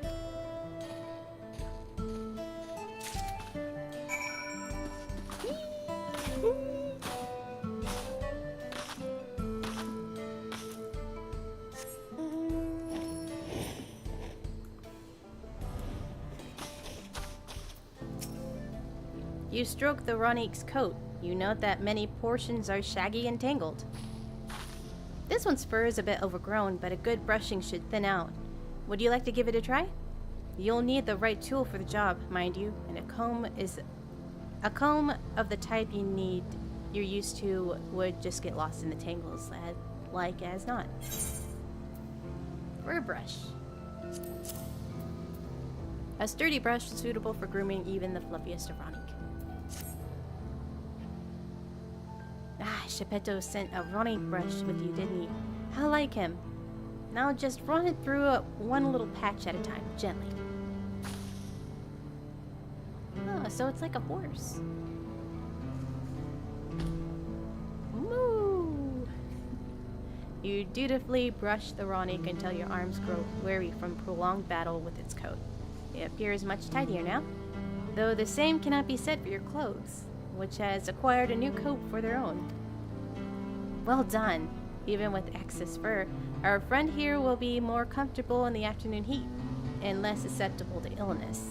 A coned coat makes it easier for us to identify injuries, should the need arise.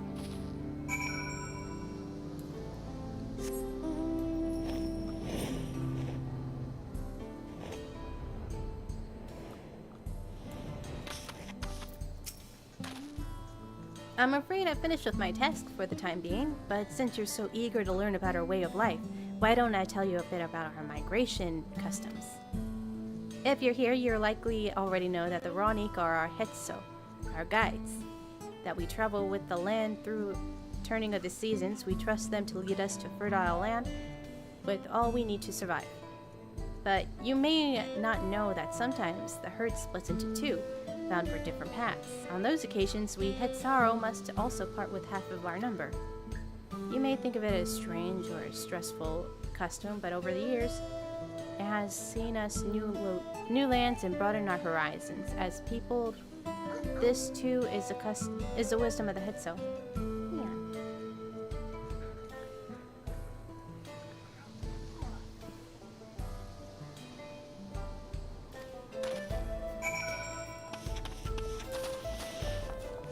I'm almost done.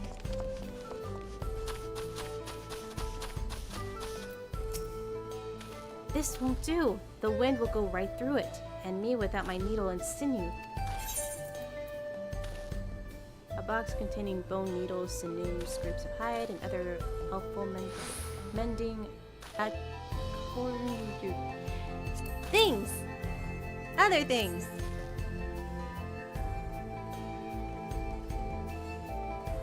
Oh, these are precisely what I needed. I should be able to patch up the covering now. Given how often we pack up and reassemble our tents, they are bound to get the occasional tear. Fortunately, the Ronic hide they're made of is durable enough that we generally don't worry. I guess they're making up for like what little time they had in the MSQ. But this is making me happy.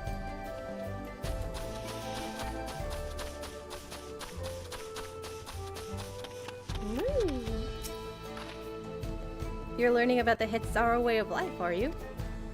I may have a thing or two to share, but rather than talking your ear off, let me test your powers of deduction. I find answers are more easier to recall later if I have arrived them myself. Our Hetsaro provide us with something that we use in medicines, poultices and soap, to drive away pests, and to sustain our fires. What is it? Is it fat?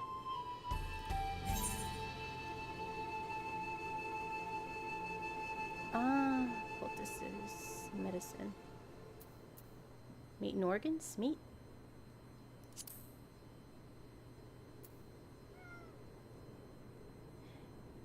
It's dung, isn't it? No, wait, it could be hooves. Yeah. Meat and organs both can be made into delicious fare, and our neighbors are... Ugh.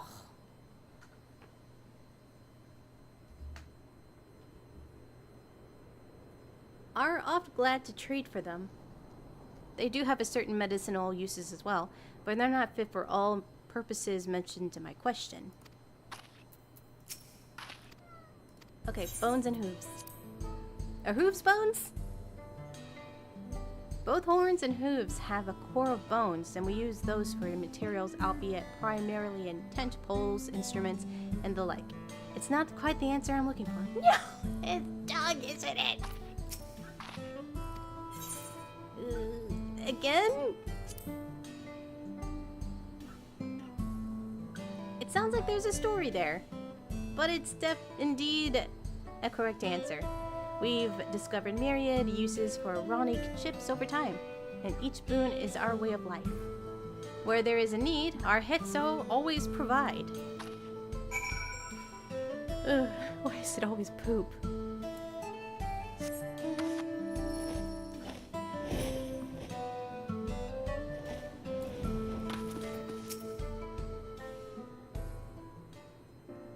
I'm almost done, I swear.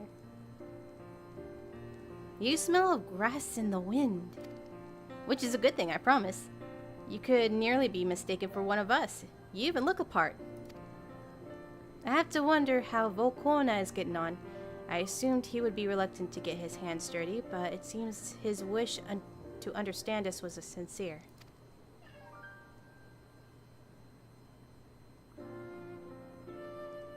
Ah, here he is now. Moo! Its eyes look freaky. Apologies for the tardiness. I was tasked with grazing the Ronic and ended up rather far afield.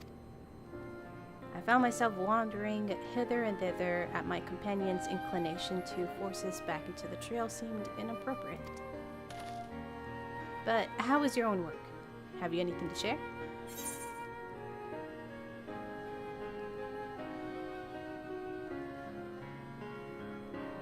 The Ronic are treasured members of the community and are important as family.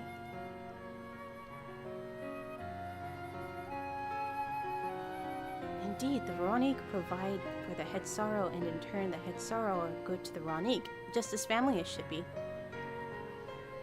Almost done. Mine is not the only way, though. At times, I lack the experience to know otherwise. My inability to conceive how a decision might be right does not mean that it's wrong. My parents had the duty of the Ronic, as they did to me, and so I wonder if their leaving me behind was not so selfish an act as I once believed.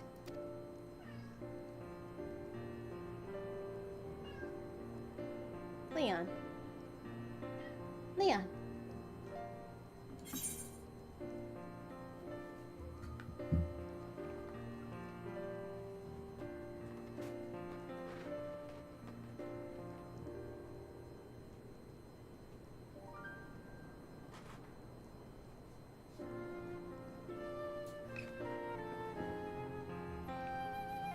I have no way to know, of course, and regardless, this has no bearing on our present concerns.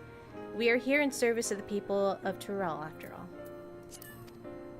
Nevertheless, I thank you for helping me find deeper meaning in what we've done today. And I will endeavor to remain curious, especially when the Hetso are concerned. Glad to hear that, Valkona. You're welcome among our herd any day, anytime. Or that. Select it. Oh.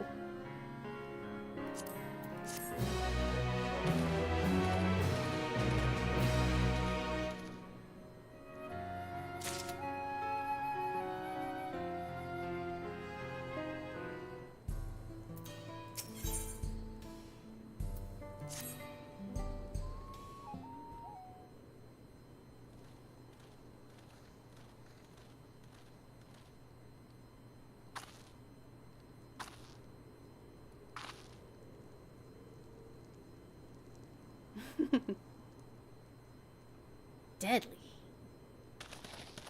Kona, how did it go?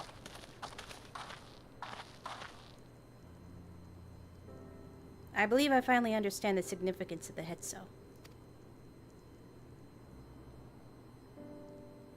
They nourish the Hetsaro as they grow, and provide warmth and companionship in a harsh and unpredictable world. They are the equal of any man, nor beasts should be to be tamed. Moreover, Ronic are sensitive. Though we may treat their injuries with a brush and then coats to keep them hale, They must ever be free to follow their instincts and seek lands where they might thrive. The Hetzaru would never cage them, and neither should we. To control their migratory patterns or capture those who wander too close to the tracks is out of the question. Then it's particularly important to advance our original line of inquiry. Fortunately, we were able to visit the Ranik's once favored grazing grounds. As we were told, the grass looks fine, but the place is too quiet. It's not just the Ranik, even the birds in the field and mice have fled. We did encounter one pack of Ceratoraptors, but they looked to be passing through in a hurry. Typically, that sort of behavior in the fauna could be associated with natural disasters, earthquakes, landslides, and the like. Something wrong with the land? Although the Hetzaru would surely have put two and two together, there was a cause of... Were the cause geological, I measured the area's ether to be certain. There was indeed nothing wrong to suggest the recent environmental disruptions, but I did notice one anomaly. A strong etheric signature to the east, moving across the plain, albeit slowly. Is it a predator? Large animal?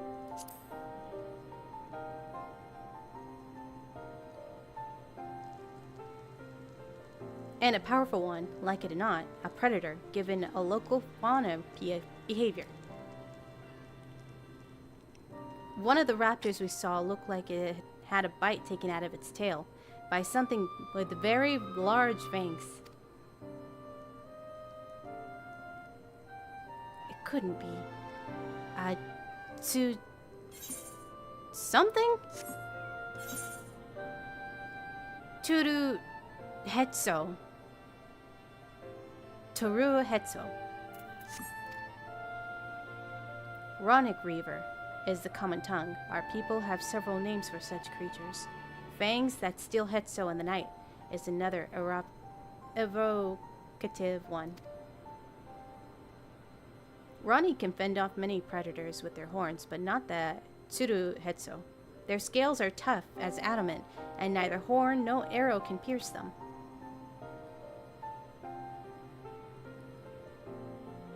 A well-toothed carnivore with an unusually tough hide. I cannot recall any such fauna in this region. Could be a Trollvidrol. They usually roam the wilds in the northeast, and most herds keep well clear of them. I can't tell you why this one is so far from home and its pack both. In any case, I believe the source of the Ranik's consternation is clear, as is our next move. We must drive this reaver away, that they might return to their grazing lands in peace. Or we can kill it. I'm up for killing it. You know, it's kind of cute. Never fear. We will make certain that the beast threatens you no more.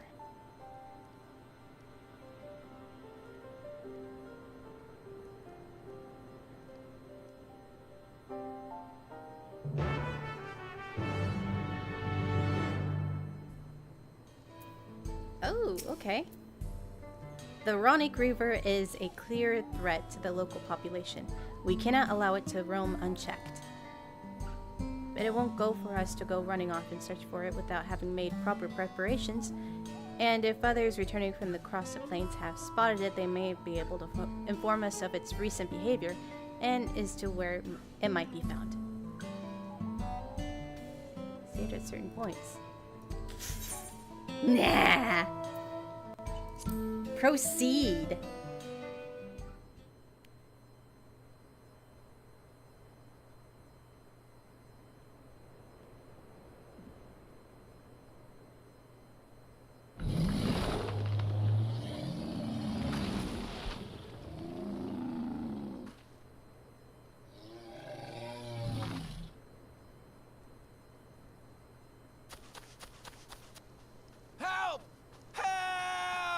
Looks like he found it. Toru Hetsu is coming this way! Toru Hetsu.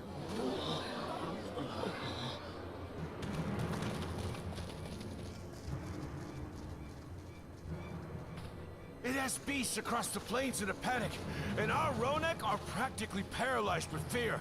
We must get them to safety. We can assist by helping to calm the creatures. Once they're less agitated, it should be possible to hurt them. Cows go moo. They do.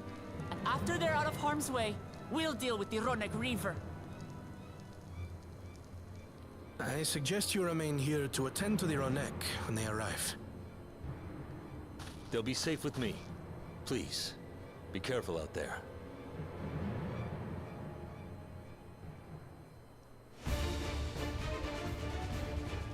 Alright, let's see what it looks like.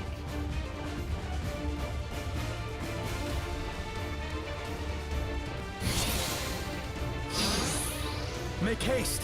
We must protect the Ronek!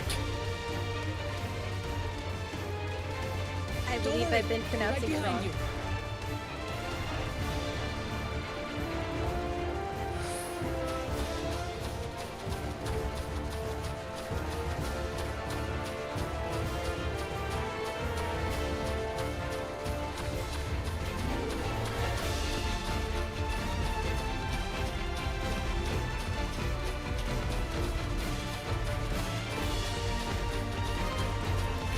There they are!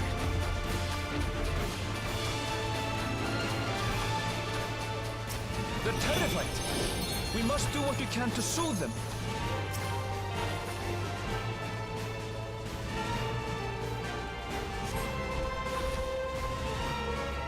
Woo!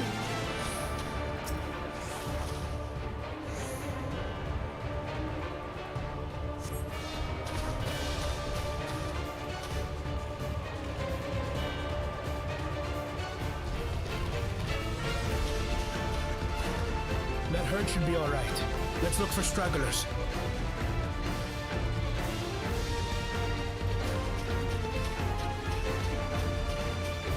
The Ronek are to rally too.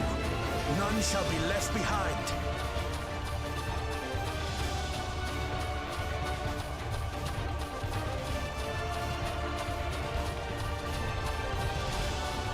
There must be something up ahead. Come! There! These are no match for the likes of us.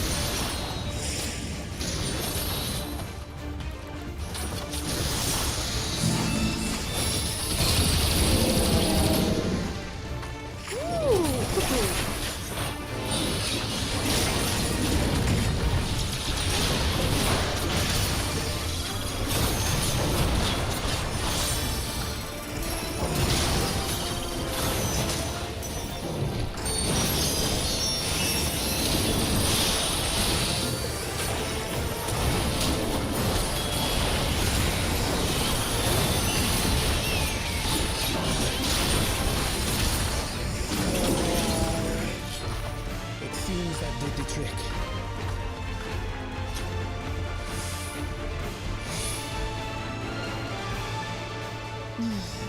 For the fodder, at least.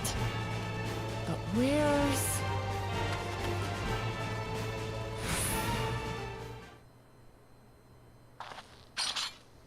Gonna lurk a bit. Okay.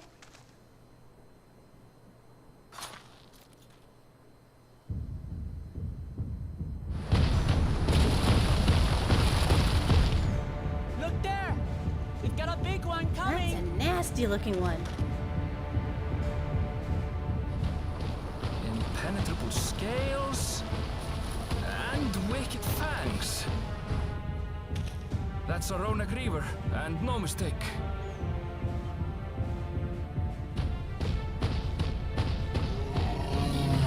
Run!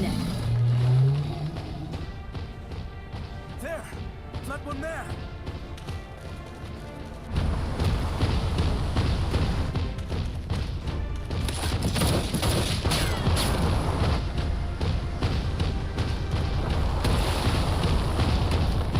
Not so fast!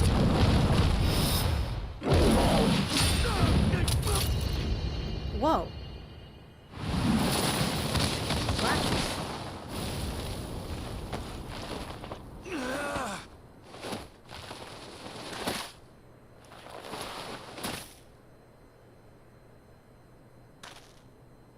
Even should it cost me my life.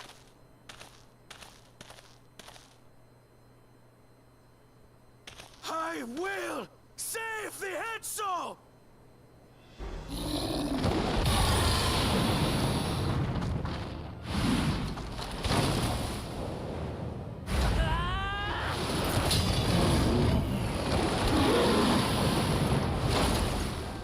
Kona! Are you alright?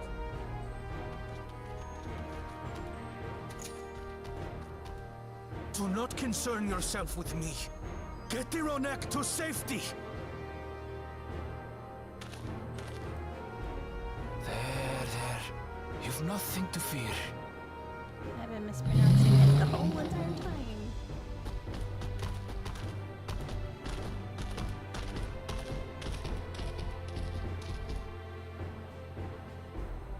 Right! Let's finish the job!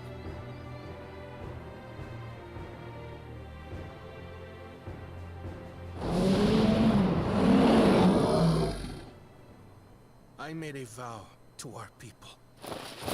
You shall plague them no longer!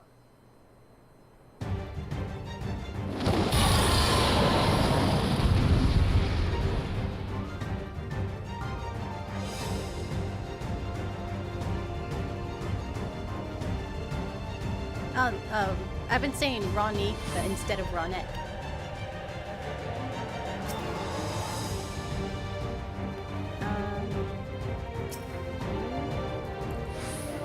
Damn.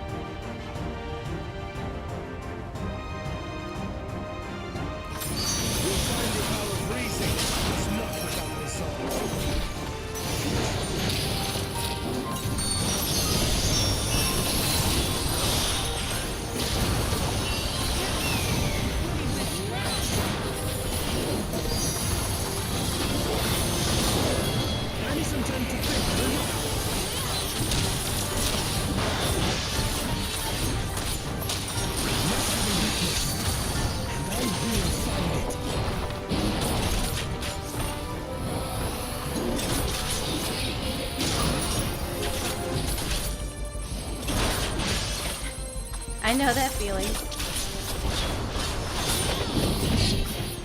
Keep it busy. I need time.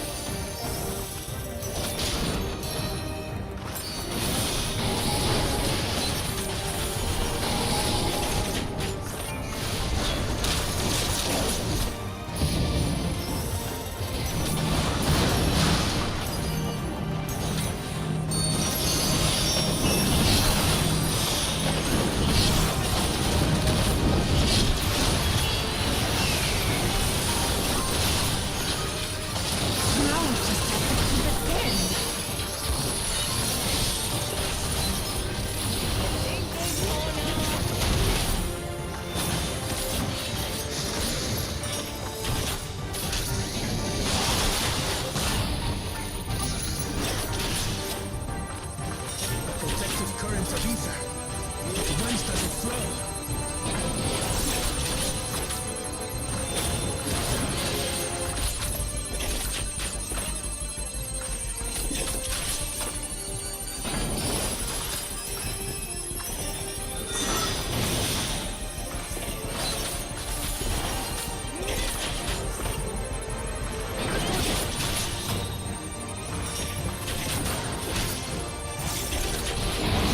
Whoa!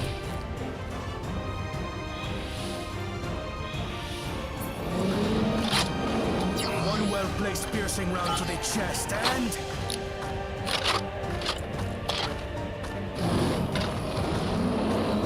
you're done for!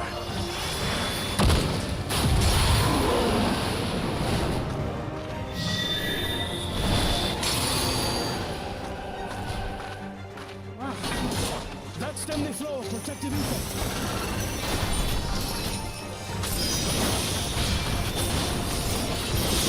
Nothing's stopping us now!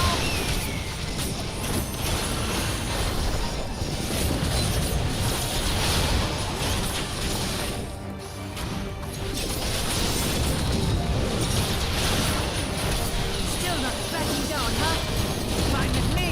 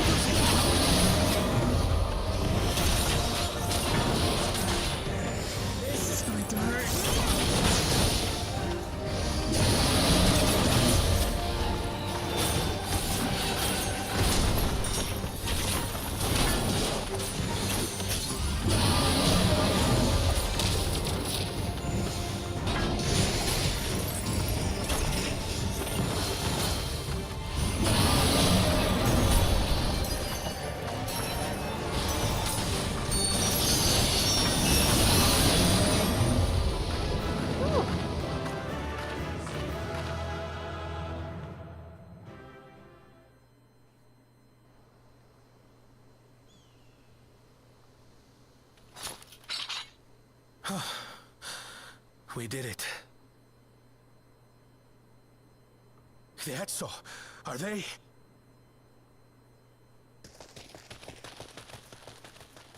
The Ronek have all made it to Mehua Hetsuan. Hunters are scouring the area for any remaining threats, but the local fauna appear to have calmed down. Sweet. We cannot thank you enough for your timely aid. You, most of all, Bow of Reason. We feared you would be loath to take direct action, yet you didn't hesitate to put your life on the line for our Hetso.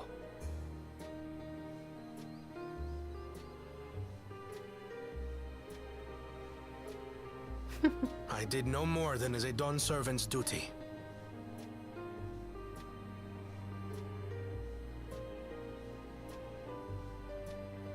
The ethereal conductivity of those scales is astounding.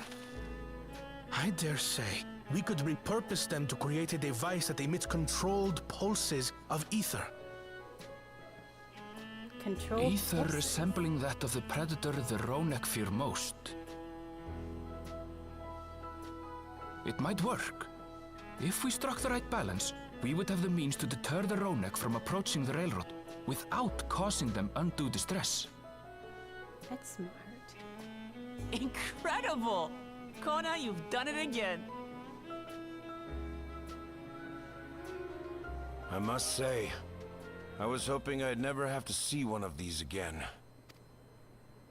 Still haven't forgotten the last one. And it's been more than 20 years now. I had come as a trader to the camp in Lozeniheta. A camp that was obliterated in an instant by that monster.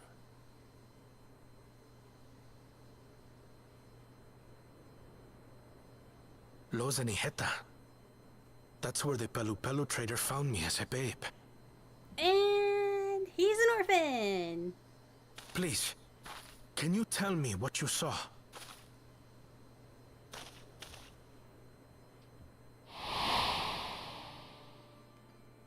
As I said, I had traveled there to trade with our fellow Hetzaro. Like us, they followed the Ronek. And like us, they were visited by a reaver. The fiend struck like a whirlwind in the night. It was chaos.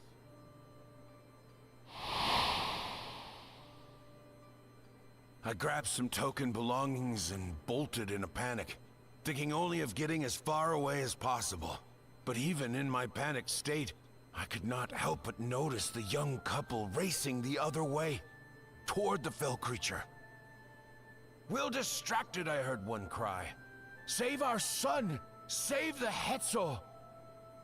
After that, nothing but the pounding of my heart and feet and Rodak thunder.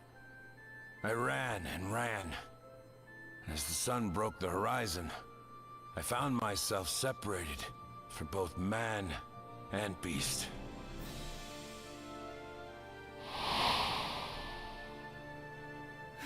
Windborne words say that a group of survivors reunited with their remaining Ronek and have long since moved on. But still more were never seen again, including the brave couple. Or so the story goes.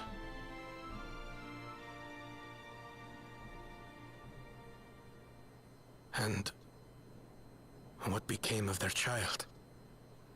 He's you, dum-dum. I'm afraid I don't know.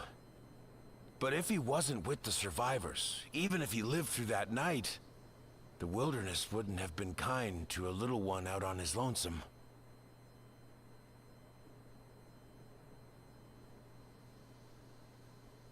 Maybe not. But perhaps a passing Pelu would. And one day, even a Dawn servant himself.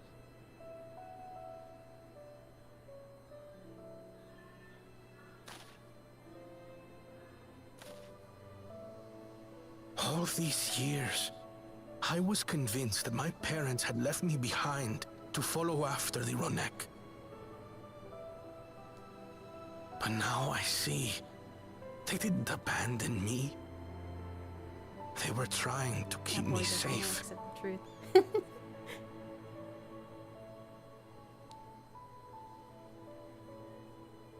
I've wasted so much time resenting them, when in truth, they gave me everything I have today. It is thanks to them that I live to know the warmth of family, even after they were gone.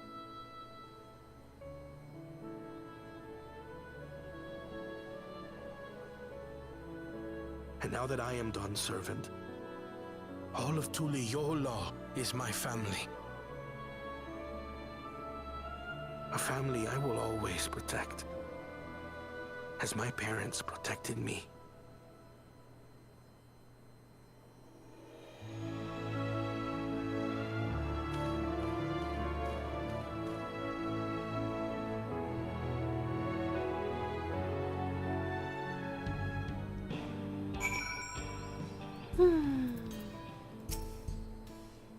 To know that the Hetso are safe, it's more than enough.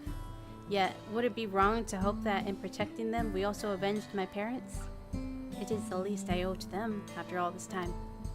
Lusa, I thank you for standing by me, as Dawn's servant, and as the oft imperfect man beneath that mantle. Now, let us return to our attentions to the matter we came here to address, shall we? We have removed the root of the cause of the Ronek, strained from their favored grazing, and obtained the tools to devise an additional precautionary measure, a silent whistle, if it were.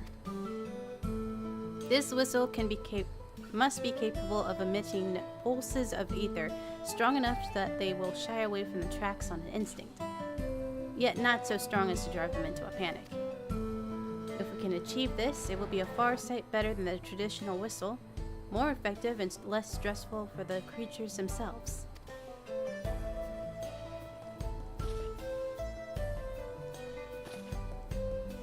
Let us return to Shaloni Station and begin work on it, and then Wawalika and his crew will doubtless be relieved to finally have a solution. Nice.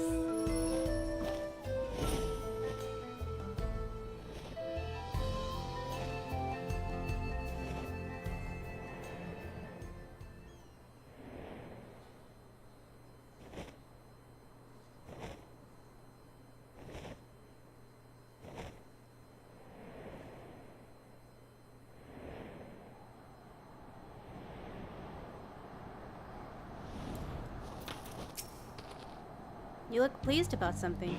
Good news for the railroad, I take it. So the Ronek are avoiding a predator. Smart ones they are. And Valkona is not too bad himself. Well, with a whistle idea. Sit tight, and we'll have this train on its tracks before we know it. Sit tight? Yeah, sit tight.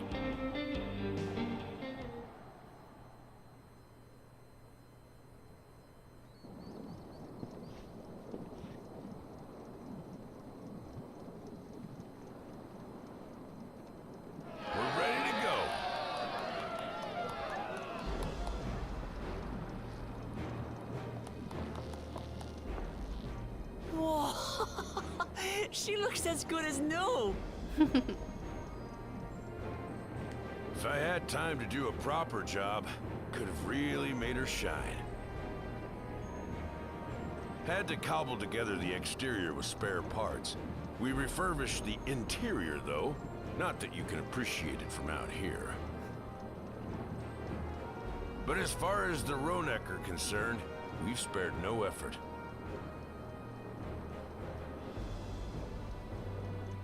From the ballast to the ties, we've adjusted every bit of the track so she'll run quiet as a field mouse.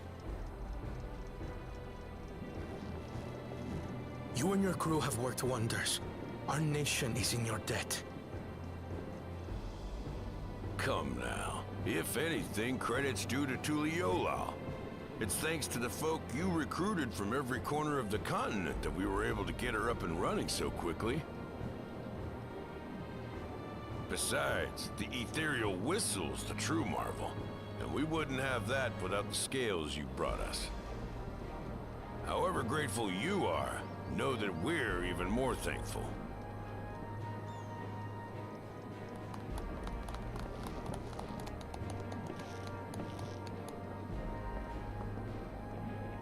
Right, if we're done talking, let's put this train through her paces.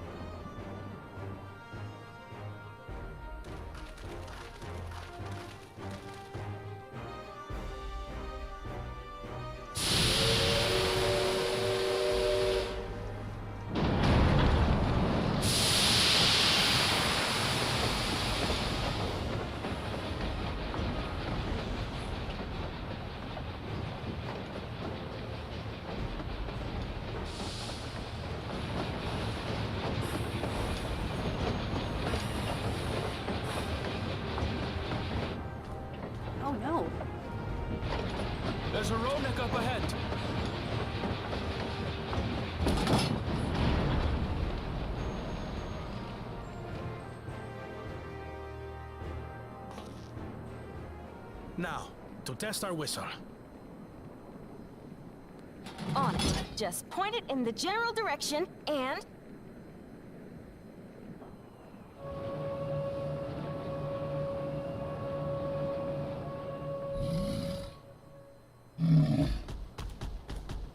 Nice. It's moving away.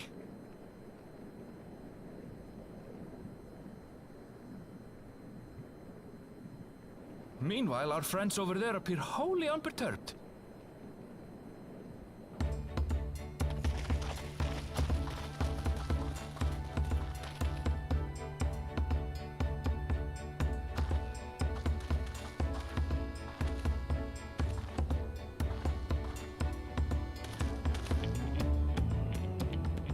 With this, we can alert those who wander too close without disturbing the rest of the herd.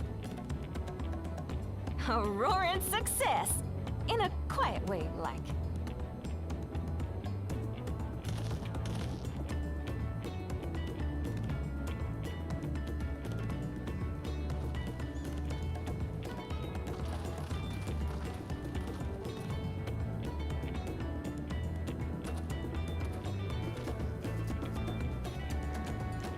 Then with your permission, Vow of Reason, the Chateau Railroad is back in service. All right.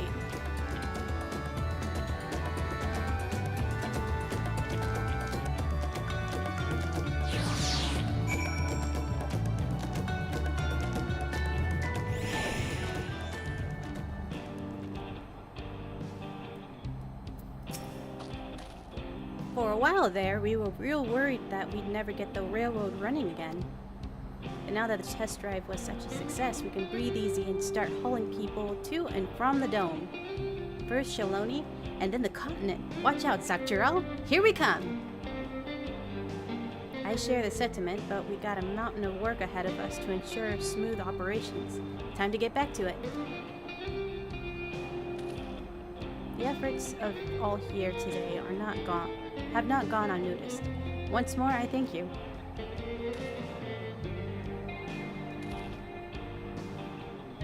As for our own work, I trust you can handle the matters in Alexandria, Lamenti?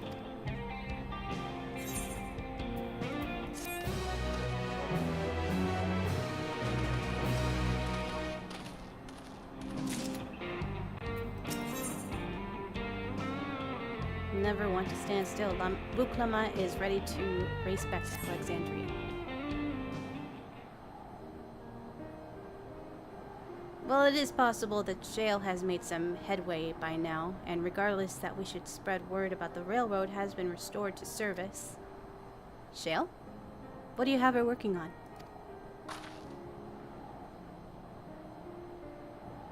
Goluja's mother.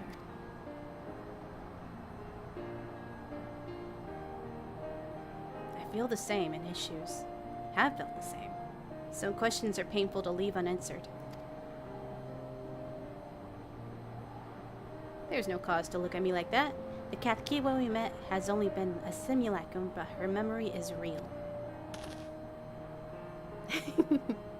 I needn't search for what she left behind because she left it with me, and I will carry it always. Aww.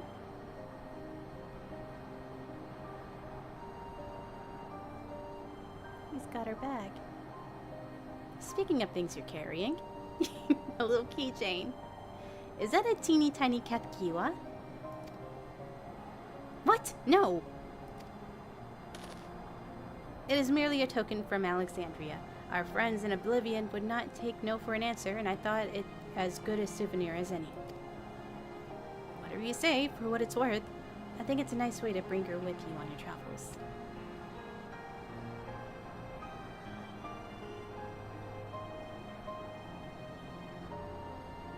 Yes, well, you're off to the dome now, aren't you? I thought I might join you for a time, see if there's aught I can do for the people there.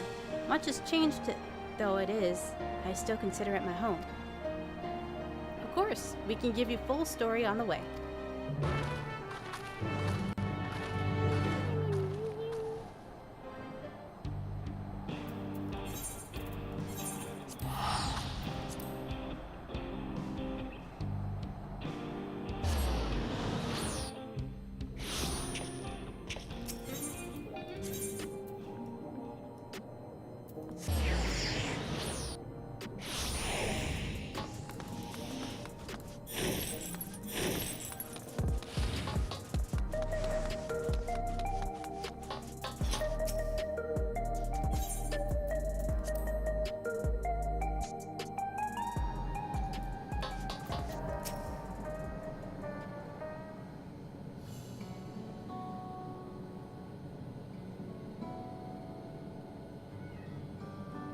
Almost done.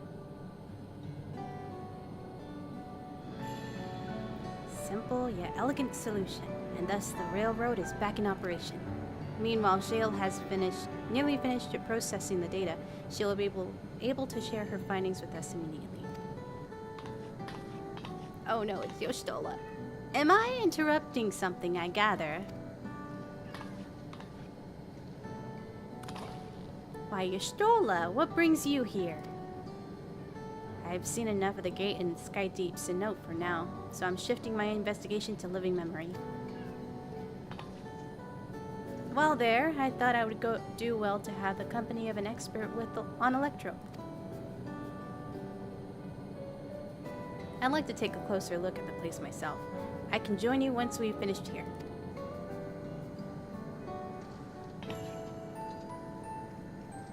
Lest you fear I've forgotten once I've made headway with the living memory, the key in your keeping shall be the next subject of my scrutiny.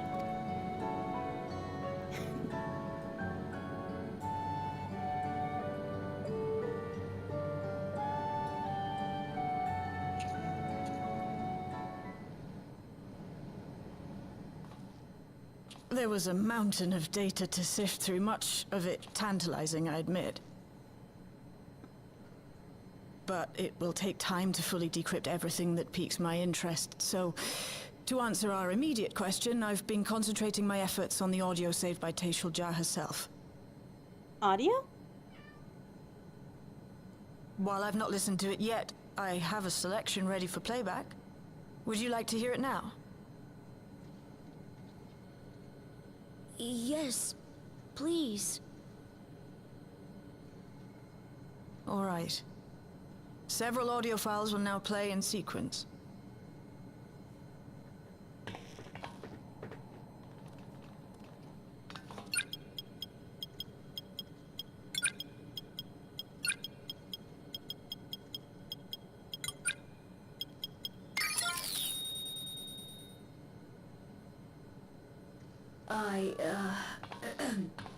My name is Taishul Jah, and I decided to record this to help me put my thoughts in order, I suppose. Mother? Officially I was a Virgin with the Lance Guard. I was part of a contingent dispatched to Yasulani to hunt a Tural Vidral that was wreaking havoc. After our mission was complete, I elected to remain. It was the perfect opportunity to document the geographic distribution of medicinal herbs in this region. Or so I said when requesting special dispensation. In truth, I could not bear to return to Tuliolal. I had hoped to aid Commander Zoralja in the right of succession, but he did not so much as look my way. I was never in contention, of course, one of the nameless many in his army. Dang. To go back and face that reality was too much for me, so I ran, and in my cowardice, I stumbled upon this path. A path that changed my life. When the dome appeared, I found myself trapped within, and reunited with my commander.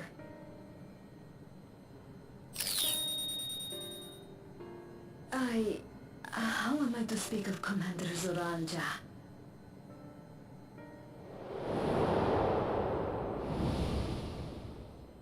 I admired him. His incontestable strength, his unwavering focus. He was a man of great passions.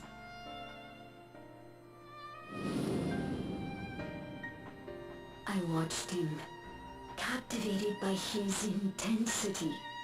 From afar, I would not dare approach.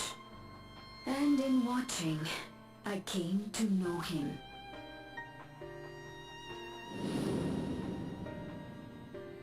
His eyes too sought the distance, but not as mine did. He yearned not for another, but something else, beyond the horizon. She got a band. That gaze would never fall upon me. I knew. I knew.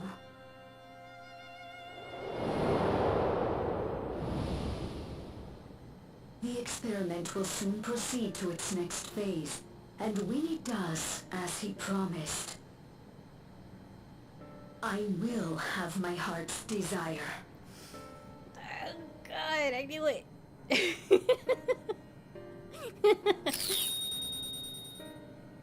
Today.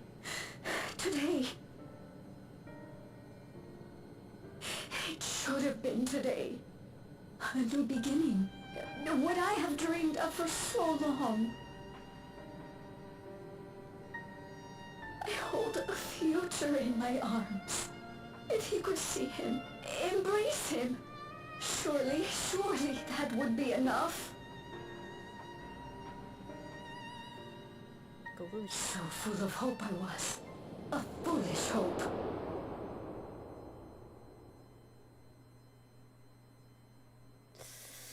Oh boy. Some trauma's about to happen. Its scales are blue. Brigante. He's your son. My...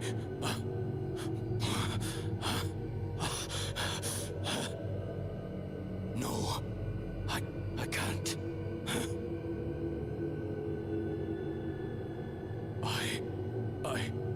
I don't know how. How could I? How? To raise a child, be a father. I don't. I can't. Ooh, not only trauma for No! Galusha, but Zoroja himself. Get it away from me. Get that thing away from me!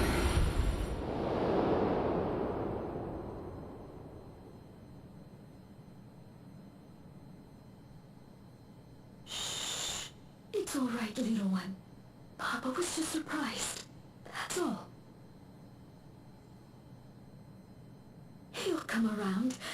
We'll be a happy family. Oh God, she's obsessed. Kaniluka's shouting for me. The research hasn't been going well. But I can't let him take it out on my baby. Hush now, little one. I know just where to hide you.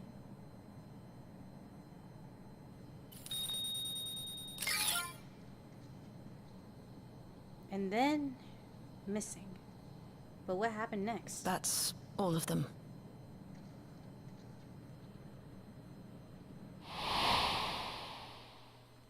He was abandoned, the poor dear. We found him in the drift downs a few years ago.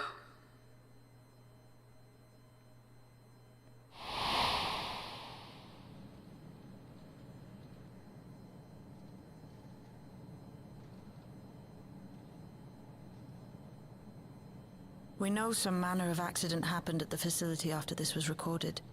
Perhaps your mother couldn't come back for you. Well, she can't come back now. Hey, Gulolcha. I'm fine, Lamarchi. Father and Mother, they were both so lonely. If we could have been together, maybe they wouldn't have been. But sometimes things don't work out, no matter how hard you try.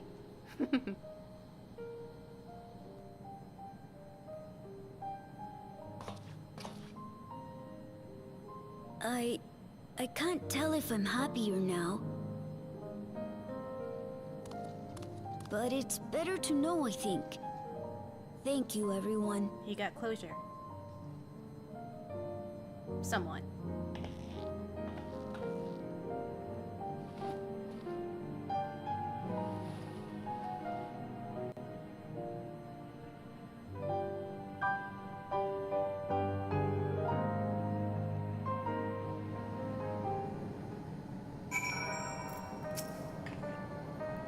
It's better to know. A profound response for someone so young. Though I wish he didn't have to be. Galuja is indeed someone wise beyond his years. Yet one never outgrows the need for dependable companions. 'Tis fortunate he has you. Thank you, Shale. Because of you, I got to hear my mother's whole story. This feels like the first time. Yeah. You heard it because you were brave enough to listen, Galuja. If you remember one thing, remember that.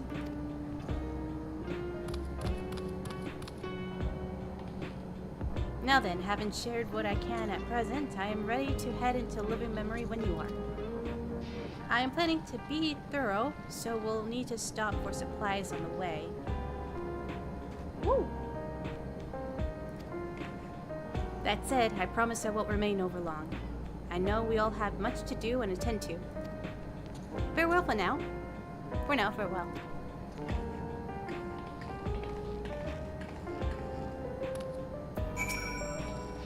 A word before you leave? Our network is already spreading word of the railroad. We expected people would be clamoring to get on the first train back. Yet the reactions has been the polar opposite. Scant few seem inclined to depart Alexandria anytime soon. What? When we spoke before, you said many from Tulliola are eager to reunite with friends and family. Maybe they're concerned about getting through the vanguard. If so, we could take turns accompanying them. In any case, we need to speak with the people themselves. Let's start at Lane 09.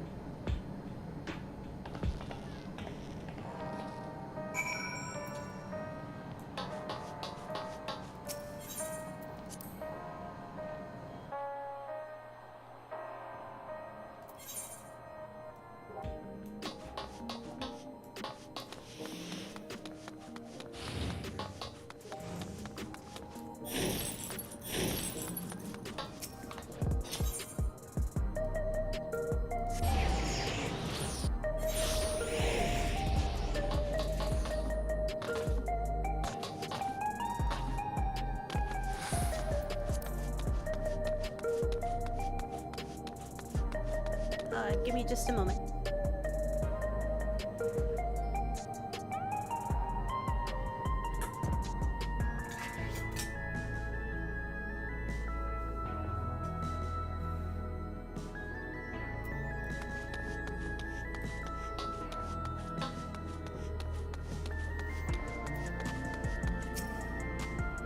There's still people gathering in the Praxis Park. Let's try there first.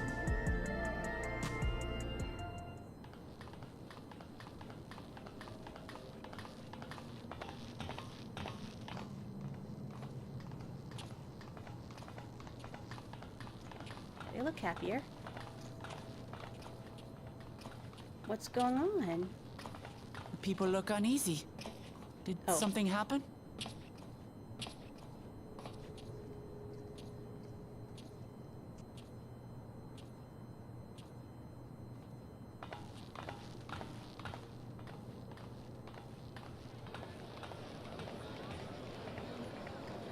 Have you heard? Someone was killed in the Thunder Yards. Oh. The Thunder Yards was one of the hunters slain by a beast. Oh, they're afraid of death, aren't He they? was a hunter, all right. And a veteran at that. But it was no fiend that did him in. Only a random bolt of lightning. Such a senseless way to die. They say that he expended his last soul cells during Zoraljar's attack on the city. For an upright, hard-working man to meet such an unceremonious end, it feels wrong.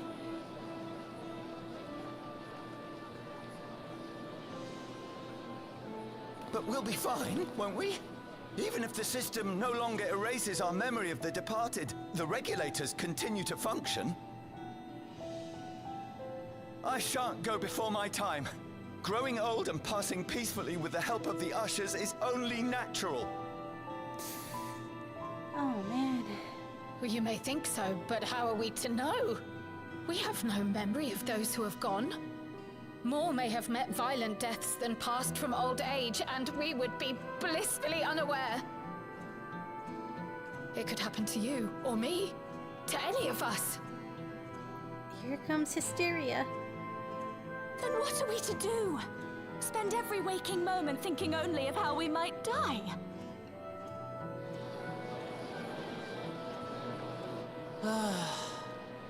With time, I had hoped that they'd be able to adjust to their new situation. But it's only gotten worse. Look! It's Queen Sphene! That can't be right.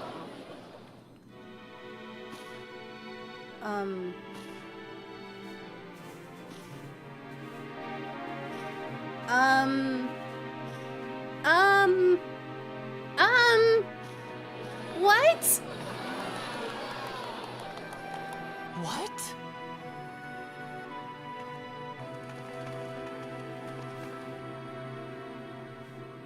Help, Queen Sphene! The grown-ups are really upset, and I don't know what to do. I see that you are as kind-hearted as ever, Nico. Never fear. I'm here to set things aright. Been waiting.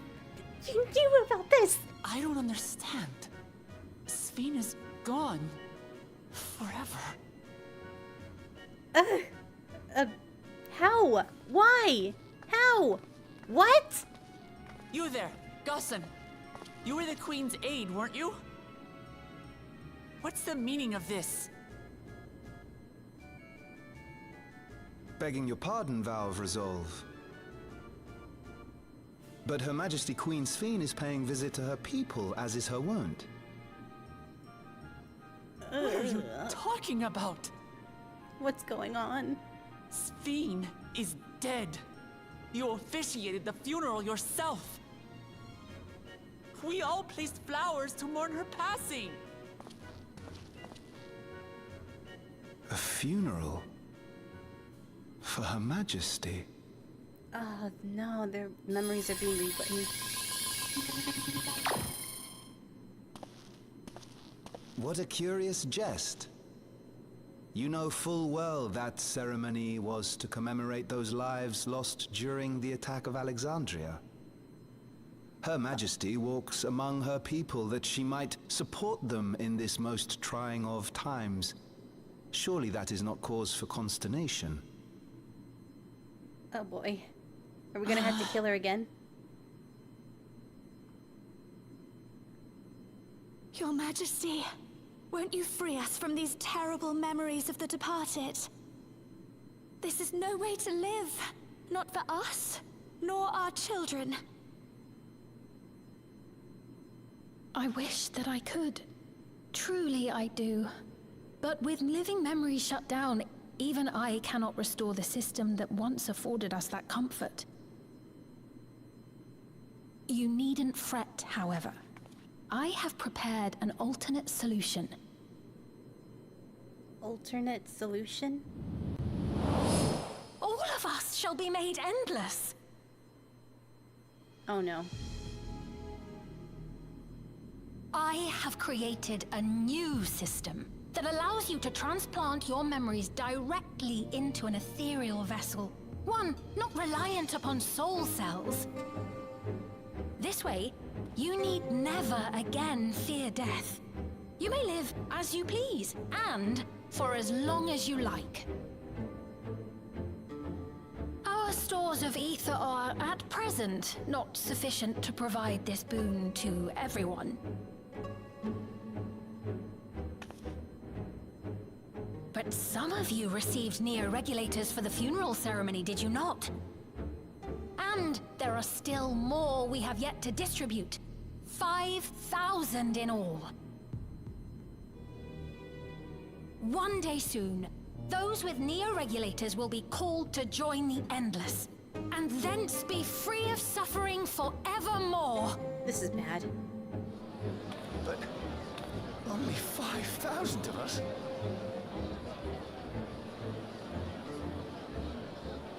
You Victral!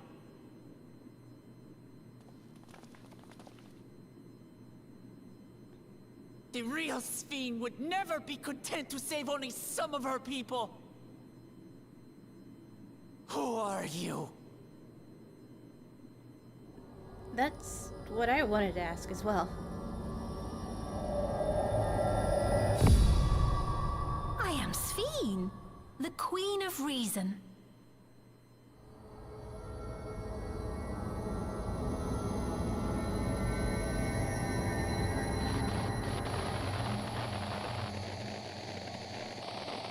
Something's up. Something really is up.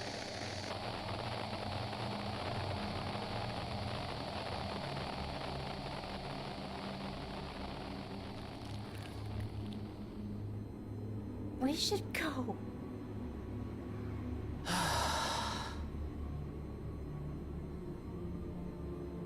Let's return to the back room. I need to calm down, and then we'll talk.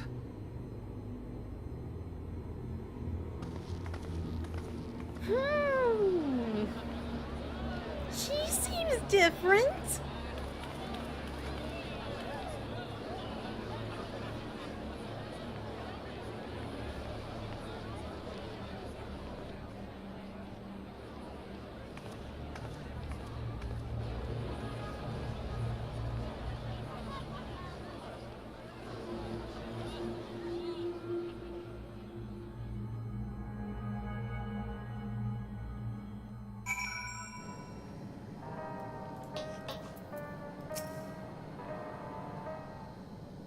Jeez, okay. Leon, I'm almost done, I swear. We only caught the proclamation from a distance, but I can tell you what the message about neo-regulators was received with utmost clarity. Different or even better? No! It couldn't have been Sphene. She should have been destroyed when the Meso terminal shut down. Without a single Alexandrian to bear witness, present with all identical figure claiming to be their beloved queen, 'tis no surprise that we would choose to believe she's alive.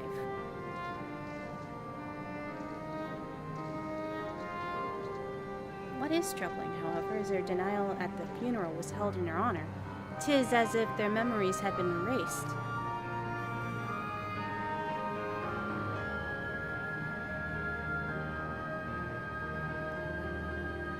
Given that the members of Oblivion remain unaffected, that is what's likely the work of the regulators, but by whose design? Someone smart enough to play at being Queen of Reason, and that, guys, even if is some suspect deception, most of the Alexandrians would be on her side. We need to find out who she really is. Something about this screams Ascian. Well, I agree wholeheartedly. We should avoid drawing more attention than we already have. We must be patient until Oblivion's network turns up a lead, or at least some self-proclaimed queen makes her own next move.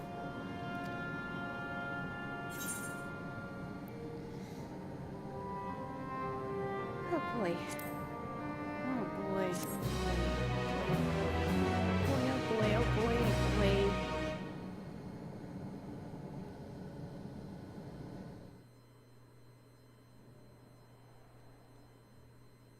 Meanwhile, in living memory.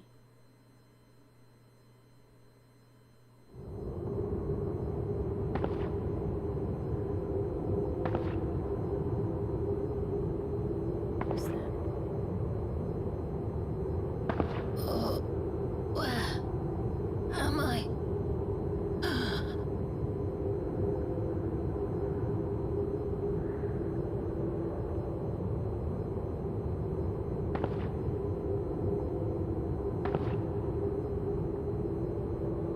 My people, are they safe?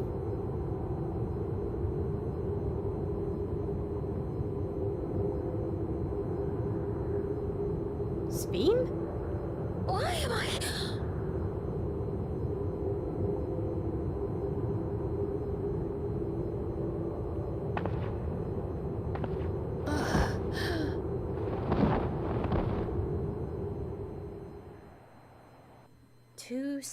Queens?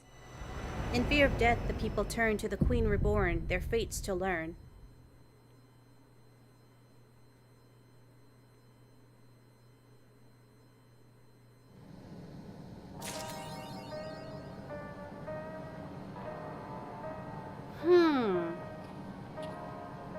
A lot to think about. Okay, so we have a Sween 1 is walking around the Alexandrians and having the ability to rewrite people's memories because of the regulators. Only people with regulators are affected.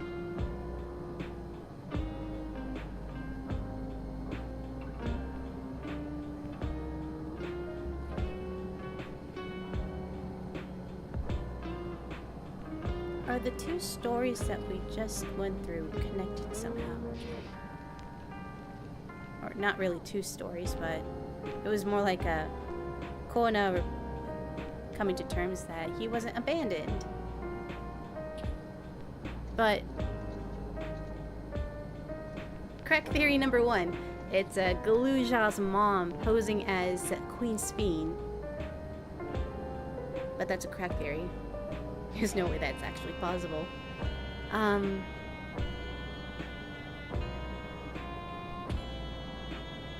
Crack theory number 2, it's an Ascian. But why would Ascians further interfere with other reflections unless it's like they actually do want to destroy all the reflections or something like that?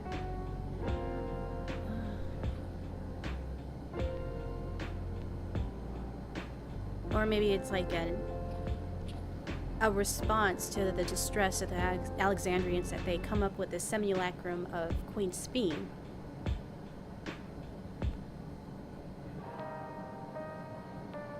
Like a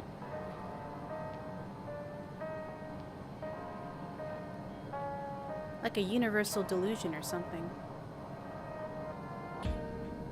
Like, what was it called again? Tulpa. They want Queen Speen, and they got Queen Speen because of the regulators and stuff. What else? What else?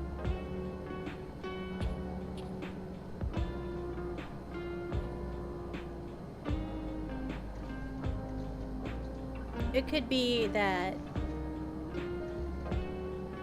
the remaining memories of when Queen Speen wanted to do an interstellar fusion and stuff. Interdimensional fusion. And it's that love that's turned sour. So sour that it's gonna do a lot of damage.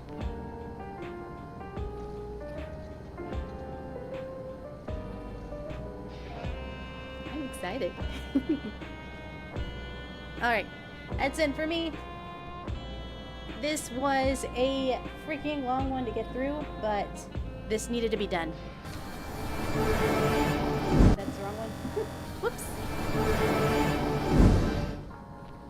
I am gonna get something to eat. And yeah, stuff. And I'm also gonna be doing the Alliance raid on my own. I just can't keep streaming like this, sorry.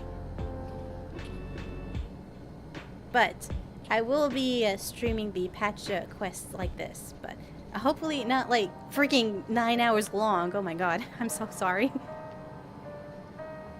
But yeah, definitely. Absolutely.